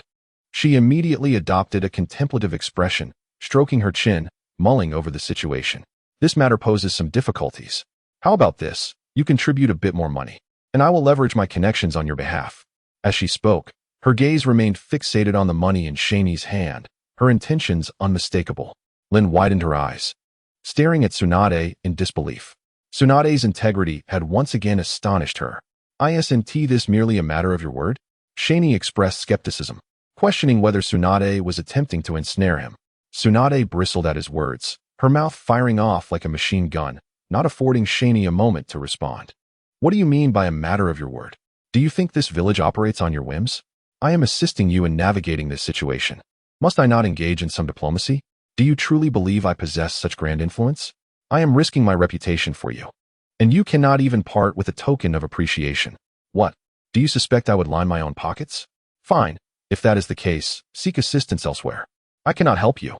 Shaney panicked. No, please don't, Tsunade-sama. Uncertain of the veracity of her words, he observed her feigned anger. With a decisive resolve, he thrust the reward he had just received into Tsunade's hands. Look at this situation. Who would ever doubt Tsunade-sama? This matter requires your utmost attention. Lin and I are sincerely grateful. Lin cast a sidelong glance at the foolish boy, then at Tsunade, who was enthusiastically signaling her approval. With a resigned sigh, she mused. How did I not realize before how easily Shaney can be deceived? Alas, it's merely a matter of shifting resources. In the end, we are all part of the same family. I hope Tsunade-sama can keep her losses to a minimum this time. She followed Shaney's lead, saying, Thank you, Tsunade-sama. I appreciate your efforts. Ah, good girl. Rest assured, this matter is in my capable hands, Tsunade proclaimed, her face beaming with delight. On the way home, Shaney felt quite elated, buoyed by Tsunade's assurances. Nevertheless, upon reflection, he felt a twinge of doubt.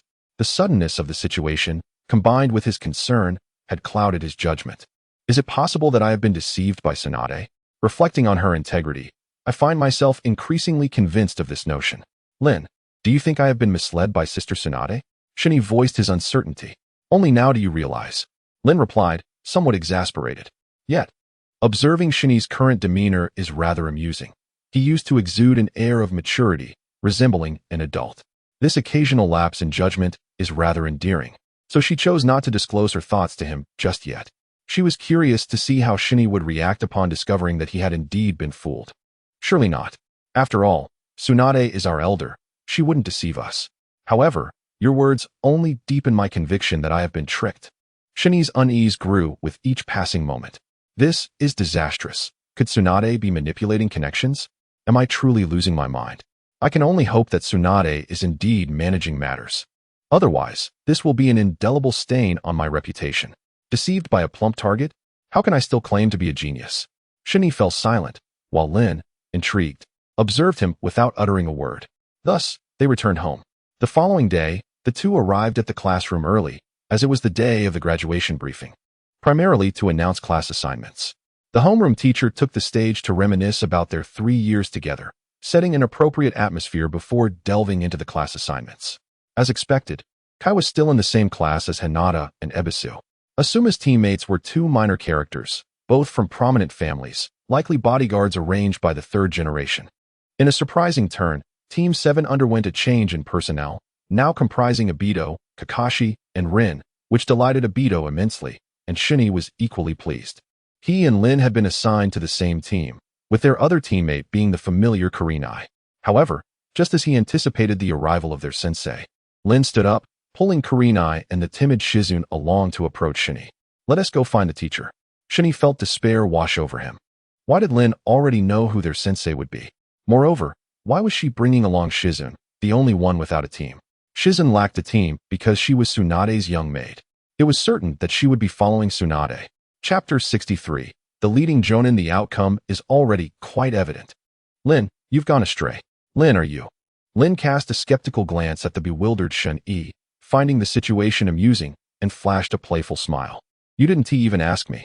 The other two were already well aware, with Hong directly mocking. With this level of intelligence? TSK, there's no saving you. Shun-E was too embarrassed to show her face. The three young ladies ahead were chatting and laughing, while Shun-E could only shuffle along to the Senju ancestral home. Upon entering, Tsunade greeted everyone cheerfully, with Kushina standing nearby, eager to jump in. She was particularly enthusiastic towards Shun-E, unabashedly saying, So, how did I handle this matter? Rest assured, since we VE accepted payment, we will certainly deliver. Shun-E felt an overwhelming urge to vanish. After teasing Shun-E, Kushina stepped forward to the center of the crowd, exuding confidence. I am your team leader for the 8th squad. Although it was somewhat unexpected that Tsunade was not leading the team, it was within reason. It was clear that Kushina was genuinely thrilled. The various constraints of being a Jinchuriki had truly stifled her spirit. However, could the village trust her to lead a team on a mission?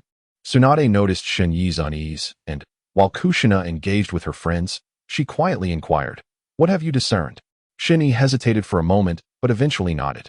Since they were allies, there was no harm in speaking candidly. Are you frightened? Shin-Yi found the question rather absurd. What could possibly be frightening? Was she supposed to fear a Jinchuriki going berserk? That was simply inconceivable.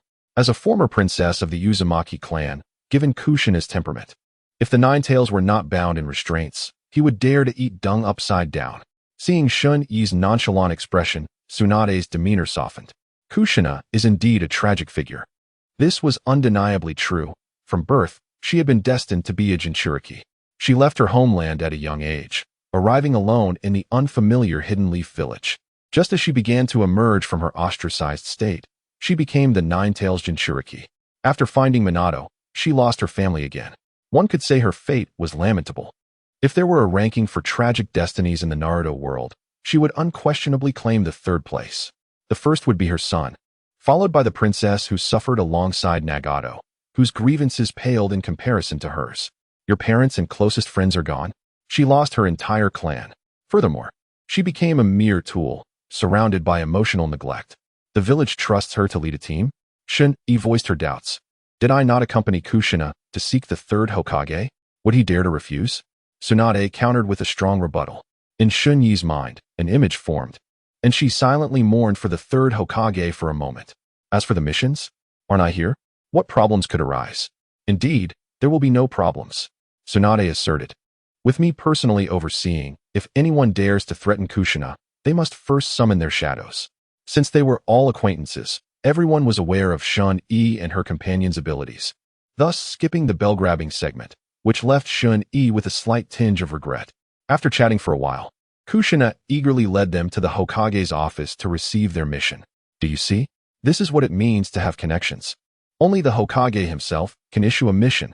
What kind of mission do you wish to undertake? The third Hokage examined the group, particularly Tsunade and Kushina, who had arrived together. Wiping the sweat from his forehead, he asked quietly, B rank. Shun-E replied cautiously. A rank. Tsunade stated more reasonably. S rank. Kushina, feeling a bit overconfident, chimed in. The third Hokage felt discomfort. Logically, with Shun-Yi's team configuration, a B-rank mission would be somewhat beneath their abilities. Yet this was their first mission. Moreover, this team was rather unique. After a lengthy negotiation and at the cost of a few strands of hair from his beard, the third Hokage reluctantly granted them a C-rank mission to clear wild boars. Clearing wild boars was excellent. It required no village departure and had a certain level of challenge. To increase the difficulty, the third Hokage even ventured into the Forest of Death to capture a chakra-infused wild boar, placing it in a secluded area. Indeed, this task was predetermined. The intent was to allow Kushina to experience the thrill of undertaking a mission, and he even personally covered the mission fee. Once the group departed, the elders convened in the Hokage's office. This is absurd. How can a Jinchuriki be appointed as a team leader? Danzo was the first to speak out. Indeed, if a Jinchuriki is leading a team, will they not eventually take them outside the village for missions? Who will bear the responsibility if something goes awry? Koharu followed suit. Hayashi, this decision does seem somewhat ill-considered, Mito commented, equally disapproving. Observing his old companions, the third Hokage felt a bit trapped. Although he had anticipated their reactions would be quite intense, he steeled himself to proceed. For so many years, we have wronged Kushina, he stated to set the tone. Koharu's demeanor softened somewhat. Moreover, Tsunade is personally vouching for them, and little Shun-E and her team are not weak. Mito nodded in agreement. If issues arise, I will take responsibility. If you disagree, take it up with Tsunade. Danzo's stance wavered, well aware of Tsunade's temperament and Kushina's unpredictable nature. API call failed with status code 429. Error. Code. For 29. Message. Resource has been exhausted, e.g. check quota. Status. Resource exhausted at this moment. Tsunade was not yet bound by the constraints of Hokage, her hands tied. To confront her, one might truly find themselves at a disadvantage. Furthermore, the safety of Kushina need not be a concern. Should any trouble arise, someone else would bear the blame. Why seek discomfort? Thus, the tempest dissipated into nothingness. Meanwhile, a few individuals arrived at the task location, where they beheld their target. A wild boar, several meters in size, resembled a small hill. Clearly, this was no ordinary boar. It was one imbued with chakra. Oh, this boar bears a striking resemblance to Kamichi. Lin, do you see the resemblance? Just a bunch of foolish pigs. Hong jested. Lin and the others shared a silent laugh. You are the pig. Without allowing Hong a moment to react, she took the initiative. A spiraling sphere struck the boar, rendering it wounded and battered, yet its considerable size allowed it to survive, awakening its ferocity. Jinjutsu. Hong joined the fray, ensnaring the boar within an illusion. Lin, Kamichi shouted, and the two executed their synchrony with precision. Fire release, fire dragon flame bullet. Wind release, pressure damage. As days passed, Kushina and Obito completed task after task. While the ranks of these missions were not high, the rewards were indeed generous. A D-rank ninjutsu yielded at least 50,000 ryo, while a C-rank brought in hundreds of thousands. Though the average distribution was modest, the sheer volume of completed tasks compensated for it. They had only begun to take on the shorter missions, deliberately avoiding those that consumed too much time, preferring tasks that involved capturing wild boars. In a single day, they could secure several. After a few days, the third Hokage found his hair thinning rapidly from worry. Yet, who would truly care? Chapter 64. The first mission outside the village simultaneously, Kamichi finally acquired his parents' inheritance from the third Hokage. There was little to say. Only a modest apartment in a commoner-esque district and several 100,000 ryo in savings. Though scant, it represented a portion of love. This is, in fact, the norm for common ninjas. While the rewards for missions are substantial, the expenses incurred by ninjas are equally considerable. Explosive tags, shurikens, and kunai must be kept in stock, do they not? When they break, replacements are needed, yes? Their nourishment must be nutritious, correct? One must purchase the medicinal supplies from the Nara clan, mustn't one? Furthermore, medical fees and a myriad of other expenses require financial resources. Thus, without the support of the ninja clans, little remains in terms of savings. However, Shinichi is an exception. Explosive tags?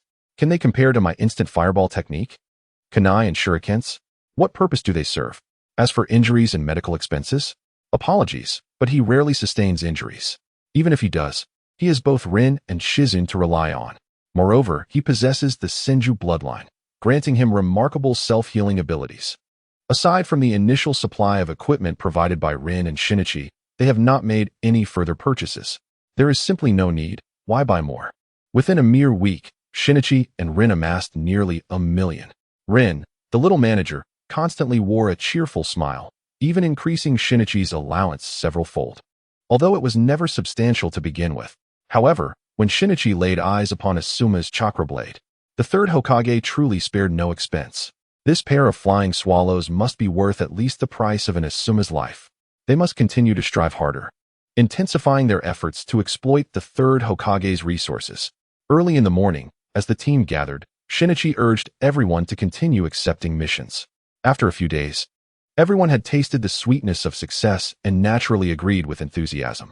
In the Hokage's office, the third Hokage felt a headache coming on upon seeing them return once more. This cannot continue. After all, this is also an unspoken rule. Typically, a small team's inaugural mission beyond the village is inevitably stained with blood. It is essential to recognize that being a ninja is not a noble or glorified profession. To become a ninja, one must inevitably engage with such grim realities. Only by surpassing this threshold can one truly be deemed worthy of the title. It is harsh, yet undeniably realistic. Upon hearing about this mission, the group fell into an unusual silence. At this moment, Tsunade stepped forward. What are you dawdling for? Go back and organize your belongings. We will gather at the main gate in half an hour. Kanji and the others departed to prepare. Kushina hesitated, wondering if it was too soon for them to be exposed to such matters. Too early for what? I began executing missions with that old man when I was just 6 years old. Didn't we all go through the same? Tsunade dismissed her concerns. The third Hokage, unexpectedly named by Tsunade, ignored her tone. They are good kids. I believe they will get through this. He then stated seriously, for this mission, I require you not to act unless absolutely necessary. Understood. While the playful banter continued, the third Hokage's authority was still acknowledged. On their way back, Kanji noticed Rin's worry, but was at a loss for how to comfort her. The observant Rin smiled reassuringly. It's all right. Didn't we already anticipate this? Indeed. Once everyone gathered, they set off towards the bandit hideout. Along the way, Kushina detailed the mission. A rogue ninja had formed a bandit group with several locals, preying on villages. Unable to bear it any longer, they had reported it to Konoha. Due to the presence of a rogue ninja, the mission was elevated to a B rank. The long journey took an entire day. Normally, Tsunade would have obliterated them immediately, but considering the newcomers, she agreed with Kushina's suggestion to rest and act under the cover of night. Before the operation, Tsunade and Kushina reiterated that they would not intervene, assigning Kanji as the temporary team leader and cautioning them to proceed carefully. Under the moonlight, Kanji and the others swiftly approached the bandit hideout.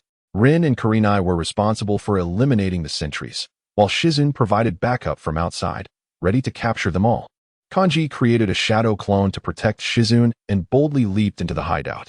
Upon entry, Kanji discovered the bandits were remarkably unprofessional. Perhaps due to the rogue ninja among them, they lacked even a lookout. After a brief reconnaissance, they pinpointed the bandits' location, witnessing the slumbering bandits. Kurenai felt a surge of indignation. They've taken so many lives, yet they sleep so peacefully. What scum. Indeed, the horrifying scenes uncovered during their search, reminiscent of a hellish nightmare, unsettled Kanji deeply, revealing the world's cruelty. It wasn't just the elderly and women. Kanji even discovered brutally slain infants. They deserve to die. Even the usually gentle Rin could no longer tolerate it. Let's act. The three exchanged glances, instinctively unleashing their ultimate techniques. Earth release, multiple earth wall. Fire release, great fire annihilation. Wind release, vacuum great sphere. Kanji used earth release to trap the scoundrels, while Rin and Kurenai unleashed a devastating combination of wind and fire techniques. In an instant, flames soared and screams echoed. The most merciless fate is starvation, and the most ruthless is fire attack. The rogue ninja and the other bandits were engulfed by the inferno, perishing before they could comprehend their doom. Meanwhile, Tsunade and Kushina observed from the shadows, casually conversing. How did they perform? Mediocre, I suppose. What do you think of the third's report? Excellent. The mission concluded. It was evident that Rin and Kurenai were still adjusting, while Shizun's composed demeanor impressed Kanji. Despite the gruesome sight, she leaned in to confirm the lifelessness of the bodies. Kanji had chosen not to gamble this time, highlighting the horror of the scene. However, Kanji noticed Shizun's trembling shoulders. I knew she couldn't be calmer than me. Should I tease her? Chapter 65. The mundane routine. Shizun, are you alright? Shizun, attempting to maintain composure, offered Kanji a smile that resembled a grimace. I'm fine. I'm very professional. She stuttered, clearly shaken. No wonder you're not fazed by the intestines hanging from your shoulder. That's quite professional. Hey. Shizun, overwhelmed by panic, punched Kanji squarely in the face. As a joke, Kanji thought, how could he be struck? Just as he prepared to utilize body flicker technique to escape, he realized his shoulder was firmly held in place, immobilizing him. You think you can run? Not so easily. Give it up, Diamond Lock. It was Tsunade and Kushina. Kushina even employed Diamond Lock. I'm doomed. With a thud, Kanji's face collided with Shizun's fist, sending him flying. He landed with a thump at Rin and Kurenai's feet. Humph. Rin turned away, letting out a cold huff, expressing her mild dissatisfaction towards Kanji. Kurenai, however, appeared eager to retaliate, lifting her foot threateningly, causing Kanji to panic. Fortunately, she halted at the last moment, but before Kanji could breathe a sigh of relief, Tsunade had arrived at Kurenai's side, pressing her hand firmly against Kurenai's foot and forcefully shoving it into Kanji's face. Now, Kanji had offended everyone. On the way back, the group continuously consoled the still sniffling Shizun, occasionally shooting glares at Kanji, even Rin ignoring him. Ultimately, Kanji had to apologize and accept a series of unfair terms to conclude the matter. However, they discreetly refrained from treating Kanji, allowing him to reflect on his pig-like visage. A day later, they returned to Konoha, submitted the mission, and received their reward, only for Tsunade to vanish with Shizun. Without a doubt, they had gone to squander their earnings at the casino. Coincidentally, upon exiting the Hokage building, they encountered Team 7, led by Minato. Both teams had just completed their missions, so they decided to dine together. Brother, your hairstyle is quite unique. Obito teased, pointing at Kanji's swollen face. The usually taciturn Kakashi silently leaned in closer. Don't ask. Whoever questions gets punched, Kanji retorted. To his misfortune, upon entering the restaurant, Kanji realized it was filled with familiar faces. What was the occasion? A graduation celebration? Why were so many from his class present? Each gaze directed at him felt peculiar, amplifying Kanji's embarrassment. After a hearty meal, he quickly sought an excuse to slip away. Rin, both pained and helpless, hurried to treat his bruised face, chiding him as she healed him. Let us see if you dare bully Shizun again. I am no longer daring. I truly am not. Shin-e quickly reassured himself. He is the kind of person who sometimes cannot restrain his impulses, always eager to indulge in mischief at any opportunity. Recalling the earlier awkwardness, he sighed, fearing he might have become notorious within our circle of classmates. How will I ever face them again? Serves me right. As she spoke, Lin couldn't help but laugh. Observing Lin's reaction, Shun-e found himself questioning the meaning of life. What is it that you find so amusing? I am merely reminiscing about something joyful. This dialogue feels so familiar. Must we continue to follow the same routine? She does not have a wife, after all. Is that even worth mentioning? Surely, she is merely jesting at her own expense. Ah, if you dare to mock me, it seems I shall have to invoke family discipline today. Shun-e feigned anger. Hee. Lin giggled and darted away. Following Shun-Yi's playful interruption, Lin's mood significantly improved, alleviating the heaviness that lingered after completing their recent mission. The two returned home in a whirl of laughter. Having recently undertaken a B-rank mission, which was quite burdensome, the QB team was granted a rare week of respite, with tasks temporarily suspended. This break served both to allow the team time to recuperate and to facilitate their training. Although missions yield swift financial rewards, the essence of a ninja lies in their strength, and one must not lose sight of that fundamental principle. Kyubi and Tsunade frequently visited to offer guidance, with Kyubi even introducing some sealing techniques to the group. However, Shunyi's current training primarily focused on chakra nature transformation. Although sealing techniques are admirable, he understood the wisdom of not overextending oneself. Moreover, sealing techniques were exceedingly complex. Initially, Shun-Yi felt a flicker of interest, but upon seeing the towering stack of books Kyubi had brought, he promptly abandoned that perilous notion. Lin and Shizune continued their studies under Tsunade, diving into an extensive array of medical ninjutsu knowledge. Meanwhile, Hong aimed to delve into her jinjutsu studies, leaving no one to learn sealing techniques from Kyubi, which left her feeling quite vexed for some time. Later, Minato entrusted Kakashi and the others to Shun-Yi, allowing him and Kyubi to enjoy a world of their own. Tsunade vanished without a trace, presumably lost in yet another gambling den. Kai occasionally joined them for training, returning to the camaraderie reminiscent of their school days. Each day, apart from their regular training, they relished the opportunity to spar with Kakashi, Kai, and Obito, making life exceedingly enjoyable. Kakashi and Kai were amenable. As long as you issued a challenge, they would engage without hesitation. Even if they were outmatched, they would fight valiantly. However, Obito was a slippery character. No matter how you pressed him, he would not acquiesce. When pushed to the brink, he would resort to reporting, though it was unclear from whom he had learned such behavior. Days swiftly passed. After a day of rigorous training, Shun-Yi, feeling a sudden urge, decided to indulge in a soothing bath to unwind. He exchanged brief pleasantries with Lin before setting off to the hot spring alone. API call failed with status code 429. Error. Code 429. Message. Resource has been exhausted, e.g. check quota. Status. Resource exhausted. API call failed with status code 429. Error. Code 429. Message. Resource has been exhausted, e.g. check quota. Status. Resource exhausted.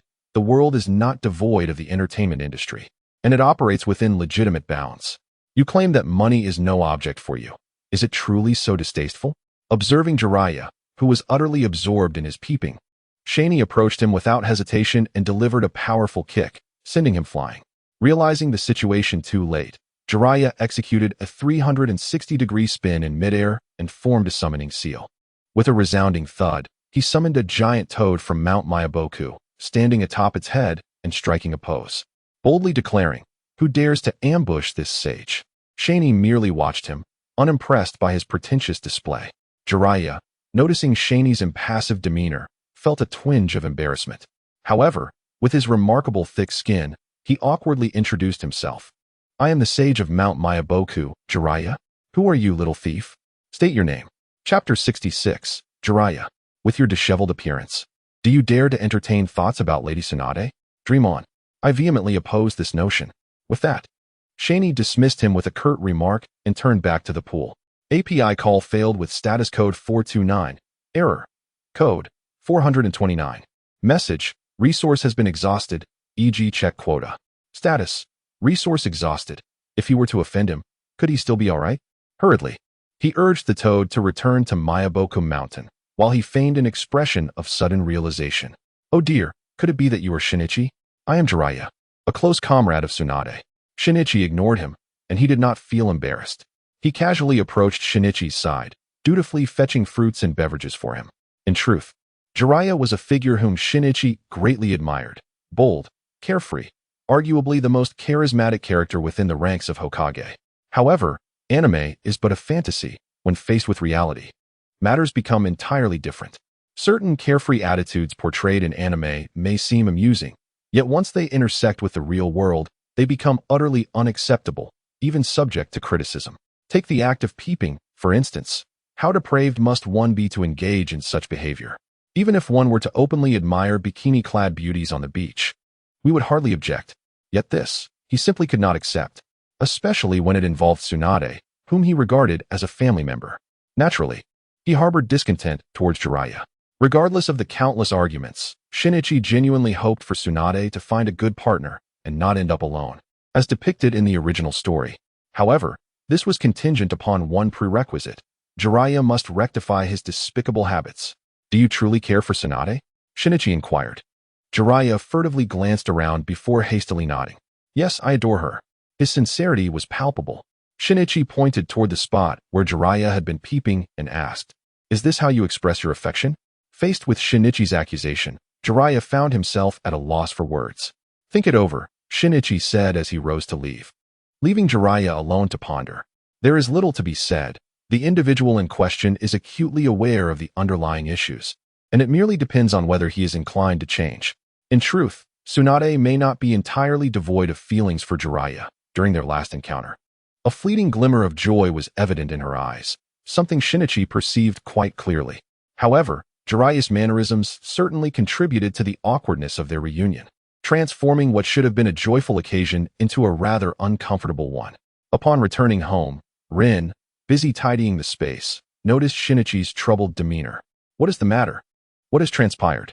Sensing Rin's concern, Shinichi found solace in her presence, momentarily alleviating his burdens. Drawing Rin into an embrace and sharing a tender moment, he eventually recounted the events involving Jiraiya from earlier that day. This served a dual purpose, to express his need for catharsis and to seek her perspective on the matter. Was he the one whom Lady Tsunade sent flying during the graduation examination? Did he truly engage in such clandestine activities? How could there be any doubt? I even gave him a kick. Shinichi remarked.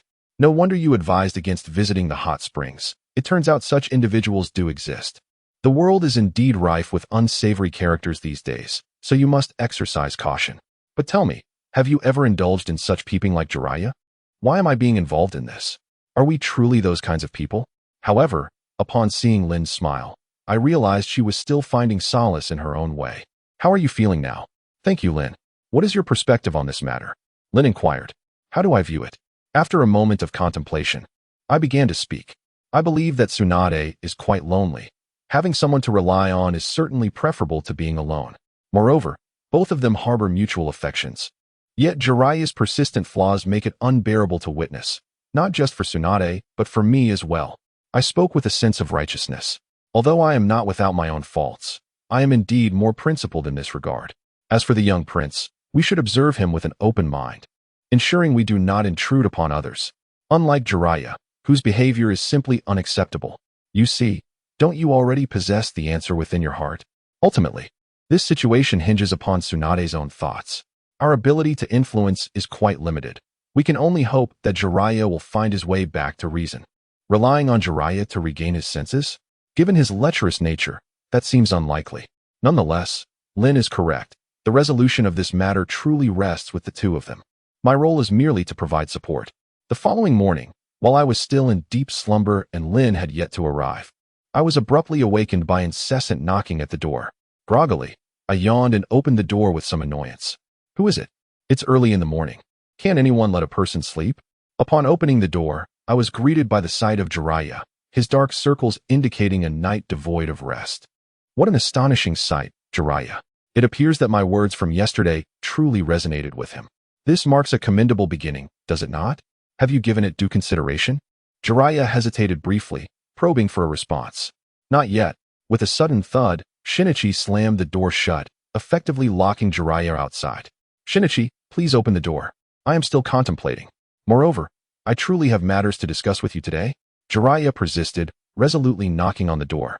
Reluctantly, Shinichi opened it. What is it? Speak if you have something to say. If not, do not disturb my rest. Look at the time. Shinichi retorted, irritated. This is something I ought to have mentioned yesterday, but I was sidetracked and forgot. I specifically came to find you today. Speak then. Shinichi's patience was wearing thin. Unexpectedly, Jiraiya delivered a thunderous revelation. The great sage Toad has received a new prophecy. Have you truly considered it? Indeed, I have. Words alone are insufficient. You must demonstrate sincerity for everyone to witness your resolve. Rest assured, I, Jiraiya the sage, always follow through on my promises. It is indisputable that Jiraiya harbors affection for Tsunade, a fact that Shinichi never doubts. However, Shinichi struggles to accept Jiraiya's penchant for voyeurism. As for his lecherous tendencies, should Tsunade truly be willing to accept him, it would ultimately depend on her methods. Of course, those matters are for another time.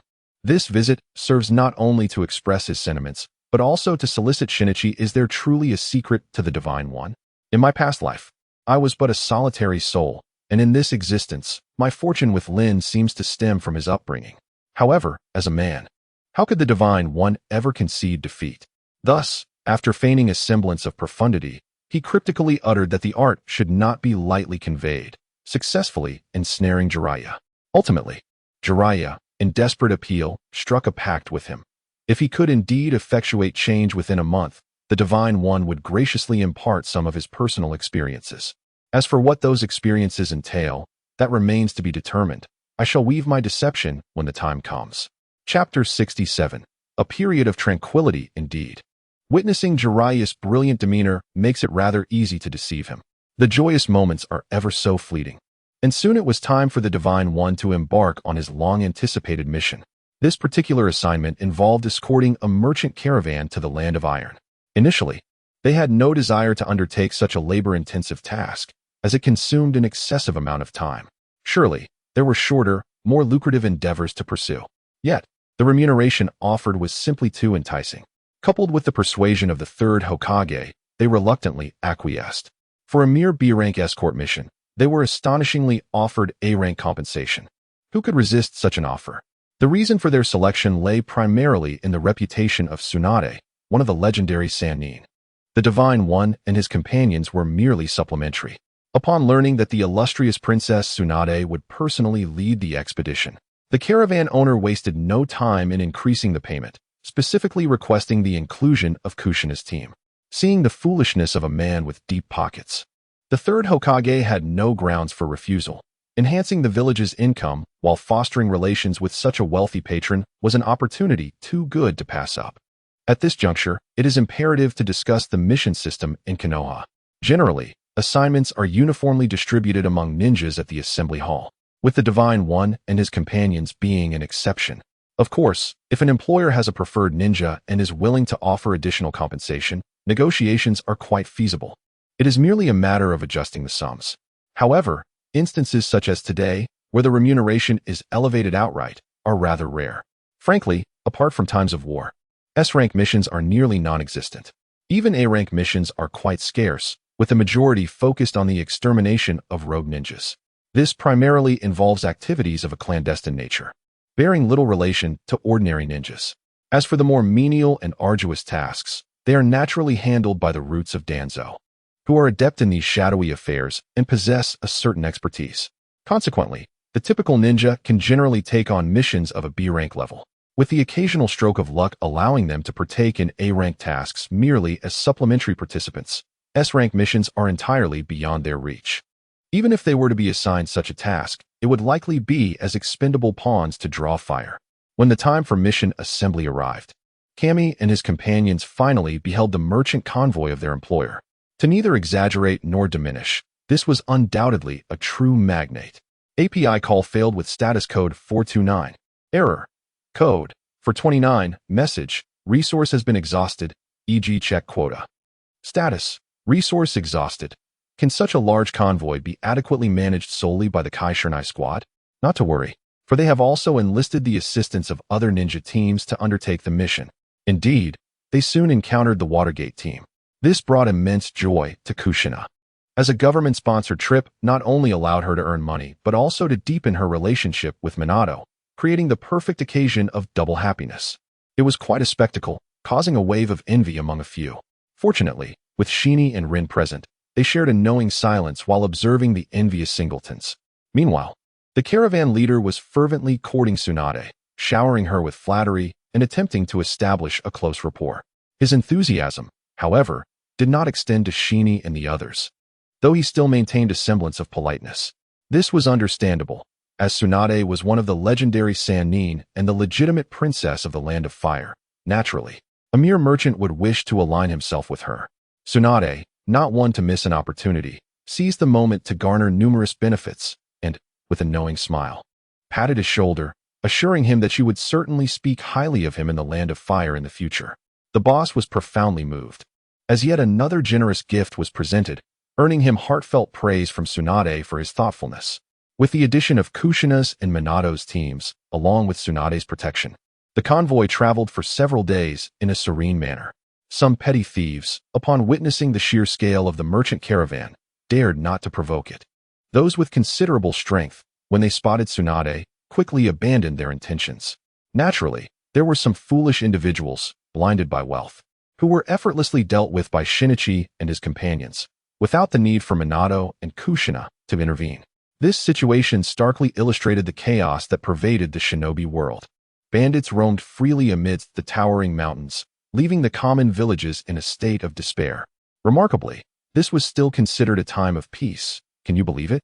Shinichi could hardly fathom what would become of the commoners should a true shinobi war erupt. Lives were as expendable as mere grass.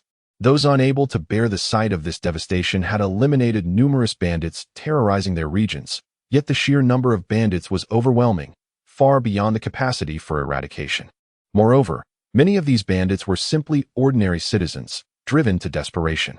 The word chaos succinctly encapsulated the current state of the shinobi world. Unable to effect change, Shinichi could only obscure his conscience through diligent training.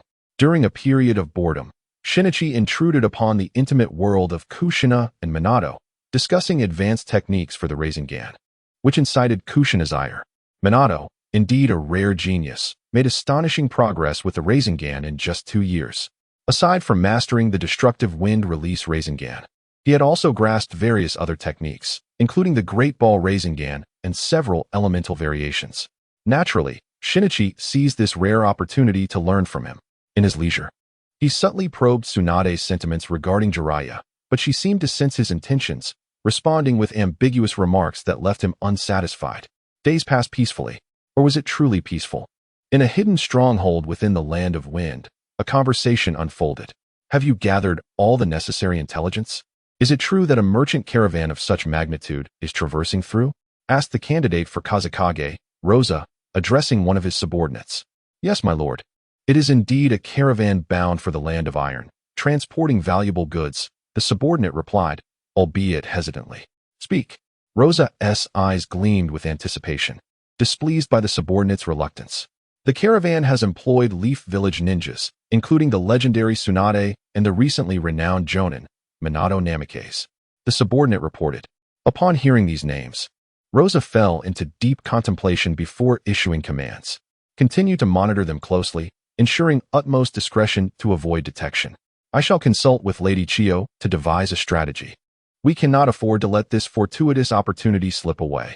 Rosa instructed his subordinate before hastily making his way to Chiyo's residence, where he relayed the entire situation. Tsunade? Chiyo's expression soured at the mention of her name. The Sand Village had suffered a devastating defeat in the Second Shinobi World War, primarily due to Tsunade's ability to easily counter the village's pride, their poisons. Otherwise, the Sand Village would not have found itself in such dire straits. Sister, we must seize this opportunity and eliminate Tsunade, this bane. Aizo also expressed his indignation, recalling how they had lost face before Tsunade during the last conflict. However, Chiyo hesitated, torn by conflicting thoughts. Ultimately, Rosa's impassioned plea swayed her resolve.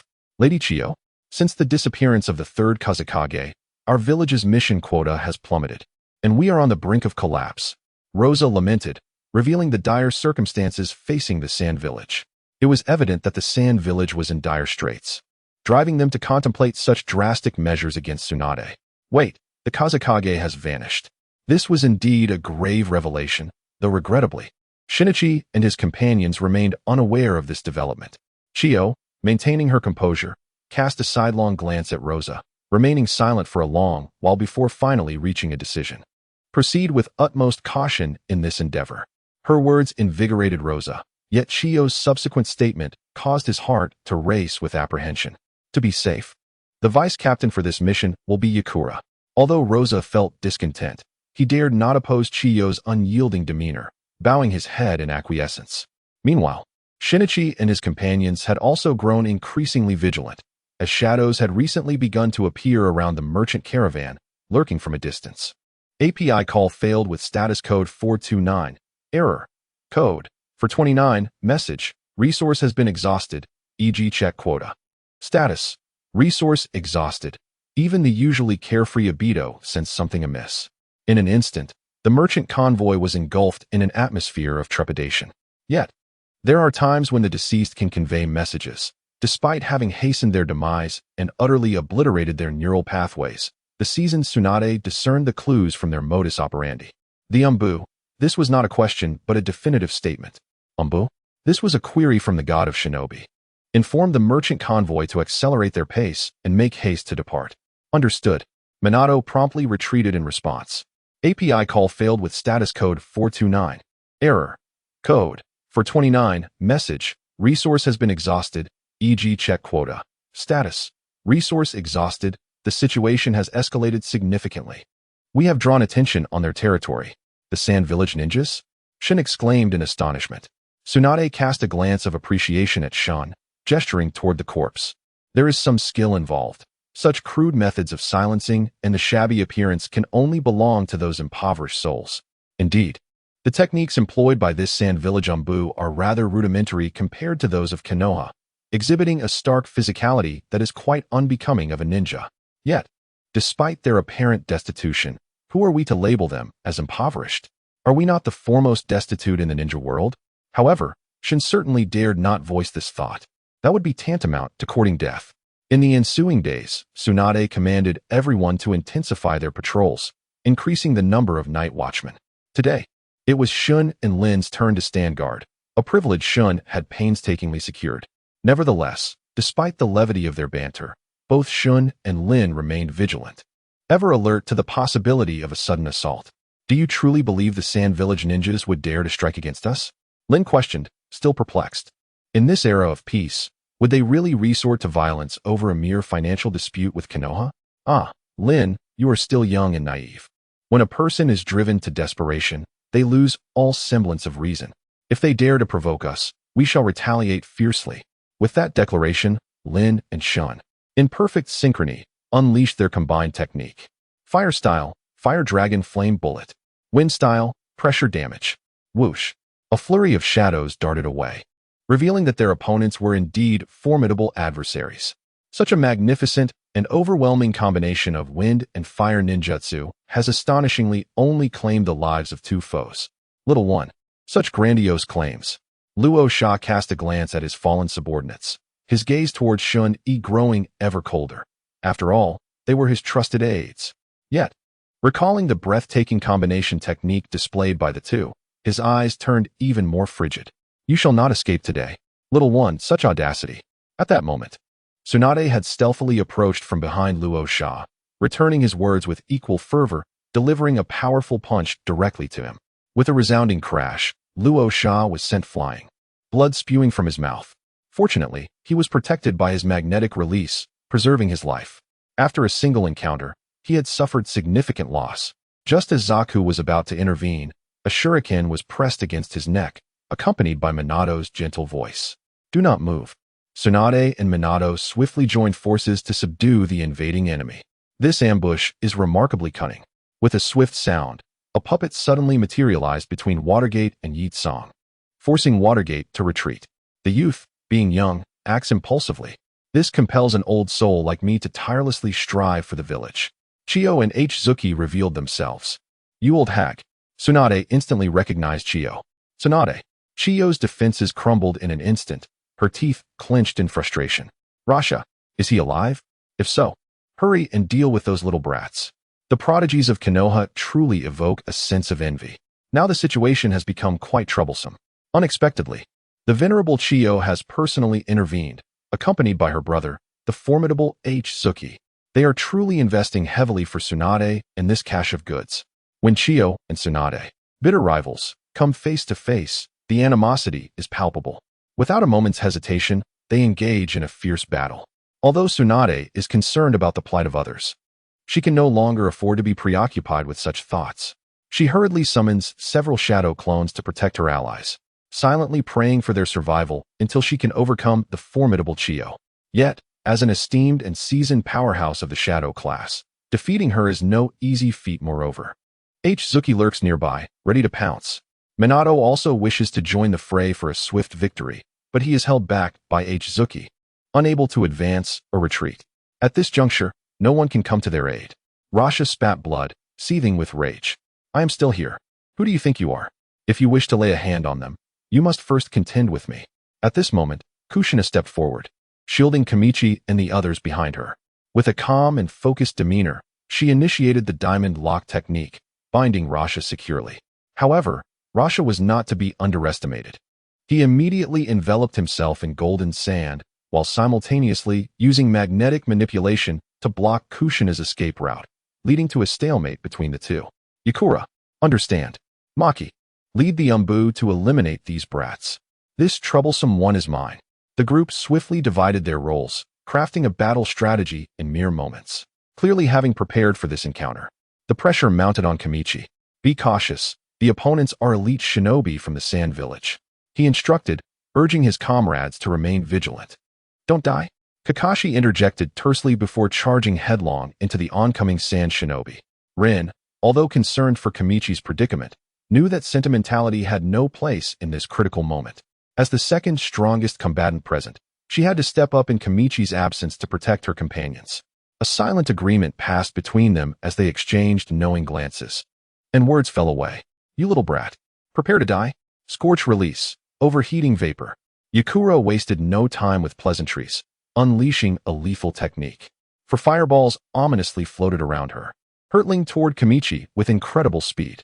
The temperature soared, transforming the flames from the traditional crimson of fire release to a brilliant white, resembling a miniature sun. Water release. Water barrier.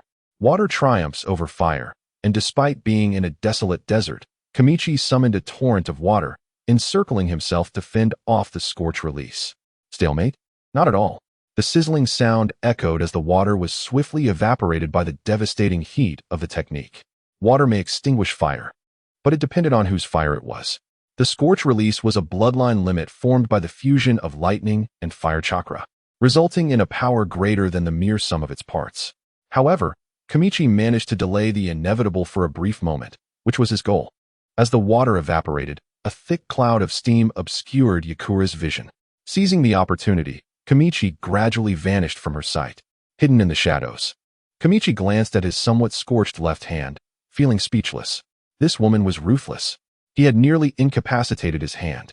In just one move, Kamichi had suffered a significant setback. Fortunately, although his hand appeared injured, timely evasion spared him from serious harm, allowing him to continue performing hand seals. You little brat. Doesn't it feel terrible to be burned by scorch release? Why endure such suffering? Just come out, and I will grant you a swift end, Yakura taunted, attempting to unsettle Kamichi while carefully surveying his surroundings. Little brat, little brat, little brat. You dare call me that? Kamichi retorted, unyielding in his verbal sparring. Despite Yakura being only a couple of years his senior, her audacity was remarkable. Suddenly, the ground beneath Yakura erupted, hands emerging to restrain her feet, and Kamichi struck. Underground. Scorch release. Overheating vapor. Undeterred by Kamichi's taunts, Yakura's fireballs surged, instantly dispersing the concealed Kamichi. Meanwhile, from behind Yakura, a glimmer of cold light flashed as a blade descended upon her with ferocity. However, before he could close the distance, Kamichi was overwhelmed by the searing heat emitted by the overheating vapor. Damn, what a prickly opponent. The shadow clone dissipated with a thud. Fire release. Fire Dragon Flame Bomb. Wind release. Pressure damage. Lightning release. False darkness. Water release. Water Dragon Bullet. Kamichi unleashed a coordinated assault from all directions, locking Yakura in a comprehensive offensive. Earth release. Yellow Spring Swamp. He transformed the ground beneath her into a quagmire, rendering Yakura immobile as she could only watch helplessly as the ninjutsu consumed her. API call failed with status code 429. Error. Code. For 29. Message. Resource has been exhausted, e.g. check quota. Status. Resource exhausted. As soon as Shun-E felt a moment of triumph, he rushed to assist Lin and the others. Suddenly, out of nowhere, a fireball appeared. But fortunately, Shun-E evaded it just in time. Otherwise, the consequences would have been dire. Truly, the malevolent spirit would not relent. Cough. What a pity. Cough. I nearly met my demise at the hands of this little imp. It was all due to the scorching release. The yellow spring marsh hardened instantaneously under the scorching technique, allowing Shun-E to narrowly escape the bombardment of his ninjutsu through the use of earth escape, yet he still suffered considerable injuries. At this moment, Yitsong was far removed from her earlier spirited demeanor. Her attire lay in tatters, resembling that of a beggar. A portion of her hair had been singed away, leaving the remainder in disarray, resembling an explosion. Regrettably, the exposed skin was not the fair complexion one might expect, but rather marred and smeared with blood. Coupled with her expression laced with animosity, for reasons unknown, Shen-Yi couldn't help but chuckle heartily. The more he gazed, the more amused he became. My apologies, my apologies. I couldn't help myself. In truth, Yi Tsong had left a rather favorable impression on Shen-Yi, being the tragic hero of the Sand Ninja Village, eliciting a degree of sympathy.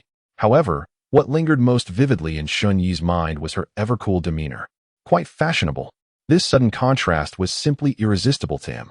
Yi Tsong, this is not scientific, yet it is undeniably ninja-like. As Shun deftly evaded Yi Tsong's assaults, she occasionally retaliated, her taunts flowing incessantly from her lips. It was essential to exploit this little vixen's moment of vulnerability to rattle her composure, lest she regain her bearings and the situation devolve into a stalemate.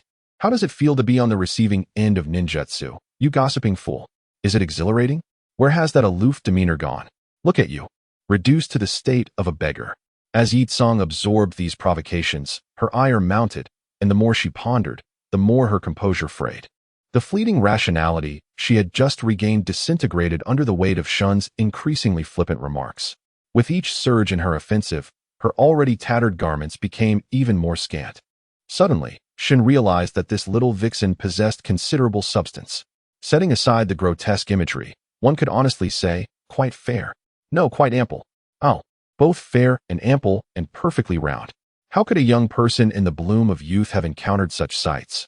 Yi Tsong's attacks began to falter, and he found himself in a similar predicament.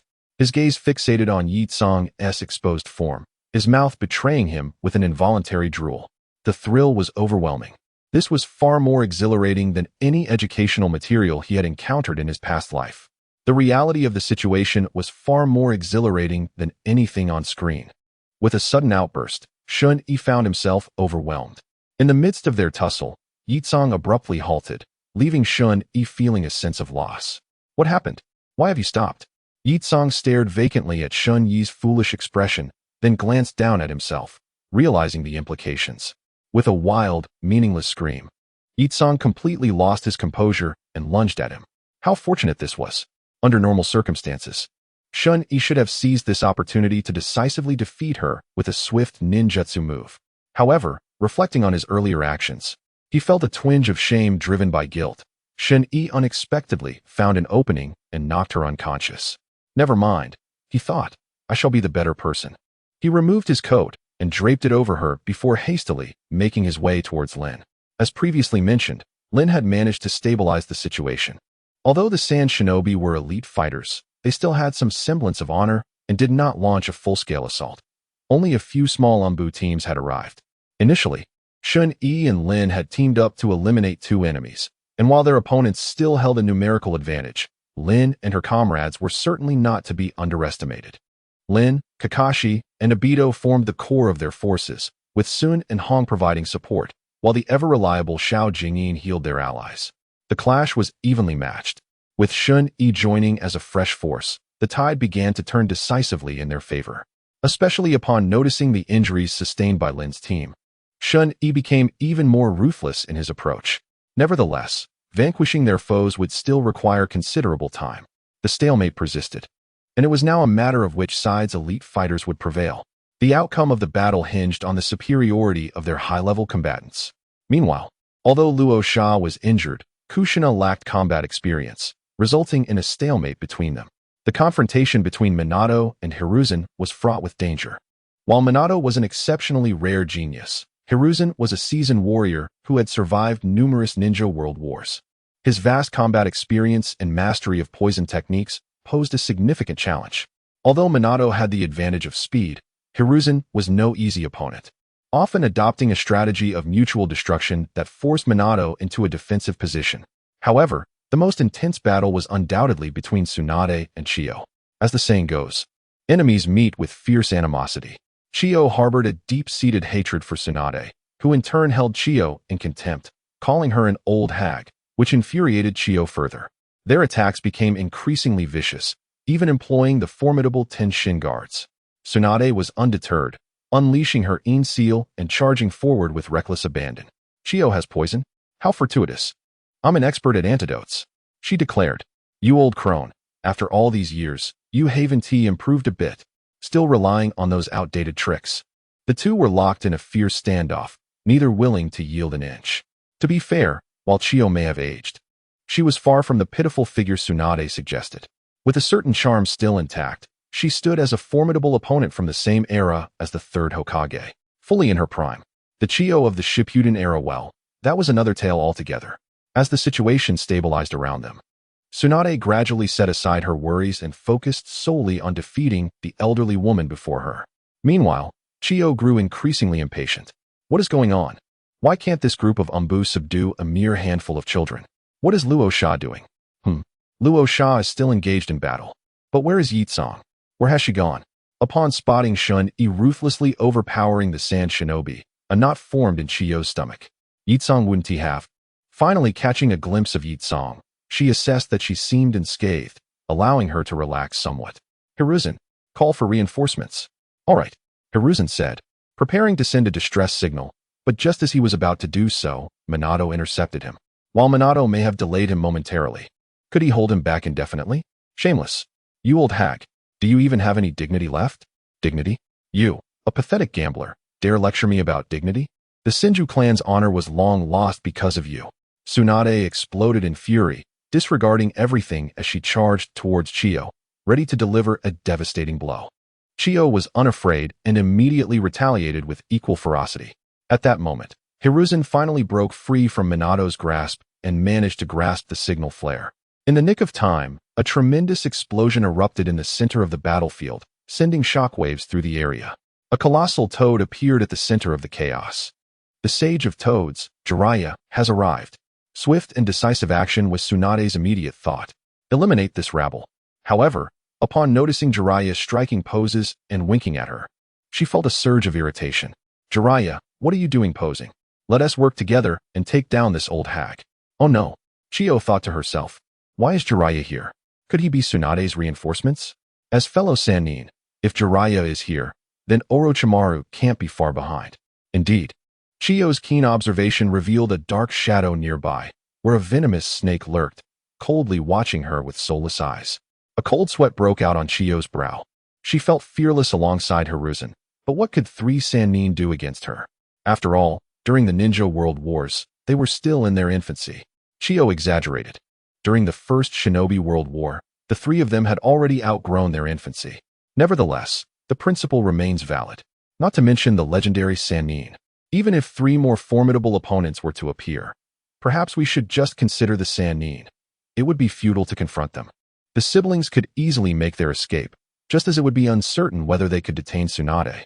If one is determined to flee, the addition or subtraction of a peer-level adversary bears little significance. However, the situation with the formidable Sand Ninja led by Raza and Yakumo is decidedly more precarious. What Chiyo now regrets is not taking action against Tsunade and the merchant convoy, but rather, why she did not bring along more reinforcements. Even if the entire village had mobilized, as long as they could eliminate the Sannin, she would not consider it a loss. Even if it necessitated a subsequent confrontation with Konoha, what can be done in this predicament? Yet, as Chiyo cast a glance at Shinichi and his comrades, the jealousy in her eyes intensified. Once again, just as the Sannin were gaining notoriety, along came Minato and Kushina. Chapter 71. Quarrel. Now that these two are just beginning to mature, a new generation of youngsters, like Shinichi and his peers, has emerged. Why? Why do geniuses from Konoha seemingly abound at all times? When will our great sand village ever rise? It is a matter of tit for tat. If we cannot thrive, neither shall you. With a steely resolve, Chiyo made a difficult decision, locking eyes with Hiro. The siblings' years of tacit understanding led them to simultaneously direct their puppets toward Shinichi and his companions. Seizing this moment, Hiro sent out a distress signal. Upon noticing their subtle maneuvers, Tsunade's anger flared, and she, alongside Jiraiya, readied themselves to confront Raza and his group. Meanwhile, Orochimaru, lurking in the shadows, ensconced the unconscious Yakumo in serpentine coils. The impending battle loomed, yet no one dared to act rashly. These are the futures of their respective villages, and they cannot afford the consequences. Observing the somewhat irate Tsunade, Jiraiya was taken aback. My dear, we are merely exchanging threats. Please do not act impulsively. He hastily called out her name to remind her. Tsunade. Humph. Tsunade dismissed his concerns, indicating that if he could discern the situation, surely she would not be oblivious. Only then did Jiraiya relax. Lady Chiyo, I respect your seniority and address you as such, yet your actions are utterly unscrupulous. Why have you targeted our leaf ninjas and the merchant convoy under our protection? This is a breach of our alliance.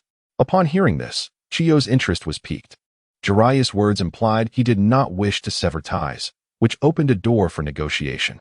If conflict could be avoided, Chiyo was indeed reluctant to escalate matters.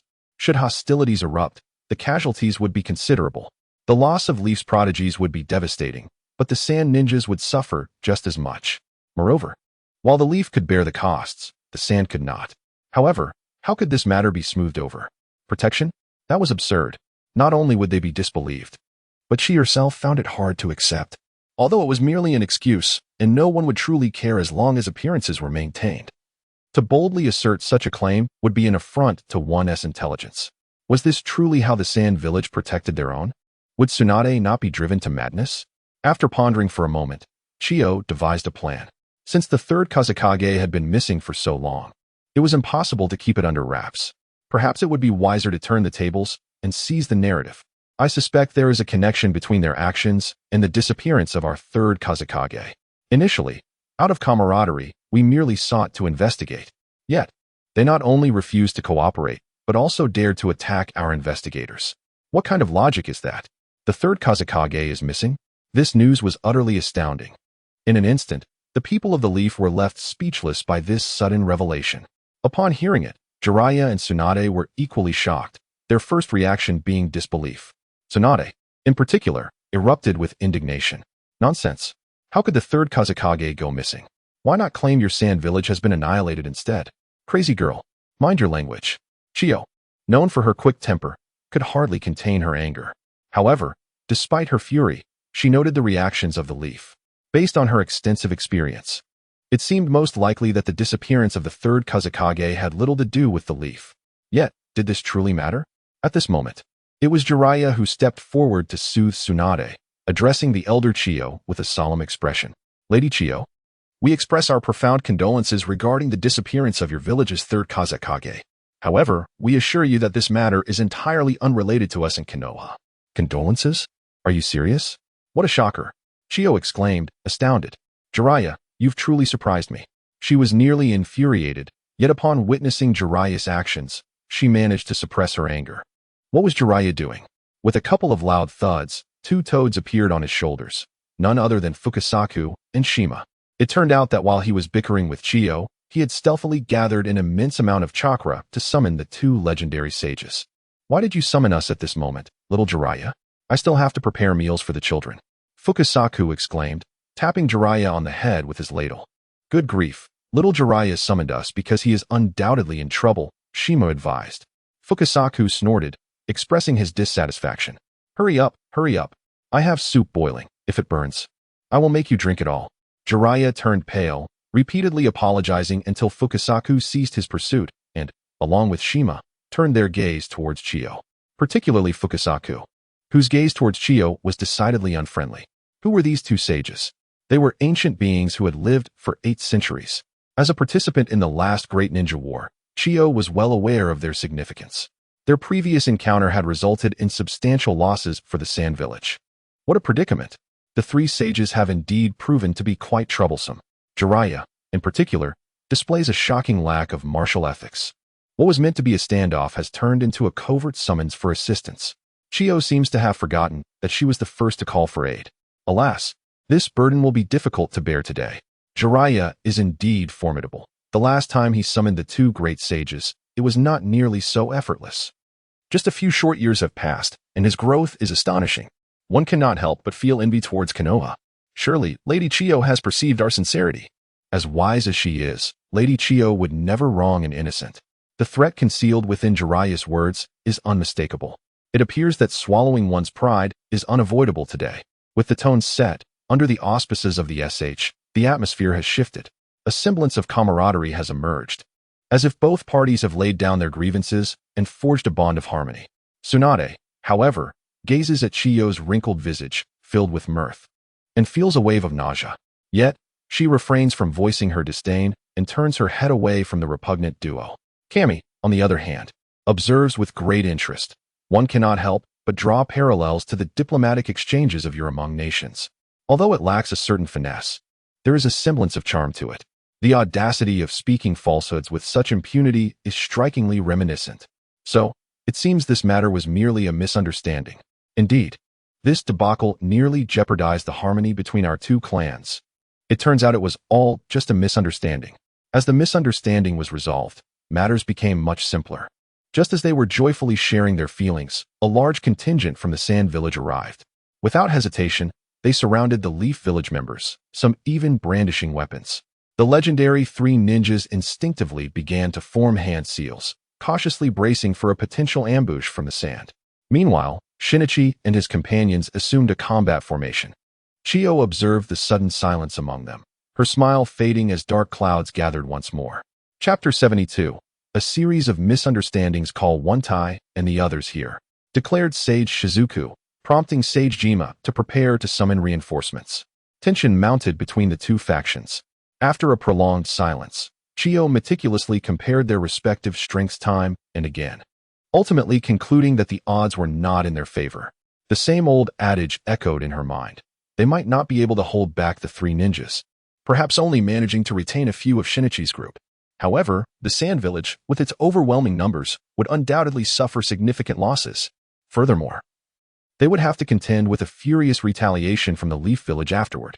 Though Shinichi and his companions were indeed talented, Chiyo regarded them with a measure of disdain. She was more interested in their potential future than their current capabilities. A handful of CH Nin, or even J Nin, could they truly alter the tide of battle?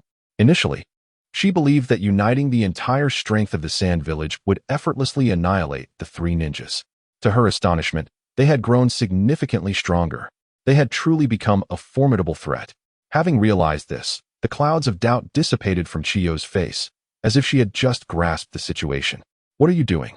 They are our allies. You mustn't be disrespectful. The Sand Ninja exchanged glances, their resolve wavering. How outrageous. Quickly lay down your weapons. Such treatment towards allies is utterly unacceptable. Aizo, aware of the gravity of the situation, attempted to mediate. Upon hearing the commands from both leaders, the Sand Ninjas reluctantly lowered their weapons. Phew, another misunderstanding. Chiyo exclaimed with a nervous laugh. Oh dear, look at my subordinates. They simply do not recognize our allies. It's a misunderstanding, a misunderstanding. The night is too dark to see clearly. It's entirely understandable. Jiraiya pointed to the clear sky above, seeking to clarify the situation. Your village is indeed reasonable. Who is that? Quickly bring Yakura over. Having caused so much trouble for the Leaf, we cannot impose further. He gestured for others to ensure the already awakened Yakura was safeguarded. No, it's no trouble at all. Our Shinichi and your Miss Yakura have hit it off splendidly. Look, she is even wearing his cloak to keep warm. Who knows when they might meet again? Perhaps it would be best if Miss Yakura accompanied us a short distance to alleviate their longing for one another, Jiraiya insisted, unabashedly selling Shinichi out. All eyes turned to Shinichi. Jiraiya, are you out of your mind? Shinichi felt the weight of the myriad glances upon him, frozen in place. Especially as Rin huffed and turned her face away, it sent a shiver down his spine. To make matters worse, Yakura, still draped in his cloak, showed no inclination to return it, intensifying his growing despair. How should one counter this? Moreover, this is not an appropriate occasion for a rebuttal. Chiyo's expression darkened as she stated stiffly, in that case, let Yakura escort you for a while.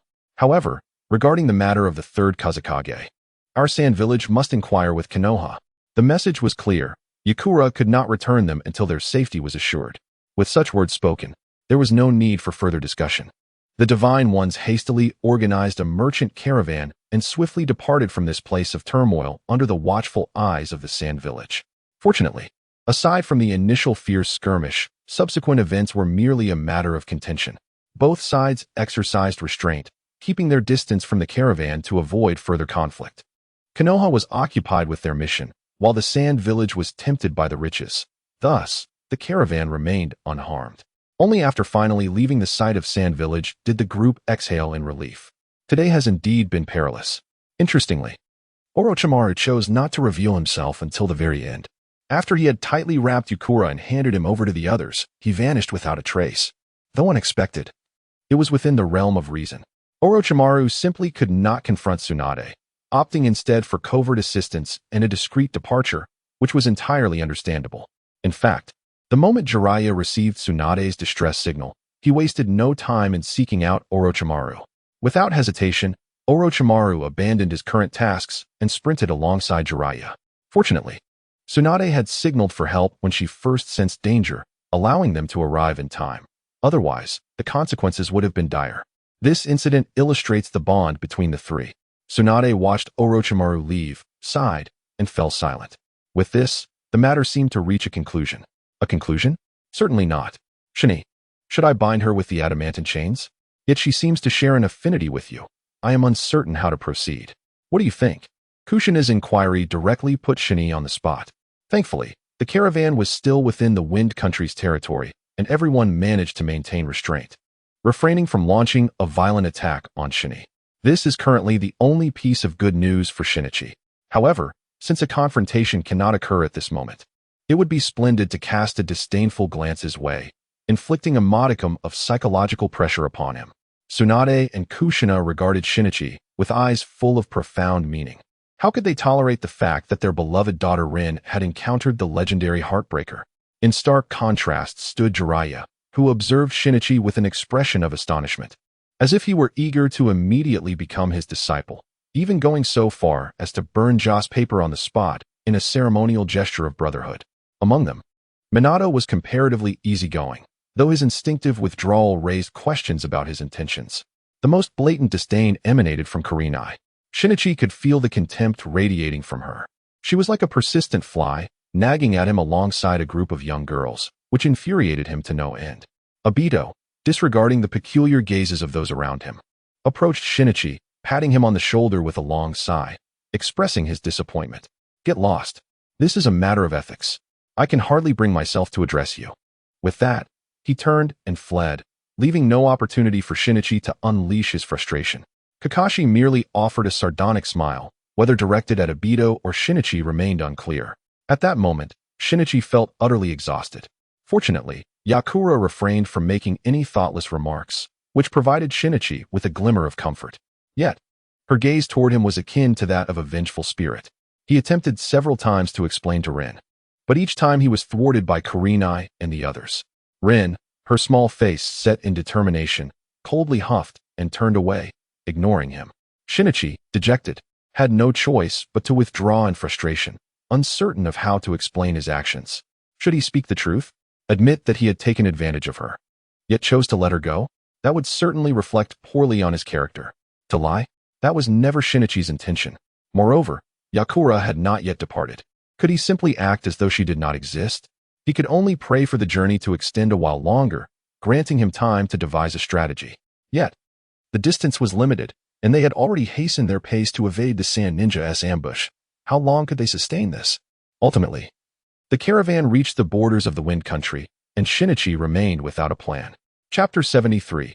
Shinichi wept. Minato meticulously surveyed the surroundings for an extended period, ensuring that no one was in pursuit before nodding at Tsunade. Thus, they decided to release the captive. After all, she was nominally an ally, and it would not do to be overly harsh. Some might argue, they have already attacked you. How can you afford to release a captive?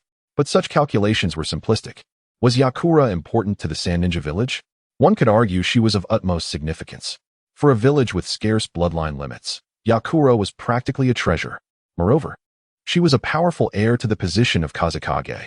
Would you dare to detain her, knowing the Sand Ninja village would retaliate fiercely? In contrast, Konoha had enjoyed a long-standing peace compared to the Sand Village. They were not impoverished like the Sand Ninja. Indeed, they could be described as prosperous. They truly had no desire for conflict. Have you ever seen a reckless youth willingly collide porcelain against stone? Furthermore, there existed a facade of allyship. Why should they tear it asunder if they could avoid it? Most importantly, Shinichi and his companions were not at a loss. Their own people remained unharmed. While they had eliminated numerous elite Sand Ninjas, logically, they had profited immensely. Additionally, having previously promised to release her, would they now renege on that commitment? Tsunade could not afford to lose face. Therefore, she decided to be magnanimous and return the captive. If they dared to retaliate, they could always capture her again. Thus, reluctantly, Kushina released the sealing technique binding Yakura, allowing her to depart. All eyes were fixed upon Yakura's every movement. Who was Yakura, after all? She was notoriously hot-tempered. Having suffered such a significant loss, how could she possibly endure it? Yet, circumstances favored the multitude. They were all formidable individuals. If she were to unleash her wrath, would she not risk being rendered a fool? She was not that foolish. Yet, she could hardly swallow her indignation. Suddenly, a spark of inspiration ignited within her, and she approached Shinichi, her smile radiant as she gazed upon his vigilant countenance. To be fair, Yakura was indeed a stunning beauty. Consequently, Shinichi found himself momentarily entranced. Caught in a daze, bewildered by her allure, yet more perplexed than ever. What is the true intent of this woman? The next instant, Shinichi would discern it. Witnessing Pakura calmly dusting off Shinichi's form, she transitioned to embracing him intimately, a gesture of apparent affection. However, her words carried a chilling undertone. You just wait. When I catch you, I'll flay you alive to vent my hatred. These words, however, remained unheard by the masses, who only perceived the intimate embrace. To exacerbate matters, the vixen artfully revealed a tantalizing glimpse of her bosom, an exposure strategically positioned to be missed by the throng of men, but blatantly displayed to the collective of women. It's no exaggeration to say that Shinichi was in despair. You're trying to kill me. Pakura flashed a bewitching smile, lifting Shinichi's chin with a finger and bestowing a fleeting kiss. Don't miss me too much. Subsequently, with affected composure, she tightened her coat, raised her eyebrows at the assembled women, and sauntered away. Explain yourself. Don't leave. Shinichi, driven to frenzy, pursued Pakura, desperate for clarification. Yet, barely a step into his pursuit, he was felled by Tsunade's pent-up rage, a fist meeting his face with brutal force. Don't leave? What? Can't bear to part with your little paramour. How has Rin wronged you? You can't. Shinichi was utterly flabbergasted. He was now labeled a scoundrel? Observing the restless crowd, Shinichi attempted an explanation. Spare no words on this reprobate. Beat him. Kushina, ever the hothead, waved her hand, and the mob descended upon him. The scene descended into savagery, Shinichi's cries echoing through the air. Even the mild-mannered Shizen joined in, delivering a series of vengeful kicks. Shinichi's suffering was palpable. Minato, witnessing Shinichi's torment, felt a pang of sympathy, but under Kushina's glare, he feigned ignorance. Jiraiya, observing the demise of a former champion, felt a twinge of melancholy. Kakashi and Obito critiqued Shinichi's beating, with Obito incessantly clamoring to strike below the belt. Were the crowd truly unaware of Shinichi's innocence? Perhaps, but did it matter? Not in the slightest. Most simply desired to inflict pain upon Shinichi, especially after Pakura's provocative parting gesture, which ignited their fury. Unable to strike Pakura, they settled for Shinichi. Poor Shinichi, your strikes are too gentle. I can't bear to watch. Step aside and observe. Obito, having watched the spectacle, could no longer restrain himself. Having endured Shinichi's oppression for so long, the opportunity for vengeance was too tempting. The women, pleased by this suggestion, readily complied. Indeed, Shinichi was sturdy, and their arms were weary. A brief respite to witness Obito's performance was welcome. Thus, they parted, creating a path for Obito, who, with sharpened resolve, approached Shinichi. He raised his leg, aiming a devastating blow at Shinichi's manhood. Swift as thought, Shinichi, instinctively sensing the imminent danger, reacted. Planting his hands, he propelled himself backward, narrowly evading Obito's assault. Observing the ground where Obito's foot had landed, now indented several centimeters, the crowd felt a collective shiver. The intensity of Obito is truly formidable. Although Tsunade is present and Shinichi's self-healing abilities are not to be underestimated, your actions have crossed a line. Witnessing Shinichi's uncontrollable fury, the women exchanged glances, their expressions a blend of concern and apprehension. Tsunade cleared her throat, drawing the attention of several onlookers. How was it? Did you enjoy yourselves? Indeed, it was exhilarating. Today has been the most satisfying of all. Then what are we waiting for? Let us retreat. With that, she was the first to depart, and the others promptly followed suit. Rin, who had been observing from the sidelines, felt a tightening in her chest, soon engulfed by an overwhelming fury. Damn you, Obito. Are you trying to leave me in perpetual mourning? Fight. However, Before Rin could voice her sentiments, Shinichi had already taken action. You scoundrel! Your reckless actions nearly jeopardized my future happiness. Thus, Obito found himself on the receiving end of a fierce combination attack from Shinichi and Rin. Shinichi, known for his ruthless nature, unleashed a relentless assault on Obito's lower defenses, while Rin, undeterred, joined in the fray without hesitation. Both had been frightened moments prior, and thus their strikes were devoid of mercy. After what felt like an eternity, a gasping Obito clung to his last breath, his voice barely a whisper.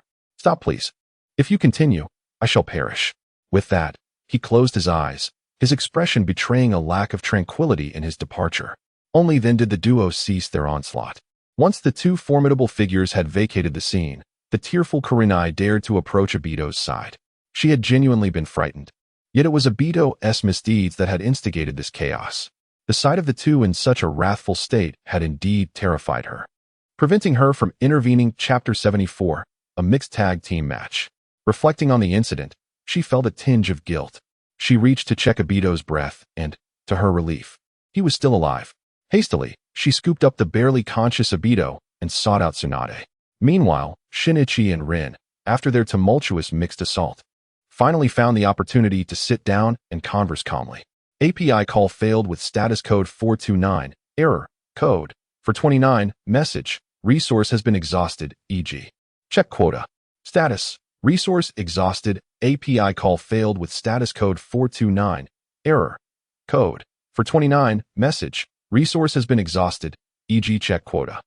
Status, resource exhausted. Reflecting on this, how could one feel justified? After gathering her thoughts, she recounted the events with Yusong to Rin, leaving no detail unspoken. So, you truly did accidentally burn her clothes? If that is the case, perhaps granting her some leniency is not entirely unforgivable. Who could argue otherwise? In light of this, her desire to frame you as she departed seems somewhat understandable. It appears this matter has finally drawn to a close. Shinto wiped the cold sweat from her forehead, relieved to have narrowly escaped a calamity. What about her figure? Rin, well acquainted with Shinto, suddenly inquired. She is quite ample and curvaceous, Shinto blurted out. Rin stared wide-eyed at Shinto before glancing down at her own petite physique, her temper rising. You have indeed strayed. No, I swear by all that is sacred. I merely caught a glimpse. Then you are not entirely innocent either. Get away from me. Yet, Shinto had no intention of leaving, clinging stubbornly to Rin until they reconciled after a lengthy verbal exchange. The subsequent missions were significantly less perilous than those in the Land of Wind. With Jiraiya's involvement, the journey could be aptly described as tranquil. Compared to Tsunade, Jiraiya held a far greater reputation due to his extensive travels, whether they were bandits or highwaymen. Upon sighting the white-haired sage Jiraiya, they would retreat a good distance, wary of provoking him. Tsunade had indeed encouraged Jiraiya to focus on his own affairs, disregarding them. Yet, Jiraiya was unwilling to depart. He relished the opportunity to embark on missions with Tsunade and wished for the tasks to extend longer. Since the legendary Sannin gained fame, each had operated independently, and opportunities for group missions had dwindled. Besides, what kind of mission would necessitate the simultaneous involvement of 3 elite shinobi? Who could afford such extravagance? Although the absence of Orochimaru had removed a significant nuisance, it had added a few minor irritations. However, Jiraiya was not easily fazed. His thick skin had been honed over time. The group enjoyed a leisurely journey, particularly as the accommodating caravan leader expressed gratitude by elevating their mission rewards, which lifted everyone's spirits. They praised the leader's generosity. Naturally, with a mere utterance, the leader secured an additional substantial profit. Who wouldn't be magnanimous in such a situation? However, Kakashi felt a bit uncomfortable. With so few members in their mission team, several pairs of couples were flaunting their affections, making him rather miserable. But there were still Hong and Shjn. Why not pair them up? But could Kakashi, the epitome of a stoic man, seize this opportunity? Would Hong and Shj and even grant him such a chance? It was evident they were a couple. How delightful. Perhaps it was better to endure until the mission concluded and then spend time with Guy. Throughout the journey, Jiraiya persistently gravitated towards Tsunade, though his behavior remained somewhat unrefined. One could not deny that when he attempted to act somewhat seriously, a hint of charm emerged. Even while passing through the red light district, he managed to maintain his composure. Although it was clear to discerning eyes that he was merely putting on a facade, this was still commendable. After all, he was Jiraiya, the notorious lecher. Tsunade could not help but regard him with newfound respect. Thus, they arrived at their destination unremarkably, and Shinto and the others returned to Konoha. Upon their return, still catching their breath, an Umbu operative approached them. The Hokage has summoned you. The Kushina team and the Minato team report to the Hokage's office immediately. With that, he vanished in an instant. How to describe it? Quite the dramatic flair, indeed. Well, the group had initially contemplated celebrating with a grand feast, but first, they would head to the Hokage's office. Upon entering, they greeted the third Hokage and began their mission report. There was little to discuss regarding the mission itself, primarily focusing on the ambush by the Sand Shinobi and the disappearance of the third Kazekage. The matter itself is shrouded in confidentiality. Logically, Shinichi and his companions should have refrained from involvement. However, the third Hokage, considering them as directly concerned parties and allies, permitted their attendance. Once the report concluded, Tsunade inquired whether the third Kazekage had indeed vanished and whether Tsunagakure had truly fallen into such dire poverty. The first question had already been answered. Now it was merely a matter of confirmation. The latter, however, left her perplexed. To be fair, Tsunade had always been aware of Tsunagakure's financial struggles. Yet, for a village that stood as one of the 5 great ninja villages, to descend to the point of resorting to robbery was utterly inconceivable. After a moment of contemplation, the third Hokage took a drag from his cigarette, lost in thought. Tsunade, growing impatient, slammed her hand on the table, startling him. He coughed to mask his embarrassment. Upon verification, it was confirmed that the third Kazekage had indeed gone missing. As for Tsunagakure's financial state, it was not far from the truth. Had Tsunagakure truly reached such a level of destitution? Shinichi and his companions felt as though their worldview had been shattered. How could such a large ninja village possibly find itself in such a predicament?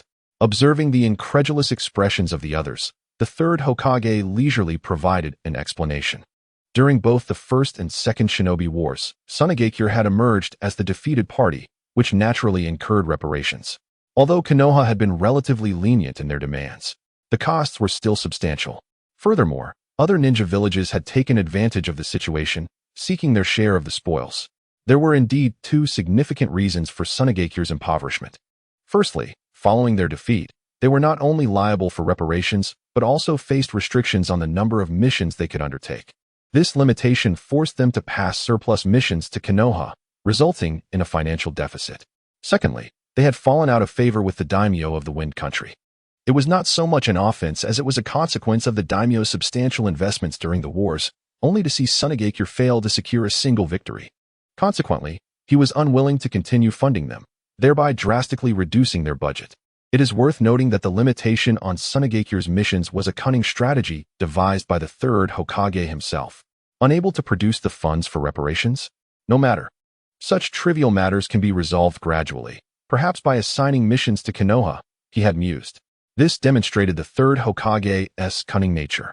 Given Tsunagakure's inherent weakness, their inability to secure missions was exacerbated by the Hokage's opportunism, akin to a dull knife gradually slicing through flesh. Shinichi could only comment on the sheer audacity of the third Hokage's actions. Perhaps it was the peculiar glint in Shinichi's eyes that made the third Hokage uneasy, as he suddenly realized the extent of Shinichi's injuries. Where did little Shinichi sustain such wounds? Could it possibly be the handiwork of Yakura? Such behavior is unacceptable. Lin, do tend to him post-haste. The implications are dire. Otherwise, one might assume Shinichi was bested by Yakura. Shinichi thought to himself how utterly unscrupulous the third Hokage was. How could the third Hokage be unaware of the origin of Shinichi's injuries? They were merely a minor act of retribution for Shinichi's earlier gaze. Seizing the opportunity for jest, the Hokage nudged him with a light-hearted comment, suggesting it was a fortuitous break to let Shinichi off so lightly. With a renewed sense of seriousness, the third Hokage declared, "The level of this mission has been elevated to S. The compensation will be commensurate with an S-ranked mission. I implore you all to keep the details of this mission confidential from unauthorized individuals." The assembly nodded in agreement and departed in unison. Once they had left, the third Hokage summoned an Umbu operative, instructing them to inform Elder Danzo to initiate a retaliatory action against Tsunagakure. One must admit, the third Hokage had been quite the formidable figure in his youth, truly deserving of the title of a ninja champion. His close companion, Danzo, wasted no time executing the command, promptly commencing a counterstrike against Sunagakure. Subsequently, it was rumored that several jonin from Sunagakure had mysteriously disappeared overnight, inciting a furious reaction from the elder Chiyo, who reportedly shattered several puppets in her rage. However, that is a tale for another time. At present, Shinichi and his companions were solely focused on indulging in a sumptuous feast, followed by a relaxing bath to alleviate their fatigue, and then enjoying a well-deserved respite of 10 or more days. This mission was undeniably perilous, almost resulting in our failure to return. However, in stark contrast, the rewards for this undertaking were exceedingly generous. To illustrate, both Lin and Shun-E alone garnered over 1 million taels. How could this be so substantial? Allow me to elucidate. It commenced with a high-tier A-level mission. Subsequently, the merchant caravan's proprietor elevated the remuneration to a higher tier.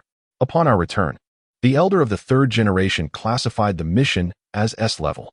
It is imperative to note that the elder of the third generation is calculated separately. Previous endeavors do not factor in. This particular mission is compensated distinctly. In a word, splendid. Yet, this bounty bears little relevance to Shun-E, for as soon as he received the reward, before he could even warm it, Lin promptly claimed it for herself. API call failed with status code 429. Error, code 429, message, resource has been exhausted, e.g. check quota. Status, resource exhausted in this instance. Tsunade remarkably refrained from indulging in gambling at the first opportunity. Instead, she accompanied Shizune and the others for a leisurely outing. Naturally, Jiraiya followed closely behind.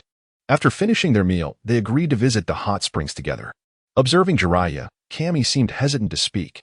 After all, with this particular individual present, he couldn't help but feel uneasy about Rin enjoying the hot springs alone. Jiraiya, feeling aggrieved, retorted, "What kind of look is that? I assure you, I have long since reformed.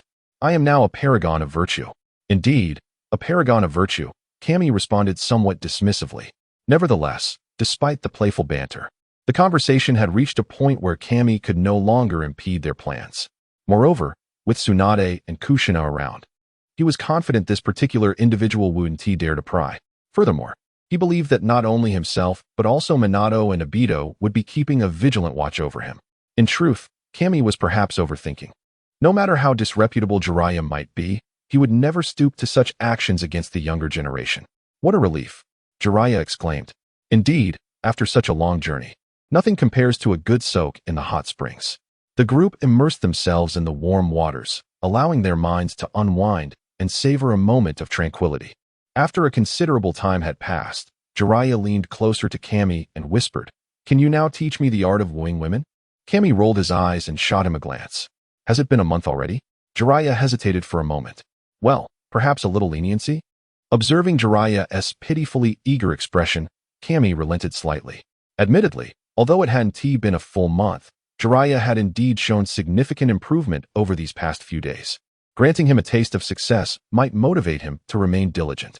At this moment, a dilemma arises. Previously, Shun-E was a solitary individual, utterly unversed in the art of wooing women. What shall we do? No matter, it is truly beyond our grasp. If it were mere pretense, one could easily speak at will. Setting aside other matters, the myriad anecdotes circulating online from previous lives are ample evidence. Though the Divine One is unaware of their veracity, it stands to reason that such widely circulated theories must possess a kernel of truth. With a playful flick of his finger, Jiraiya eagerly approached the Divine One, leaning forward in anticipation of enlightenment. Given Jiraiya's towering stature, he loomed over the Divine One, squatting before him in a rather comical manner. "Have you heard of the 3 flowers most adored by women?" Jiraiya inquired, shaking his head in confusion, taking a moment before tentatively responding. "Roses, peonies." "Incorrect. Utterly mistaken." Before Jiraiya could finish his thought, the Divine One interrupted with conviction. "Then what might they be?" "The answer is, money to spend, freely to spend, and to spend as much as possible," the Divine One asserted with unwavering certainty. Meanwhile, after observing for quite some time, Minato and the others gathered around, stunned into silence by the Divine One's audacious statements. Indeed, the Divine One's words were rather avant-garde. In the emotionally driven world of the Hokage, the chaotic values from his previous life had yet to permeate. Here, emotions reign supreme, and a love dictated by wealth has yet to find its footing. Impossible. Tsunade is not so superficial. Jiraiya shook his head vigorously, refuting the claim. Naturally, Sister Tsunade would not be so shallow. Allow me to elaborate. Let me ask you, with the same emotional foundation, would a woman not prefer to partner with a man who is financially secure and generous? Jiraiya hesitated, yet eventually nodded in agreement. Now let me pose another question. What are Sister Tsunade's particular inclinations? Gambling. Precisely. The Divine One exclaimed, slapping his thigh with certainty. See, such an obvious truth. Do you not grasp it? The Divine One continued. Does Sister Tsunade harbor any feelings for you? Perhaps. I can assure you. Based on my observations over the past few days, Sister Tsunade indeed holds a modicum of affection for you. The Divine One extended his pinky finger, illustrating a space the size of a fingernail. This brought a bright smile to Jiraiya's face. Why does Tsunade have such a penchant for gambling? Before Jiraiya could voice his thoughts, Shinichi continued. Chapter 76. I have come to understand. Beyond mere hobbies, is it not also a means to numb oneself? You are well aware of the reasons behind it. I believe that if you could fulfill her modest wish and help her escape from the sorrow that has ensnared her, your relationship would undoubtedly ascend to new heights. Do I need to instruct you on what to do next? Jiraiya nodded, filled with compassion and agreement. In that case, tell me, what do you currently lack? Money. Speak up. Money. Again, louder. Money. Excellent. A correct answer. Shinichi retracted his fist, adopting the demeanor of a motivational mentor. With a grand gesture, he commanded, go prepare. Jiraiya, like a drowning man grasping a lifeline, felt a surge of hope, akin to a lost soul encountering a guiding light. He sprang into action, ready to prepare, but after taking just a few steps, he halted. But I have no money. No money? How can that be? Isn't Jiraiya the celebrated author of the best-selling series Intimate Paradise? Surely, his royalties must amount to millions. No money? Impossible. However, upon reflection, Shinichi realized that despite his extensive reading, he had yet to encounter any trace of Intimate Paradise. Could it be that Jiraiya had not yet embarked on his career as a best-selling author? It seemed so. What else is there to say? Shinichi promptly changed his demeanor, transforming into a character reminiscent of Huang Shuren. No money? How can you even think of pursuing romance? Just wash up and sleep. With that, he closed his eyes, feigning indifference towards Jiraiya. Yet, in his heart, he had already devised a plan.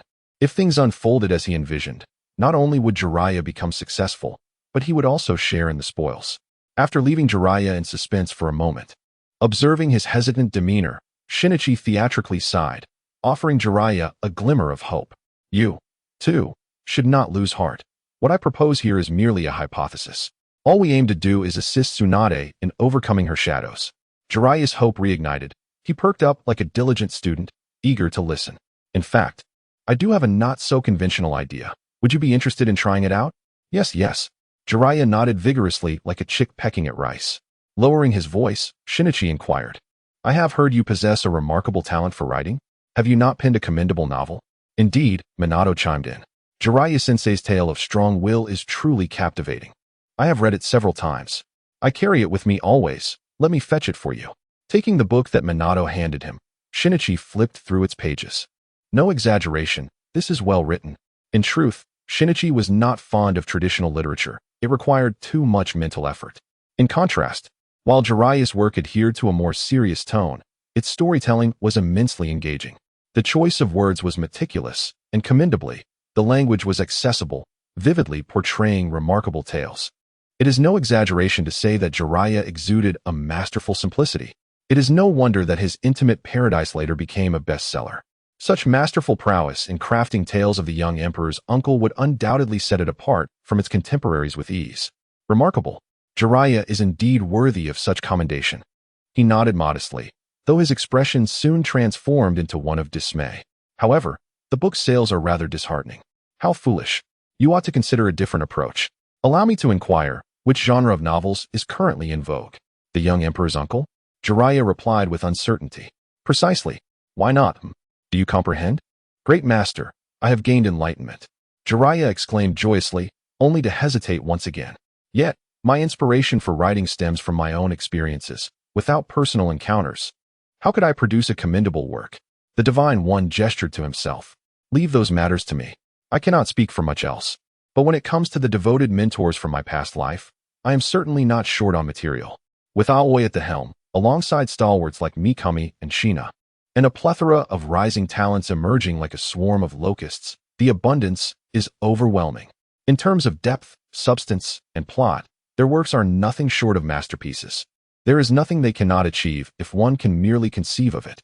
With such a vast array of resources, it is merely unfortunate that I am somewhat restricted, as Lin scrutinizes me too closely. Otherwise, I would have preferred to leave Jiraiya behind and pursue my own path. Initially, Jiraiya was somewhat dismissive. How old are you? Just a mere child. What do you know, little Liu Bei? However, after witnessing a glimpse of the Divine One's abilities and hearing him recount several classic works from his past life, Jiraiya no longer dared to underestimate him. Moreover, to speak frankly, the young emperor's uncles in the current world of Naruto are, at their core, nothing more than sentimental love stories. They masquerade under the guise of something more profound, while offering nothing of substance. This is merely a display of bullying towards the denizens of the Naruto world, who have yet to encounter the vastness of the world. If Shinichi were to collaborate with Jiraiya, leveraging Jiraiya's masterful literary prowess to meticulously refine and unleash these formidable weapons, would it not astound the eyes of all? The paradise of affection? That would be but a mere trifle. Without further ado, let us plunge headlong into the realm of affectionate brutality. The camaraderie between Jiraiya and Shinichi deepened, their conversation growing increasingly exuberant and unabashedly candid. Meanwhile, Minato, Kakashi, and Obito stood nearby, parched and awestruck by the extraordinary discourse. Suddenly, a gulp echoed, interrupting the lively exchange. Minato, unable to contain himself, swallowed hard, revealing his inexperience with such matters. The other two were no better off. Minato's face flushed crimson, rendering him mute as he concealed his visage. However, a thought struck him. Could these individuals possibly report their antics? Given Minato's timid nature around his wife, it was indeed a plausible concern. A glance exchanged with Jiraiya revealed mutual apprehension. Contemplating the potential fallout should their escapade be exposed, both men shivered in unison. With a subtle gesture, Jiraiya implored, "You handle your apprentice." Jiraiya nodded, assuring, "Leave it to me," while indicating Obito and Kakashi. Shinichi promptly understood, and they split up to tackle the matter individually. Obito and Kakashi were relatively easy to manage. A blend of incentives and consequences would suffice. Being seasoned members of the elite, they had no reason to decline. As for Minato, Shinichi felt uncertain, yet Jiraiya's support proved invaluable. By the time they returned, Minato exhibited no unusual behavior. Thus, the matter was settled. In the ensuing days, Shinichi frequently sought Jiraiya's company, and likewise, Jiraiya often approached Shinichi for clarification on certain ambiguous details. As time passed, Lin began to harbor suspicions. "Did you not tell me that Jiraiya was not a good person? You advised me to steer clear of him.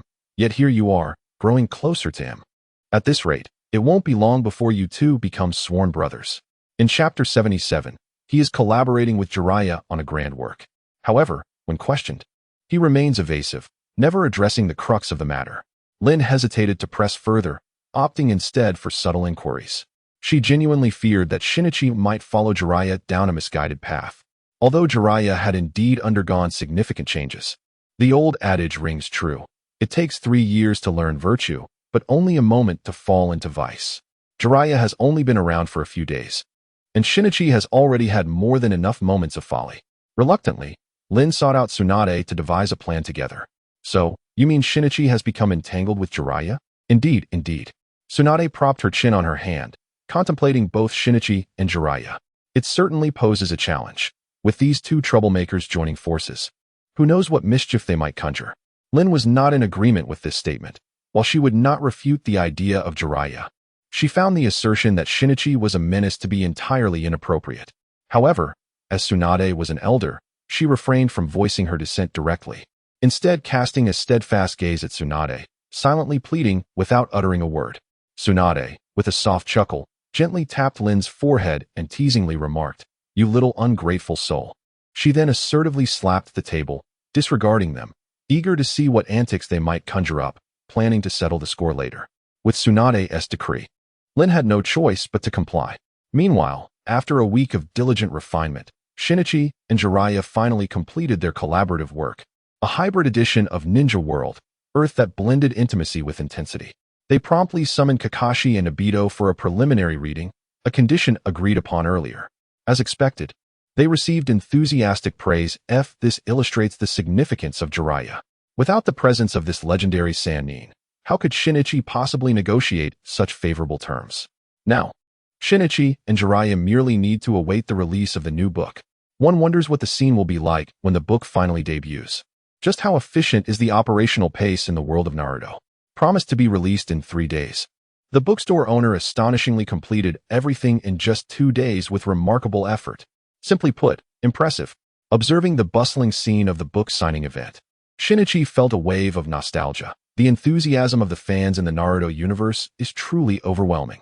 The crowd was a sea of people, stretching endlessly in line. There were even individuals who traveled from afar, enduring great distances to reach Konoha, solely for the purpose of obtaining a signed copy from Jiraiya. They were unwilling to wait, even for a single day. How did they come to know about this? One must commend the proprietor of Shueisha. Undoubtedly, Shueisha stands as the foremost publishing house in the ninja world, with an expansive reach. Upon deciding to recommend fervently, they swiftly increased their output, issuing several tasks overnight. They even employed ninjas to distribute flyers in foreign lands, all in a bid to seize those precious moments. Furthermore, in a cunning move, their promotional posters not only featured an explicit depiction of the cover character, but also prominently included a captivating excerpt from the original text. This has ignited the fervor of the 1SP community. Some have remarked that such vulgar content, promoted so brazenly in a public setting, would hardly garner agreement. As the foremost publisher in the ninja world, his network of connections is indeed extensive, spanning from the elite nobility to the common folk, with well-established relationships everywhere. Moreover, as a monopolistic entity, they possess ample wealth. With money being a powerful catalyst, what issues could possibly arise? It seems the timing is rather rushed, allowing only for expansion within the Land of Fire, while other regions will require an additional day or two for rollout. The owner of Shueisha is feeling a tinge of regret. How much silver shall be lost on this day? Just thinking about it brings a pang to the heart. Yet, upon reflection, does Jiraiya's magnum opus truly have any rivals? It is inconceivable. Therefore, whether one indulges a day earlier or later, it will ultimately find its way into one's own coffers. Upon this reflection, a sense of comfort enveloped him, and his gaze upon the bustling figures around him grew ever more fervent. At times, this enthusiasm reached a feverish and almost frenzied pitch, rendering Jiraiya quite uneasy, to the point where he yearned to deliver a resounding punch. The deity, witnessing this rare and splendid spectacle, was filled with an overwhelming joy. Just imagine the fortune to be made. Observing those affluent patrons who purchased 10 or 20 volumes at a time, the deity felt an increasing fondness and delight. It is worth noting that as one of the legendary Sannin, Jiraiya's latest work commanded a rather steep price, having been set at an impressive 20,000 Ryo upon its release. The profit-sharing ratio is remarkably high. This single volume could generate thousands of taels in revenue for the deity. It is undoubtedly swifter than robbery. Pretending to stroke an imaginary beard, he modestly nodded in approval, extolling the merits of the Shueisha owner. Truly, the owner is commendable. The matter has been handled impeccably. The bookseller waved his hand dismissively, maintaining a sense of modesty. Oh, not at all. Without your invaluable contributions, how could this small shop have reached its current standing? It is entirely due to your efforts. In comparison, my own role is merely a trivial embellishment. The two engaged in mutual flattery, both exhibiting an outrageous lack of shame, their audacity remarkably similar. Chapter 78. A major accident seen at this moment. Amidst the queue, a youth donning sunglasses murmured softly, "Vulgar. Unforgivable. Such a lewd work shall be subjected to my rigorous critique." Adjusting his sunglasses to shield his eyes from the light, he felt a sense of relief with this newfound justification, devoid of any guilt, though he had never truly felt guilt to begin with. Nearby, Asma overheard these words, feeling an unsettling familiarity. Turning around, he spotted a very recognizable figure, leering at the poster with an insatiable gaze, almost drooling. Remarkably, this individual spoke with such righteous indignation. One could only say, "How fitting of you," the great educator Hebe. As Asma's gaze lingered too long, Hebe became aware of Asma's scrutiny. The two shared a knowing smile. A moment of mutual understanding, and simultaneously inquired, "Are you here to critique as well?" "Indeed, indeed," they echoed, both feeling a tinge of awkwardness. Yet, upon reflection, how could they be strangers to one another? They exchanged another knowing smile, revealing their mischievous grins. Asma, have you seen the promotional poster for this book? It is astonishing. Truly a masterpiece rarely seen in a century. Asma responded with a dismissive smile. Your information is outdated. I not only know some details about this book, but also the identity of its creator. Is it not the magnum opus of Lord Jiraiya? With a mysterious smile. Asma teased, I cannot disclose that. Asuma was not entirely untruthful. He indeed learned some details from the book a day prior and even perused several chapters of the manuscript. If one were to inquire how this came to be, it would be essential to mention his good friend, Obito. By a stroke of chance, Asuma stumbled upon Obito, who was engrossed in the book, utterly oblivious to the world around him. Witnessing his dear friend's unabashed delight, Asuma could hardly contain his curiosity, and without hesitation, he seized the book from Obito's grasp and began to leaf through its pages. API call failed with status code 429. Error. Code 429. Message. Resource has been exhausted, e.g. check quota. Status. Resource exhausted. This is precisely why Shinichi remains oblivious. Otherwise, he would undoubtedly tear his own tongue apart. Asuma and Hibiki, in their anxious anticipation, seized the opportunity to chat about those surrounding them.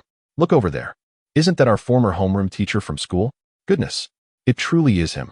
Who would have thought that such a serious individual would indulge in this sort of behavior in private? Truly, one must not judge a book by its cover. Oh, is that not our classmate Role A? And their S Role B and Role C as well? It is indeed them. Who would have imagined we share the same path? We are not alone on this journey. Isn't that so? This sales event is nothing short of a colossal mirror revealing the true nature of all. Beneath the guise of a masterpiece, every monstrous being has been unveiled. Those hypocrites, who usually present themselves with such decorum, have all transformed into seasoned characters in this moment. Asuma could only think, you are all seasoned foxes. What kind of ghost stories are you playing out with me? Oh my, look over there, look over there. Hibiki stammered in excitement. Isn't that the third Hokage? Your father. Quick, look. That truly is your father. Shoo. Asuma, with a face full of exasperation, covered Hibiki's mouth and turned to gaze at the familiar figure he would recognize even in ashes. Meanwhile, the third Hokage, sensing the connection, glanced over. The father and son exchanged silent gazes, both enveloped in a profound silence. How awkward.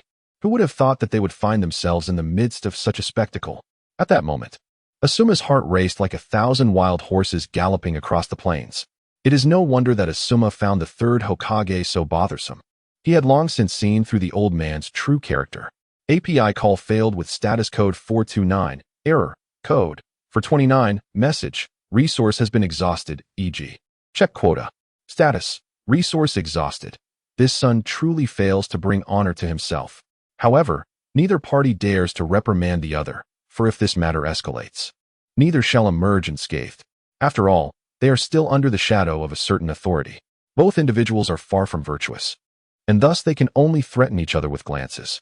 In perfect accord, they turn their heads away, choosing to ignore one another.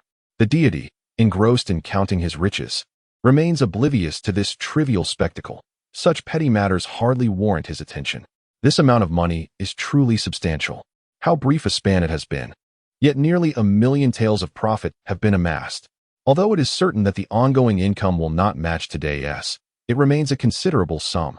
When the time comes, if each of the 4 great nations and numerous smaller ones were to hold such a signing event, the title of the wealthiest in the ninja world would be within reach. Of course, such a prospect is far from feasible. Shun-E has significantly underestimated the accumulation of wealth by the daimyos and the nobility over millennia, not to mention that even the plump, round-faced owner of Shueisha could not surpass it. However, this does not hinder his modest inflation of ego. In contrast, the meager rewards from completing tasks seem trivial and hardly worth mentioning. One cannot help but ponder how to best allocate this newfound fortune. Shin-E's imagination begins to wander. At that moment, a familiar voice addressed his bewilderment. Isn't it simple? Mansions, yachts, villas, estates, and a bevy of club models at his beck and call.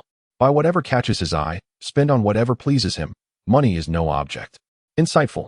Shin-E, lost in his reverie, was suddenly enlightened. Without a second glance, he casually tossed over tens of thousands of silver notes. Eloquent. This is your reward. Thank you, sir. Sir, might you also reward my sisters? Each of them is stunning, far from ordinary.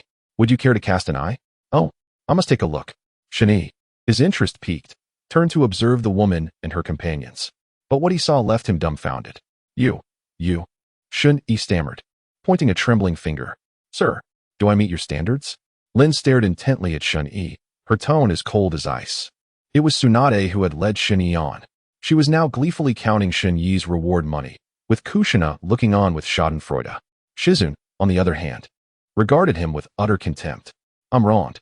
Lin, let me explain. It was Tsunade who led me on. It's a trap. Shen-Yi preemptively cried out. Tsunade, satisfied, pocketed the money without looking at Shen-Yi, and said pointedly, if you hadn't thought that way, how could I have so easily baited you? Wow, that makes so much sense. I can't even argue. Plan B. Chapter 79. Discovering the gossip involves oneself. It's Jiraiya. Jiraiya forced me to do it. It's all his fault. I had no choice. You must believe me. Shen-Yi wailed, his voice filled with anguish. Strangely, the others showed no reaction, watching Shen-Yi's performance with amusement, even offering critiques. That acting, so heartfelt, Tsunade marveled, pointing at Shen-Yi. It takes years of practice. Kushina nodded in agreement. I'm doomed, truly doomed. But how did they find out about this? And in such detail? There must be a traitor among us. Shen-Yi scanned the group and, sure enough, behind Kushina, he spotted Yongdai, his face bruised and filled with remorse. So it was you little bastard. But Shen-Yi had no time to settle scores, hoping Yongdai would show some conscience and hint at how much they knew. Unfortunately, Yongdai completely ignored Shen-Yi's winks and gestures, turning his head away. You bastard. I knew you were no good. Shen-Yi was furious. Stop looking. He's already confessed everything. Kushina glanced at Minato, who cowered. Now you need to consider how to explain yourself. Explain myself? How can I explain this? Whether I do or don't, I'm dead. Today, I'll show you what a real man is. The manliest of men. Seeing Shen-Yi's defiance, Tsunade nodded. A true man. Let's hope you stay this tough. As they dragged Shen-Yi away, he panicked. I confess. Jiraiya begged me to teach him how to woo you. I couldn't refuse. So I gave him the idea. Another person finds themselves caught up in the gossip. Kushina nudged Minato, who was feigning death. Is that true? Minato immediately revived, nodding vigorously. Yes, that's exactly what happened. I was just watching. Humph, you're no better. I'll deal with you later. Seeing the others distracted by the new topic, Shen-Yi sighed in relief. This maneuver is aptly named diverting disasters. Just as Kamaya was reveling in his moment of triumph, Tsunade's words abruptly interrupted his fleeting joy. You want to pursue me?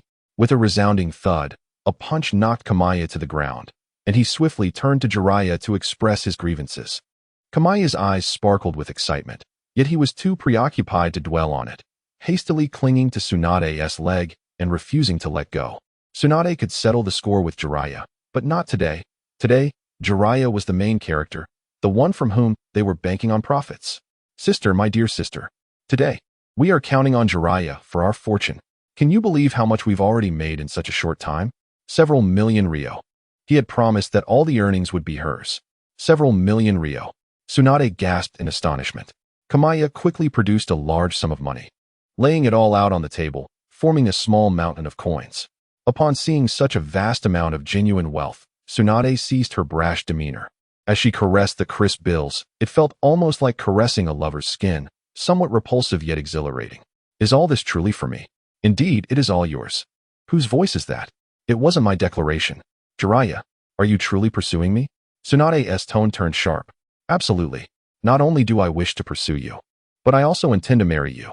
Jiraiya, usually timid in front of Tsunade, now gazed at her with unwavering resolve, his words resolute and firm. Unlike his previous carefree demeanor, he now exuded an undeniable charisma. The unexpected confession left Tsunade utterly flustered, though Jiraiya had jested in the past with similar declarations. This time felt genuine. Unyielding, Jiraiya stepped forward, forcing Tsunade to retreat until her back met the wall. I stop. Please, do not continue.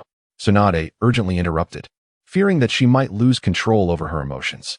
She shot Jiraiya a fierce glare, pushing him away and fleeing with Shizun, neglecting the piles of cash left behind. What on earth is happening?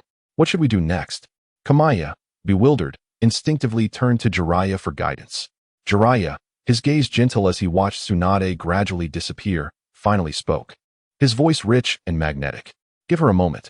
In that instant, the roles of Kamaya and Jiraiya had reversed, leaving Kamaya feeling quite disoriented. You seem quite experienced, Jiraiya remarked, casting a dismissive glance at Kamaya.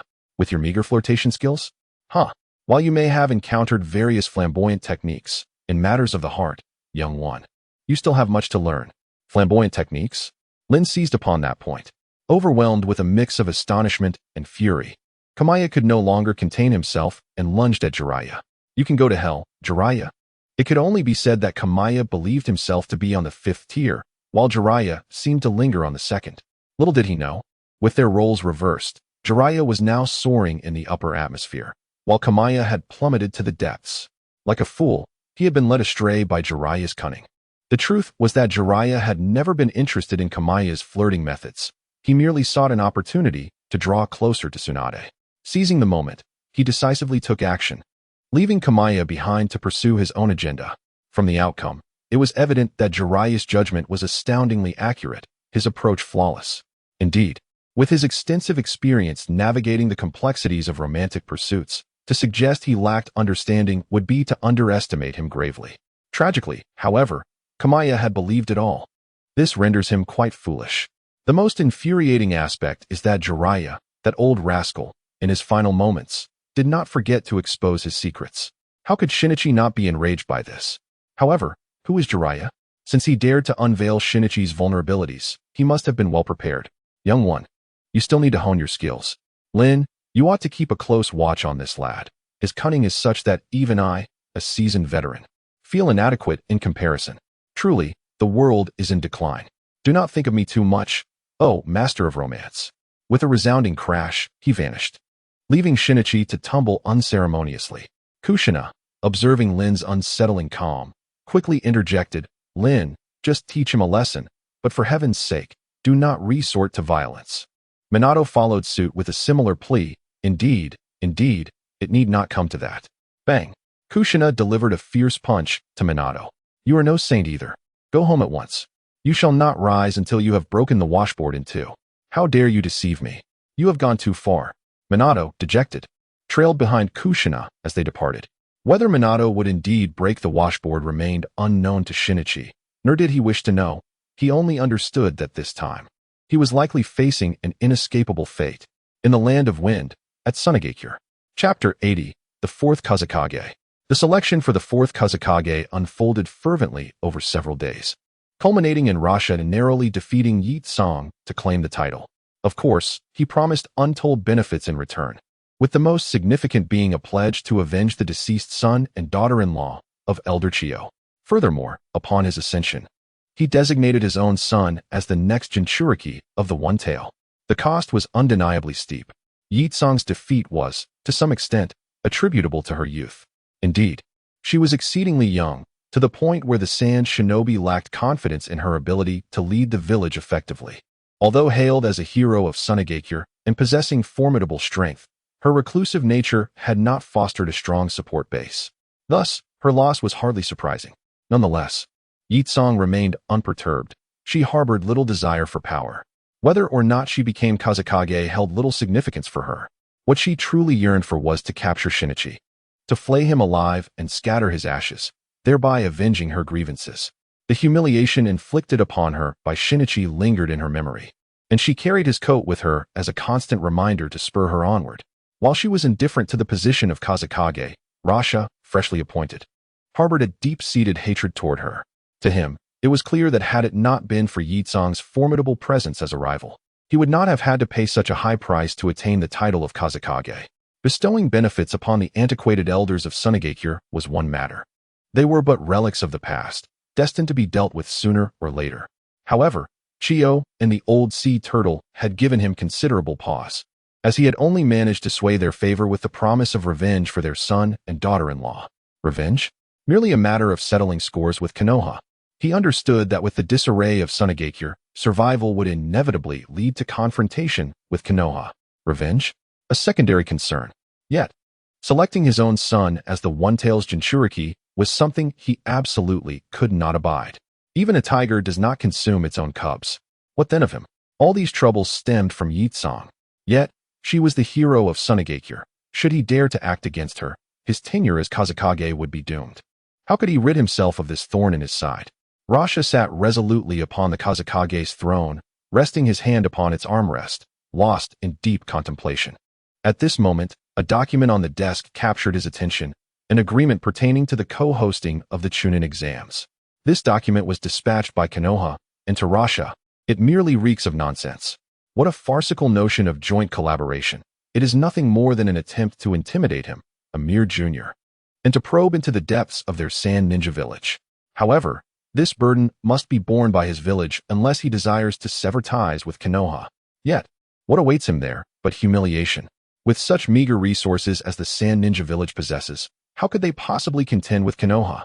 Upon further contemplation, and in light of the situation with Yekon, an idea struck Rasha. Why not allow Yekon to participate in this Chunin exam under the guise of a lower-ranking ninja? After all, she seeks vengeance, so let her pursue it. She is of a similar age to that boy, making it easier to deceive. In this manner, at the very least, he has preserved the dignity of his position as the Wind Shadow. Moreover, one could even dare to be bolder. What if Konoha inadvertently caused her demise? Not only could he eliminate her, but he could also extort a substantial sum of wealth from Konoha, achieving two objectives with a single stroke. That cunning strategist. Dispatch a summons for Pakura. Utilize Shinichi as bait to entice her, thereby ensuring their mutual accord. The Nin exams? Precisely. In a month's time, our Hidden Leaf Village will co-host a joint Nin examination with the Hidden Sand Village, right here in Konoha. Are you inclined to participate? Shinichi and his comrades exchanged glances, their expressions mirroring a shared amusement. Most assuredly, just as I had anticipated. Henceforth, you shall be relieved of your duties for the next few days. Dedicate yourselves to rigorous training in preparation for the impending Nin exams. Shinichi and his team readily acquiesced, having eagerly awaited this opportunity. Despite the Hidden Leaf boasting the most formidable genin, Shinichi would scarcely decline the chance for advancement. Yet, how did the Kushina squad dwindle to a trio? Where are Shizune and Tsunade? Patience, and I shall elucidate. As recounted in the previous chapter, following Jiraiya's heartfelt confession, Tsunade, accompanied by Shizune, had refrained from leading Shinichi and his comrades on missions for quite some time. Jiraiya's sudden avowal had profoundly unsettled Tsunade's composure. After protracted and fruitless contemplation, Tsunade opted for a policy of evasion, absconding with Shizune, a strategy of out of sight, out of mind. This not only averted potential awkwardness, but also afforded her a modicum of respite, a veritable masterstroke. However, Jiraiya was having none of it. Having finally taken the plunge, he was loath to allow her to simply vanish, lest Tsunade, upon reflection, declare, "We are incompatible," leaving him bereft and forlorn. Without a word, he left a note mirroring Tsunade's and pursued her relentlessly. This incensed the third Hokage, causing him considerable distress. Is this how you conduct yourselves as shinobi? Have the ninja precepts I imparted been utterly disregarded? Unauthorized departure from the village is tantamount to treason. Do you comprehend the gravity of your actions? Though they left a note, it was as good as leaving nothing at all. Nevertheless, being his disciples, and with the prospect of their union pleasing him, he refrained from further admonishment, wearily cleaning up their mess. Only after enduring numerous vexations from Danzo did the matter finally reach a resolution. While none suspected Tsunade and Jiraiya of defecting, Danzo was only too willing to exploit the situation to antagonize the third Hokage. Consequently, the Kushina squad was reduced to its current standard trio. After a day of rigorous training, Kushina, as a gesture of appreciation, extended an invitation to the trio to dine at her residence. The trio was quite startled, repeatedly declining with heads shaking like a rattle drum. Ultimately, they only mustered the courage to go after hearing that Minato had returned and was cooking. There was no alternative. They were still reeling from the shock of Kushina's culinary skills during their last encounter. Upon arriving at Kushina's residence, the shoe cabinet caught Shinki's attention, particularly a pair of men's slippers that stood out remarkably. Goodness, it seemed that the girl from the Eternal Clan was indeed swift in her actions. Lin noticed Shinki's unusual fixation and, seeing him lost in thought while staring at the shoe cabinet, inquired, "What's wrong? Is something amiss?" "Lin, come and see. What is peculiar about this pair of shoes?" Lin observed for a moment, but failed to grasp his meaning. "Aren't they just a pair of shoes? What could be different?" Nearby, Hong, catching snippets of their hushed conversation, approached curiously. "What are you two looking at? Let me see too." Without waiting for a response, she squeezed between them. And upon seeing the slippers, her understanding dawned instantly. Ah, Sister Kushina and Minato are living together. Oh Hong, you're quite perceptive. The subtle antics of a few individuals had long captured Kushina's attention. Upon hearing the startled exclamation of Red, she could hardly remain oblivious to the situation. Swiftly, she dashed over and snatched the slippers from Cammy's grasp, tapping him on the head with mild annoyance. What business do you little brats have meddling in adult affairs? She chided, before hastily retreating with the slippers in hand. Observing Kushina's face, which was flushed to the point of crimson, it became evident that what had previously been mere speculation had now solidified into undeniable truth. One could only exclaim, as expected of you, forever the spirited sister. Following this brief interlude, Kakashi and the others became aware of Cammy and his companion's arrival. When the topic of their participation in the upcoming Nin exam arose, Kakashi's interest peaked. So, you two will partake in the Nin exam? Excellent. Let us settle our differences there. I am eager to see how much you have progressed. Such arrogance. Kakashi seems to be soaring to the heavens. Originally, Shinichi had hoped to catch up with this long-lost acquaintance and reminisce about old times. However, it turns out that he was directly repulsed by Kakashi's demeanor. No need to wait for the Chunin exam. I believe the timing is perfect right now. With that thought, he seized Kakashi and headed towards the training ground for a showdown. You young rascal. Today, you shall learn just how many eyes the king of horses possesses. To his surprise, the once boastful Kakashi suddenly deflated, stubbornly refusing to budge. What on earth are you doing? Where has that bravado gone? Were you not just proclaiming your eagerness to witness my progress? Are you merely toying with me? As Shinichi's expression grew increasingly menacing, Kakashi struggled to muster a response. Finally stammering out, I was referring to the Chunin exam. Not now. The Chunin exam? What does that mean? Shinichi found himself utterly perplexed. If you wish to fight, then fight. Why the hesitation? Are we playing a riddle game here? At this moment, after observing the situation for some time, Obito finally dared to step forward as the tension in the arena eased. The previous encounter had been perilously intense, and he had not anticipated Kakashi's audacity. He had completely thrown off the balance. With the Nin exam still over a month away, Lord White Fang was preparing to conduct special training during this period, which could only lead to an inflated sense of confidence. He had even boisterously proclaimed his intentions to teach Kakashi a lesson to redeem his honor. Such were his feelings. Meanwhile, Minato's meal was finally ready. Observing the two competitors, he quickly intervened to quell the brewing storm. Interestingly, while the confrontation between Shinichi and Kakashi seemed to dissipate, Minato's face bore several marks of injury. Oh, brother Minato, where did those scars come from? Huh, my face. Minato instinctively touched his cheek, wincing at the pain of the wound before casually dismissing it. I accidentally bumped into a door. It's nothing serious. Let's eat. He attempted to change the subject. And Shinichi and the others were well aware of the situation. However, given Minato's reputation and the fact that he had taken that beating due to their involvement, they chose not to press the matter. But Obito, the clever one, was oblivious. Minato-sensei, that doesn't look like a door bump. It looks more like a shoe mark. Who dares to strike Minato-sensei? They must be punished. He rolled up his sleeves, ready to avenge Minato, while the others struggled to hold him back. Time flew by, and in the blink of an eye, several weeks had passed. With less than a week until the Nin exams began, the Sand Village's examination team arrived early in Konoha. The village held a grand welcoming ceremony to demonstrate its respect for this ally. Due to the principle of knowing oneself and one's adversary, Shinichi and his companions had also arrived at the entrance of Konoha, intending to observe their opponents in the upcoming exams. In Shinichi's eyes, the Nin exams were merely a formality. Who could possibly pose a challenge? With his skills, he could easily sweep through. However, when he spotted an elderly man carrying a pot among the candidates, he quickly dismissed that notion. The reason was simple. He recognized that old man. It was Maruhoshi Kukiai, who had been a lower ninja for decades. The notion of Konoha's lower ninjas being the strongest originated from this very man. He was a disciple of the second Hokage and had received instruction from the third and fourth. He learned water release and swordsmanship from the second, shadow clone and shuriken techniques from the third, and first aid from the fourth. Yes, even first aid was a form of learning. What left the deepest impression on Shinichi was the old man's 6-seal water dragon bullet. He had condensed the 44 seals of the water dragon bullet down to just 6, and rather than losing any power, it had become even more formidable. Fearsome indeed. Even in his twilight years, he could withstand the pursuit of several elite J-Nin teams, which was utterly unreasonable. If he was so powerful in his later years, one could only imagine how strong he must have been in his prime. Wait, that's not right. He was still in his prime now, not someone to provoke. Moreover, Shinichi noticed several other candidates who were clearly not mere lower ninjas. All were in their 20s or 30s, physically imposing, and exuding a menacing aura. They shamelessly claimed to be seasoned lower ninjas. Ridiculous. If Konoha's lower ninjas were all like them, the village would have unified the ninja world long ago. Simultaneously, when Shinichi and his group spotted the Sand Village's candidates, they were taken aback by their audacity.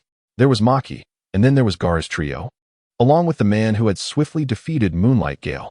Now, he was hardly older than Shinichi. One could accept him as a lower ninja. But what about the one glaring at Shinichi as if he were a sworn enemy? Are you serious? Sister Kushina, is that Yakura also a lower ninja? Isn't she a hero of the Sand Village? Shinichi exclaimed in disbelief. Kushina merely rolled her eyes, glancing between Yakura and the old man Cookie Eye. Strictly speaking, the Sand Village had never disclosed her ninja rank. Like Senior Cookie Eye, no matter how many accomplishments one had, if they were not officially announced, claiming to be a lower ninja meant just that, and outsiders had no say in the matter. Goodness, you ninja villages have no shame whatsoever. In reality, this was a tacit rule among the various ninja villages. For their own Nin exams, they followed the standard procedures without elaboration. However, once it came to joint examinations, all sorts of strange characters emerged. The goal was to save face. While probing others' strengths, they also flaunted their own. Not only could they showcase their power to attract wealthy onlookers, but they could also intimidate other villages. Moreover, for those with darker intentions, it was an opportunity to eliminate some of the other villages' prodigies. A win-win situation. Thus, it was no surprise that each village placed such importance on joint examinations. Welcome, welcome. We are delighted to have all of you esteemed guests from afar. The third Hokage greeted the Sand Village delegation warmly, then called out to several shadowy figures. With a series of explosions, clouds of smoke rose, and several ninja teams suddenly appeared in the arena. Chapter 82. The 5 villages gather in Konoha. There were representatives from the Lightning Village, the Rock Village, and the Mist Village. Goodness, all 5 great ninja villages were present. The leading J-Nin from the Lightning Village was the next generation's candidate for Raikage, Ei, known for his fiery temper, who spoke first. Hokage-sama. We heard that Konoha and the Sand Village are hosting a joint Nin exam. We, the Lightning Village, have come uninvited. I trust Hokage-sama won't mind? On the other hand, the representatives from the Rock and Mist villages did not speak, but their intentions were clear. Not at all. We are overjoyed to have you all here for the Nin exam. How could we possibly take offense? Although their uninvited arrival was somewhat discourteous, Konoha, as the foremost ninja village, had no reason to refuse them. That would merely imply that Konoha feared them. Furthermore, the simultaneous arrival of these villages made the third Hokage's heart tighten. How did these villages come together? What are they up to? Observing the carefree demeanor of the fourth Kazekage, Luo Sha, and the murmurs of the third Hokage, it seems that this young fellow is becoming quite unruly. Nevertheless, one must maintain appearances. After exchanging pleasantries with several leaders, he gracefully withdrew, leaving Minato to entertain the guests. Clearly, they are not yet worthy of a personal reception from the Hokage. However, leaving Minato to host might be perceived as somewhat dismissive. Yet, for the people of Konoha, this choice is rather intriguing. Who are the representatives from the great ninja villages? They are either candidates for the next Hokage or esteemed veterans. And who is Minato? At best, he is merely an emerging talent with a modest reputation.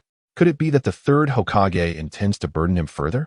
In a moment, thoughts diverged among the crowd. At this point, Kami, too, could no longer afford to concern herself with the little lady, nor could she continue to provoke her. Just moments ago, Yitsong had been staring at her, which was quite unsettling. Kami, not one to back down, immediately met her gaze defiantly. Unable to resort to violence and unwilling to appear weak, she could only respond in kind. Yitsong was infuriated to the point of nearly losing his composure. Fortunately, Luo Sha managed to keep him in check, preventing an outburst. However, as time passed, Yitsong began to feel restless, deeply agitated by Shun Yi's provocations. Just then, several new talents from the major ninja villages gathered, prompting Shun Yi to shift his focus, providing an opportunity to observe the competitors in the Nin exams. Upon closer inspection, Yitsong was taken aback by the caliber of the participants. The integrity of the various ninja villages seemed utterly fragmented.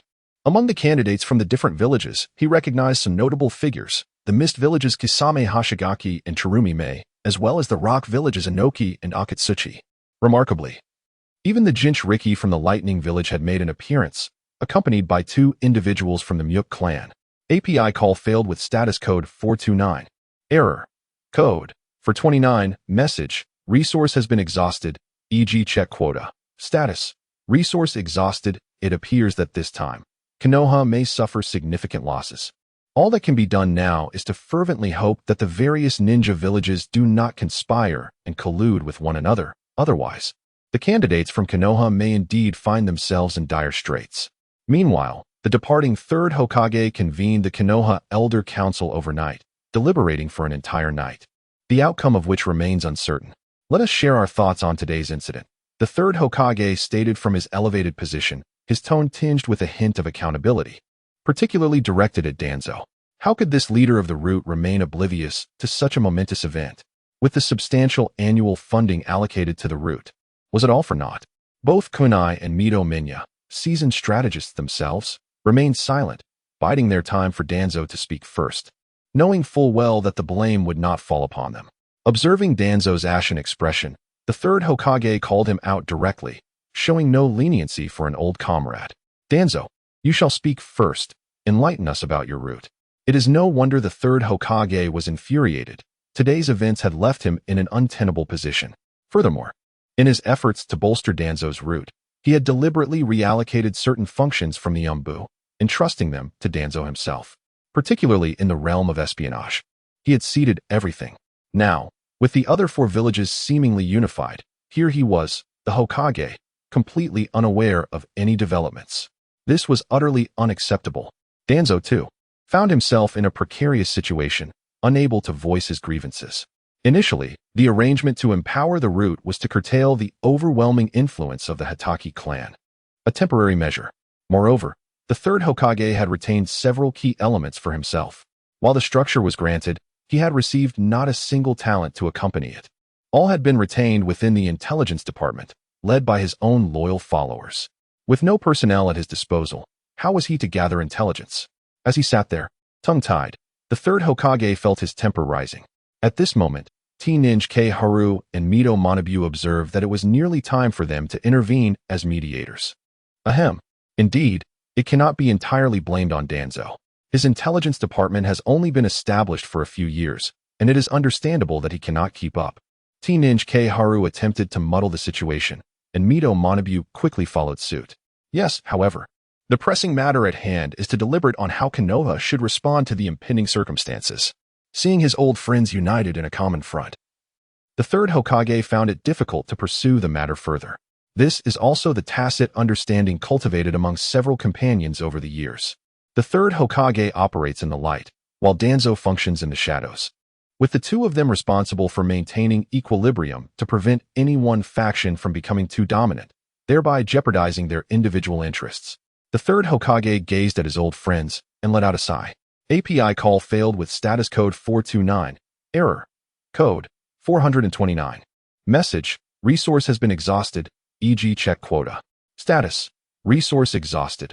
Upon returning to the village, he proclaimed himself the third Hokage. A claim met with skepticism, especially given that he was merely a lowly jounin at the time. It was, however, thanks to his loyal friends who risked their lives to support his ascension that he achieved his current status. In return, the upper echelons of Konoha naturally secured their positions within his administration.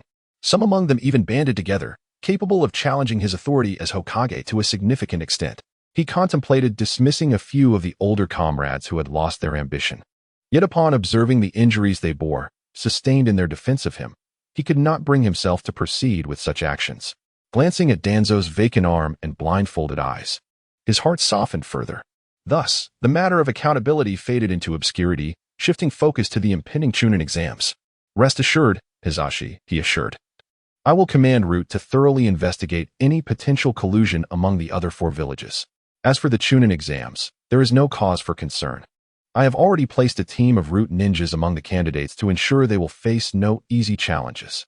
Danzo's assurances were resolute. Chapter 83. Candidate list. Danzo's execution of the plan was commendable. However, it appeared that the individuals arriving were anything but ordinary. Can a mere team of root ninjas suffice? Questioned Tsubaki Kamachi, her expression tinged with doubt. The formidable figures from Sunagakure, Kirigakure's Mei Terumi, Akatsuki's Kisame Hashigaki, and Iwagakure's Akatsuchi and Kuratsuchi, alongside two formidable shinobi from Kimogakure, were not to be underestimated. For this Chunin exam, these contenders had indeed brought their strongest forces. Such a multitude! Tsubaki exclaimed, surprised. Her initial expectations of encountering only a handful of experts shattered. Danzo hesitated, acknowledging the truth in Mito's words. His contingent from Root seemed insufficient. I also sent Maru Hashigaki into the fray, initially as a precaution, yet it appears that his expertise will be required. At the mention of Maru's name, a collective sigh of relief rippled through the group. They were well acquainted with him, and his involvement assured them of a more secure position. Hizashi, it seems inevitable that a clash among the various factions will erupt during the Chunin exams. However, our ordinary candidates may be in peril. Mito voiced his apprehensions. Before he could elaborate, Tsubaki interjected with unwavering determination. No, we cannot entertain such thoughts. She glanced at Mito, who seemed poised to argue further. I understand your concerns. Yet the candidate list has already been published. To withdraw now would severely compromise Konoha's reputation. If it were merely a matter of pride, I'll withdraw this old friend's temperament. He is undoubtedly aware of it. It is indeed a challenge for such a benevolent soul to take the initiative to hunt down the prodigies from other villages. Since the third generation has remained silent, Gujie can only voice his own speculation. Is it to protect the tender shoots of our village? Rest assured, I will bring them back safe and sound, even at the cost of my own life. As for you, I naturally have complete faith. However, the third generation hesitated. However, Gujie was somewhat perplexed. After much internal struggle, the third generation steeled himself and spoke solemnly. Gujie, this time the other 4 villages come prepared, and all of them are formidable fighters. Their purpose is nothing less than to hunt down the prodigies within our village and to strike a blow to our pride. While I have no doubt about your ability to protect the tender shoots of our village, my demands extend beyond that. I need you to exert every effort to hunt down the prodigies of the other villages. This is of utmost priority. If necessary, be prepared to sacrifice some of our own ninjas. I hope you can comprehend. After decades of life, Gujie could hardly be oblivious to the underlying implications of the third generation's words. Sacrifice? Such words are easily spoken, for it merely places them before the enemy to be slain. The purpose is to silence them. From the very moment he discerned a squad of root ninjas within the ranks of the candidates, he harbored suspicions. After all, the aura of the root ninjas was exceedingly recognizable. The foul stench that could be detected from a distance of 8 fathoms unmistakably signified nothing more than emotionless instruments of slaughter. This stands in stark contrast to his long-held convictions. However, upon meeting the earnest gaze of the third Hokage, Gujie fell into silence. I am a ninja of Konohagakure. The third Hokage received the answer he sought, patting Gujie's shoulder before departing, leaving Gujie alone, consumed by sorrow. Lin, and all of you. This Nin exam is unlike any other. The participants from various villages are all formidable, and the practical segment will undoubtedly be perilous. You must exercise utmost caution. Do not let your guard down. Kamiai gathered his companions for training, repeatedly emphasizing these points during their breaks. In the second survival exercise, upon entering the Forest of Death, avoid conflicts with other teams. We must first regroup with our own. Indeed, Kamiai and his comrades had already grasped the structure of the Nin exam. Kushina had inadvertently revealed some details of the examination process. The first segment would be a written test. Follow this is quite normal, considering the size of Konohagakure. It is impractical to conduct survival drills within the village itself. What would be the point of a survival exercise then? If one becomes thirsty or hungry, one can simply purchase sustenance. The only location that offers sufficient expanse and a degree of danger is the Forest of Death. It is perfectly suitable as the venue for the second examination. Chapter 84. The Proud Emerald Beast. The most perilous segment of this examination undoubtedly lies within the second survival exercise. The Forest of Death will surely transform into a veritable hell on earth. Each village will undoubtedly seize this exceptional opportunity, leading to fierce confrontations at the slightest chance. They will undoubtedly opt for annihilation. Obito remains somewhat unconcerned. How formidable could they possibly be? It will provide an excellent opportunity for them to witness my prowess. Kagami, observing Obito's demeanor, feels a pang of concern. Although this lad possesses considerable strength at present, it is contingent upon whom he is compared to. Against an average Nin, he would undoubtedly prevail with ease. However, when faced with true masters, he would certainly fall short. Kagami is convinced that should he encounter the elite Yagura of Sunagakure, he would be swiftly vanquished. After all, Yagura's methods of attack are exceedingly enigmatic and immensely powerful. Even when I was fully aware of Yagura's ninjutsu, I still suffered a significant defeat. This reveals a glimpse of the situation. In comparison to Yakura, the ninjas from the other villages are equally formidable, leaving Shinichi with little room for concern. Fortunately, their squad includes Kakashi, who, noticing Shinichi's grave expression, understood the gravity of the matter. Particularly regarding the few individuals specifically pointed out by Shinichi, he too felt a sense of uncertainty. He promptly reassured, "Do not worry. I will keep a watchful eye on him and ensure this young man does not act recklessly. As for our matters, let us settle them during the third exam." Kakashi's words lacked sophistication. It seems that the special training from the White Fang has significantly enhanced his abilities. Otherwise, he would not be so brash. However, it matters little. As long as Kakashi comprehends the situation, he would keep an eye on Obito. Meanwhile, the timid Kurenai also chimed in, "I will watch over him as well." This elicited some discontent from Obito, but who could argue with his girlfriend? Thus, he acquiesced. Shinichi took the time to specifically instruct Guy, as among the several teams. He harbored the greatest concern for Guy's squad. Who are the three members of Guy's team? The enigmatic toothpick-wielding Noera Kurenai, a master of the thousand books technique, and the mysterious sunglasses-wearing Heibei, a distinguished gentleman of Konoha, not to mention the enigmatic spandex-clad Might Guy, full of youthful exuberance. It is no wonder Shinichi was apprehensive. Thousand books? Gentlemen? What a cacophony of terms. Can such things truly be deadly? And as for Guy, with only physical techniques, could he truly prevail?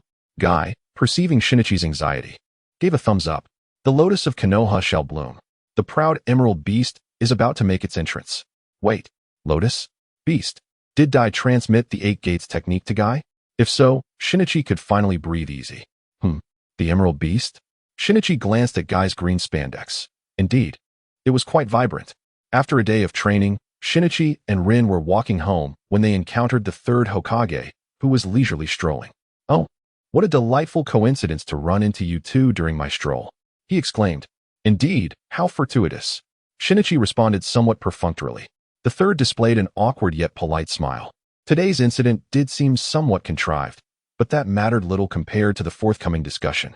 In a few days, the Nin exams would commence. How were they feeling about it? "Lord Third, you should be well aware of our capabilities." "Yes, with your skills, passing the Nin exams should pose no challenge." However, observing the third's hesitance, Shinichi sensed the meat of the matter was at hand. "However, what?" The third sighed. "Your safety is assured, but I fear that other participants from Konoha may suffer considerable losses this time." Shinichi feigned ignorance. "Lord Third, what do you mean by that?" The third, somewhat exasperated, noted how convincingly this little rascal was playing the fool. "Surely you are not unaware of the intentions of those from other ninja villages? Another who, as they say, wouldn't believe it until they saw the rabbit." Although the third knew that, given their character, Shinichi would protect others regardless, this approach was unsustainable.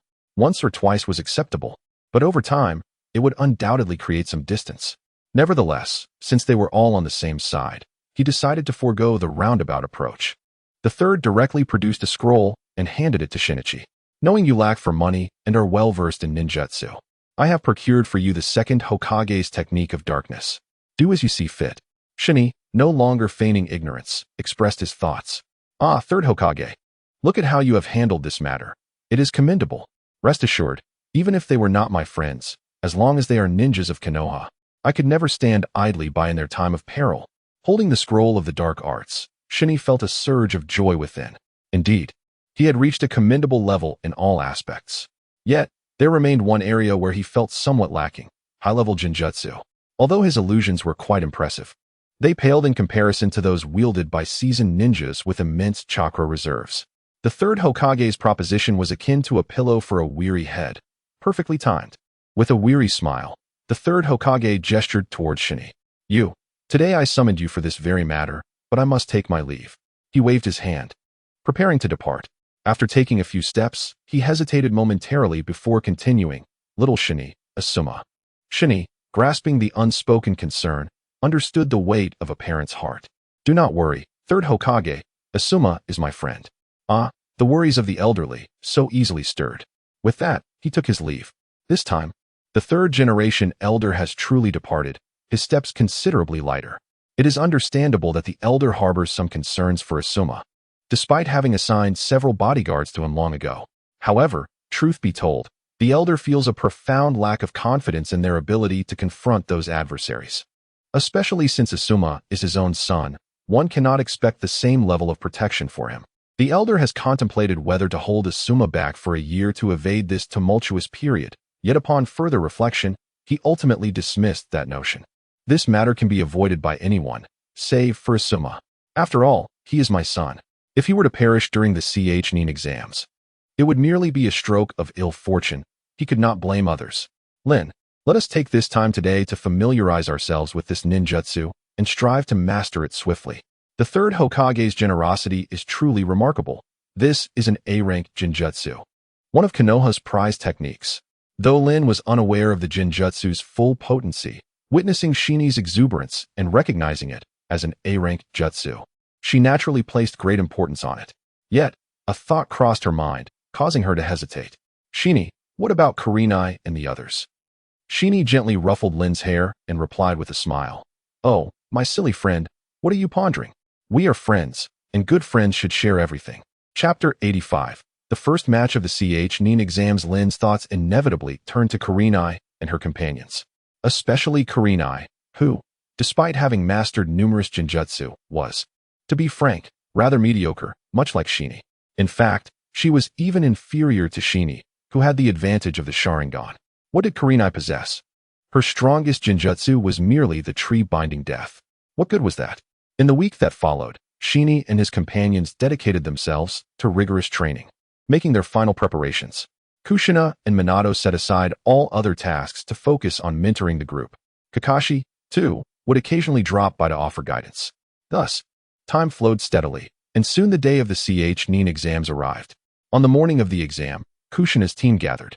"Kurenai, have you mastered the shadow manipulation technique?" Shini inquired. "I have mastered it. I can now apply it in real combat," Kurenai replied, her face lighting up with joy. "That is wonderful." It must be said, Kurenai was indeed a prodigy in jinjutsu.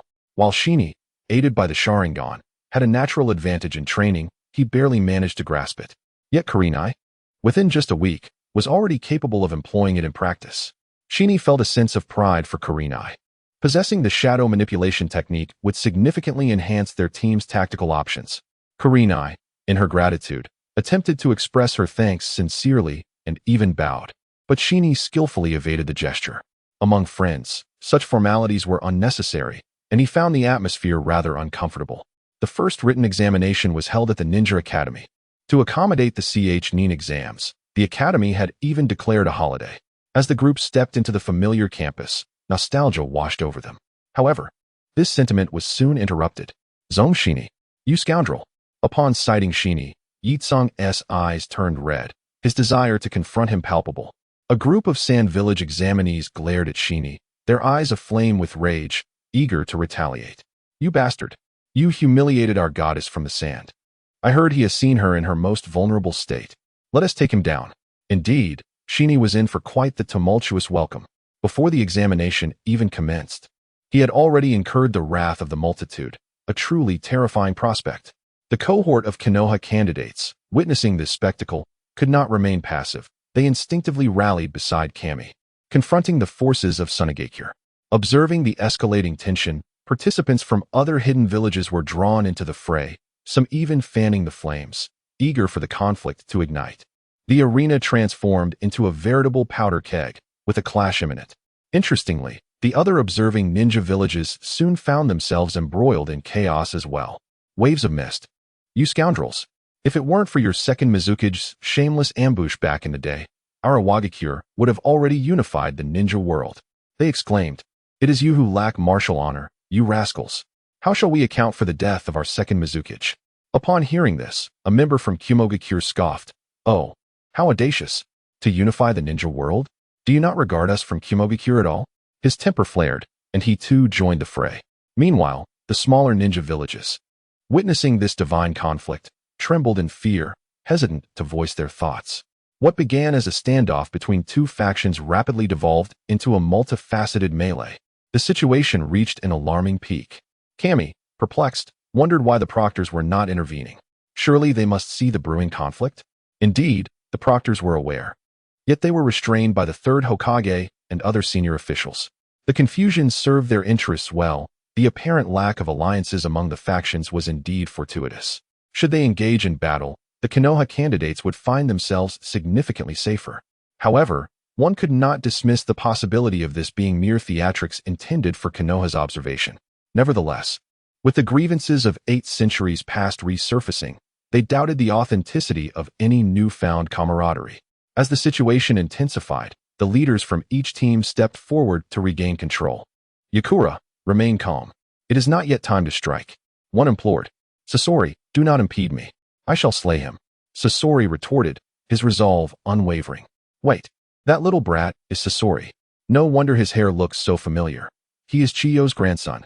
True to his lineage, Sasori commanded respect and strength. Managing to persuade Yakura to stand down after several attempts, albeit with a fierce glare directed at Cammy.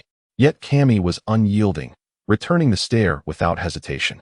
When it comes to glaring, there is no one he fears. The other ninja villages gradually calmed, though their disdain for one another only deepened. At this moment, the invigilators, having observed that the situation had settled, arrived rather late. They offered a few half-hearted criticisms before proceeding to arrange for the candidates to enter the examination hall. It is noteworthy that once all the candidates had taken their seats, the chief examiner, Yamashita Hachi, uttered words reminiscent of those spoken during the previous invigilation with Ibiki. "Ninjas who engage in clumsy cheating will forfeit their eligibility to sit for the exam." Such a statement left Shaney with no ambiguity. Feel free to copy boldly. Do not hold back. After exchanging knowing glances with a few companions, the examination commenced. Upon receiving the test paper, Shaney glanced at it and silently lamented. "What on earth is this? What are these questions?" A plethora of coded queries filled the page, each character incomprehensible.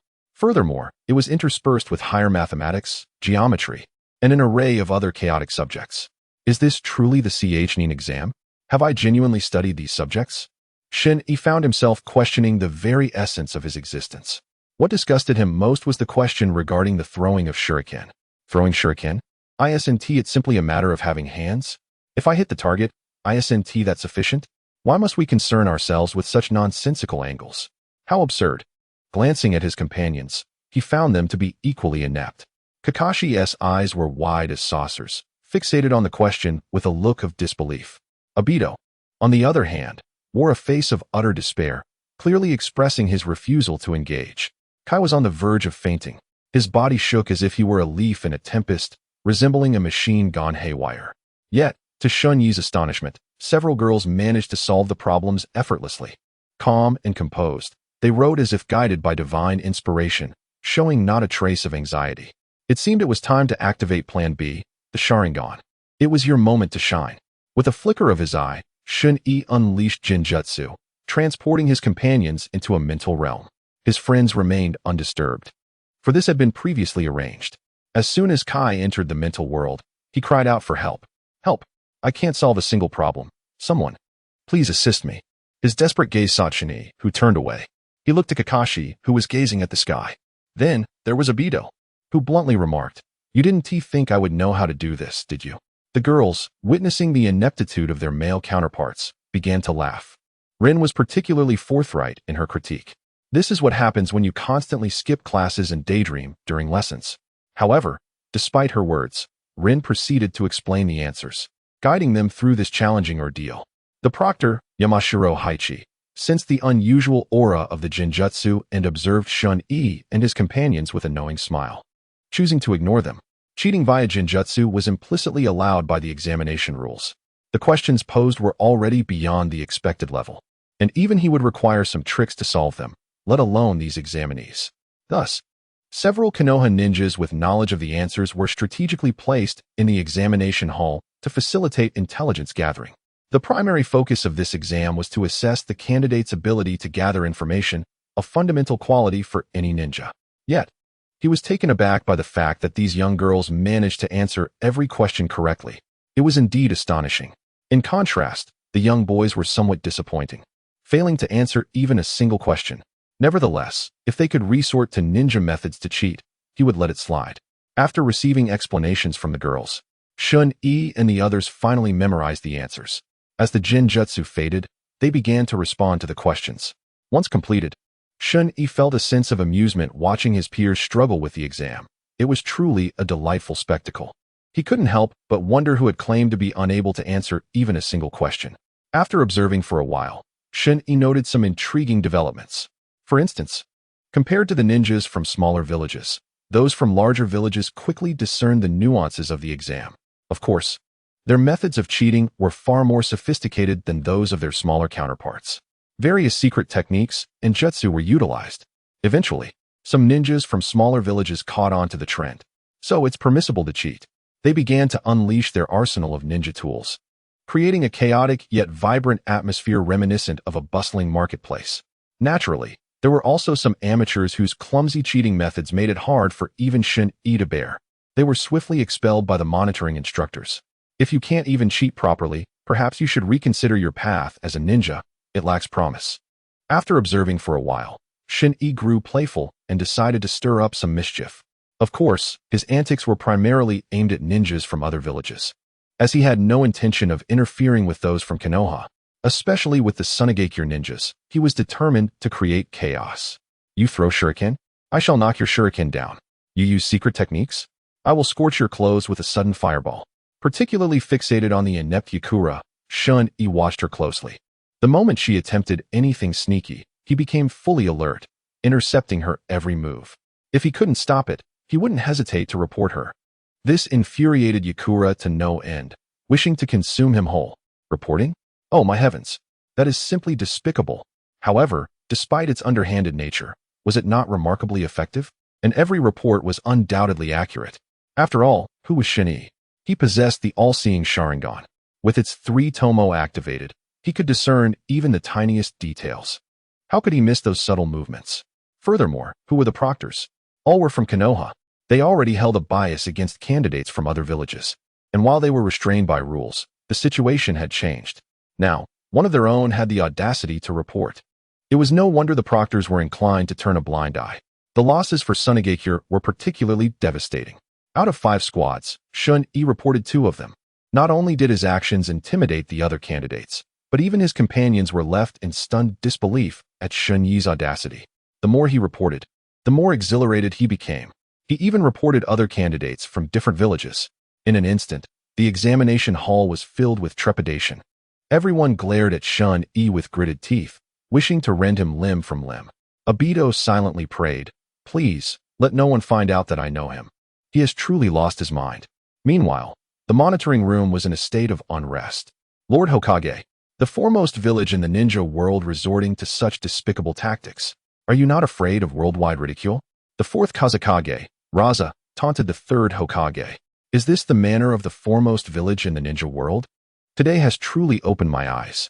Aizawa from Kumogakure was equally merciless. The leaders of other ninja villages expressed their dissatisfaction, fixating their gazes on the 3rd Hokage, demanding a reasonable explanation. The 3rd Hokage felt troubled, wondering what sort of chaotic ideas were swirling in Shun-Yi's mind to conceive such a scheme. Although the outcome was gratifying, he pondered whether this would tarnish Konoha's reputation. Just as he was about to instruct his subordinates to ask Haichi to rein Shun-Yi in, another report echoed through the monitoring screens, leaving the 3rd Hokage momentarily speechless. "Chief Examiner, I report Asuma." In an instant, every gaze turned to the ecstatic Shun-Yi, while Asuma's face turned a ghastly shade of green. "You scoundrel! We are on the same side, for heaven's sake." Shun-Yi was equally taken aback. "Oh no, I got too carried away and almost harmed an ally." Thankfully, he managed to halt himself before uttering any further words. However, the entire examination hall was fixated on him, and remaining silent was not an option. After contemplating for a while, under the expectant gazes, Shun-Yi finally spoke. "I report that Asuma is sleeping during the examination violating examination regulations. Shameless. Despicable. Unconscionable. API call failed with status code 429. Error. Code 429. Message. Resource has been exhausted, e.g. check quota. Status. Resource exhausted. The candidates of Konoha now gazed at Shaney with a changed demeanor. Remarkably, Shaney had managed to offend everyone single-handedly. As the tide of denunciations surged, the number of examinees in the testing area plummeted, prompting the third Hokage to take action. Ladies and gentlemen, while Shaney's actions are indeed questionable, the Konoha side is also a victim. Why don't we transform hostility into harmony and put an end to this culture of reporting? The urgency was palpable. If this continued, they would not even have enough participants for the second exam. Eto, known for his straightforward nature, was astounded by Shaney's remarkable prowess. Such talent. But what of our villages Yakura and Scorpion? They are pivotal figures in our community, not to mention our own Tsunade and the formidable Kisame. And let us not forget our own Akatsuchi. The third Hokage felt overwhelmed by the sheer number of names being thrown around, realizing just how ruthless Shaney's tactics had been, specifically targeting the most formidable candidates. Rubbing his aching head, the third patiently proposed, "How about this? Each village submits a list of seed candidates, ensuring those on the list are not eliminated and advance unconditionally to the next round. As for the others." Chapter 87. Shaney becomes addicted to reporting. The crowd exchanged glances, and ultimately, the fourth Kazekage stepped forward to mediate. Let us proceed as the third Hokage suggests. After all, bringing in ordinary ninjas merely serves to fill numbers. If they are eliminated, so be it. Konoha has suffered its share of losses, so let us do this. The priority was clearly preserving the seed candidates. Third Hokage, I expect to see that candidate in the second survival exercise. Eto stated bluntly. Others quickly echoed his sentiments, with some even declaring that if Shaney did not appear, their entire village would forfeit. The third Hokage was incensed. Rest assured, even if I have to bind him, I will ensure he reaches the examination venue. Thus, the reporting incident finally came to a close. Under the new rule announced by Hachi, which prohibited candidates from reporting one another, the first written exam concluded. As soon as it concluded, Obito unceremoniously dragged Kakashi away. The moment Shaney approached, his friends quickly covered their faces, fearful of being seen. They were, after all, embarrassed. Only Rin and Kurenai stood openly before Shaney, which greatly moved him. Kurenai? My dear friend, I knew I could count on you. Get lost. Who's your friend? Kurenai retorted. If I weren't on the same team, I would have bolted a long time ago. Shaney chuckled awkwardly, holding Rin's hand. Rin, you are simply the best. Sighing, he realized how utterly shameless he had become. Indeed, as soon as Shaney exited the examination hall, a throng of candidates surrounded him, leaving no escape. Although the Konoha side did not intervene, they silently opted to observe from the sidelines. Kakashi, shall we intervene? Obito inquired. Let's wait and see if a fight breaks out. If it does, we'll jump in. If not, we'll make ourselves scarce. I cannot afford to lose face, Kakashi replied. Agreed. Guy chimed in. Just as the candidates were on the verge of confrontation, a masked woman darted into the fray, tossing a smoke bomb and whisking Shaney and the others away. After a lengthy escape, they finally distanced themselves from danger. Sister Kushina, what are you doing here? You recognized me? Sister, your red hair is too conspicuous. No one could miss it. I'm doomed. My reputation will be ruined. Kushina scolded Shaney incessantly. It's all your fault. With every word, she playfully poked Shaney's forehead, causing him to sway slightly. Shaney dared not retort, noticing how close Kushina was to exploding with anger. Nonetheless, he felt genuinely touched. After all, her immediate arrival to rescue them spoke volumes. After venting her frustrations, Kushina paused and looked around, murmuring, Where's Minato? Where did he go? Kushina, I'm right here. Minato, also masked, waved from a short distance away. Seeing the sneaky Minato, Kushina's irritation boiled over as she tugged at his ear, delivering a scolding. Where the heck have you been? Minato, clutching his ear and frantically gesturing, replied, Kushina, let me explain. I went to find Kakashi and the others. Kakashi, Obito, come out. Upon hearing Minato's cries, several familiar figures emerged. They exchanged glances, yet none spoke.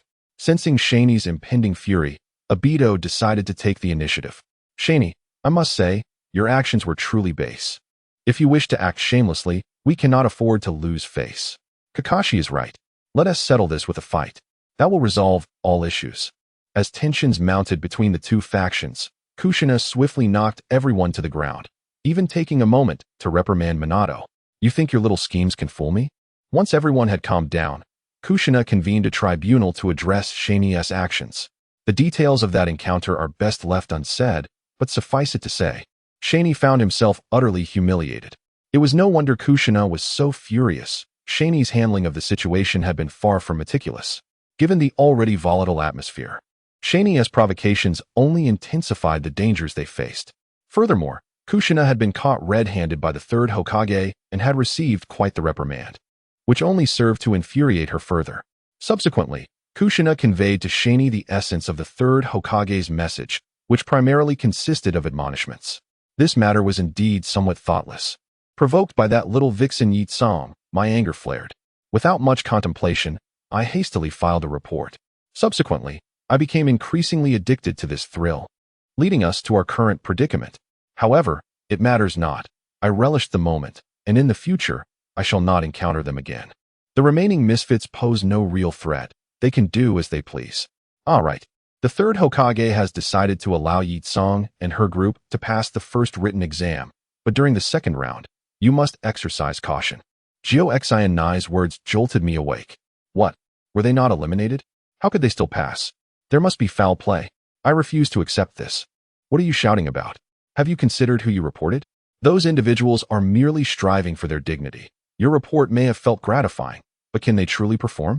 The old man, the third Hokage, is in a bind as well, having offended several this individual, upon entering the forest of death, would surely rally others against them. Wouldn't they? Perhaps we should withdraw from the competition? Upon contemplation, I realized that this Nin doesn't hold much authority. I find the Genin quite commendable. After all, they are the strongest, right? Shun-Yi remarked, it's too late now. Why did we delay? Offending a multitude of people and expecting to walk away unscathed is a fanciful notion. And the other shinobi from the Hidden Lightning Village have already declared that if you are absent from the survival exercise, they too shall withdraw. Let them withdraw then. Who are they trying to intimidate? Shun-Yi retorted defiantly. However, upon further reflection, Shun-Yi fell silent, contemplating deeply before grasping Lin's hand. Lin, should we perhaps flee? Flee. Where to? The third Hokage has assured all major shinobi villages that they will ensure your presence at the examination venue, even if it requires abduction. Truly, the thrill of bravado is fleeting, often leading to dire consequences. In Chapter 88, the notion of fleeing resurfaces. Logically speaking, given Shun-Yi's prowess, the likes of a mere Yakura, even with the addition of the scorpion from the red sand, would pose little challenge. Once he deciphered Yakura's tactics, Shun-Yi could easily subdue them. Yet, facing a collective assault from such a caliber of opponents would certainly test his limits. However, he did not feel fear. Confronted with the inevitable, he even felt a flicker of exhilaration. Is this perhaps a hint of masochistic inclination? Should we create a scene? That is certainly an option. Yet, he harbored concerns for Lin and the others. His own fate mattered little. Escaping from an overwhelming force was feasible, but for them this thought weighed on Shun-Yi, stirring within him a sense of guilt. Kakashi, observing the escalating chaos, interjected, enough.